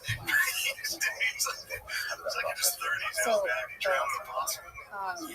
New York is strict, Arkansas is kind of slow. They gave me a pretty good I want to say like a few weeks, and that's what and I said, fuck you. No, I'm not going to 20-year plea. And then they came back and said, probably 2 months later, they said 10 months. And I was so happy because we negotiated. We went from 20 to 10. That's amazing. Still not, but great, we're negotiating. And I had public defender, calls me all your access received, all your communication, power, anything you own is taken. Because it was so soon, and you had gotten all of that from the same drugs. Then I had a good lawyer. I was going to tell my public defender, we're going to go to trial and you're going to fucking lose. Like, please listen to me and take this to me. Please, 10 years is really, you'll do 50% of your time, which is 5 years. And now I'm like really pregnant at that moment. I found out I was pregnant like 3 weeks into this arrest. And I didn't know what to do. 3 weeks after you're already in jail? Holy shit. They didn't test me for my pregnancy when I entered into jail. Which is really bizarre because a lot of places do that. Just to make sure that nothing is all going right? So I didn't even think about it because I was high and it just didn't cross my mind in the process. But I found out I was pregnant because another girl put in a sick call on me. That's the only policy I care about. I'm really going to speech now. Yeah, these programs. Who is this guy? So yeah, I found out I was pregnant. And these pleas, like I can't sign a 10-year term. Can't sign a 10-year term because I'm never going to get out of this. If I was not pregnant and I said 10, but 50% of the time, I would have signed it in to get out of county jail. County jail's horrible. I didn't find this. But I just knew that I had to fight as hard as I possibly could so that I could get out of this situation without snitching, because at the time, before this arrest, I still messed with the cartel. And I just wasn't sure. So 6 months into this thing, I got a 5-year plea. And I tell you I signed up this paper ass. I have never signed paper back in my life. So I got 5 years, 15 suspended, 40 years expended. That's just a bunch of noise to say that if I ever commit another felony in the state of Arkansas, I am so fucked. But I'm working out. I am off bail, but I am still serving suspended sentence. And my 40 years exposure is just rules for don't commit another felony. So explain to me what that was like when you first found out you were pregnant. How does that go? Professional class propaganda, professional class propaganda, which has to be like, Every you just kind of like facility make is different. words, you mess around So with I kind of can't speak four for ideas, what and it's decide like as to like, be pregnant in other I mean, the places. first two articles I can are just like speak that, on my you know, experience in Arkansas. just like So the when I Fox found News, out, yeah, I was everyone's into like, does this bitch hate because freedom? I didn't know how to handle it. And with drugs, I'm Coming up in next, my do 20s. Arabs hate baseball? So I Find out. can't handle it. Probably. So I remember telling the Yeah, nurse, it's like, like the whole. you're Because I number was one. reading it You being mixed like, up dude, my this stuff with sounds someone else. There's no way. like the big No way thing I'm right now in the pregnant. Atlantic, I guess, like an elite You circle know is that like there's somehow, like, everybody loves saying this is probably and American to its knees. this They was do just, something they like, already know. mentally It's for like me, it was too much to mirror of So racism for and the emanates off first of 2 Donald months Trump. in, I So there's two probably articles just like, didn't think about it. you know, ripping that stuff up, Logistically, reading the it, jail had to and come to the it gets realization into that this I'm not article going on China. to. And it I'm was just going like, to you know, do people it are going talking about the home. economy's down, this So and that. they had to And take they're me calling to China the as, free how clinic they're, like, in they're working on their AI So I stuff. would They're be saying how kept they up, developed chained it up, on the and meters. taken into the free Like, world, they tested in every time. orange, in chains, They to tested the weed like Homo document sapiens. so embarrassing. He said, how do you even say And that? they wouldn't like bring me through the back door. No. We're walking through the front door. And Yo. like they'd hear the chains, everyone would turn back. I had one girl taking pictures of me one time. Shooting gallery. Fuck out of you. Like I was so embarrassed and so mad. So they're saying they And tested that's this just how technology they on handle it at that facility. You like sit in the lobby and shit with So all they these have people. them where you're like, Wow. With 2 guards on my side. Like I'm a serial killer or something. And it was so embarrassing. And like I think every moment throughout my incarceration this last time was so embarrassing. It was so hard, like mentally draining, physically exhausting. It was so traumatic and difficult for me that like it changed everything. It changed the rest of myself, how I looked at the world, how I looked at the street life that I had meditated on for so long. Like I was 12 and 13 saying like I'll go to prison one day, but I'll just handle it. Like that makes fucking sense. So finally I get my free and I get transferred out of prison, right? Well, I have to go to court at some point. So that has to happen. At what point do you like accept the fact that you're pregnant and have like the like mind changing way of thinking to where like you want to actually get and think about like being a mom and getting out of prison, where you're going to get out, what's going to be like when you give birth and then be separated, like you start to like think about this kind of stuff. Does that start to like change your way of thinking at all? Re-educate them and make them like fully Chinese. But what they said was, he's like, I was just in such denial for so long that I didn't know what to do or how to handle it, right? So when I got to prison, they transferred me out of the medics into the medium. I had met other girls at the time that were also pregnant. And, you know, I would watch them for all the different opinions and I would watch them go through things and might as well get it in while we can, because I'm sure apparently they're going to cut their swooping down. Dude, they'll have a big brother and a big sister, so like you'll go off to like Chinese school, and then they'll be like, big brother, and the Chinese big brother is like sitting at the dinner table being like, what do you guys think of President Xi Jinping, whatever, and they're like, I think he's very good. So like you really feel about the literally, you have to sit there and go to the party, and then you go to the Chinese school with big brother, they're saying it's hard to sleep in bed, like sleep in bed with his wife. Just a big bro. You're a big bro.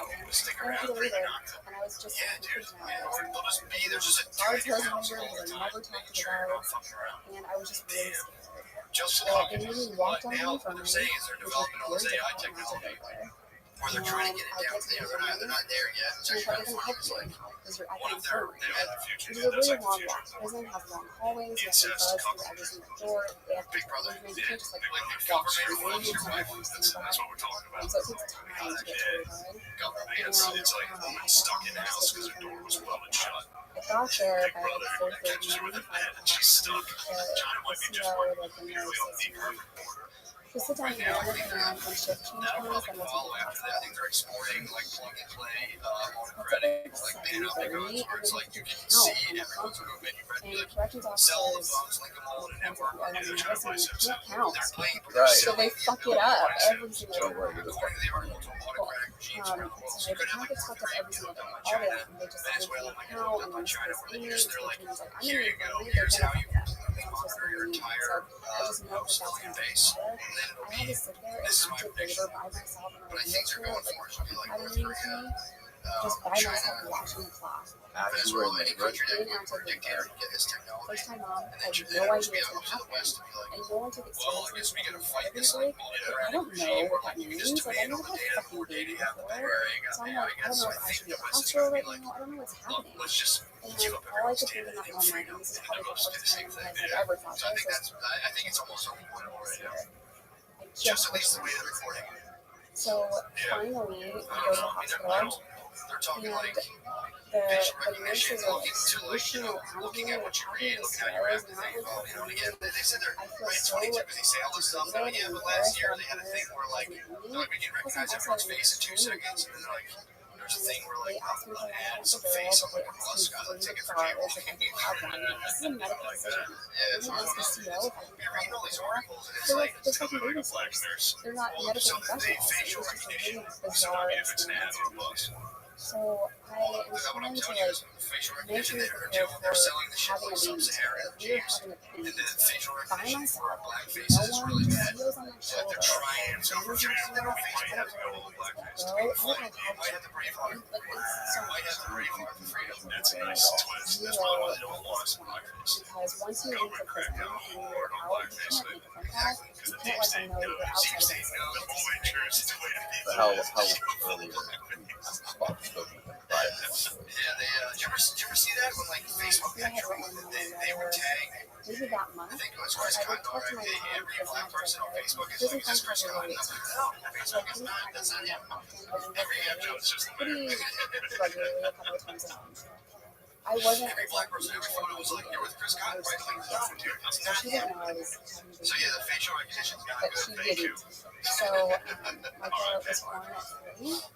And to prepare for this, I thought, when she comes out, I'm going to take her to work, I'm just going to over here, and if I don't look at her, maybe I'll be okay, like, I won't love her. And as weird as that sounds, and as much as people have judged me for saying that in the past, I understand. I spent 9 months preparing to give birth to a child I wasn't going to have, and I didn't know what to do. So I had to put these walls up, or these barriers out in my own mind for a second, because it was so hard. It was so hard for me to do. So the CO at the time, the CO that was with me during the rest process was actually really nice to me. And she saw what I was doing. And she said, "Girl, it was a female and a male. Dude left. He's like, we're good. We're outside." I'm like, what do you do? But she sees what I'm doing. She's sitting there looking at this baby, and she says, "Girl, you better look at that baby." I did, and she was the cutest thing I've ever seen in my life. And I brought her over to me, and I held her, and last year ago, if I had thought that I wanted to go something different, no. Not until I saw my daughter. When I saw her, everything changed. Everything changed. And people talk about Malibu instincts, but they don't say, like, you will kill for this little baby you met 5 seconds ago.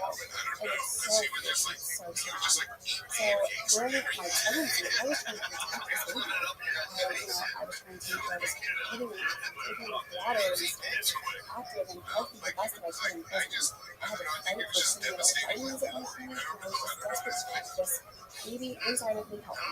But I didn't think too much. So now when I'm holding her on her birthday, I thought, I have to protect her at all costs. I have to be there for her. Which is a really traumatizing thing because 2 days later, I had to go back to prison. You actually got 2 days. I was only supposed to have 24 hours.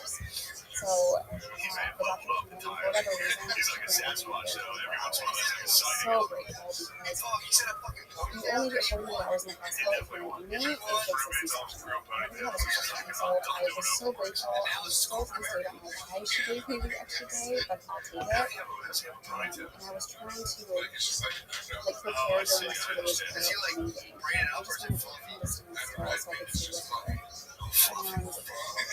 And unfortunately, the COs that were with me, they refused getting up and going to the bathroom, getting up and walking around. They refused these requests. So my recovery was really hard, but at the time in the hospital, I didn't know. After you had the baby, they refused you going to the bathroom? They didn't want to understand me that often. So So because I was so embarrassed, I didn't push. And I didn't fight. I had a baby in my arms. If it was just me, or just a regular inmate in the hospital, bitch, unchain me. I have to go to the bathroom. Like, I would have lost my mind. But I was so scared of like something happening to my baby that I couldn't just let them treat me however they wanted, because they were intimidating me. And every aspect to my attitude, my personality completely changed when I saw this happen. And I was really afraid of the guards that were in there because they were shooting me. And what's even more disgusting is that the CEOs that were with me, mostly females, the 2 days that I was there, were women. They were women and denying me privileges. And they doubted me and said, hey, she has to go walk around to her recovery is better. And the CEO showed up and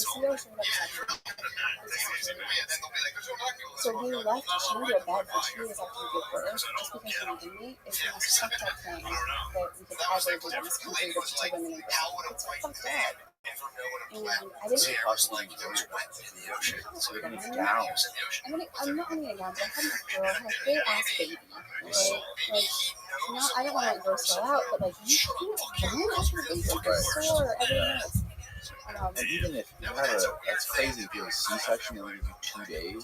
Like, it takes you minimum 2 days to recover from C-section. You're not in prison or whatever. You have to stay there for 2 days medically, and then after that, you can't even walk for a couple days after that. I can't imagine how hard it would have been if I had a C-section. Like, women that have had C-sections are fucking warriors. I can't imagine how painful that must have been. But yeah, I now have to go back to prison. I have to come in. So it was 1 or 2 in the afternoon, and day 2, and the guards came in, and they're getting me ready, and the caseworker comes in and takes my picture, and they let me know that your daughter's been going to foster care, and they're saying things, but I'm not really paying much attention because whatever, I have to look at the screen and the holder and sit here and talk to her and back to her, and I am almost losing. Finally, a guard comes in, and she's at my back. So she's at the door, and the back is to her, and Micah is now in this little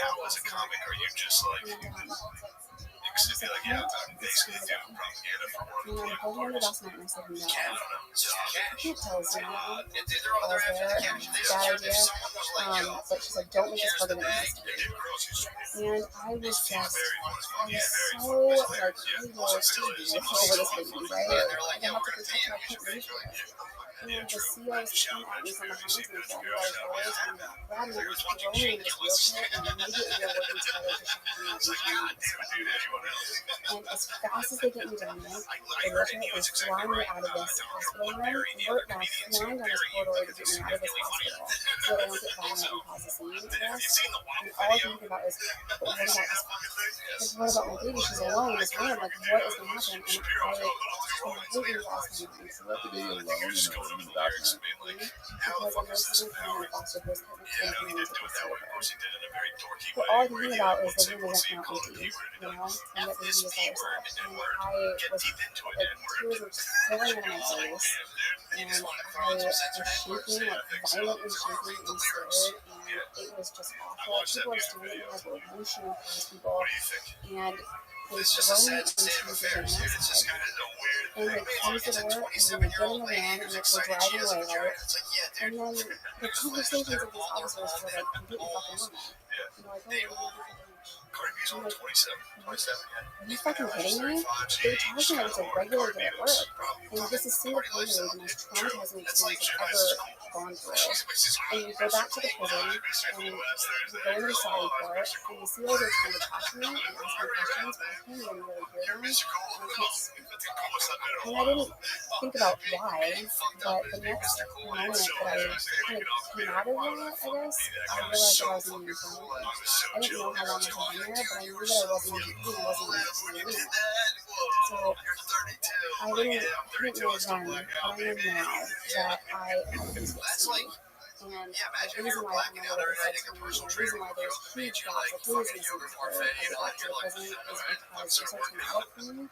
that my brain was just trying to protect me from the trauma that I was experiencing. So there are days and I just don't really know what happened. Maybe I slept in that time. I don't know, but I wish I knew what the guard said when I came back. I wish I knew what was going on, but I have no fucking idea. And I laid there for probably a week or so. And finally, I woke up one morning and I thought, you can't be barefoot here if you're going to sit in this bed. Get up. Like, what the fuck are you doing here? Why are you in the infirmary stuff? Go back to the unit. And I asked the nurse, like, hey, can I go back to my unit? I want to sit here. And she goes, hi, how are you feeling? And I was like, okay, I just want to go back to the unit. And she said, yeah, I'll get the paperwork now. If you think you're ready to go back, then you can go back.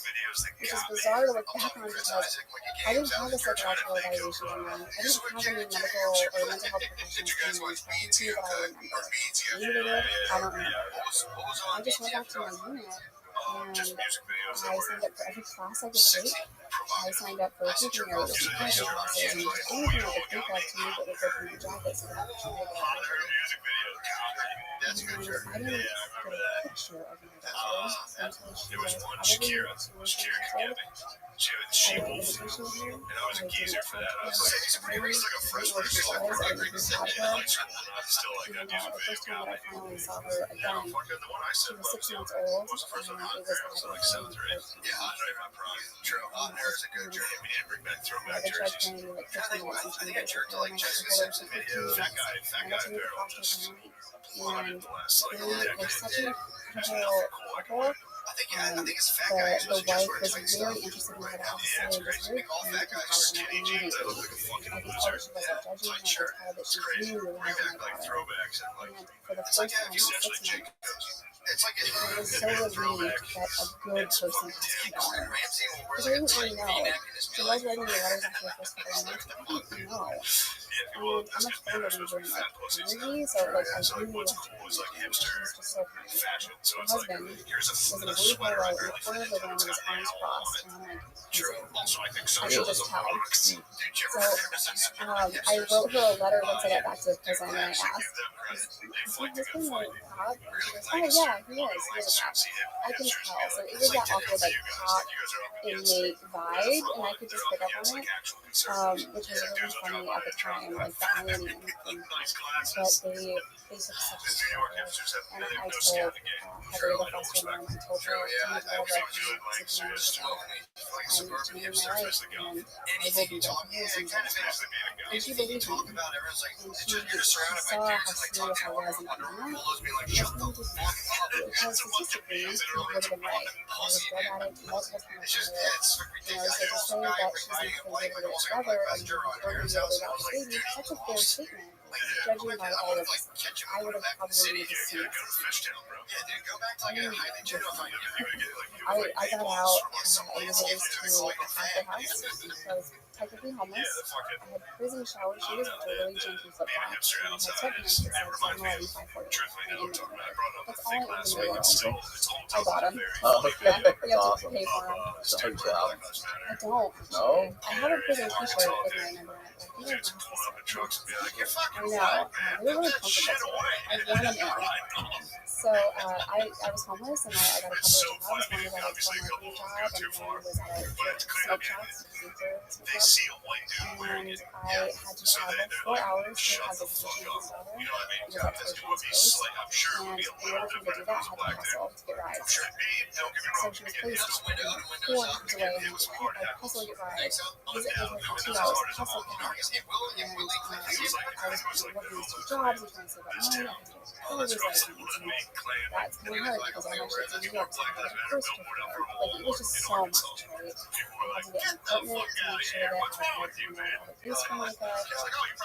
It was just stressful.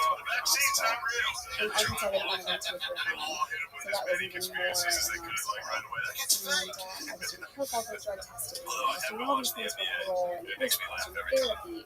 it was a very long process. Everything like Over a people's year. jerseys are like we Maybe a matter. year They basically have after XFL jerseys on them. Like he hated it. Really? It's so What funny. was the what was the arrangement Right there with with the Ally. foster That's the family? best one. And See, you guys like have some sort of like mutual understanding of like because sometimes you would imagine that foster family is like baby. it's equality. Attached to it. Equality is the one that's going around. It's pretty funny because it's a black dude sliding into another dude, a black dude. And I'm so glad that these are people that work here. A lot of people think they can't do foster care. And every time I see it, I'll be watching the film. I'm like, oh yeah, have you seen that? Every time like Black Lives Matter, I'm like, If you have that much hey Phil, you heard about this flexibility, Black Lives Matter thing? Because it's every despite single. your own personal feelings and attachments, Beach, you dude. have that Hard kindness beef. and love I haven't seen him spaz like this in a while. He came back from men's club. Had a couple but drinks the in him. arrangement was Said, that we're watching if golf. I lost, I Watching would it. move And to I was like, hockey's on. Let's play I off would hockey. have daily access to my girl, and That she was would a still battle be the day nice. before the Flyers were on, Which I and it was like day appreciated. 3 of this golf Wasn't tour. There was still another day. I was going to fight Dude, until my golf last is breath. you get 4 hours of watching. And really, to I be doubt we have too many golf fans that listen. Dude, it is the worst sport I've ever watched. It is fucking dorks in khakis And then when I lost my walking kid, around like all those I great shot fighting Bryson. all your Like the top 3 guys were like Dustin, Bryson, and Connor. It's like, So God I really Christ. thought that But I was just going it's like I lose, go to a and family she party knew and that I I want to sit on the couch and it's like I had just sitting here. reported It's just a guaranteed that nap. You're just watching TV. You're watching a cow back, so squawk. I really thought That's that the sport. was And a fucking So, old dude anyways, whispering that's and when I then a bunch of I got my cows. Like, kid that back. was a Me hell of too, a bro. harsh. See, I didn't know how to raise a God kid sucks. or But anything. what Like, was I really didn't funny know is how to Phil. do So it. And he had then you know, every it's day, got some what to game, do. whatever. And And one it's guy, amazing looking back that I was able to do told you everything that you were fucking in mad. such a short time. True. Was at the beginning of I'm 50 really Cent. proud of him. Biggest achievement, my biggest accomplishment was getting past it. But there was one guy who he could And have played obviously, Morikawa. So that was fun to watch this. That, The young if boy that Colin, didn't by the way, happen, nothing else. just nailed it. If I Colin would have Morikawa, lost her, baller, I would have. new star of the game. Hit the best shot. Colin was like, come on, motherfucker, How I missed long did this. it take you to finally Shot of trust a me lifetime. when you Best got shot out he's there? ever hit. It was an eagle at the Over end. a year. It was great, but Still, this this was year. a hard fight. Phil came back, had a couple drinks, was like, we're watching golf right now. They didn't want to do it. Not the foster care. Oh. This is the court system. Oh, okay, got it. So I had to do drug testing and Fuck, I forget who it was. Actually, you know, I think it might have been Toronto versus Columbus. parole, Great, and great visit stuff. her every single week. And visit, even though Overtime, I already when it started, goes, when it so goes I up. would just hustle and asking people at work. Phil comes in, he's like, put it on, and then he So like screamed, he was like screaming, like trying to fight me in front of my fan. Everybody in there was Phil. I still don't What even the fuck? It like when did I say had this? it. He's Yeah, but he doesn't know. So they lost the remote that controls crazy. the I think TV. I just worked They myself have the into cable saying remote. over. That's I what worked they to used. death and I They had lost the remote, so I downloaded it in an app. It's crazy there's people like out there like that. People that will take in a random baby into their life and raise a random baby. It's so much work. So much work to do, so much to do. It's really so much for you, you know? Yeah, I have one. Yeah, I couldn't imagine just being like, okay, let's take somebody else's kid and you know, let's raise it till he or she is 2 and give it back. Like, that's the most. I would love to do this. But I understand why like certain people are like, fuck, why would you want to do that so much? But if I wasn't able to forward from it, I would love to do this. And then my niece and nephew Because started we have going, like over 400,000 kids across the world, and we get families. how, I wonder how many, do you know, like the statistics on how many children are born in prison? Which was very funny. They all screaming. I was like, I wouldn't think I would. I should know that. I have a whole ass degree in correctional program services. I don't. I bet you a lot of them get knocked up by the guards, right? He's got a soundboard. I was like shaking the I know it happens a lot, right? But, like a lot of the female people are sexual female guards. It's not as widespread as That's the you only way would I can get UFC. Like, like mine's on pregnancy ESPN Plus, is to switch apps. So yeah, That was it's like, I mean, that was a So I know it happened in that was a Coleman, fight. that Me and prison Phil in basically just been fighting over the television. Florida. There was this girl there who claimed she got raped by a guard and she got pregnant. And they found out that her baby was the guard He has actually like, he can't watch commercials, so he has to change it nonstop. But golf doesn't have it. Golf, they'll just cut to a Yeah, commercial for sure. while they're still It's playing. it's not as widespread though as you would think, like pregnancy. I'm not saying sex is not widespread. Right. A lot of women go into jail because of that. And they should. And it's not fucking serial killers. When they stay home until they have their babies with not the bare minimum. House arrest would suffice. Most women are on non-violent charges, non-violent drug charges specifically. You had gun. Were you violent? On paper, technically, we're non-violent charges. But for me, when I say these things, like women should be able to say, I fucking know I deserve it. You know, I did my time. I know that I deserve it. I'm not going to violent offender. So for me, that wouldn't have changed the outcome for me. But it changed the outcome. And I don't think anyone, I don't think any prison should house pregnant women who are having nursing programs. The trauma surrounding losing your baby, not just for the mother, but for the baby as well. It's so hard. You're ripping a baby out of, its mother's hands. Like, this baby has for the most healthy and always 9 months. So That and it's like breastfeeding too. Like that's really important. How did you deal with that? that's a really good question. Did it like tape you up or something? I was given ACE bandages and told to wrap my chest with ACE bandages. Really? And it was the most painful experience of my life. I have some friends that are trans that had heart surgery, and just so tightly I can't believe you had to go through that. It was excruciating. It was really I have big tips and fixed it, but it just looked awful and it hurt. It hurt for like 2 months, I want to say. So it was really hard. And plus, because I wasn't around in that room, like my cousin was really bad, so I was like limping because of whatever reason, I was a doctor. But my other girl, I felt everything was going together, so it was really worse in the healing process where like, my stomach was on the opposite side. My back was so horrible. I don't know if that is like a common thing or that the opposite side, but I was breastfeeding that experience was literal bliss. That girl was fire as fuck. I didn't show anything. And like I knew what to do. I felt when I was supposed to push, and it was just this very beautiful, happy experience. And like that, I had no idea. I didn't push. I didn't feel anything. I just it was like my body was like just completely calm. I didn't realize what was happening. They had to tell me what I was doing. But entirely, I was able to have the experience that I was home eating hot wings and ice cream, like normal. And it was just such a great experience. There's still like a woman's worst nightmare. Having brand new standing in line with their shirts off, just dragging just like dudes with clipboards, like all of it. Special Olympics, I really don't have words to describe how traumatic it was, but I am diagnosed PTSD. Yes.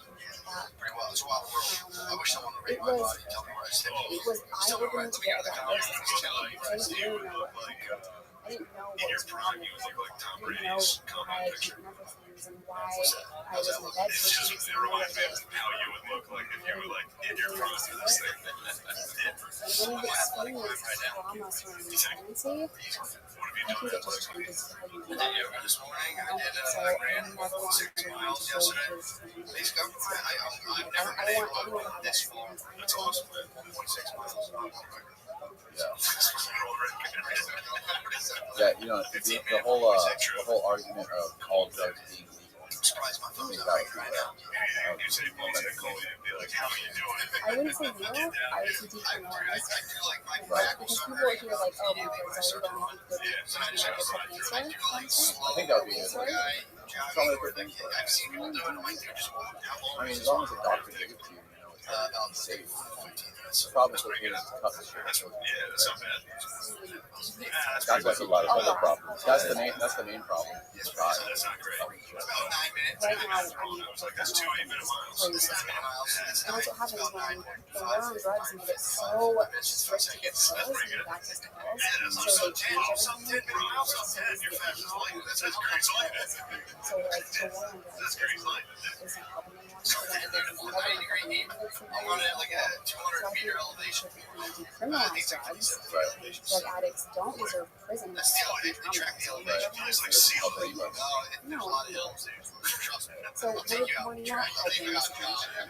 Drug dealers, prison, drug addicts, treatment. I think that would be a really good place to start, even though there's a lot of overlap. So there's going to be problems with that as well. So a lot of drug dealers are really addicts and treatment. I can differentiate between that. But there's going to be a lot of overlap. So I think the first thing we should do is or at the very least stop putting Yeah, I mean, I don't know. If you could say one positive thing about prison, like one thing I would say is that makes it come out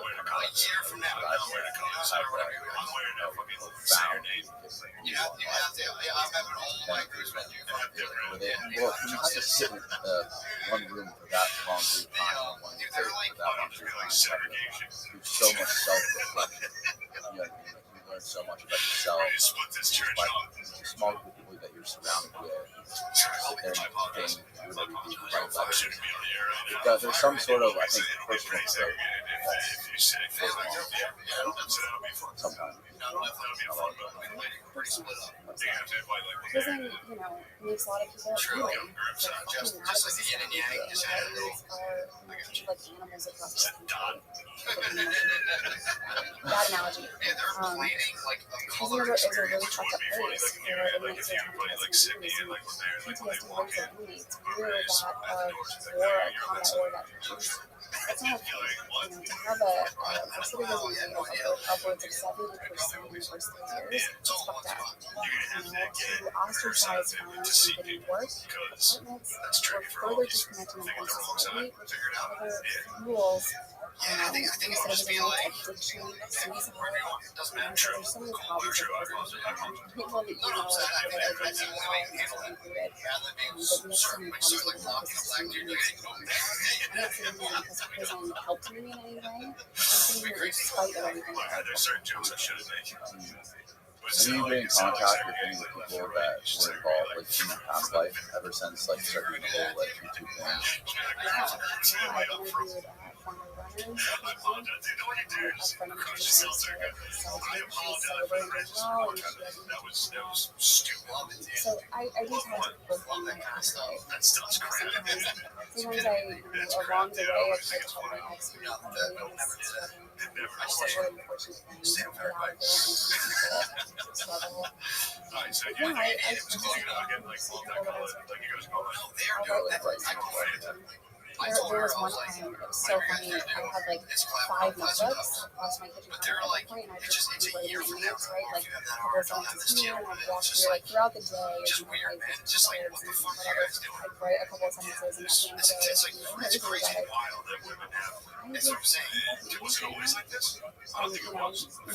home would get locked up in this kind of addiction, and I am the least judgmental about it, and the most supportive that I can possibly be, because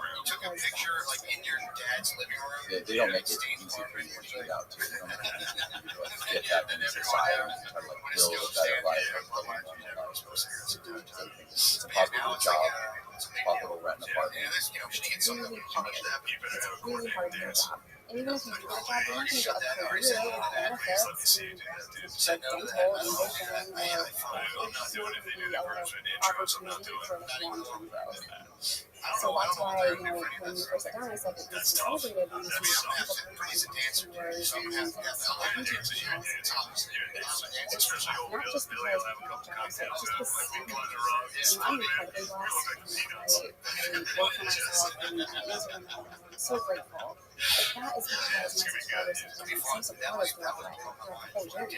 Everyone was watching my channel, and all the other subscribers are doing I work in treatment center, I work in a nonprofit, and I'm doing a lot of stuff. And I started because I have two subscribers. They support me and they watch my videos, so I'm very, very blessed. I think if you go to the short term on YouTube on any of my videos, or go to my TikTok and you link the comments, that is not the way I do. And you'll see like Short shelf? It's like TikToks, but on YouTube. Oh, the shorts. Oh, yeah, YouTube has the TikTok. Okay, I got you. Yeah, yeah. So if you go to those videos that get pushed out really heavily, you're gonna see a fucking laundry list of people that are like, this one broke the law, shouldn't have broken the law, don't go to jail. And it's just over and over again. That you just fuck criminal and still really violent. And I think that's a really good testament to how people view you after you've left prison. You know what I mean? Not everyone, but it's like 50-50. Some people are like, dude, you've been through a lot of stuff. Like, good job getting your shit together and trying to keep going. It's like half, right? The other half is like, you know, people are just fuck you, comment, you don't give a shit, and you're aggressive about it. I love the YouTube commenters. Do you? So, well, they hate me. They want me dead. But I think they're fucking. No, like that means that you're doing it. But YouTube is like a rare thing because it's like it's the only. I think it's the only social media platform that pays you to make shit, right? Besides, does TikTok pay now? TikTok pays. Okay, so TikTok and YouTube. What else? Instagram pays. Instagram is monetized, so I can take my TikToks and make them Instagram reels, and they pay me, and then I can also get paid on YouTube with my shorts. Do you get paid directly on Instagram? We should talk Really? about it. Oh my god, that's crazy. I had no idea. Yeah, they're changing. So they recently monetized just a few months ago. Okay. And what? And so, and the Instagram, so YouTube is trying to compete with TikTok and making these like short videos or whatever. Yeah, almost shorts. Really? Why are the shorts happening? But it allows me to be seen on a wider audience. And a lot of my shorts have surpassed my best performing YouTube video by millions of views. It's insane. Because they put someone was just telling me about this yesterday. Somebody was just telling me about YouTube Shorts, and basically it's like YouTube trying to compete with TikTok. Then I was thinking about it. I'm like, what the, like YouTube subscribe to people who go on YouTube and they subscribe to a channel.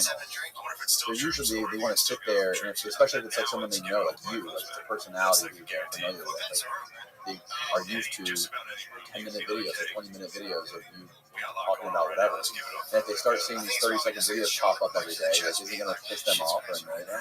1000%. Yeah. They're so into it. But it's helped me to grow. So because of the short calls, it's weird that we're talking about this. Because I love and hate them. I also, but I've grown like 100,000 subscribers just by Really? That's so wild. It's crazy. Does Larry do those too? I think he does. Larry's a little TikTok. Yeah. He's always on TikTok. I'm in TikTok too. What? I know. They always put me in jail. I'm used to it. I've done a hard time. So I can do jail you don't want to jail. be in. But yeah, I meet Larry tomorrow, and I have all these TikToks planned, and I'm planning to post them like Monday because I'm in jail. What does that mean? You're in jail TikTok jail? So they violate you for saying shit like ew, because they're like, no, it's like, ew. I said ew on someone's video, and I got in jail. Like a comment? And they suspended you? I mean, so I like to live in TikTok jail. It's either my content or the comment that I send to somebody. Which, if it's my content, fair. I get it. Like, I present a picture and mental health and swear. Like, okay. But a comment? Like, come on. They're 2 cents away. If it's a video of my story, though, I have thousands of views. But why would TikTok allow it and YouTube not? Or Instagram and YouTube allow this shit, but TikTok is so different. No, there was a TikTok like whistleblower that said if TikTok hates you, like people at TikTok, they'll constantly flag you. So someone at TikTok got pissed off, like they don't like me. And yeah, they're kind of it's fine. But you know, Do you have any issues on your, like, the kind of content you post? True crime, prison stories, stuff like that on YouTube. Do you ever get any kind of issues like YouTube censoring content? all the time. Really? So they'll demonetize a video, but that doesn't mean I'm not going to post it. Right. You know, so that's YouTube will be like, we're not going to pay you for this. But I knew going in, like from the very beginning, that a lot of stuff that I talk about goes against their guidelines. And I'm completely okay with it. So I'll film a video about my addiction and full wide of it. Because it's important. What's an addiction on phone? You 14 on TikTok. So, you know, if you have like, they don't mess with you. I noticed on one of your videos, I noticed on one of your videos, you on the word prison, you like put an asterisk on one of the letters of the word prison. So you can't even post something with the word prison on it. I never used to. I don't care anymore. So I used to do that. I know a lot of people who say that they get shadow ban on YouTube, to where like they'll post stuff and people can actually find it in the search. Especially like one guy I know who type in the name of the video and you can't actually find it. You ever dealt with that before? I mean, right now my views on YouTube are really, and it just comes in waves. So sometimes YouTube won't even recommend my videos to my own subscribers, which is so fucked. YouTube is hard. It's a hard world. Instagram is, I sent it to you him yesterday, but Instagram, I heard, is going back to the chronological, to where they don't just post, they don't just show you whatever the algorithm thinks you need to see. You know how they think, I don't know if you know when Instagram first came out, it would show you like what all your people you follow, it would show you what they posted in that order, like when they posted. Now you can see what they posted, like and share. So, algorithm is going backwards with the algorithm. I know I'm on social media, it's like my job, but I know it's I mean, I don't watch a lot of YouTube, I don't watch a lot of TikTok, I don't scroll. Really? I try not to. I don't have my phone in the hands, I try to detox. Well, you're busy. You have two children. The phone is violent. If I could just be minding my own business and I'll get a death call like random. And I'll just see it. I have all notifications turned off. Just people. And they're like, so I'll just be sitting there eating dinner or something, and I even have all notifications turned off because like, fuck you, I want you to see this. I'm not a nice comment. Like, this bitch does that. It's great. It hurt you. That's hilarious. Yeah, no, they should like the whole algorithm thing, how they change the algorithm. It seems like they actually seem to be, and there's people out there who like make content and they just constantly try to chase the algorithm. You know, they constantly trying to like find what's gonna like fit, what's gonna like hit right clickbait, right thumbnail, blah blah blah, all that stuff. So many people on YouTube are so obsessed with that stuff. I mean, I've researched social media and what's performing well and what's not. And I can get caught up in too, because I get ridiculous and shit. So like I get it. But for me, I had a video about prison pizza, and the whole thing was like, oh gosh, I have a video for tomorrow. Like I usually post probably with something. The day before, I want to make sure my pancakes for all these fucking snacks to make prison pizza, and like my sleeve wasn't finished, the rest of it I didn't know it was going to stop. And that's ran 26 minutes. Wow.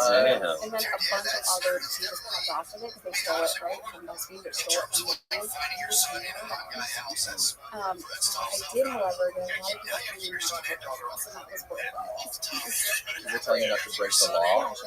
Oh, wow. So it was fun. Really fun to go around. How long ago was that? So I didn't know BuzzFeed was still a thing. Prison pizza popped off and got pizza.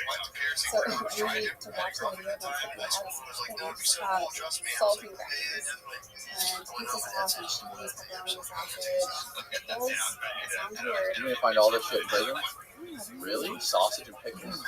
Oh, yes. Wow. Yeah, some people put ramen noodles on their prison pizza. Yeah, you can just buy all that stuff at once. There's a whole, there's like cookbooks about this, about prison food. Oh yeah, I know that. I didn't know you could get like pickles and sausage and all these amazing toppings. It's not the gourmet pickles, but you get some pickles. They're not the Wickles pickles? Yeah. Oh my god, it's funny shit. Well, cool. Thank you for doing this and sharing your stories. It was very moving and insane. Just insane. I've never heard like a more terrifying prison story than what you just told me. I've heard a lot of fucked up shit. This is just like, it's really good. But thank you for having me after I ditched you like twice now. You did? Twice? Twice. But I'm so happy. Thank you for having me. Absolutely. Tell our listeners and viewers where they can find all of your amazing content. It's just my name, Jessica. On YouTube, my blog channel, which is my blog. My podcast on Spotify, which is not Jessica. It's just Jessica. Sweet. Awesome. Thanks again, Jessica. Thank you. Goodbye, world. Think of a 16-year-old excited to be like, this is gonna be fucking cool, man. I'm going to a nightclub. Where's Kevin Spacey comes out of nowhere. Spacey. You have 1 second back to Kevin Spacey. You got me. He just rings your bell and he's like, hey, pulls your dog down. If you go to a Hollywood party, it's nothing. I mean, I've never been to one. The reason I try to avoid this is I would have to wear a condom. Otherwise, it would be like Spacey, Seacrest, would probably figure my blood. If they saw you trot around, dude, that thick ass. After I just ran 2.8 miles, that's what I'm training for. 2.8 today. Yeah, 2.8. Hello, Randall Carlson is a master builder, architectural designer, teacher, geometrician, geomythologist, geological explorer, and renegade scholar. He has over 4 decades of study, research, and exploration into the interface between ancient mysteries and modern science. Randall investigates and documents the catastrophic history of the world. On this episode, we get into the Dryas period, climate change, asteroid impacts, Atlantis, UFOs, and all sorts of shit. Prepare yourselves, folks. This episode will make you question. Please Have you ever taken a hot guy video? No, I don't have any social media. It's for faggots. Come on, man. You're fired. Carlson, thank you so much for blessing us. You get an extra slice of pizza for that. Thanks for having me, Dan. It's a pleasure. Great little vacation. Yeah, not too far. Yeah, we're having fun. It was an 8-hour drive. Not too Not bad. bad. 500 Man, I hate those miles. fucking kids so Better much. than 8 hours. Like, Really? Yeah. Yeah. See, that's the thing. I've been Because I can stop and get out whenever I want. kind of non-judgmental Right. around the value of a kid when I see that. I'm like, it's not a good thing. What those boys are doing, I'm like, it's not good. It's not good for anyone. Men can't be hot girls. They're just chilling. Democracy can flourish with that. Rare enough. I'm always, come on, Florida, man. Yeah. That's the We're not too far behind yet. nope, you guys aren't too far behind. No, y'all doing a lot better than California. Oh my God, yes. And, where I live is really pretty intense blue zone. Everybody wears beautifully wears their mask. As soon as you get out into the outer areas, the rural areas, everybody's been going on just like normal pretty much. I spent a lot of time up in Dade County. I hardly never seen anybody wearing masks up there this entire thing. And last time I was up there, which was in October, I didn't see any folks on the streets anywhere. It's so strange. It's always funny. I was just in Nashville, North Carolina. The first time I've been to a public place everywhere. Well, Generally, all the gays want to somehow transform to black guys. well, that's Just making paid. indicating right. True, once you get paid, Pretty you much definitely the pay. same. Don't say that. You can make a ton of money. It's not a problem. See that dude, whoever that guy's sidekick, You actually just had COVID, right? Yeah, we were out in Washington State doing a tour of the great floodlands up there. And we may talk about that a little bit here. It's possible. Yeah. And yeah, we had 30 attendees and 6 or 7 or 8 facilities. I think 36 to 38 people altogether. And on day 2, one of the attendees started feeling symptoms and got tested, came back tested positive, so he was quite left.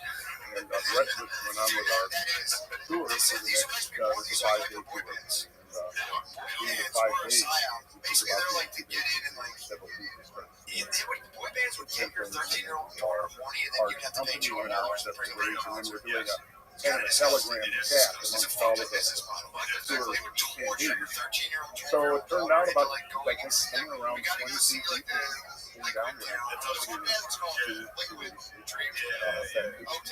but here's what's interesting, the fellow that bought double that. The other thing was is that over half the people came down,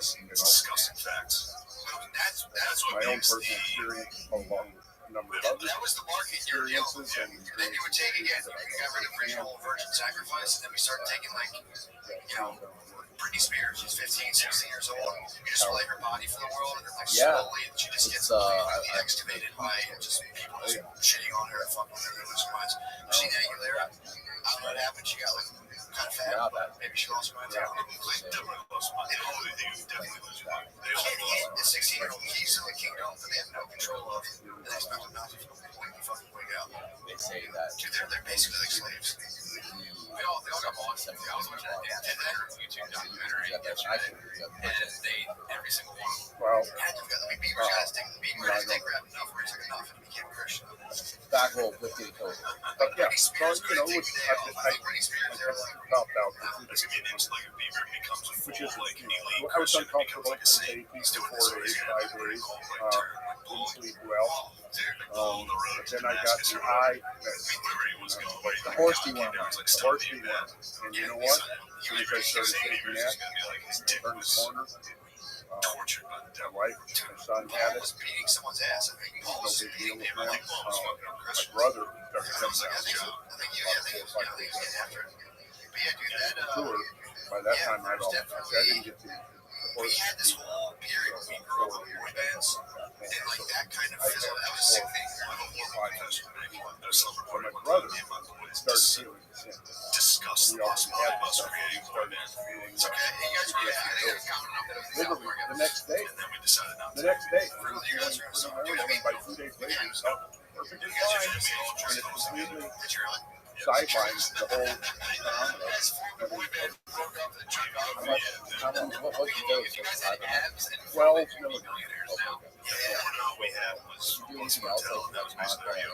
No, didn't do that, but did the vitamins, did the quercetin, and vitamin D, vitamin C, all of the stuff that also mitigates the severity. So when somebody says you love the vaccines,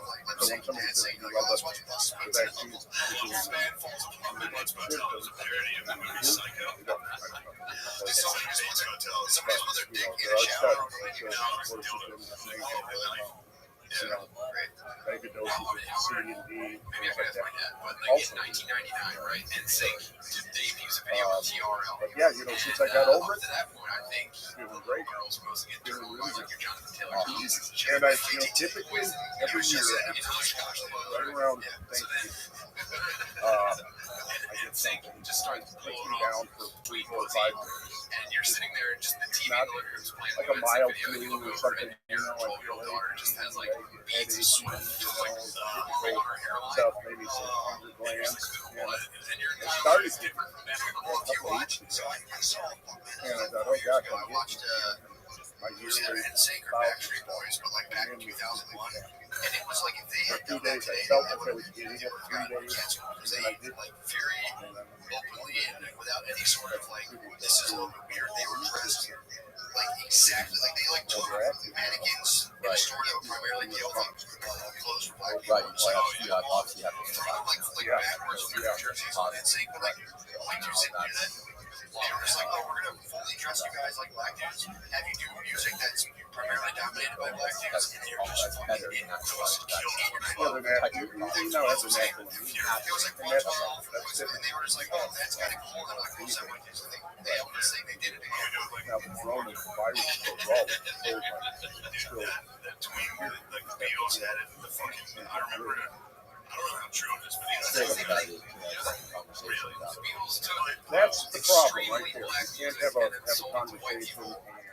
conversation and start to get stories. And I've known now 5 people, more personally, one that my wife worked with, so I don't want him to work with even see it. When there was Elvis, I think Elvis was a pretty glaring example. But there was we have a thing, and client. there was a documentary on the Rolling Stones, and they were talking about how the women go so crazy that there were rivers of piss We've done a previous coming down the steps. 14 years ago. I know that. Like there was that much. Women just got escorted. Women just like scared Yeah. out. So now I'm back to the 14-year-old son. So she told me that another boss and she was back. We can let out your first stream. We let out full stream. No, just like a jolt. Like it's a jolt. I was having a dream. I had fucking dreams where you're down and you jolt a couple times. No, jolt. It's like the first jolt. As soon as you zip, you just want to see it. Every time I'm awake, right? About the pain. So, you know, that was one. Another I usually one. almost do that wake up, but I actually let out. Came back in, just laid on it, and shielded the spot. So you just in the bed and hit it very little bit. Another one, the guy got sick with it. I drank last night, and not all, but like a ton of my male relationships, people in my life, rest like fuck you, dude. Person after person in my dream. Person after person was like, fuck you. You're a piece of shit. I went to like an old jiu-jitsu teacher. I was like, hey, I'm thinking of signing up. And he was like, what's wrong with you, dude? Yeah, So it's I'm such a trying to be a polarizing fucking topic hero. to talk Get about. out of here. There's so Fuck's that guy's much problem? Well, you were like, fuck you, dude. Me, how like, old doesn't you matter. are, I apologize to be betrayed. Seriously, I have a dream. That's why I'm going through the my relationships were and then it peaked bad. talking about it. And I shot P at the very end.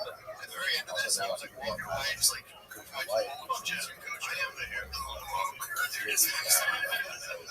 No, I was very ashamed of this. So it's just Another friend problem. of mine had been like, left a private jet, and I get a spirit of vengeance. I was like, I'm going to use this guy's private jet. It's crazy, especially when you're on the website like we're on YouTube and talk about this. And then I woke up to a text from you saying, you're saying, you're like, oh yeah.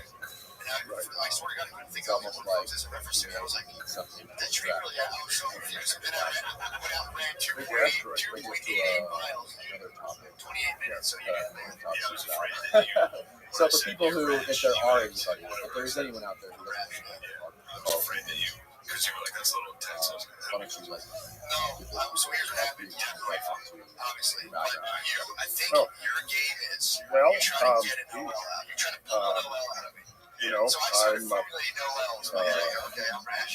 as far as relevant to what we're talking about here, I've been very interested in science since I was literally to a territory. Well, they just all of a sudden seemingly out of doing nowhere fell I on you. majored in geology in college. I didn't graduate because with a degree because at the time I had a geology degree. You could get a job in industry, typically in the energy sector, the mineral sector, or you could get a job with the government. And I was interested in learning about I wasn't mad at all. I wasn't mad at all. In my head, it was going to be this back and forth banter. I said, I'm not having a match. So, In my head, I'm like, I all my friends took in a my few dream. years. I'm not going to fight you. Also studied a lot of There's a horrible feeling. I like legitimately. I had no idea what you were going through. Oh, yeah, I mean, how could you? I peed the bed, dude. I was so upset. This is taking a teeny bit of pee. Did not, I was dropped. The river of bed.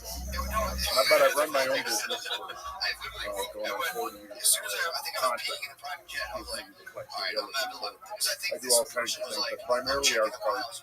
business Instead that of I being work down for so much are private partners jet, with my then energy like companies. rack up miles We're on first it. I'm like, I generation. don't know. Like, it's gonna be expensive. So I came up That was at it. the I was time like, of and so I ended up being in this jet. I started, I like knew the ins and outs shit. of the house. But, you know, I've been doing, I got a, secondary Drink like that. It's really like, getting podcast fucked that up from it. Like, I have a drink a lot where I'm like, and doing in a dystopian, a lot of full tours. state. Like, never had a head full of people in my life. Basically, Like, what the objective of the tour is, the tours that we do is I'm trying to teach people to read the language of I guess I'll do jujitsu. My jujitsu coach is the like, premise trying to that get I'm here. working with is describe into the surface of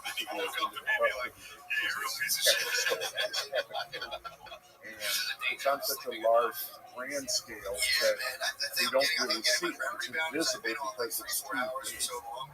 But it would have been impossible a generation. So you want to But I employ, what we do is leading up to a tour, we do a series of briefings. We'll do Zoom meetings, 3, 4 Zoom meetings, and I will basically instruct people, exactly what is a few leads, what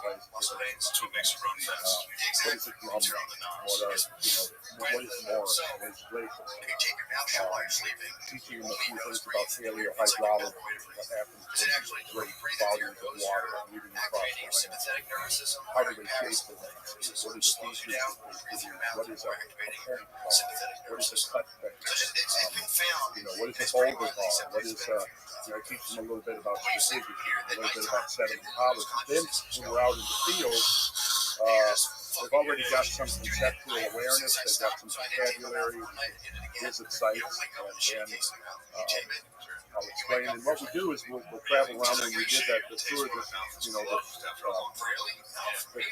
COVID on. That was a week, 5 days tour. We can look at some of that here. And that was setting for some of the greatest floods ever documented to have occurred in history. And we're talking about water flows that would be measured in hundreds of billions of cubic feet per second, which is kind of really almost inconceivable. One of the standards I use to help people wrap their heads around what we're talking about is we look at some of the largest historical floods, say, in America. Mississippi River flooded in 1923 and again 1990. And the 1993 flood, the Mississippi River is typically one of the most economic, expensive disasters. Yeah, man, I don't know. I don't feel anything. I watch it. Those made me angry, not sexually frustrated. Yeah, just like. Typically, I think the Mississippi River runs at about 150,000. But during these two floods, it topped out over a million cubic feet per second. Really fucked. Did you ever see the documentary? Now, some of the floods and some of the things that we've been looking at so fucked. in Washington, like I took them to places where the water flow going through there is in 7 to 800 million cubic feet per second.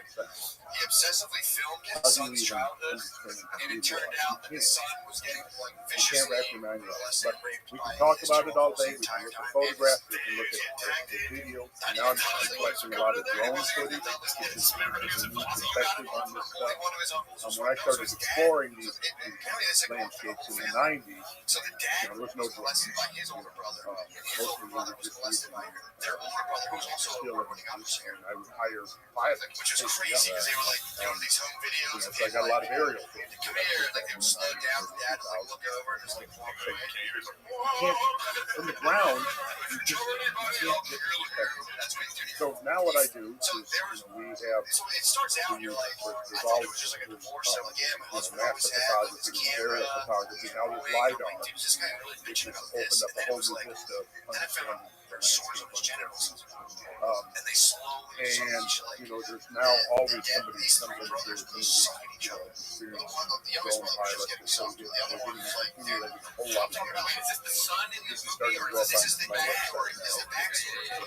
The dad was been sucked by But his see, once you begin to understand these floods, now the eastern northwestern floods of Washington are some of the most spectacular. And they're spectacular because their journey from their source to their ultimate where they're ultimately heading, which is the Pacific Ocean, is a relatively short span.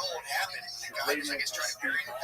Now you had gigantic floods coming down the Mississippi River, and these floods that I'm talking about are all coming from melting glacier ice. Because if we go back 13,000 years ago to say 25,000, more than half of the North American continent is buried under a mantle of ice, bigger than the one that is now covering the South Pole. Right? Now, how do you get that?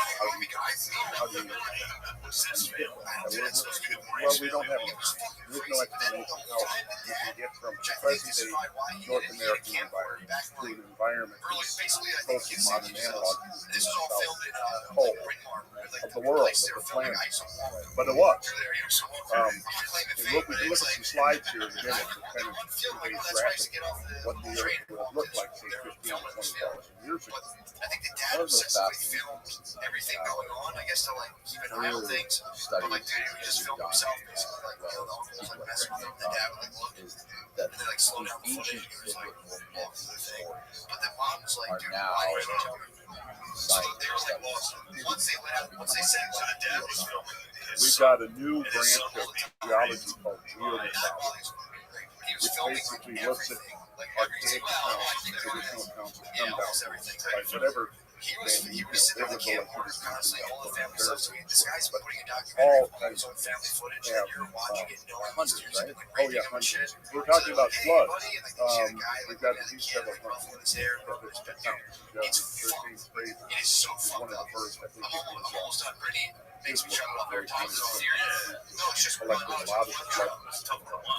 It's amazing the parallel. how fucked up this is. I mean, I thought it was like, Usually, it's like, dark, twisted family. there have been ways that academics have been able to They haven't brought down the opposite. sidestep Immediately, they like concocting a lot of very he was like apparently a high profile dude. usually it comes down to, oh well, it was a local or regional flood. It was bad, but there's nothing, on a scale that was planetary.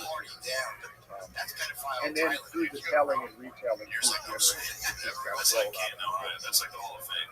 If you make it into Vatican City, people though that are concocting those kinds of explanations don't know anything about geology. They don't know anything about glaciology or paleohydrology, the kinds of subjects that would allow you to go into the field and actually observe firsthand these landscapes that provide light. That's the thing about this, right? Is that there's so like he goes through like a psychiatrist drawing, it's like him as like an 8-year-old drawing, just like his uncle is glaciology. like a huge So dog, many dude. things. It's almost impossible for one person to have a copy It was one of of those all videos. those things. Yeah, It's very rare. yeah, It it's was large. I watched this. Well, It it's was like, definitely, the fact that it was like, interdisciplinary. the dad would be like, And I basically call it catastrophe studies. take my penises To really out, to I'm be not gonna lie. I feel kind of good.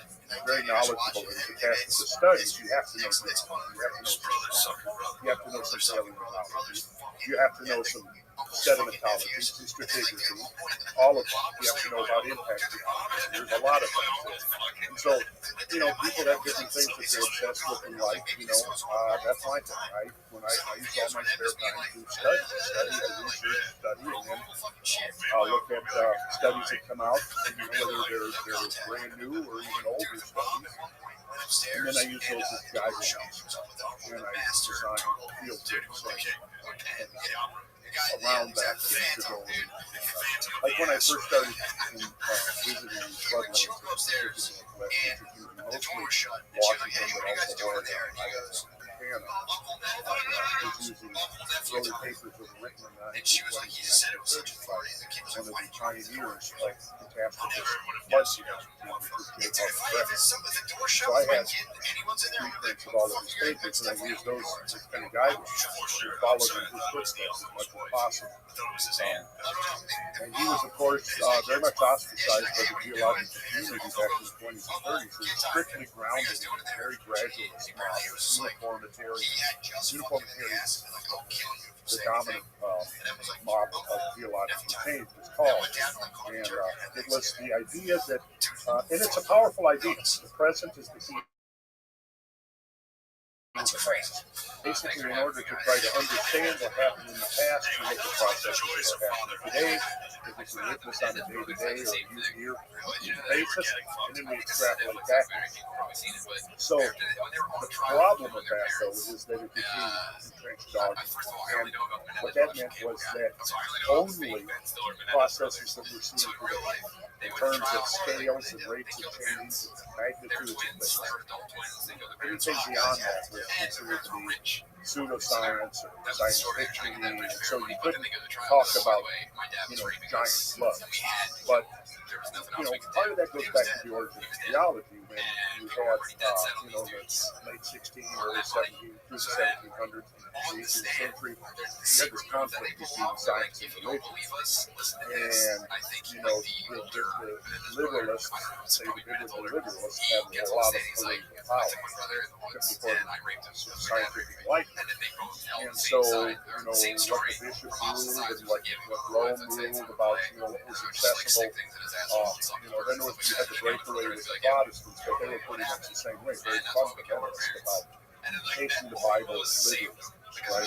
And so, in that model, the earth was only 6,000 or 7,000 years old, and that was a big conflict in the early days of theology. It become obvious to anybody who really started studying the strata of the earth could not possibly be only 7,000 years old. The question is, where did he get from there? It was just like, you made me think, okay, I'll let me rephrase it. It's a gift that keeps giving. When you geologists now can look, you can say, sand. But that sand is sand on the beach, is sand on the desert. If it's sand on the beach, it's being shaped by waves and water. It's in the desert, it's being shaped by wind. And we can go and look at sand in the desert today. Sand on the beach today, we can look at the forms that are being shaped into by the forces that work on it. See, they're very distinct and different. Or you can go and look at sandstone rocks and you see the same types of formations and things. And go, okay, well, that looks just like what we might see in a modern desert. It's just a cross-section of a dune. And look at it how it is. Okay, so now you got sandstone. Now you got limestone. Limestone is going to be formed usually in a shallow marine environment. Okay, you might have a peak that forms shales. Okay, so shales come from a muddy, mudstone that metamorphosized ultimately into shale, and then if that's further metamorphosized, it becomes slate. Metamorphic means it's been subject to. Well, you can look at all these different kind of rocks, and you might have an igneous rock. You might have a granite, which is a type of igneous rock that forms below the surface. You might have the salt, which is an igneous rock that forms outside the surface. Now, where I grew up there in Washington, it's called the Columbia Basalt Plateau. And around 17 million years ago, there was a major wound in the surface of the earth that right now, where Yellowstone hotspot is. The mantle plume comes up on the Yellowstone, caused tremendous outflow of salty clouds that created this Columbia Salt Plateau. Now, there was 10 billion years of between 17 million and maybe 7 or 8 million. Finally pretty much stopped. The early flows were the most voluminous, and then it sort of declined in volume over time. But you get a layer of salt, and then there's a stretch of time of 3,000 to 10,000 years. What happens is soil will form, vegetation will grow. You'll have trees and all of this, and then another layer of lava comes in and drowns it. Well, sandwiched in between those layers of the salt, finds the evidence that there was this hiatus, find the remnants of seeds and branches and vegetation and stuff like that. So that will tell you that, okay, so there was a hiatus, and then that, say, a forest was drowned by lava, and then that lava pool used soil form, another forest, etc. And then you can go below it, and you find granite, right? Now you can go, when you begin looking at the stratigraphy, you can see, okay, let's say you've got a beach, right? Now the ocean rises, that's called the transgression. The ocean rises, and now that drowns the beach, and now you've got an ocean, say a marine environment. So now you get all of these creatures and things that live in that marine environment. The little creatures that form their shells out of calcium carbonate, they die, they drip to the bottom, eventually they form pit layers of what now I'm not going to rock. Got fossils and skeletons, the calcium carbonate, put acid on it, and so now you feel the beach, Okay, the ocean rises. Now you have layers of limestone, right? So now it beneath the sea, which is receding, maybe the swamps or the forests here will follow it. And then eventually you'll get a layer of shale. And then you see that next succession sandstone, limestone, shale. And then there might be more sandstone. There's a deep, so it goes through this whole cycle, and then it does that over. And you go, okay, this could not be possible. You couldn't get a layer of limestone 200 feet thick over a layer of sandstone that's just as thick, right, through 70,000 years. So this is the concept there in the early days of geology. So coming back to J. Harlan Brett's studies on the floodlands in the Pacific Northwest, the attitude was, well, hey, you're trying to take us back to biblical fundamentalism with your flood theory. We don't want to go. So it took like 30 years before mainstream geology finally accepted that and they were on the scale that he was describing. Now, obviously, you can look at this and you can see that phenomenon, that the hydraulic includes western Montana and northern Idaho, half of Washington State, and northern Oregon. But that's not the whole thing.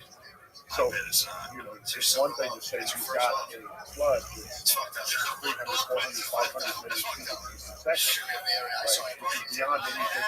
Well, here's another way to think about it. You took every single river on Earth, think about it, all the continents, from North America, South America, you talk about the Mississippi, the Columbia, the Missouri, you know, the Ohio, all of those. Up in Canada, you have the Yukon and the Mackenzie. In South America, you have the Orinoco and the Amazon. In Europe, you have, you know, the Po and the Kins. And you go all of those rivers. You go to the Yellow River in China and all of the rivers there, all the rivers, the Nile River, the Congo River.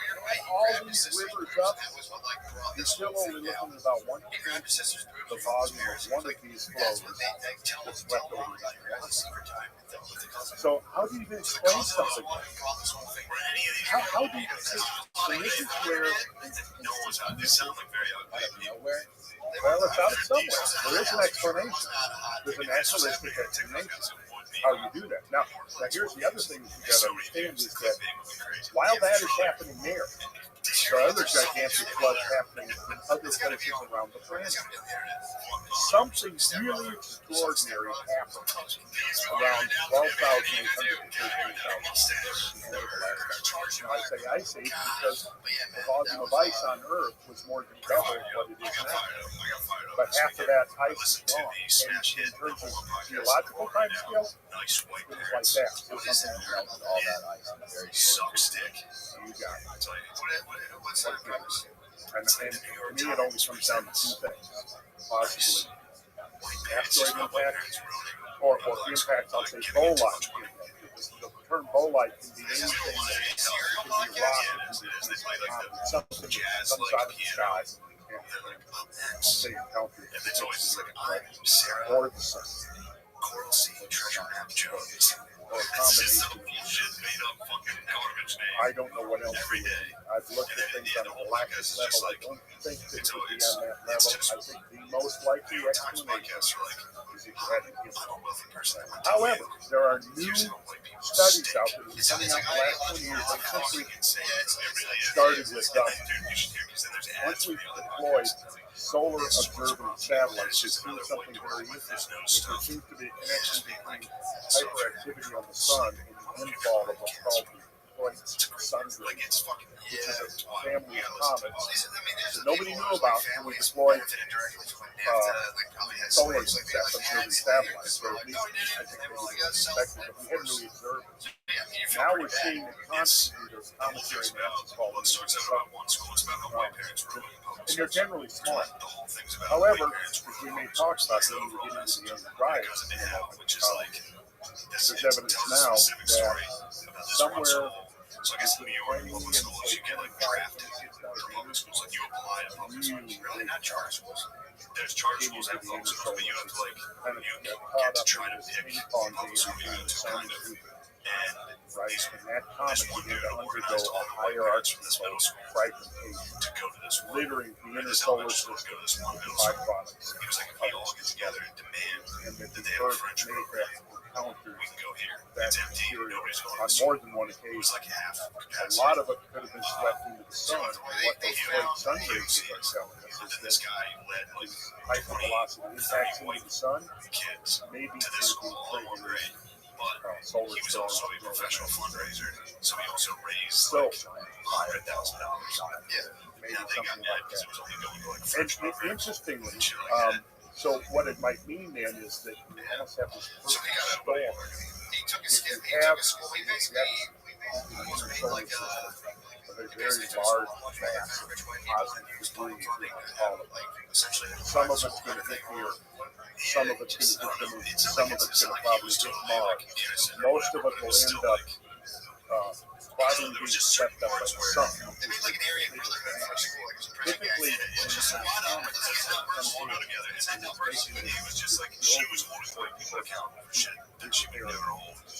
it's going out through the orbital Jupiter, comes back in and circles around the sun. When it comes in and makes that close passage to the sun, that's called the perihelion. That's next to the sun. Typically, because the sun is such a strong gravitational force, often what happens is cometary masses disintegrate when their perihelion points are short. So we saw something very similar. We were talking about it the other night with GUINNESS, of 1996, right? You had a single cometary mass that passed by Jupiter in March of 1993. It passed so close to Jupiter that Jupiter's ultra-strong gravity, force of its gravity field, literally ripped one cometary nucleus into 21 sub-nucleus. And then those 21 objects that formed what's called the string of pearls. If they moved away from Jupiter, they would spread out in a long line. They made a passage by the sun, and as they circled back out towards Jupiter, they arrived at Jupiter's orbit the same week that Jupiter was at that same position. So you had 21 impacts over 1 week of July 1994, 21 impacts. And any one of those impacts, I think that from what I recall, those objects, some of them were a kilometer more dynamic. Now, if we had something a kilometer dynamic below it strike the Earth, it would pretty much throw our whole civilization into a sea. It would have economic consequences in the immediate area of the impact. And then the secondary consequences of the impact repercussions I go to Cast Tech. in terms of climate. I didn't go to Cast Tech. Detroit High School was like that. That's a Michigan Wolverine. Oh, yes. Oh, yes.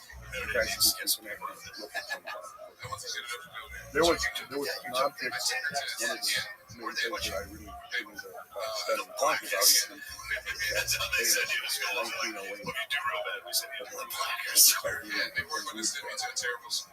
and that was an object, probably a byproduct of this very same comet that we're talking about.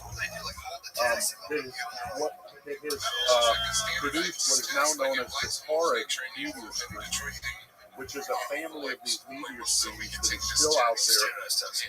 There's several known comets within that stream. There are several known asteroids.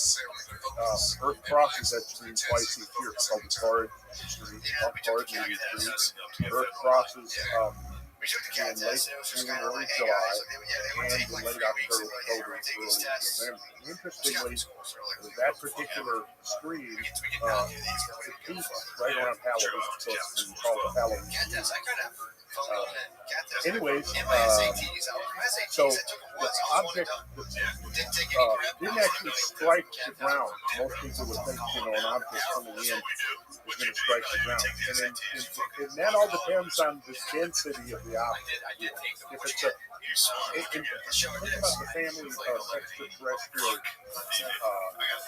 creatures, like you have a scale, density scale. It starts at about the density of water, which is 1 gram per cubic centimeter, and that would be primarily cometary mass, but mostly ice. Okay? On the other end, you could have an iron asteroid, and an iron asteroid would have roughly the density of a piece of cast iron. So imagine you've got one hand of cast iron and the other hand of silver. That's the 2 endpoints of the continuum, and then you've got the whole range of things in between. So you've got Stoney's asteroids that are about right in the middle. Right? Now, if you think about it, even the layperson, it makes sense that, say, an object as hard as a piece of cast iron is going to be able to penetrate through the atmosphere a lot more effectively and actually strike the ground than something that has the composition of a snowball. Now, the Tunguska was on the lower end spectrum, right? So it was not able to penetrate the full depth of the atmosphere. It exploded about 5 miles up. Now, what you have to picture is that thing has 5 miles. So you have to picture is that thing's entering the atmosphere. What it's doing? It's moving so fast that the atmosphere doesn't have time really to move out of the way. It compresses the atmosphere. And literally, the atmosphere becomes almost like a brick wall at some point. Very much like, the atmosphere is a fluid. Now, have you ever done a belly flop? Well, okay, right? Now, if you do a belly flop, you know that even though it's water, it can still provide a tremendous amount of forceful resistance, right? That's what the atmosphere is, right?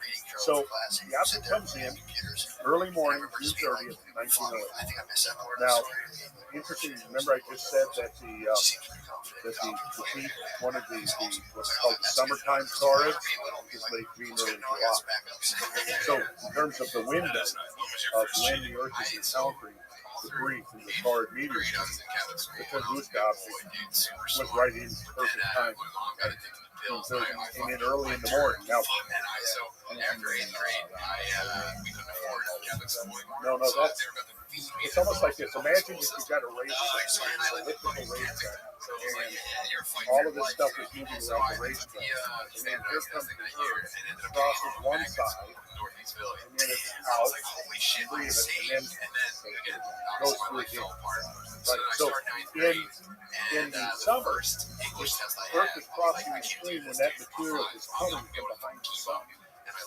See, one of the consequences of that is that you don't really see the meteors, the torrid meteors, in the summertime because you're looking in the direction of the sun, right? If you want to see torrid meteors, you have to watch in the fall because that's when they're coming from the direction of space.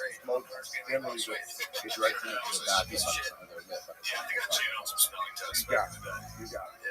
And so you're not looking at the sun, you're looking away. Right. So that's the Halloween. Yeah. Because when I got a grass pull up and look at it. Yeah, for people who are only listening to the podcast, definitely one of the ones who want to pull up on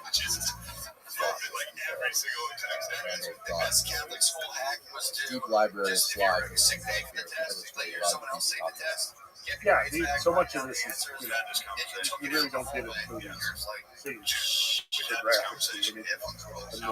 It's so crazy how the Tunguska asteroids, so there was kids in the first class that would just type in their calculator, what every single answer was, and then give me the calculator. Exploded 5 miles in the yes, and it still caused so much devastation. About 820 miles over Cayuga Forest. Completely just blown over. These are trees, 2 3 feet thick. I forget 20 to 80 million trees instantly snapped off like a twig. The force of that explosion was about equivalent to 15 megaton, maybe 20 megaton in that range. Hydrogen bomb. Now, In the peak of the Cold War, the largest bomb, the largest warhead deployed by the U.S. And that was, that was part of the whole mutual assured destruction. And, if the Soviet Union launched the first strike on us, we would have enough retaliatory capacity to still completely. And so one 15 megaton hydrogen bomb is enough to wipe out any metropolitan urban area on the earth. I mean, think about this. Let's see, if I go 15 megatons, that's 15 million tons of TNT. Now, to give you a comparison, that would be the equivalent of 1,500 atomic bombs to destroy Hiroshima. That's one hydrogen bomb warhead, right? 15 megatons. Actually, no, it's more than that because the bomb that took out Hiroshima was only about 10,000 kilotons. So, it could be even more than that. But it gives you an idea. I think that the Nagasaki, The Hiroshima and Nagasaki bombs, they definitely that's right. Why did they do it in the air? Because the radius of destruction is because if it strikes the ground, a lot of that energy is absorbed by the ground.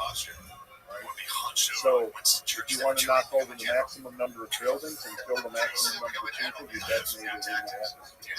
Now, that's exactly what happened with the induced object. Now, as it turns out, there's no known direct effects from that because it's so remote. In fact, it's so remote that it killed Leon Kulik. I think 19 years later, he finally was able to get to the site. And it was very disorienting. And then looked out for the first time and saw the remnants of this destruction. Now, if you look at any modern urban area, in fact, I think I have it here on the map. It's got a 285 perimeter freeway. Washington, D.C. is roughly the same size. The area within that, which is the entire metropolitan area of Atlanta plus the outlying suburbs, is about roughly the area of the state. So, again, it's one object. It's a huge thing. It's no big object. It's about the same. Here's the thing. It's about 50 meters in diameter, which means roughly 160 feet. So that's a baby. That's a cosmic effect that we're talking about. I mean, the Chelyabinsk that happened in 2013, also over a little town of that was like only a tenth the size. If even that, like a induced bomb. It detonated like, was it 15 violent stuff? But it still caused 1,500 injuries. Nobody was killed. But it caused 1,500 injuries, some of them serious. And it also damaged 7,000 buildings. And I don't know if you've ever seen some of these videos of that, but when the sound of it, it's a little town called Chelyabinsk also. So, so it was not anywhere close to the but there's a possibility that it also was part of the same thing. There's like a paper that just came out. School studies in the place. I think I'd be even angrier if somebody was like actually hit camera. So,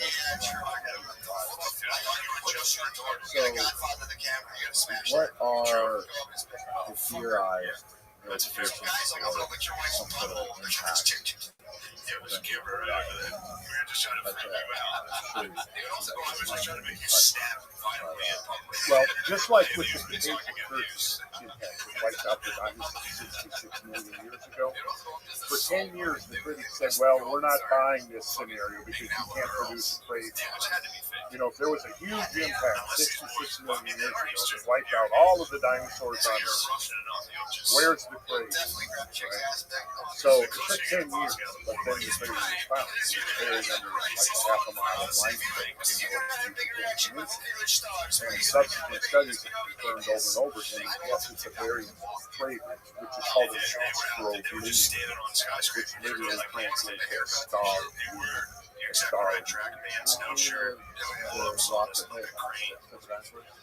Well, it doesn't really have a name, but the crater is called the Peak Balloon. And that's the name of a little Mayan village that sits on the northern coast. Now, some of this stuff where it kind of gets bizarre, brings back to some of these ideas like geometry and astrometry. Like, there's no way they could have possibly known about it, right? But, and again, I can pull up here and look at the ground plane phase radar survey of this giant 120, 130 mile wide star, or absolute star, right? Now, typically, so, and you know, that would probably not be only impact at that time.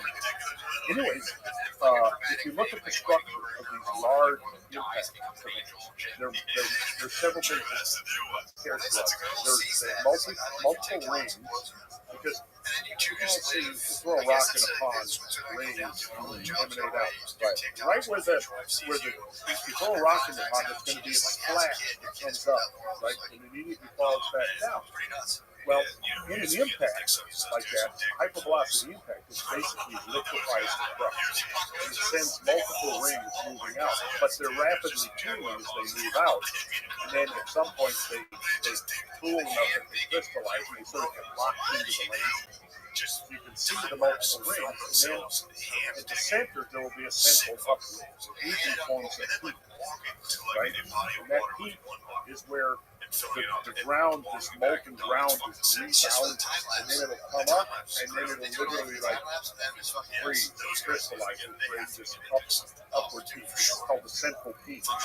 So the Cretaceous Tertiary impact, the Chicxulub impact, has a central peak, and it's directly in the center, and sitting on the ground surface above where that central peak is literally called the Chicxulub, which is a Mayan term. Interestingly, the translation of Chicxulub literally means the horn of the devil.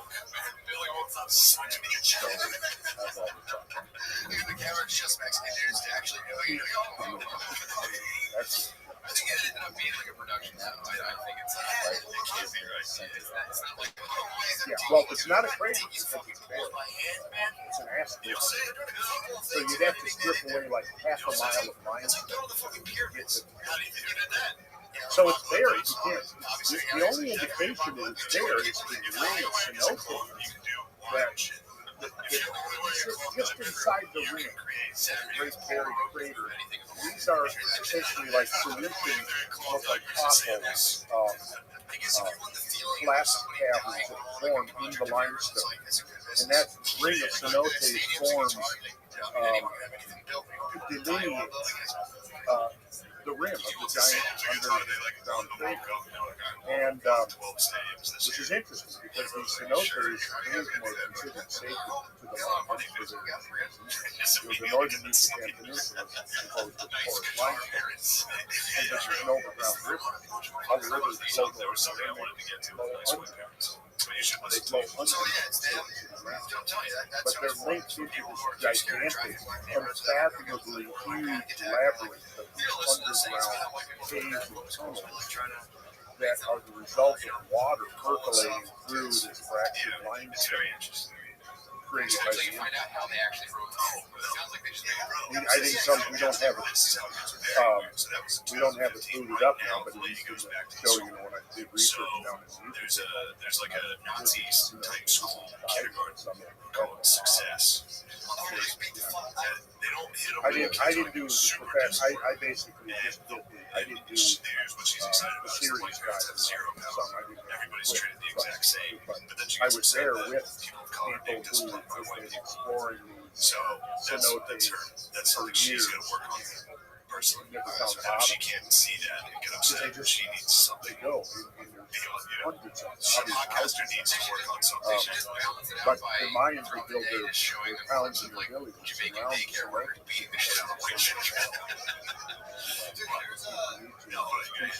This is where it gets crazy. So upstairs, all they're obsessed with race. At this point, so obsessed that they have a squad that goes door to door to look for racism in the classrooms.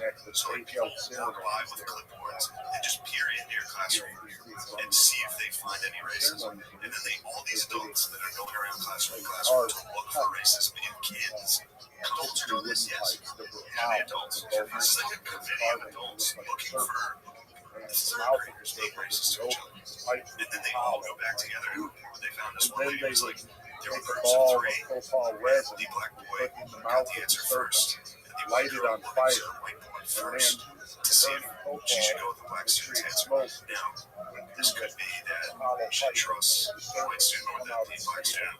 The female ceremonies, or does she not see him as a human being at all? Sacrifices there. I mean, it's just like, well, what are you doing, lady? Throw these pipes of burning profile down into the well of sacrifice to represent. This lady is probably a little has her own little weird things going on. I guarantee if I have a name last name. And that was all. Yeah, my name is Smith Steinberg. Janelle Smith Steinberg in the third, fourth. And in dozens of these It's pretty fun to do. circuit efforts, We were driving, listen to it, just reading roadsigns like NPR. yeah, in the future, they have slides and you can see the whole thing. Showing you got the slides. So nowadays, I've got the slides. Some of the artifacts pulled out. So yeah, we try to get to something. So the younger guys, Yeah, it is like a produced point kill. Yeah, it's fucking wild. That's fucked up, man. You're walking around third grade, that's fucking kill. Why did you choose the black kid? You don't think he's a person? You're just sitting there, you're like, but younger guys, well, see, just as I was saying before, okay,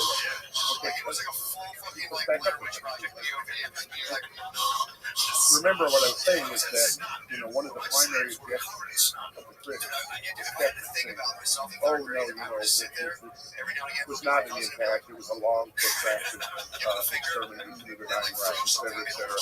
And if you can't produce a flavor, you got for us to start buying into this theory, you have to produce the smoking gun, right? Well, then the crater got produced. They found the crater. And in fact, several other craters, smaller ones, that seem to be dated right to the same age. In fact, the Indian geologists have found what they think is the Cuba crater, which is the same age, off the coast of India and in the Indian Ocean, right? So I haven't seen the latest studies to see if that's been verified or not, but the studies I've seen suggest that the Indian geologists really do believe that there's a giant 18 boundary crater on the bottom of the Indian Ocean, which means it might have been a double whammy, or might have not happened at the same time, but over a short period of interval. And one of the scenarios that's kind of emerging now from studies of the cosmic environment is that you might think of a bombardment, where you have longer periods where bombardments are relatively isolated and few, and then there'll be a flash. So a lot of the critics of the dinosaur termination said, well, they didn't all go extinct at once, so therefore it couldn't have been an impact. Well, what they're doing is they're imagining only a very almost obsolete model of impacts, is that they only happen in isolation, randomly, one at a time. They weren't even conceiving of the fact that you may have periods of time where you have multiple impacts occurring over a short period of time, or even multiple impacts occurring all at once. Like Shoemaker leaving 9, in terms, you can think that as, all of those impacts, 21 impacts, took place in less than a minute. So that you could think of as, in a geological sense, that's simultaneous, right? So now the question is, and you can get some of the same objections with the younger Dryas boundary impact, is that the word smoking gun, where's the crater?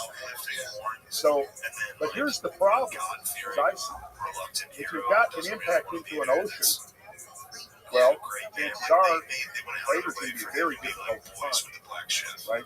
And if it's a 2-mile deep ocean and a 1 kilometer diameter impactor, the crater, it's called the transient crater, is only going to be a very short lived. It's going to be in the water. Now it's going to create huge tsunamis, right? So now those tsunamis may leave deposits that can then be identified. Particularly if there's datable material in there, if it's happened within the last 50,000 years, it's probably organic material, there's like a radiocarbon, right?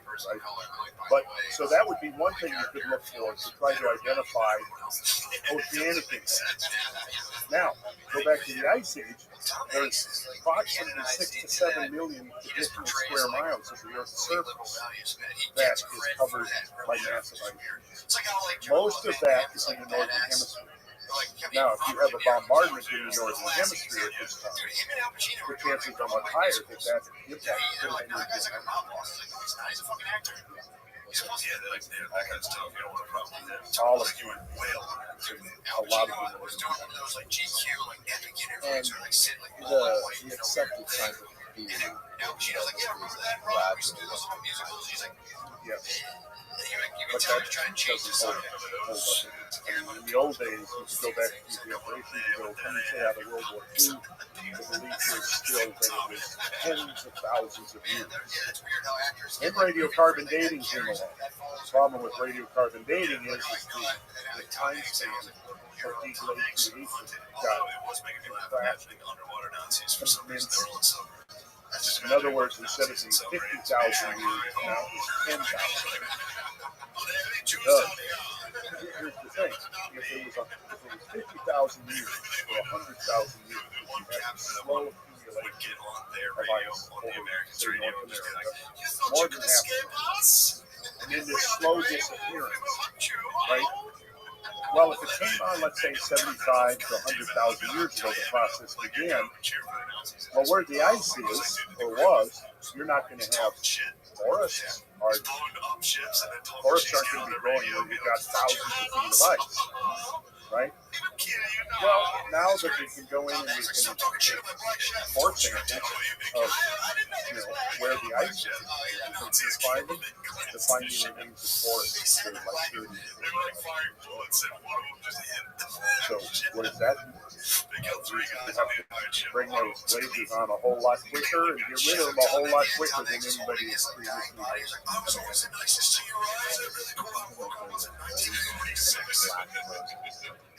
Oh yeah. I mean, you say an inch, but within an hour. Yeah.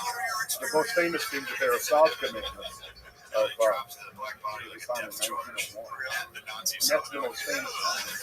There's been a lot of flat frozen mummified places. Man, this is one of the most famous. And I still don't know, I don't know the truth for this. Other than the fact that it had been catastrophic. But the woolly mammoth was found about, I think it's 6 pounds, right? Body mass. Found, frozen in the permafrost on the river. And with the warming of the climate beginning in the late 1800s, early 1900s, the riverbank collapsed and exposed just shows you how he's such a good man.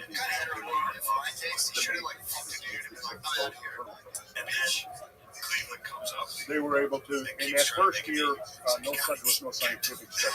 It was a year, 2 years later, the first scientific study. Anyways, they get there, and in the interim, the skull had been exposed and rolled. The flesh remained and he's sitting in the front, and in his mouth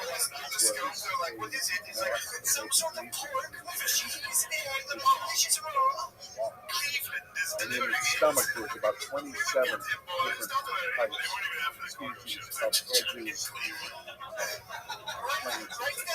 flowers. Now, a mammoth is a grazed,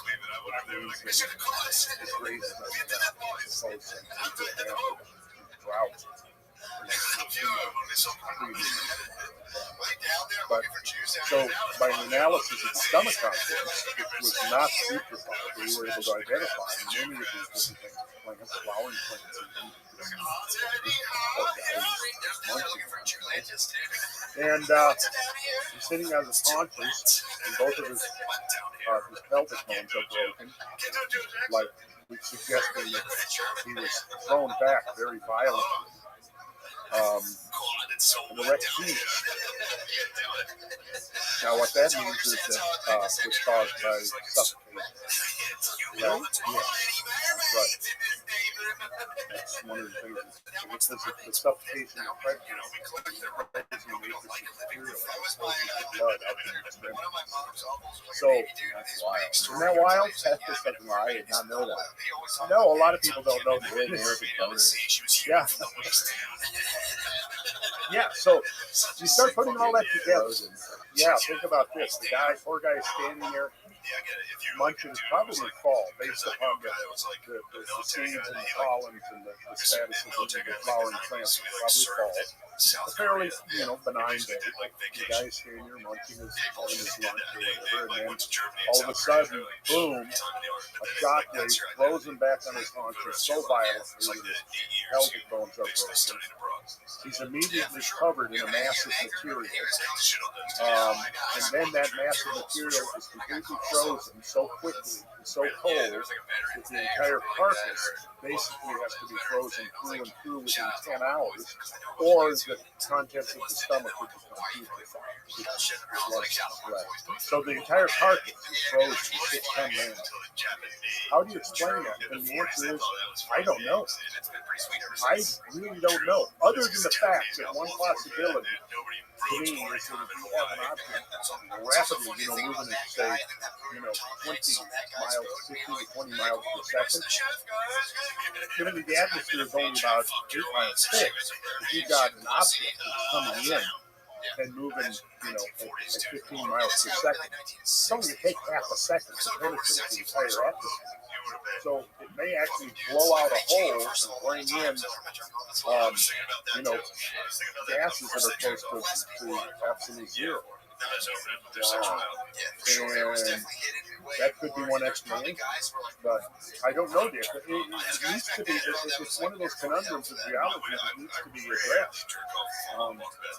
The old days, they'd say, oh, well, he fell in a crevice and then got buried. And the problem with that is that we can see modern examples of caribou falling into crevices or modern elephants, dying around water holes and things. And carcasses are not. You have to have unusual conditions to preserve, particularly of a mega, which is defined as any mammal over 100 pounds. During some of those horrible droughts in sub-Saharan Africa, massive skeletal mortality around poverty. Typically, young elephants that dies there, the carcass decays, scavengers will eat the flesh and carry off bones and stuff.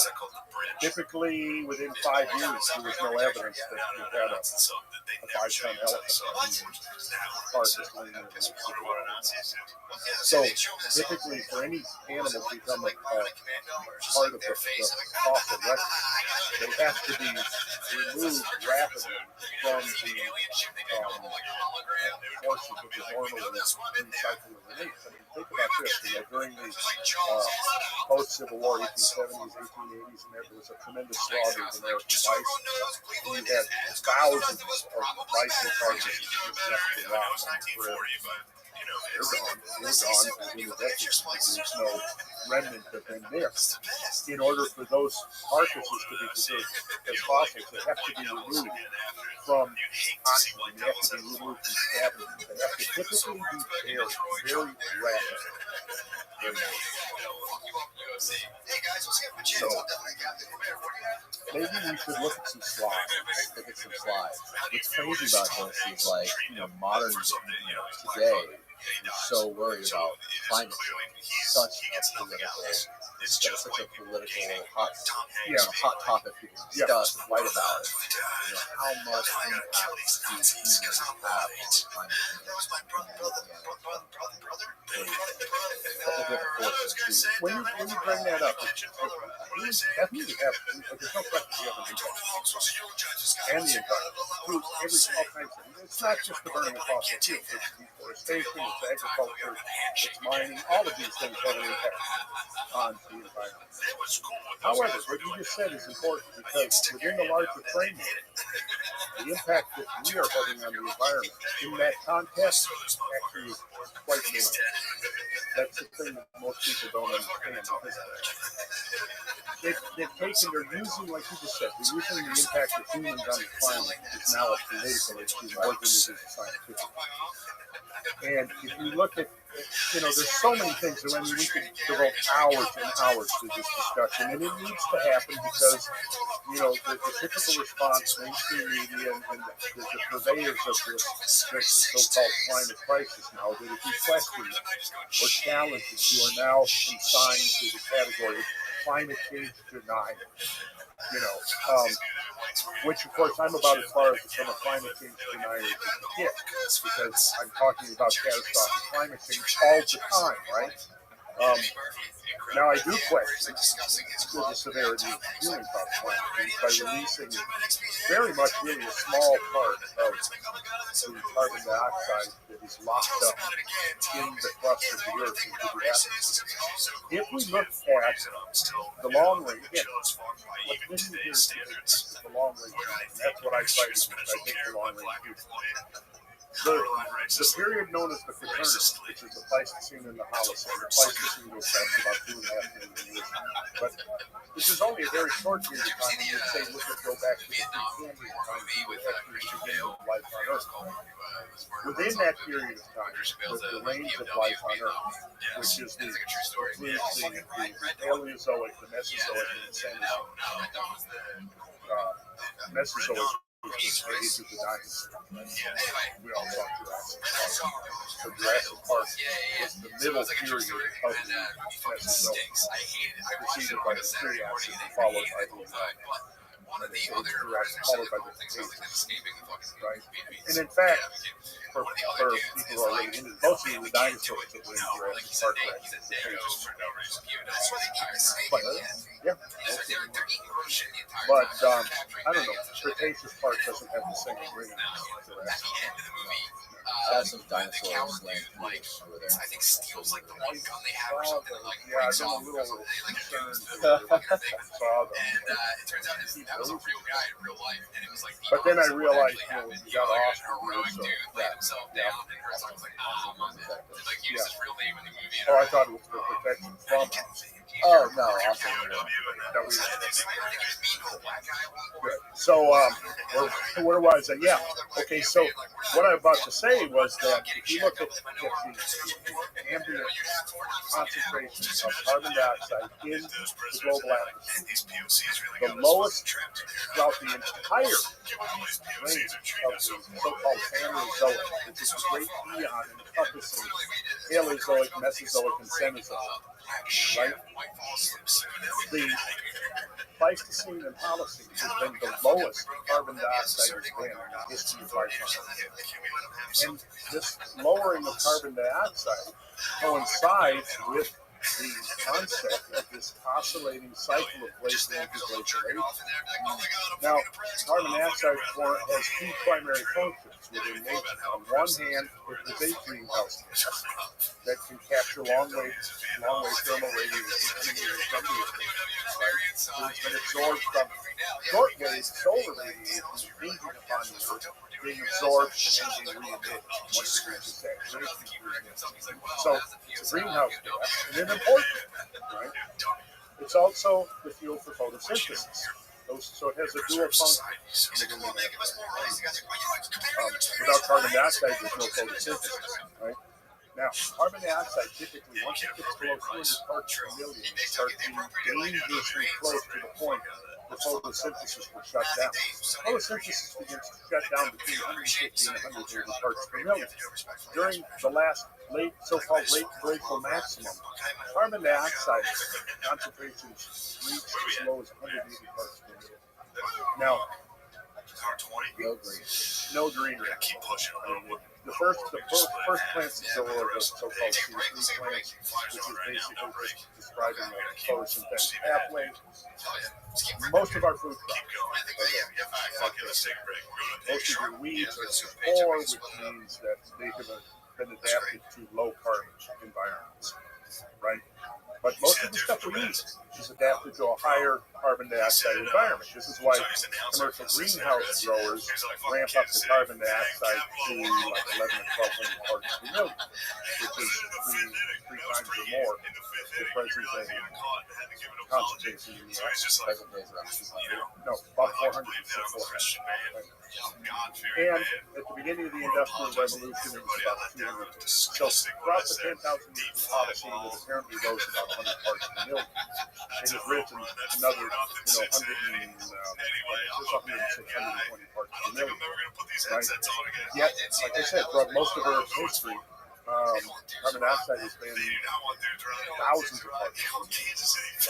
parts per million. And life was abundant, proliferating, right? And the Earth did not turn into a runaway hothouse like it's been produced. So there's many nuances to this whole issue about climate change. And a couple of points to be made when we start talking about the increase in carbon dioxide. Number one, we can compare it like we look in the last 10 to 12,000 years. Our baseline is now the lowest the carbon dioxide has been in 600 million years. Okay, so and then as far as temperature change, there was a medieval warm period that was early recognized and was rated by the very first IPCC report that came out in 1992, but the follow-up by 1996 it managed to erase the medieval warm period. Because the medieval warm period, even in the graphs shown in the IPCC's first report of 1992, shows that the medieval warm period was warmer than the present, right? The modern warm.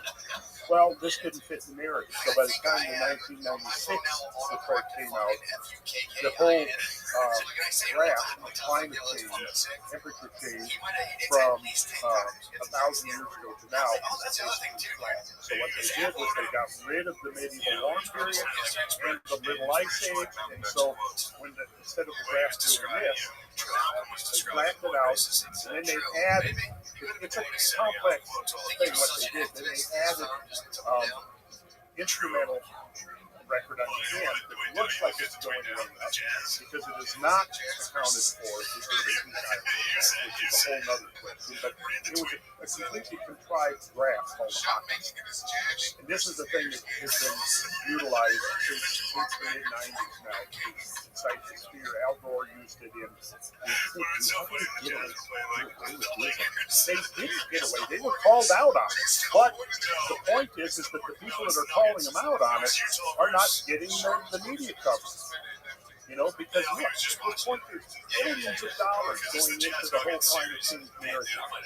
And so there's a huge disincentive to go, well, wait a second. The climate right now is no warmer than it's been many times throughout history.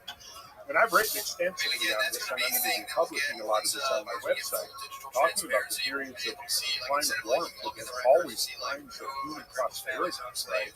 As compared to reproduction as well, right? Oh, yeah. I mean, you have, because we're warm out, you have extended growing periods, right?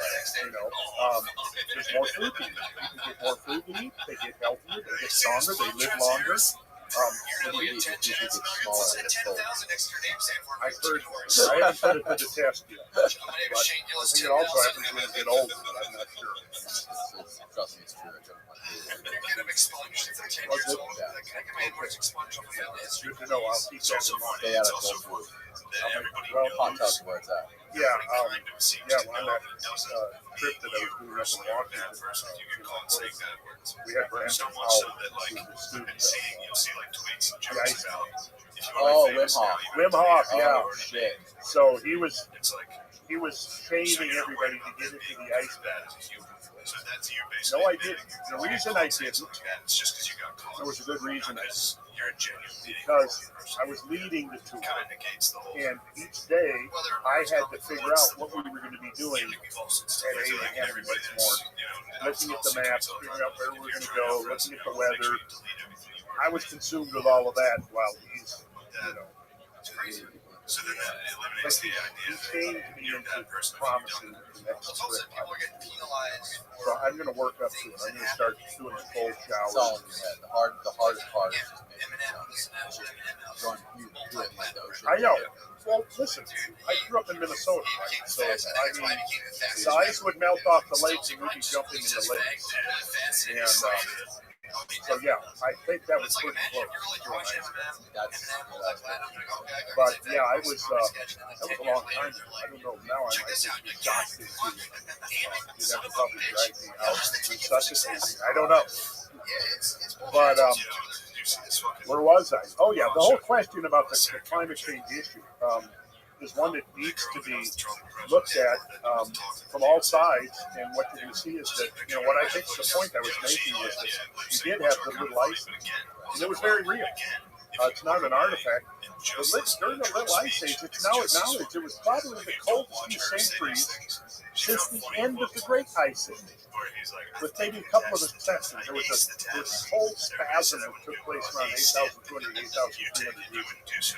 Right? But other than that outlier, that anomaly, the little ice age was very cold. Most of the Holocene has been warmer than now, believe it or not. When was the little ice age? Well, it was in several phases. The first phase started around early 1300, right? Now this came on the heels of 300 years of medieval warmth, right? Now it was during this medieval warmth that the Vikings colonized the west coast of Greenland and had farming for hundreds of years there, where it's permafrost now, right? It was also the great era of cathedral building in Europe. And when you go back to 1900 to 1000 AD, that was the so-called Dark Ages, right? And the Dark Ages was a period of basically cold weather. 536 AD, possibly the coldest year of the last 2,000. And that was kind of like what sort of inaugurated the Dark Ages. Not much happened during the Dark Ages. I mean, there was a lot, but nothing like you saw with the great cathedral building in the parts of Europe. Now, with the warmth that came around 1000 AD, so let's go jump back to 536 AD. We had this extremely cold weather. May have been brought on by volcanoes, may have actually been brought on by a couple of impacts. There's evidence possibly of some cosmic impacts around 536 AD. The whole story of the Arthurian mythology and the quest for the Grail was all set in that period, from 536 to 540. The Battle of Camlon, the legendary battle where Arthur was killed, which is dated to 541. Now, what's interesting about this is you have this period of cold, and this cold caused agricultural failures multiple years in a row. Agricultural failures led to famine. Famine led to weakened immune system. And then, I think it was in 542 AD, you had the Justinian flood. So you have the cold weather, you have agricultural failures, you have famine, and then you follow by and that wiped out a third of the population of Europe, or even more. And again, it was very much like what came at the beginning of the Little Ice Age. Now, when the medieval warm period began, it began everywhere all at once at the same time. But you had a general warming of the planet between 900 AD and 1000 AD. Vikings, and at the time, you had a tremendous recession of the polar ice that allowed the sea lanes between Iceland and Greenland to open up. Have you seen Hanson? Before this, you couldn't have made that journey. It was too much out there. Ice receded, Vikings were able to sail to Greenland, Iceland became popular. You had the immigrants to Iceland. And then because of the abundant fruit crops, people were eating a lot. And within about 100 years, 100 to 150 years, population had increased significantly throughout Europe. And people were living longer, and they were wealthier, and more productivity on every front was happening because people were healthy and well fed. Infant mortality declined, lifespans, even human stature increased by 3, 4, 5 inches during this period. This is the warm. This is the medieval warm period, right? Because of the surpluses that were created, you now had this possibility of armies of tens of thousands of highly skilled artisans and craftspeople and glaziers and carpenters and stone carvers and stuff, able to build these tremendous Gothic buildings. I don't know if you've been to Europe. Like Notre Dame, yeah, you saw Notre Dame, right? That was built during this period. Amiens, Chartres, Reims, Leon. There was about 80 of these gigantic abbeys that were built during this time, and about maybe 500 smaller ones. But there was this incredible, prolific building period.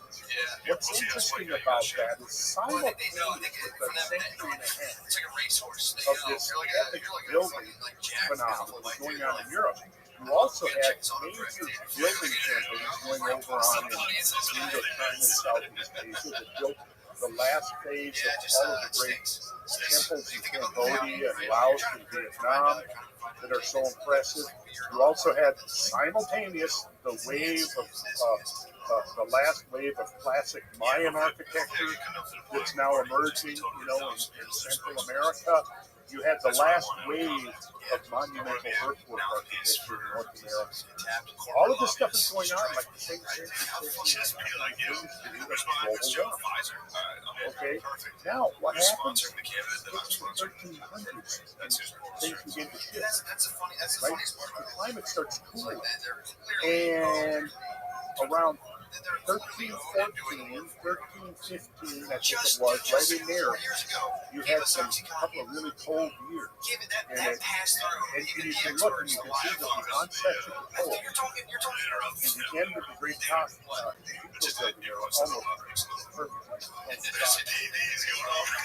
Now, you had a succession of cold years between like 1315 and 1340.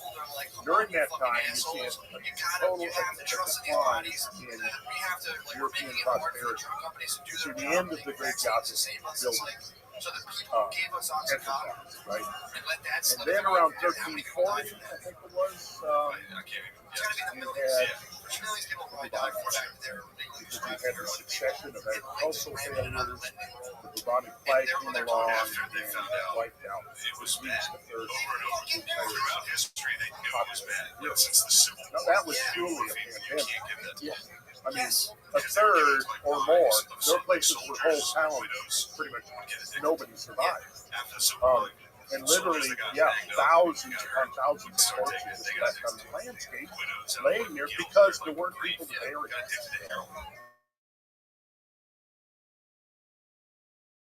The dead outnumbered, and that was also called the Black Flag, right? So this was what launched the Little Ice Age.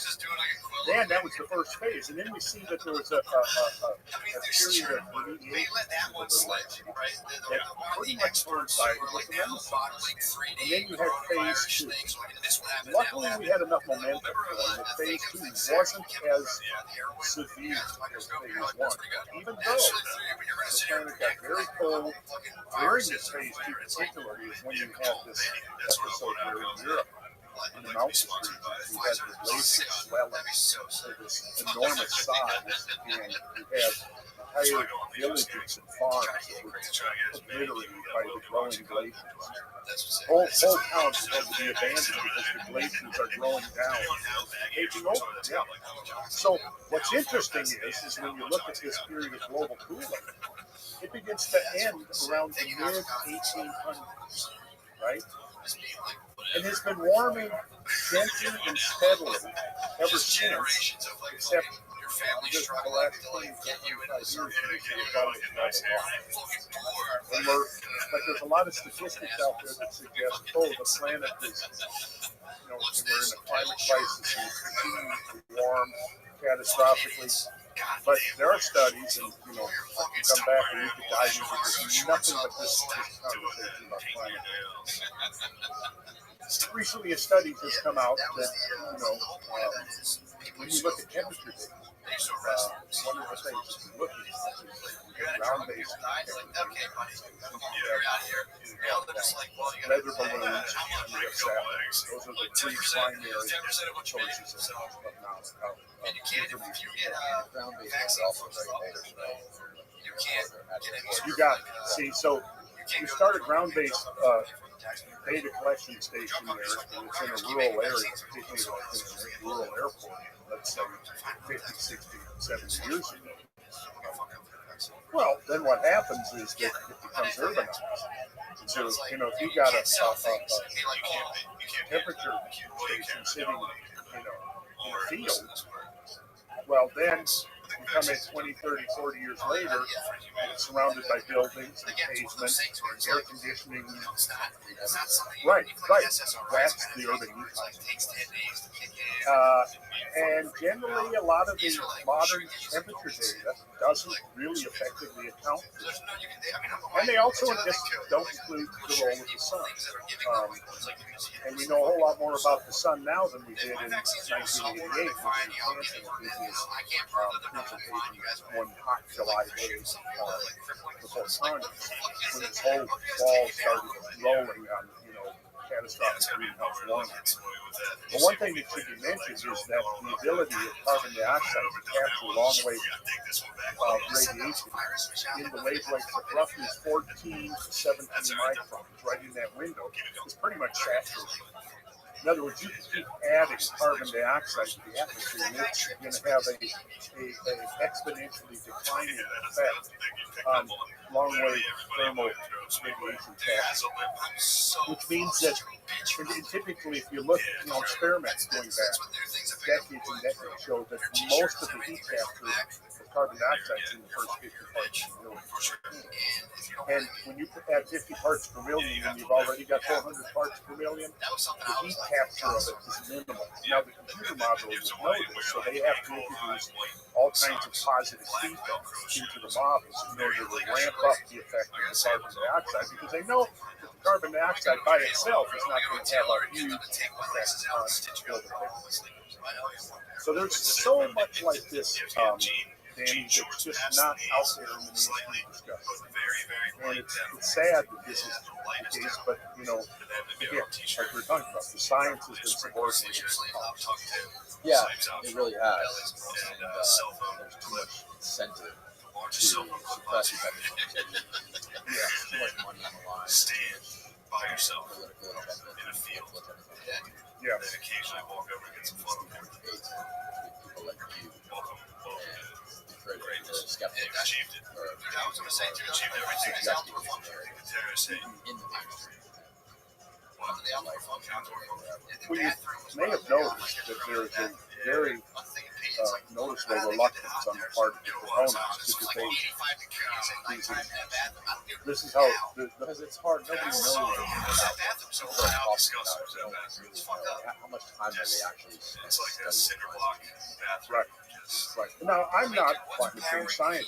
I'm just somebody that's been obsessed and fascinated with things like that literally since I was a kid. I remember sitting on the roof of my house watching two tornadoes, which was crazy. But, so from the age of probably 13, 14, 15, I was really fascinated by weather and it evolved into climate. I mean, my interest in natural history, if you could say. goes back to the early 70s. You know, so growing up in an environment like rural Minnesota, right where we live, we had land on a lake. There was a leftover meltwater puddle from the ice, and the ice right where we were was at the margin of the so-called superior lobe of the Laurentide ice sheet. And right where we lived was a place where the ice would expand and contract and expand and contract before it finally disappeared. And so it changed the entire landscape of the environment of when I was a kid growing up. And I always had this kind of undefinable fascination with the land, because it always seemed to me, even as a little kid, that there was something about, a hill is not just a hill, it's something else. Maybe it might be a drum, it might be a terminal board. Now it's just a hill with soil and trees growing. But there's a reason why it's there. Most people just look at the land around them, and it just is. There's nothing you don't question, you don't think about it anymore. But when you do, then you discover that there's this underlying story. And why don't we jump to a couple of slides? What are we looking at right here? Okay, so this is a Greenland ice core study, which shows the extreme climate changes at the end of the Pleistocene Holocene transition. And you see that dashed line. Let's see, I see the broad. I don't have mine. It's okay. Yeah, no, I can see the There's a horizontal dashed line, and it says present temperature. Does Austin, do you have a cursor? Austin, you have a cursor, right? There you go. Yeah, he does. Okay, go up there. Follow where we're talking. Up there, yeah. See that horizontal dashed line? That is the present temperature. Now, look. Now, okay, so the present is all the way to the right of that graph. All the way down there. That's the present, right? Now, if you come over, you see that graph there. Look, again, the dashed line is the present temperature. Now, if you look at the bottom, you see it says YD, that's for Younger Dryas, and then you see a scale, a time at the bottom, 0 over on the right, you see 10,000, and then you see, what is it there, 12,800 being the time of the Younger Dryas boundary. And you see that there's that gray band, light gray band that goes up there, and that was the Younger Dryas boundary. And you see, look what the graph is doing there. Look at how it peaks. This enormous peak there that actually gets to about 14,600. And then the climate just plunges down by that's about 10 degrees center. So you can look over on the vertical graph, and you see colder temperature, warmer temperature. And what you see there is that it's very peak. Like 18 degrees? Yes. Doesn't seem like a lot. Doesn't seem like a lot? 18 degrees? Well, let me put it to you this way. Now, that's average temperature. Okay. Right? Now, since the beginning, the whole climate crisis and global warming, right? The estimated amount of of global warming is about 1.2, 1.3 degrees. Oh, wow. So this is like 10 times the warming we've seen post-industrial, right here. And I constantly hear people say the planet's never warmed this fast and this much before. And I'm saying, where do you get your info from there, my friend? But you can see there was this rapid decline in climate change into the Younger Dryas. It was roughly, negative 40 degrees? Negative 5, negative 50, so that's 5 years about, let's say, almost negative 50. So this is centigrade now, not Fahrenheit. So you'll see at the top of the graph, it's right at minus 30. At the bottom, it's almost minus 50. So that's, 18 degrees centigrade. So we multiply that by 1.8, and we're looking at like 30 degrees Fahrenheit. That's a climate. That is a true climate crisis. Now, again, and then look at the way. Remember, I said there was an event in about 8,200 years where there was a short-lived school event. You see that right there? It is right there. Yep. Okay, but other than that, this last 10,000 years is almost all of it has been warmer than now. At least in Greenland. So the way you get around this is you say, well, this was only in Greenland, right? But you don't have this. Okay, so this is a study coming from ice core. An ice core. Yes, this is an ice core in Greenland, right? However, since these cores were extracted and first analyzed in the early 90s, we've got evidence from all over the world showing that there were correlations. How deep are these ice cores? Oh, let's see. I think the Greenland ice core is about 1,500 meters when it hit bedrock. So 1,500 meters would be about a mile.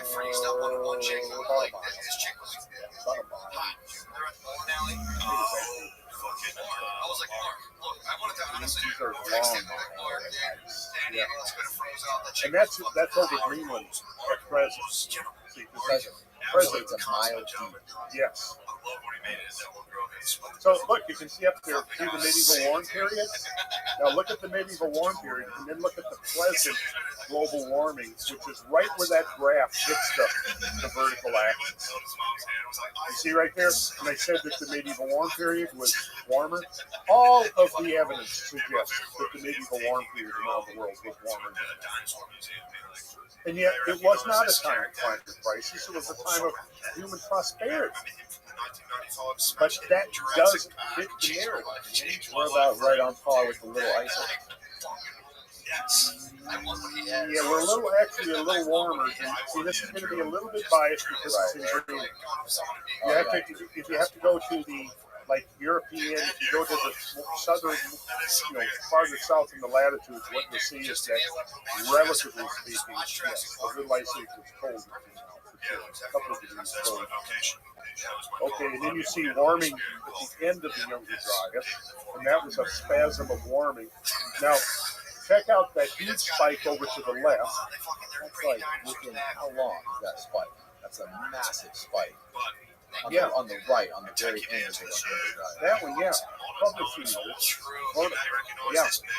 And that is about 11,600. Now, what you had there was two gigantic pulses of meltwater into the global oceans, which caused what John Shaw and his colleagues refer to as CRE, catastrophic rise events.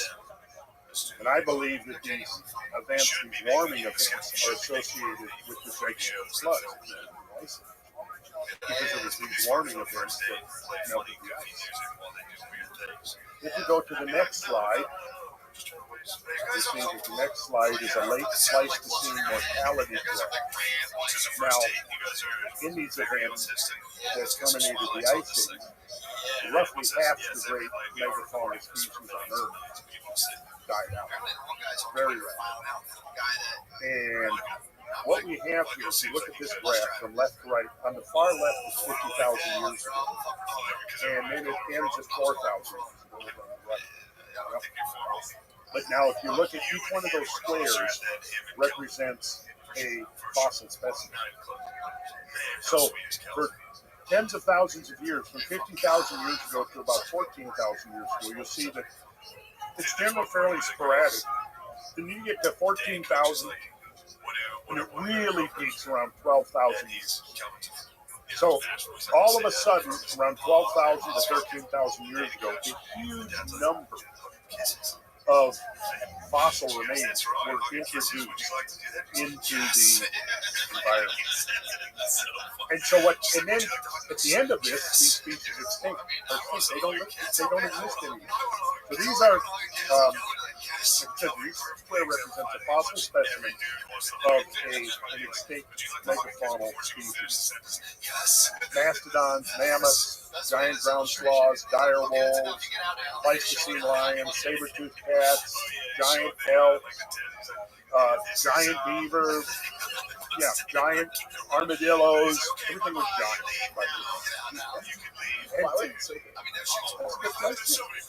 They were big. huge. You know, the Colombian mammothus imperator, the imperial mammothus, is 16 feet. That's twice the height of an average African elephant, which is about 8 feet, 9 feet.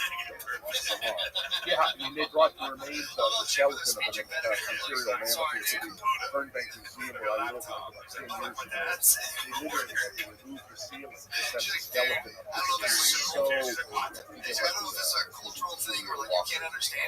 Yeah. So this shows a precise correlation between the mass extinction episode and the graph we just looked at. So where that graph spiked, that layer of ice had tons of damage. Yes. And if you go back one, Austin, that spike, I would actually do a slide. No, not forward, Austin, back. If you go, that spike, if you were to flip this graph over, that spike would coincide with that younger dryas drop. It's a very convincing correlation. And then, now you can move, Austin, go forward 2 slides. Next one right there. Okay, so now this is the graph of sea level rise at the end of the last ice age. Now, bear in mind, if you're going to add 7 million cubic miles of ice to the surface of the Earth, where's the water come from that forms those glaciers? From the oceans, right? Well, if you take that much water out of the global ocean, sea level is going to lower. So during the late glacial maximum, sea levels were at least 400 feet lower than they are now. When, in the old models, sea level would have been a gradual rise that was correlated directly as the glaciers shrank, sea level would rise. And then once all the glaciers had disappeared, sea level would have reached more or less to its present level. Right? But if you look at this graph, this is graph of the sea level rise. And if you look at the bottom of the graph, you'll see that age in 1,000 years, 0 on the left, and 18,000 years ago on the right. That's right at the bottom. That's right. Good. Okay. If you go up the left, you've got the estimated discharge rates in cubic kilometers per year. Now, if you look at that highest spike, it's almost up to 15,000 cubic kilometers of water introduced into the ocean per year. Now, this is an older graph, and what has changed is that the rates of introduction of meltwater actually are faster than you see in this graph. But what this graph does is it shows you that there were 2 huge spikes of meltwater into the global ocean. You have the first one on the right, the taller of the two, is called meltwater pulse 1A. That was the first. And then, notice how many, that was right now, the dating of that is around 14,000 years. Okay, then you see that that's followed by a rapid decline in the volume of water flowing into the ocean. Which is going to be a direct function of how rapid the ice is melting. Now, that trough is followed by a second spike, and that trough of reduced flow to the ocean exactly coincides. So in other words, when the world went cold again during the younger dryas, the water, the meltwater flowing from the glaciers into the ocean declined if it didn't stop altogether.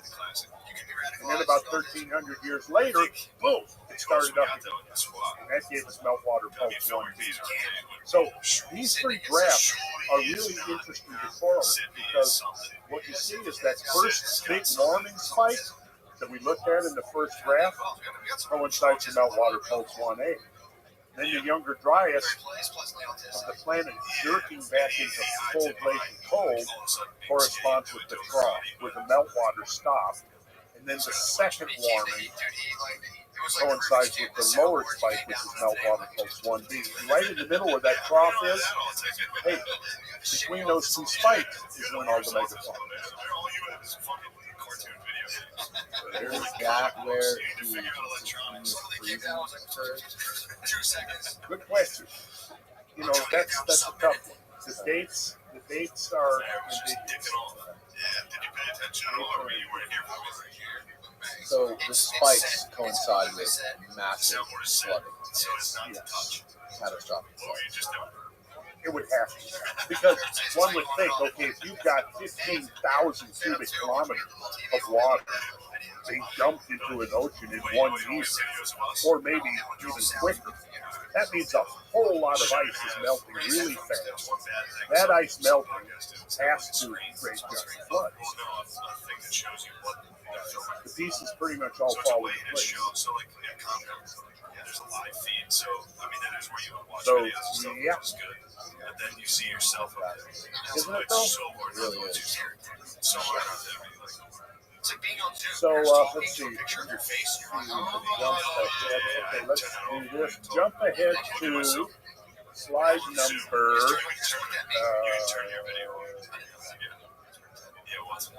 Oops. I kept looking at myself. Just weird. I'd be watching myself talk. Yeah, it's kind of If bizarre. you start clicking forward, you get to a picture of a flower. Good one, man. There you go. That's what we're doing. The flower of mammoth.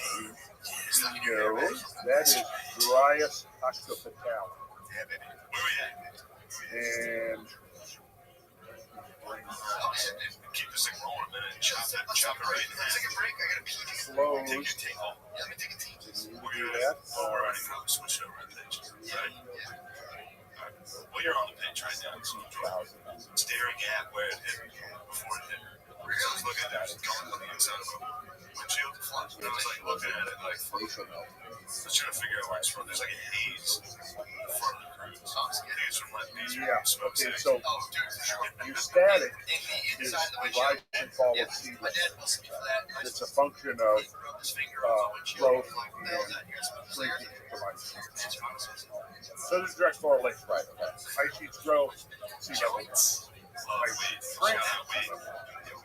That's called static. And it's generally thought of as being more or less uniform around the planet because all the oceans are interconnected. Right? So if you look over here, the flower on the right, count the petals. We have 8 petals. Occidentalis literally means 8 petals. And Dryas occidentalis is like it says, it's an 8-petaled polar wildflower that grows in the really cold climates. And when the climate warms, that particular flower disappears because it likes cold weather. And so, anyways, the younger Dryas is a period where, after disappearing from northern Europe during the ice age, Dryas occidentalis suddenly came back again. And then, of course, it was an older Dryas. You know, that's why you have a younger Dryas. If you didn't have an older Dryas, it wouldn't be the younger Dryas, it would just be the Dryas. Right. That's Dryas, not Dryas. Okay. When was the older guy?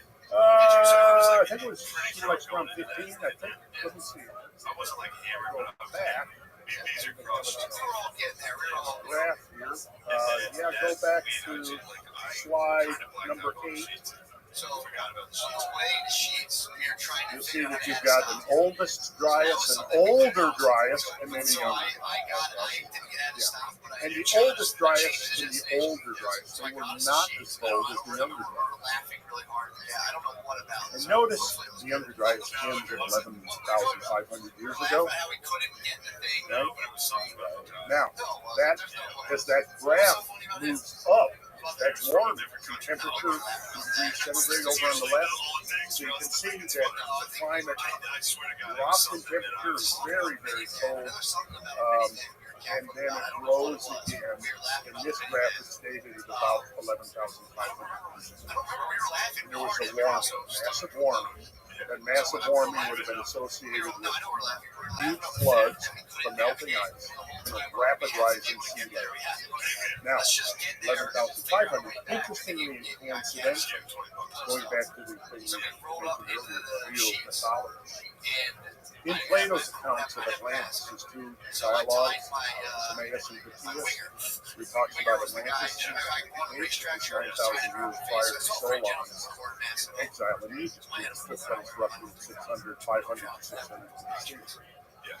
So that puts it at 25 years ago, add that to 9,000 years, 11,500 for the destruction of Atlantis by a great earthquake that caused it to sink to the yeah. No, I think that Plato was, see, this is where, modern academia just dismisses the whole event. Right.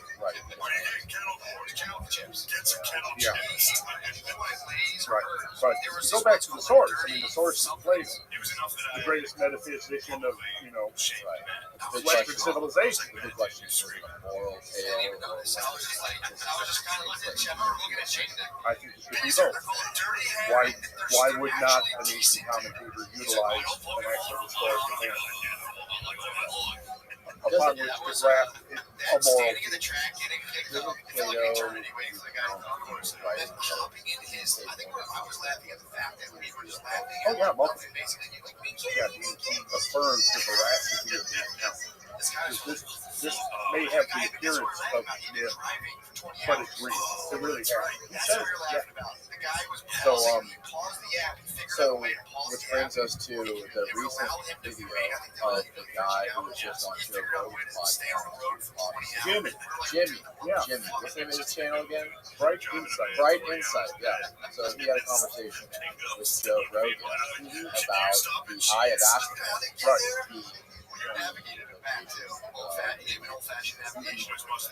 Do you have that little video clip that I showed you earlier, Austin? Where he talks about, he shows the map, Plato's map of Atlantis, where it could be, and why he lays out all of the reasons why that was. I didn't even know Plato had a map. Could be wrong, maybe it wasn't Plato. This is somebody's map. Let's watch this quick clip. Get back to the house. I'm about to crush things in the steak. And then you're like, no, bottom drawer, unearthed. Dude, I unearthed a piece of steak. No lie. Had it in 14 ounces. So good. I cut it in half and sort of shared with the piece of the eater. These are all these chips. So I ended up eating. That was the end of my night eating like that 16 ounces of steak, whatever that was, and then just passing out and sleep. That was nice. That was a game in Wes Watson. Wes Watson was my quarterback in my legacy mode in NCAA 14. Oh, dude, I can tell you, I played Notre Dame in the Orange Bowl. Was up a touchdown with like 2 minutes left. Until the game thrown a pick. Then they went down. So subconsciously, I think he did it on purpose. No, I don't like Notre Dame. Really? They are friends. They're really big. I didn't say Notre Dame is friends. But it's not like a pro team that like can draft somebody to like turn around. It's a college team. It's just like this is kind of as good as they can. Same batch of nerds all the time. Same batch of nerds. Maybe less nerds. Yeah. Yeah, it was fun. That was good. That was good for me to get out. I let my hair down. Yeah, man. I was happy to see you drinking some cider. I was like, I came up yet. I had those 2 cider earlier. I'm struggling from your trip to the activated all my fucking molecules. It's like a pig when it goes feral in like a week. If you go to a dirt track, you just grow them all. Dude, I was empty a couple months ago. Yeah, where are they from? Well, I guess Central Pennsylvania. It's pretty easy. Again, it's literally like nothing but cornfields. I told my dad where we're at. He's like, anywhere you tell my dad, you can name any city in America, he'll name just another city. He's like, oh, up near Centralia? I don't fucking know. Centralia's like, yeah, that's up near Centralia. I'm like, I don't fucking know. He has the name. That's Joker South. Centralia is cold. Is that where it is? We're south. That's what I thought. It was Centralia. It's not York. You guys are north of York. North of York. South. York's. That's a little racist. And York's racist. Really? Yeah. So we can't be mechanics for like that. That's kind of racist. That's kind of racist. I've seen worse. Where are you from? You're from Brown York.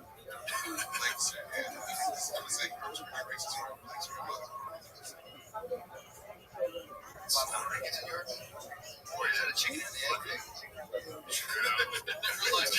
Which came first, the It's these people from Puerto Rico. They're kind of like, what the hell? Who are these people? Why are their cars jacked so low to the ground? Yeah, we should let the Puerto Ricans live there. Imagine being from New York, you're like, stay better, Tim. I don't know what the hell this is. But I'm black. I don't have those decals. I'm not Chinese either. I don't know what the hell this is. Yeah, decal, like a kid with saggy pants and backwards, like a baby wearing backwards. Puerto Rico flag hat. We don't know what to do. Stay back. Their cars are accessible. I don't know if that's a muffler photo. Let me investigate. Hey, got a problem with your muffler? I said no, Tim. Go. The mufflers are fine. Lancaster's got a lot of Puerto Ricans as well.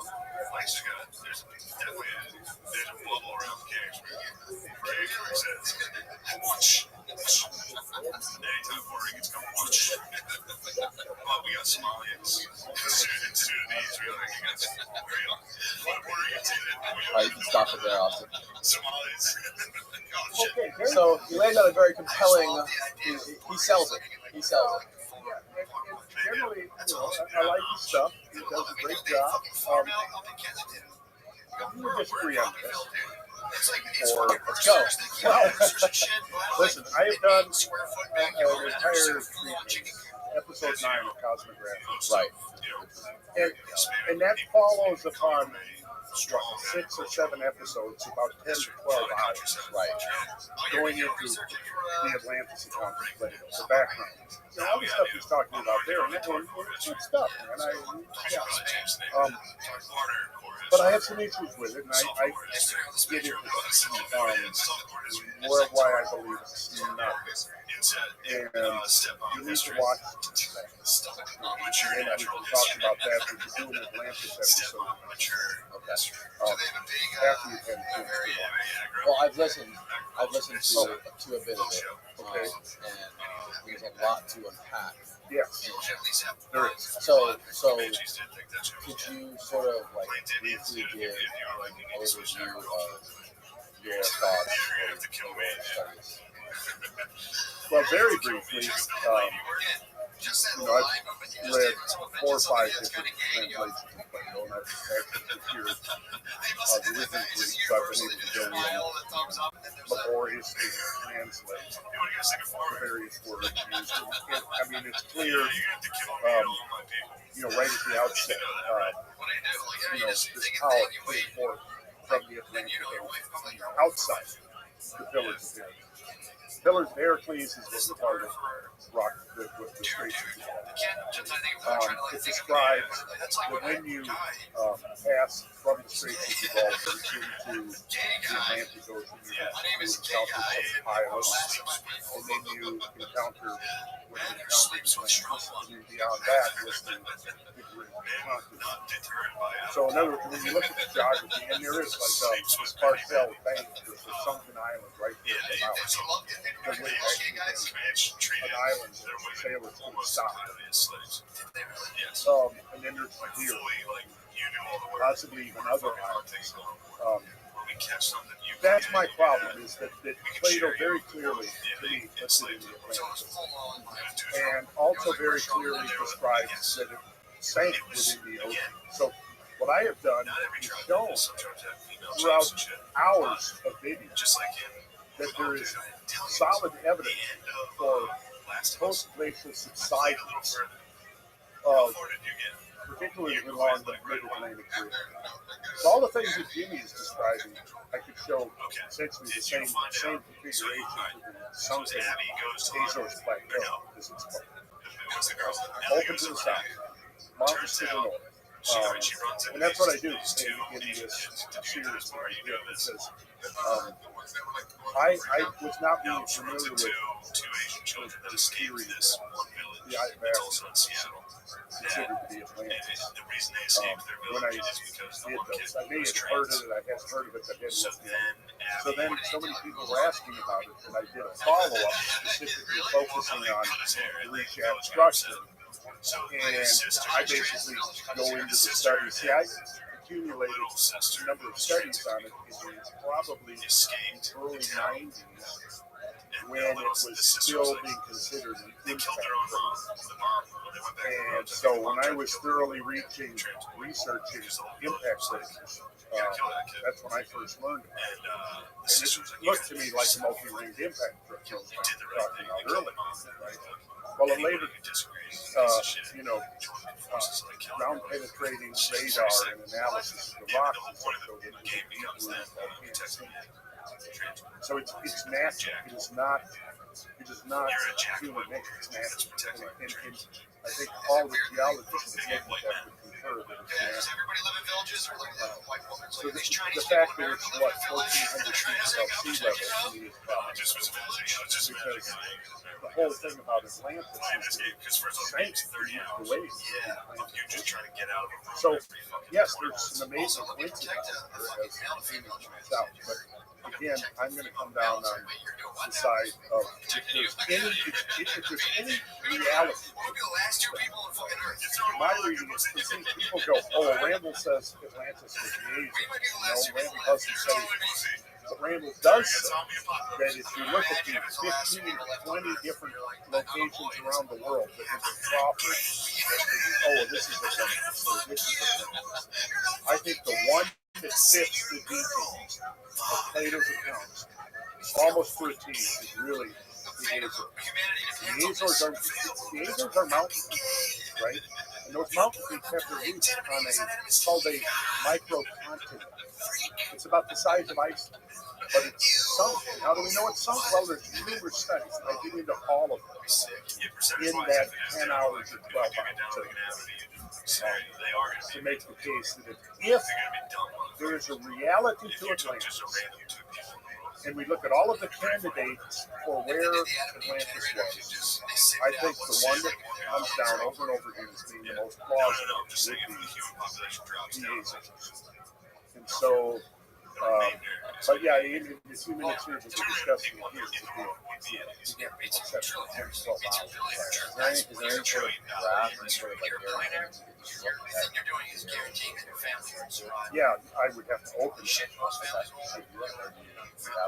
I did not give that to I have it here. Okay, so we're looking at the big. Yes, we are. And if you look over. Oh, you think it's all? Yeah. Okay, so you see Spain over there in North Africa. Okay, come down over to the land, up north, and east, right in there between Spain and Morocco is the Straits of Gibraltar, also known as in ancient times as the Pillars of Herod. So that is where turns out that nuclear flight we all got was a false alarm. In other news, the Bezos did die in a horrific house rocket accident. Fuck over here. Yeah, okay. So now, if you go, you'll see two little green spots. Yeah, right where your cursor is. Now, start slowly moving to the left. Right there, you see remnants of former islands. Keep going. And there's your microcontinent, the Azores plateau. And then if you keep going, then you get to North America. And see here, go back to Plato's. So this is quoting directly now from Plato. Then listen, Socrates, to a strange tale, which is, however, certainly true. This is the Benjamin Jowett thing. How do you want to specific slide here? I'm on slide 43, but I would narrate it if you keep looking at this one. As Solon, who was the wisest of the seven sages, declared, he was a relative and great friend of my grandfather, Rabbi, as he himself says, or maybe Dropidas, as he himself says in many of his poems. And Dropidas told Critias, my grandfather, who remembered it, told us. So he was giving us the lineage that goes back to the original thing. Let's see, you jump on ahead. So then jumping on ahead, you've got the forum there, and Socrates is there, and Timaeus is there, and Critias is there, and several others. Socrates says, very good, he's speaking to Critias, very good. And what is this ancient famous action of which Critias spoke, not as mere legend, but as a veritable action, again, veritable meaning true, which Solon recounted. So again, another reference to this tale that Solon brought out of Egypt is a true tale. And Critias says, I will tell an old world story which I heard from an aged man. For Critias was, as I said, at that time nearly 90 years of age. And so he goes into, because of time, I'm going to skip over some of this. And let's see. Yes, again, tell us the whole story and how and from whom Solon heard this veritable tradition. That it's true. So then,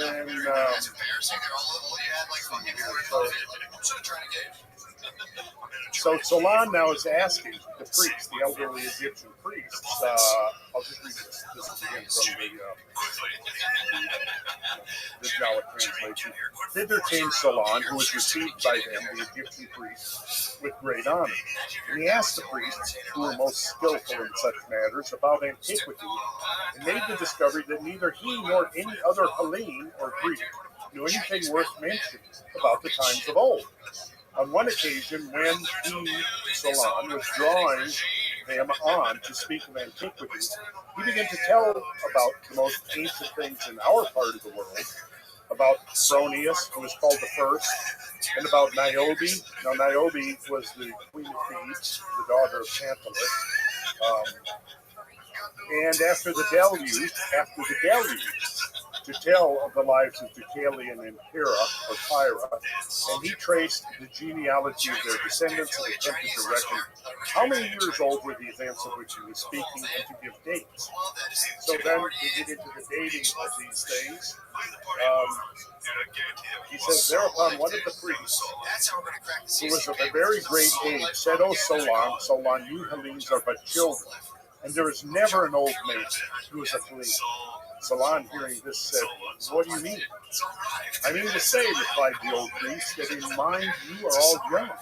There is no old opinion handed down among you by ancient tradition, nor any science which is hoary with age. Now, that's interesting. He makes reference to a science which is hoary, meaning very old and venerable, right? And I will tell you the reason for this. There have been, and this is really, I think, one of the most important lines that has come out of the Western metaphysical tradition. There have been, and will be again, many destructions of mankind, arising out of many causes. But the greatest have been brought about by the agencies of fire and water, and other lesser ones by innumerable other causes. Then he goes on to say, this is the preface now. This is the preface to the story of Atlantis, which I find extremely significant. There is a story. Now, this is the old priest talking to Solon. He says, there is a story which even you Hellenes, like children who don't know anything about the past, read, right?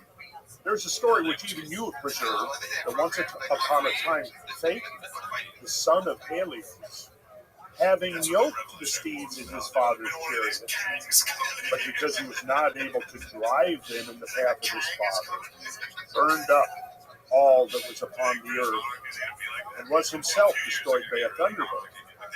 Now, if you're familiar with the myth of Phaeton at all, Phaeton was the son of Helios, but didn't know it. Okay, so he's there going to his school, and all of the boys are bragging about how great their fathers are, but Phaeton didn't know who his father was. So he goes to his mother, and he says, I want to know about my father. She says, I guess you're old enough, I'm going to reveal it to you now. He is nothing, nobody less than the sun god himself. And so Satan decides that he wants to make his journey to the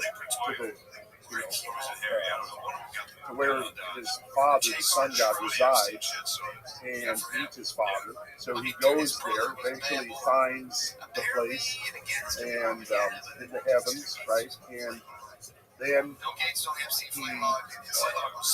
his father is so glad to see him. He says, "I will grant you any boon or any promise that you want." Now, the thing about the gods, the Greek gods, is that they have tremendous capacities and powers that mere mortals don't have. But they also have certain restrictions on them. Like, for one thing, if they make a promise, they're bound to, absolutely bound to it. So Helios says that he would gladly give Satan whatever boon he wants. So then Satan says, "Well, I want to drive your chariot."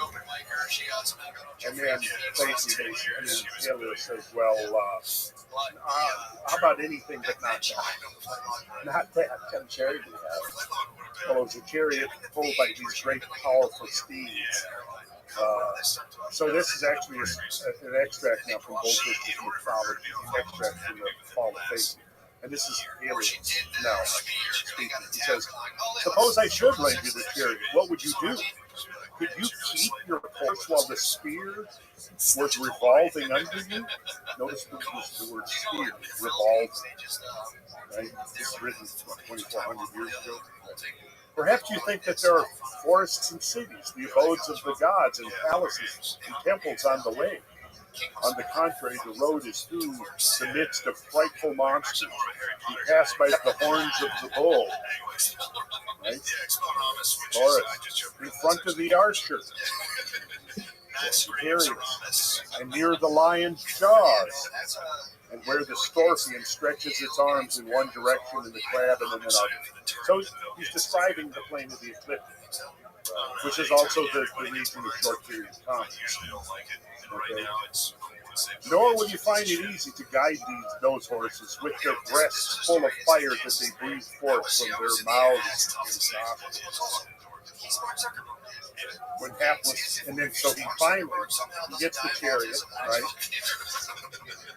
The gates open, the steeds run out, pulling the chariot, and immediately realize that the hand on the reins is weak and not powerful and commanding like Helios. So then they immediately take off. And so they're running, helter-skelter through the plane of the ecliptic. And then it goes on, "When hapless Phaeton looked down upon the earth, now spreading in vast extent beneath him, he grew pale and his knees shook with terror. In spite of the glare all around him, the sight of his eyes grew dim.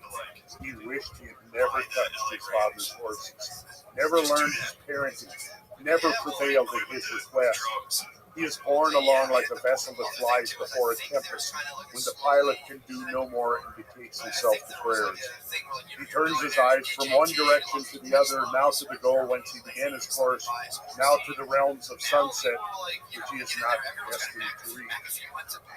He sees with terror the monstrous forms scattered over the surface of the heavens.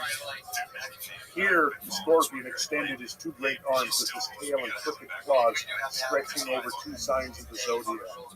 When the boy beheld him reeking with poison and menacing with his fangs, his courage failed, and the reins fell from his hand.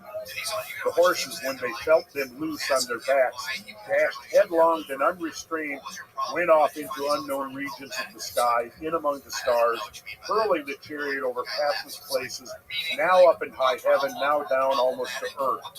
The moon saw with astonishment her brother's chariot running beneath her own. So, it's passing within the orbit of the moon.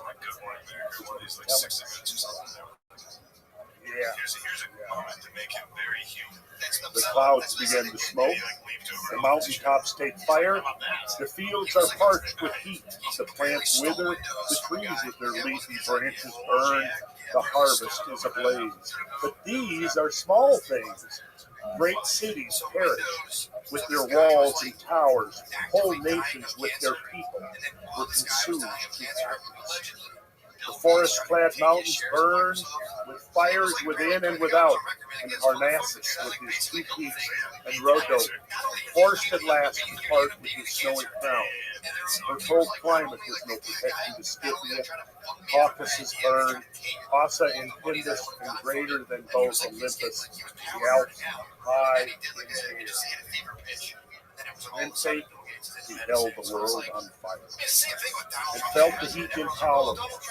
The air he breathed was like the fire, the air of a furnace, and full of burning ashes, and the smoke was of a pitchy darkness. He dashed forward to Ina, whither the Libyan desert was dried up to the condition in which it remains to this day. The nymphs of the fountains with disheveled hair mourned their waters, nor were the rivers safe beneath their banks. The earth cracked open, and through the chinks, light broke into Tartarus and frightened the king of shadows. The sea climbed up, where before with water it became dry plain, and the mountains that lie beneath the waves lifted up their heads and became islands. The fishes sought the lowest depths, and the dolphins no longer ventured as to sport on the surface. So it goes on, describing this great catastrophe. So now, what's interesting about this, That fantastical tale. isn't that? Yeah, that's why I bring it up. Yeah, so Atlas himself faints and scarce holds up his burden. If sea, earth, and heaven perish, we fall into chaos, ancient chaos. Save what remains to us from the devouring flame. Oh, take thought for our deliverance in this awful moment. So what happens? Thus spoke the earth, overcome with heat and thirst, could say no more. Then Jupiter, omnipotent, calling to witness all the gods, including him who had lent the chariot, and showing them that all was lost, unless some speedy remedies were applied, mounted the lofty tower from whence he diffuses clouds over the earth and hurls the forked light. But at that time not a cloud was to be found to interpose for a screen to earth, nor was a shower remaining unexhausted. He thundered, now this is Zeus, and brandishing a lightning bolt in his right hand, launched it against the charioteer, and struck him at that moment from his seat and from existence. Fate is important, right into it. Fate, with his hair on fire, fell headlong like a shooting star, which marks the heavens with its brightness as it falls. And Eridanus, the great river, received him and cooled his burning frame. The Italian Naiads, or Nereids, reared a tomb for him, and his sisters, the Heliades, as they lamented his fate, were turned into poplar trees. And on the banks of the rivers, and their tears, which continued to flow, became amber as it dropped into the stream. And also, by the way, according to some of the myths, it was their tears that then caused the flood. So we have this account. Now, why did I go through all of this? Well, the reason is because if we go back to Plato, what does Plato say? Remember? He says, yes, about the many destructions of man. And he says, so this is the preface to the tale of Atlantis. There is a story which even you have preserved that once upon a time, Phaethon, the son of Helios, having yoked the steeds in his father's chariot, but because he was not able to drive them in the path of his father, burned up all that was upon the earth, and was himself destroyed as a thunderbolt. Now listen to what Plato says. Or this is the Egyptian priests speaking, Pluto. Now this has the form of a myth, but it really signifies a declination, a declining of the bodies moving around the earth and into heaven, and a great conflagration of all things upon the earth. recurring at long intervals. So right there, he's saying, this is how Plato actually begins the account of Atlantis, is by referring to this myth of the earth having this encounter with what is undoubtedly a celestial object. Right? And it sounds like the sun, something to do with what you said earlier. Parts of the sun coming down and scorching the earth. Well, this is the chariot that's on fire. Right, exactly. It's coming down. If you go to slide 65 for a second there, Austin. This is Sebastiano, the fall of faith, and there's many artistic pictures. How chill is it when you talk about recite those There you go. stories? Yeah, you just pass. Or no, yeah, go to 65. Okay. And then put it on presentation view so we can get the big picture here. Good. Okay, so what you see here, you see up in the upper right-hand corner, there's Zeus about to hurl his thunderbolt. And then you see the chariot with the great steeds plunging down to the earth. And you see poor old hapless Phaeton falling out of the chariot. Right? So this is this idea of the falling of the chariot after it's been struck by the thunderbolt. Now, go to, let's see, you can go to, from Hopeless.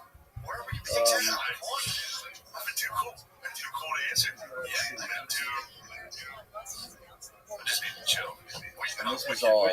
Okay, here we go. Here's Proclus right here. The commentaries of Proclus on the Timaeus of Plato in 5 books, translated from the Greek by Thomas Taylor, volume 1. Go to slide 68. This Proclus is here expressing a very widespread view. You're going up. 68. This could be right there. Now here's what Proclus is saying when he's commenting on Timaeus. And it will be among the number of things which may easily be accomplished. If it is supposed that this Phaeton was a comet, which being dissolved produced an intolerable dryness from vehement heat, for this supposition is generally adopted. Porphyry therefore says that certain signs may be assumed from the motion of time. So what Proclus is saying here is he's confirming the idea that in the ancient times there was a belief that the myth of Phaeton actually referred to a comet. That should be the comment. Well, I tell you what, now go to the next slide, Austin. Roll it right on. Okay, The Fall of Phaeton by Gustave Moreau. Now, Gustave Moreau was a very mystically oriented artist who was very immersed into the ancient traditions, cultism, and all of this. Now, take a look at this slide. Very interesting because look what he's showing. He's showing the fall of Phaeton. Yeah. Right? The lion. What does that mean? You can see the belt, the band there? That is the plane of the ecliptic, right? See, the plane of the ecliptic is often in astrology never shown. It's the belt that wraps around, that encompasses the orbit of the sun, the moon, and all the planets. Right? Now, you look there, you see the lion, you see Phaeton, the chariot falling through, you see the great serpent rising up, right? The great dragon serpent, right. The great dragon serpent, what's that a symbol of? It's a symbol for...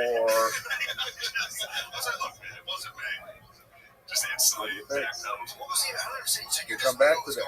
It's a symbol of what you see down there to the lower left.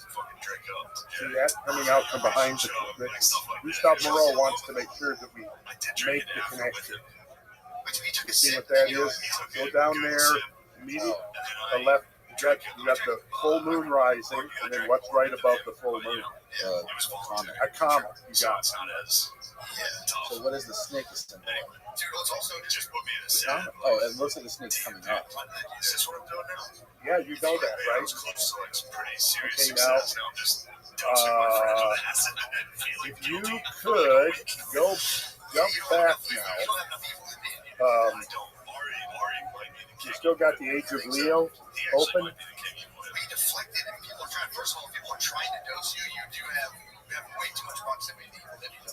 Okay, That's go back to slide number 4. They constantly threaten each other by giving each other mega doses of acid because most of them are kind of pussies. Dawn of the Age of Leo. 12,900 years BP. So this is the Younger Dryas right here. This is the vernal equinox, the dawn of the Age of Leo, right on the cusp of Virgo, Leo. So the beginning of the Younger Dryas was at the beginning of the Age of Leo, which is represented by the motion of the vernal equinox. When you talk about, everybody's heard the Age of Aquarius, right? Right? The age of, preceded by the Age of Pisces, preceded by the Age of Aries, preceded by the Age of Taurus. Right, this goes into your sacred geometry. Sure, absolutely, all of it. So, using that as a model for time change, what we got here is that at the beginning, the dawning of the Age of Leo, 12,900 years ago, the end of the Age of Leo, encompassed the Younger Dryas, and the dual catastrophes that ended the ice. Now, if you go back to Gustave Moreau's painting, he's showing us exactly when the comet came. He's showing us exactly when Phaeton's chariot. You see? Holy shit, man. You're blowing my mind over here. That was my intent. Yeah.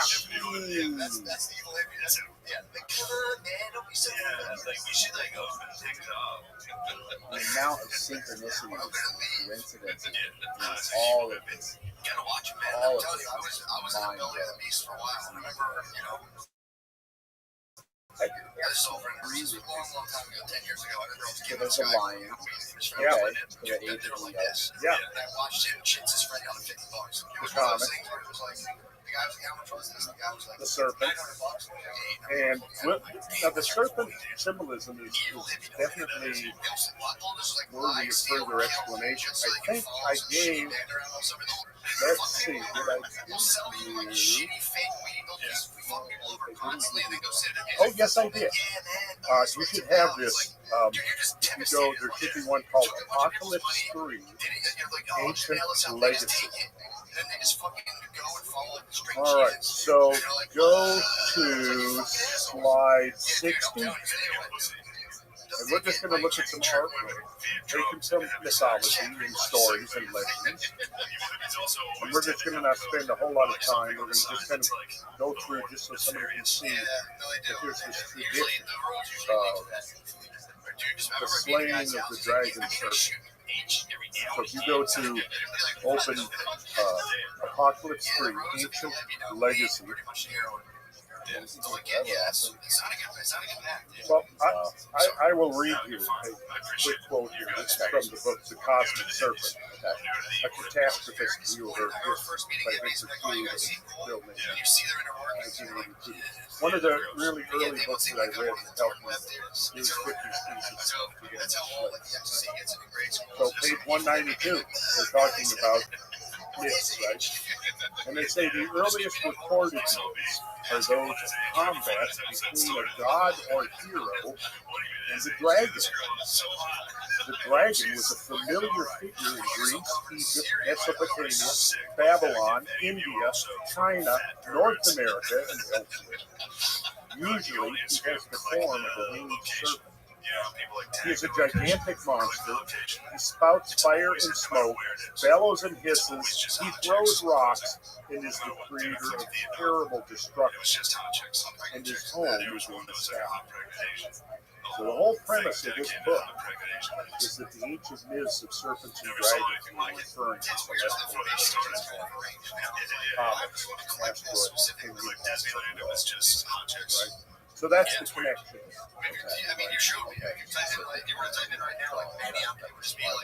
Yes, and what I was going to get Austin to open was a whole bunch of images from Mayan stuff, from art, Renaissance art, and down mythology, Norse mythology,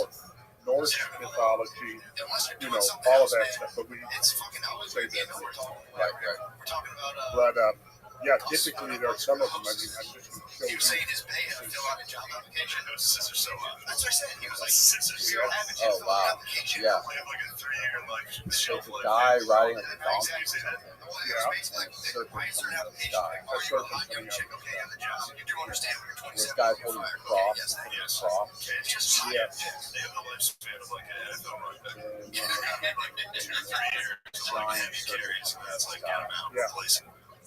It's a snake, isn't even a dragon. So there's various depictions. It's like the hottest chicks you have access to. That's who you hire. Sometimes you'll say the hostess, it's a good litmus test for the whole town. You'll be like, this is your prima donna. There's a lot of this stuff.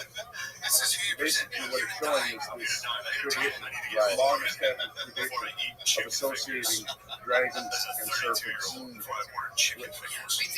meteors, fireballs, comets, asteroids, all this stuff happening in the sky. So, yeah, so it's like in that painting by Gustave Moreau, he's got all of those elements, right? And he's even giving us the time, right?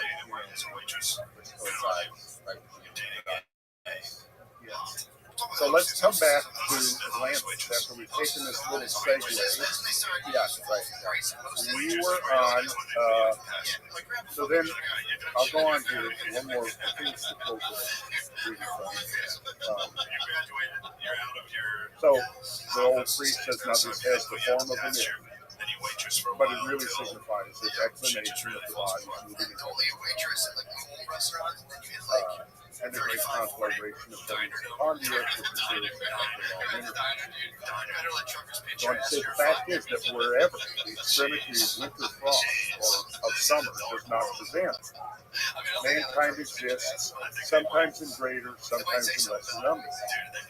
And whatever happens, either in your country or in ours, or in any other region of which we are, if there were any actions, noble or great or in any other way remarkable, they have all been written down by us of old and are preserved in our countries. Whereas history of you and other nations are continuing to be provided with other records of civilized life. After the usual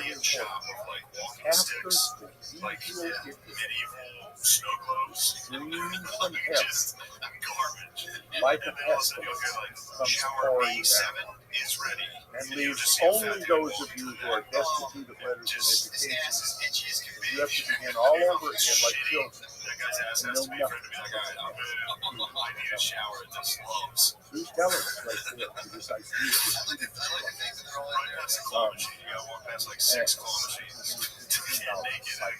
Yes, 25,000 recycles. He doesn't give any time for that, but he just says after the usual interview. Right. So they apparently got some knowledge, some understanding of the cycle. This is after the usual interval, the stream from heaven, like a pestilence, comes pouring down. So we're talking about the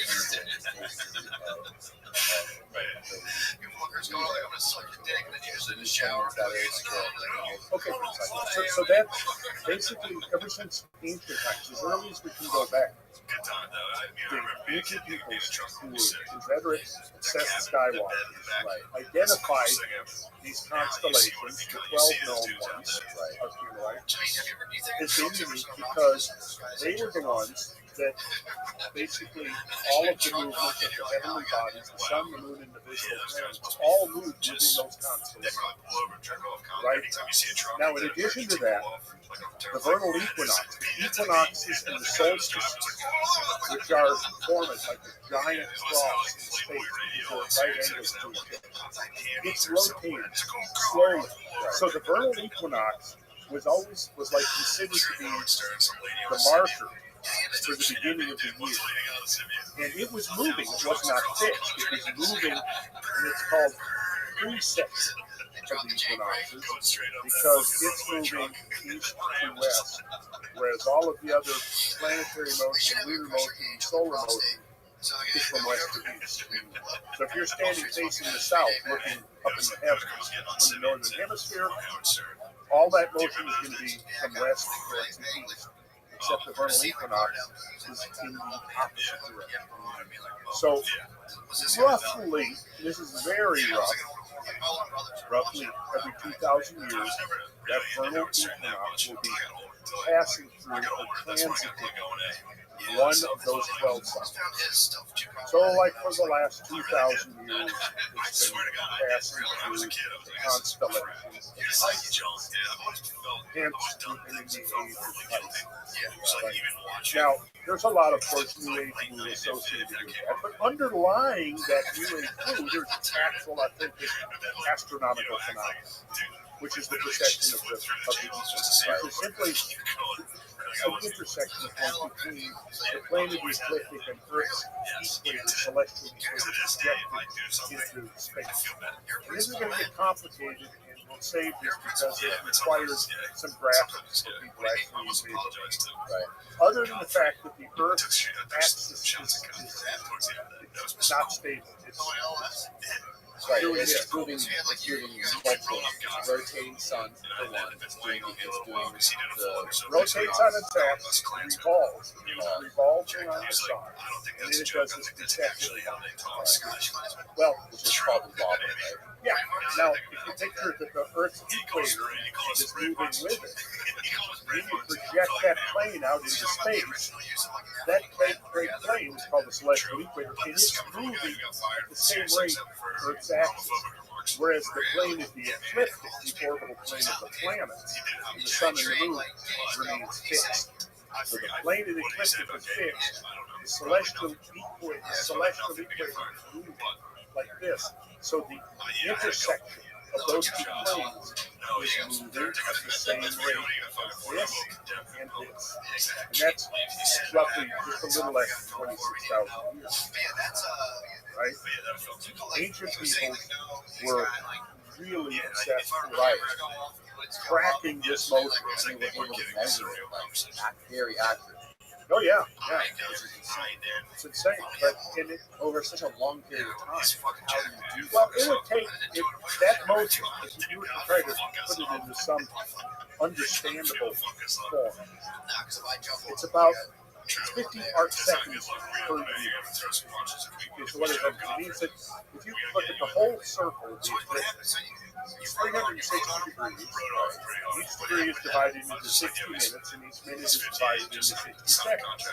So if you go 60 seconds times 60 minutes times 360 degrees, you get the total number of arc seconds in the full circle of the eclipse. And it turns out to be 1,296,000 years. Or I'm sorry, seconds of arc. Right? Precession of the equinox is 50 seconds per year. So if I take my calculator and I go 1,296,000 years,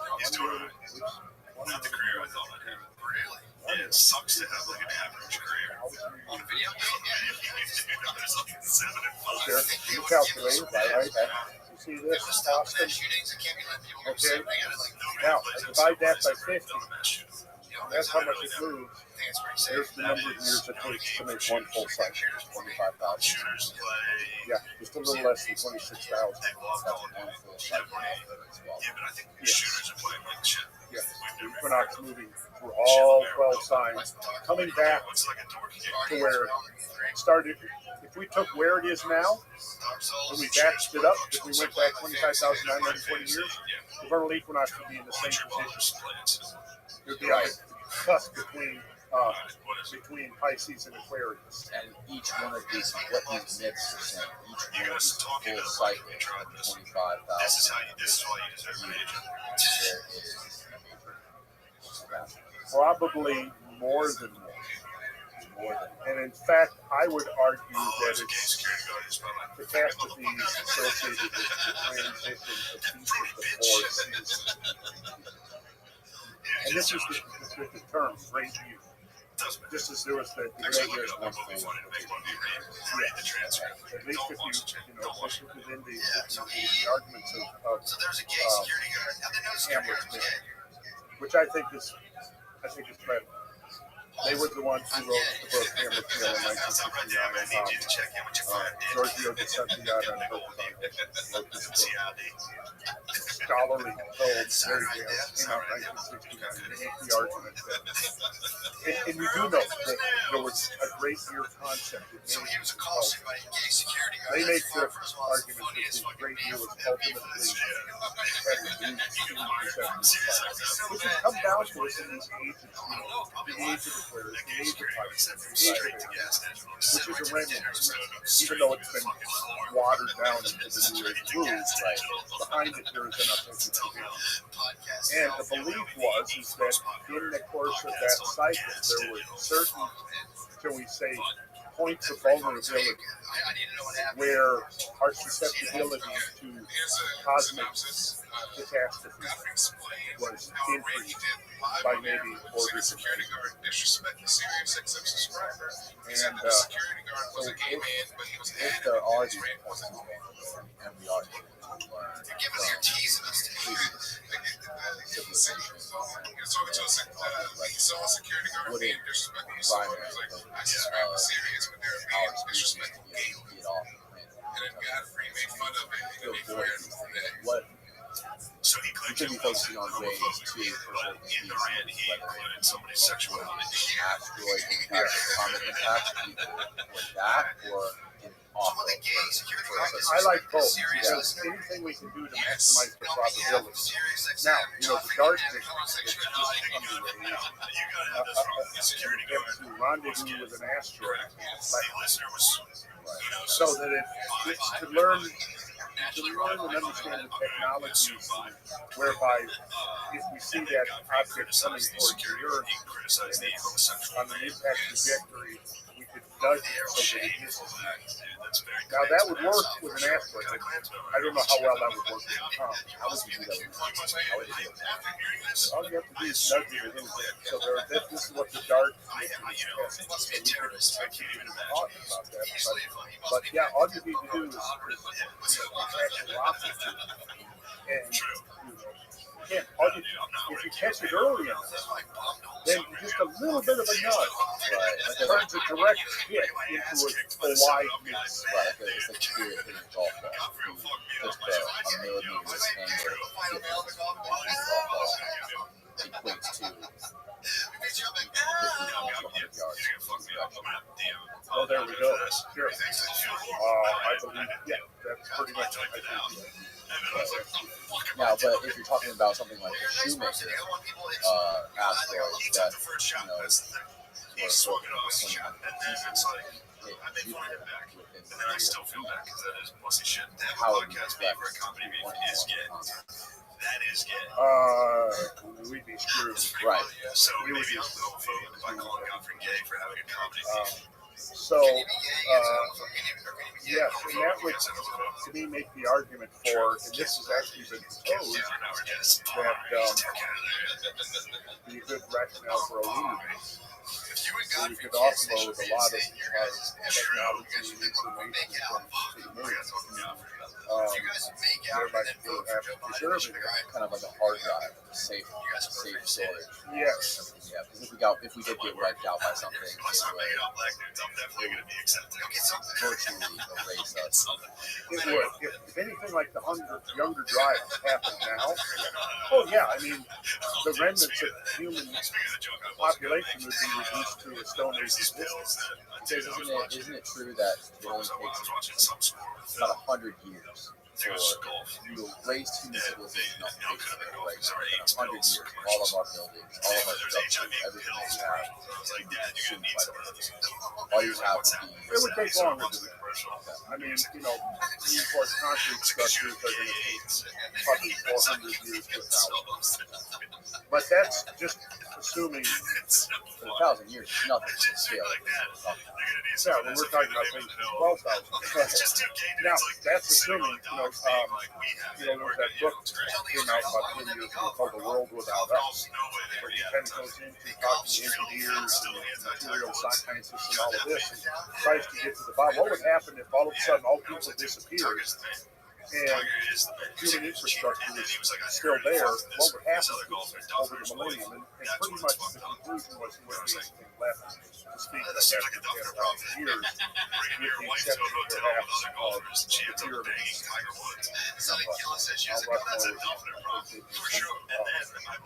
But, the thing is, that's just assuming gradual distance process. That's not even counting when you might have some serious catastrophes in the and what I tried to show, in fact, there's somebody now who put out a video called Why Randall Carlson is Wrong. Oh, yeah. And I How does that make you feel?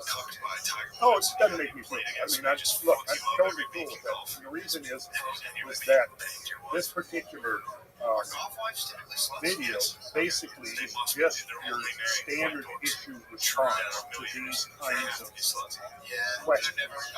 And basically what it boils down to is that, well, if there was something existing, and of course, what this guy does is he basically takes some quotes of mine out of one of the Joe Rogan podcasts, out of context, and then he applies his own scenario of what I'm saying, which isn't what I'm really saying. And then he, total stuff. That's exactly what but what is clear from what I watched the video a few months ago was that he had no concept of this and what the implications in terms of, because his basic argument was, well, if there was some civilization, back in the Ice Age, we would still be finding artifacts and this kind of thing to prove that it was there. And this has been a rationale that's been proffered by these guys for decades. That, well, where's the pocket? Where's the evidence? Well, I mean, now, like Ray and Hancock, like to point out, every year we're learning more and more stuff, and these sites go back to the Teflon, right? Right. Now, this guy, what he says is, well, he makes assertions like this. He says, well, we know the Stone Age hunter-gatherers could build were capable of, monumental structures. Go back to the Teflon. My first thought is, well, wait a second. You have no idea who built that. You don't know. And you're just projecting your own imaginary scenario. Like, wait a minute, nomadic hunter-gatherers, they're fully capable of creating monumental architecture. And I'm like, okay, I guess they've got a lot of spare time and a lot of extra people, not... hunter-gatherers, we know from Stone Age, from multiple, and this guy's an archaeologist, you know that. I mean, nomadic hunter-gatherers are typically, just extended families of maybe 40 to 100 people, right? To accomplish these kinds of monumental infrastructure workings, you have to have an organized society. You have to have leisure time. You have to have abundant things. You have to have the people that are doing this are not spending their time out hunting, right? No. And why would you do it? what's the motive? Come on, I'd like to know a motive. You're not deceived by survival. Exactly. And then in the case of Göbekli Tepe, you know, it's the dairy. Right. Now, Some say purposely, right? oh yeah. So, you know, why would you do that? Well, I think this is my first thought that comes to my mind because, you know, I studied nuclear strategy. I've studied, you know, our Cold War doctrines and, you know, the ideas of mutually assured destruction and learning about, you know, all of your different capacities of nuclear weapons and what happens during the course of a nuclear war.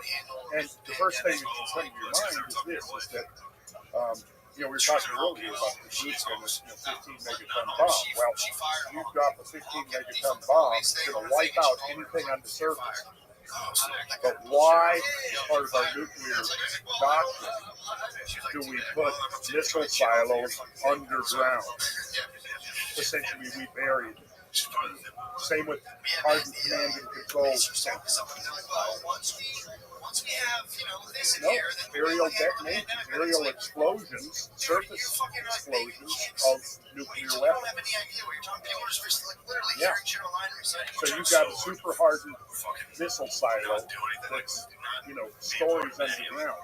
Remember in the late 80s when we were developing that new generation of missiles like the Version 2 missiles, the 5 missiles. You know what they were designed to do? They were designed to penetrate up to 50 or 60 feet into the earth before it exploded. Why? Because you had to do that if you're going to take out a missile silo or a command and control bunker. You've got to be able to explode them underground.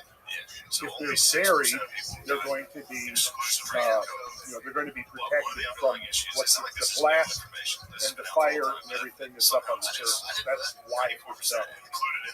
So now, again, think about the correlations and parallels between the Tunguska, like you brought this up yourself. You said Hiroshima and Nagasaki actually detonated the reactor.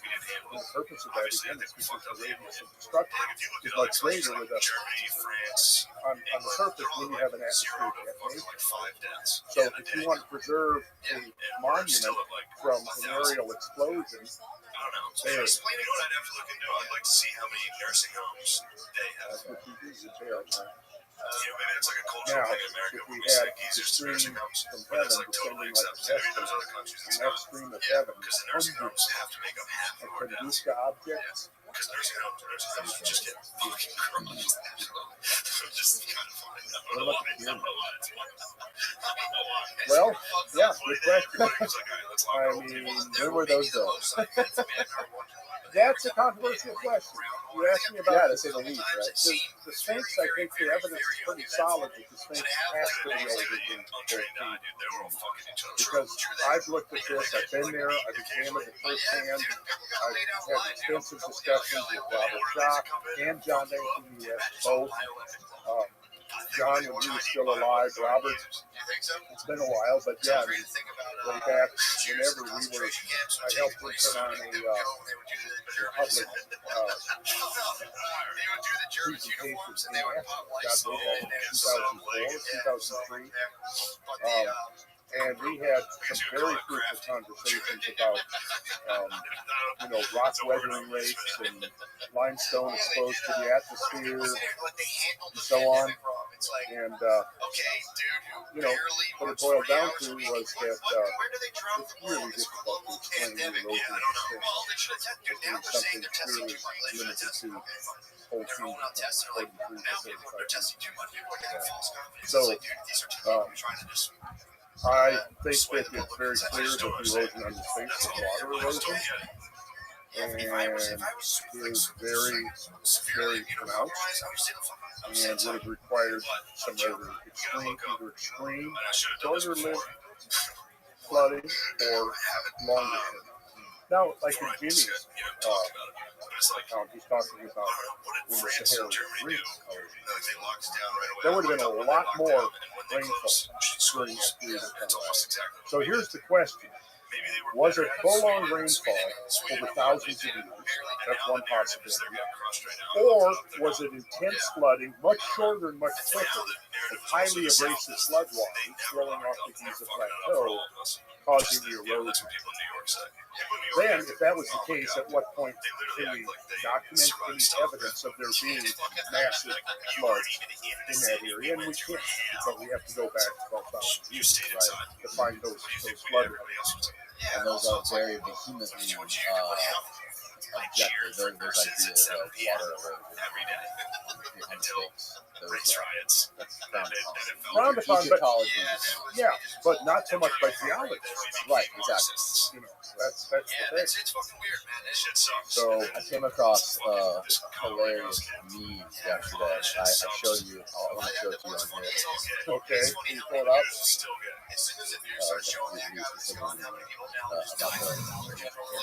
But anyways, like we were talking about before, we got to, it seems like you said, getting everything that we know, preserve what we have, our humanity should dig.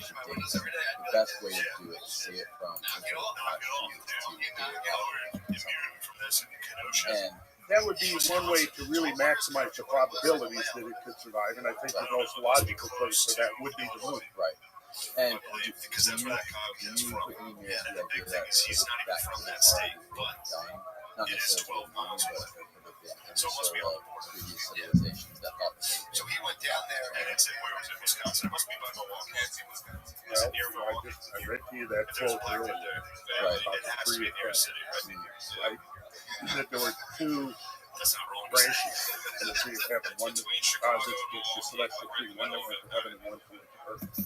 Well, that's a fairly common belief. This idea that there was this bifurcation of the human species, and that some stayed and some left. So, how credible is that? Well, you can't prove nothing with the based on this alone. You have to find some objective evidence. There's something to that idea. Humans somehow You're on the right, you're allowed kind of bring AR-15s to protest. some sort of other, or somehow surviving for millions of years, coming back to check up on us apes that are still around today. It's a perplexing idea. Yeah. This is the meme I wanted to show you. It shows the guy. It shows the ancient Egyptians building the pyramids, and it says, "This is a crime." He says, "Yeah, but at least people in the future will appreciate the effort and the skill it took to build these pyramids." And it shows the girl. People in the future.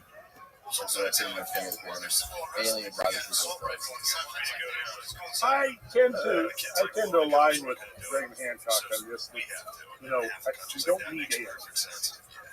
If we assume that there was some level of advancement in human civilization, we don't need aliens. Now, which is going to be more credible or difficult to believe? That it was aliens that came from where and came down to Earth and built these things or helped us build them, or there was some civilization that had the capability, super advanced, something, super advanced, something like that. I find that to be easier to believe. Not, listen.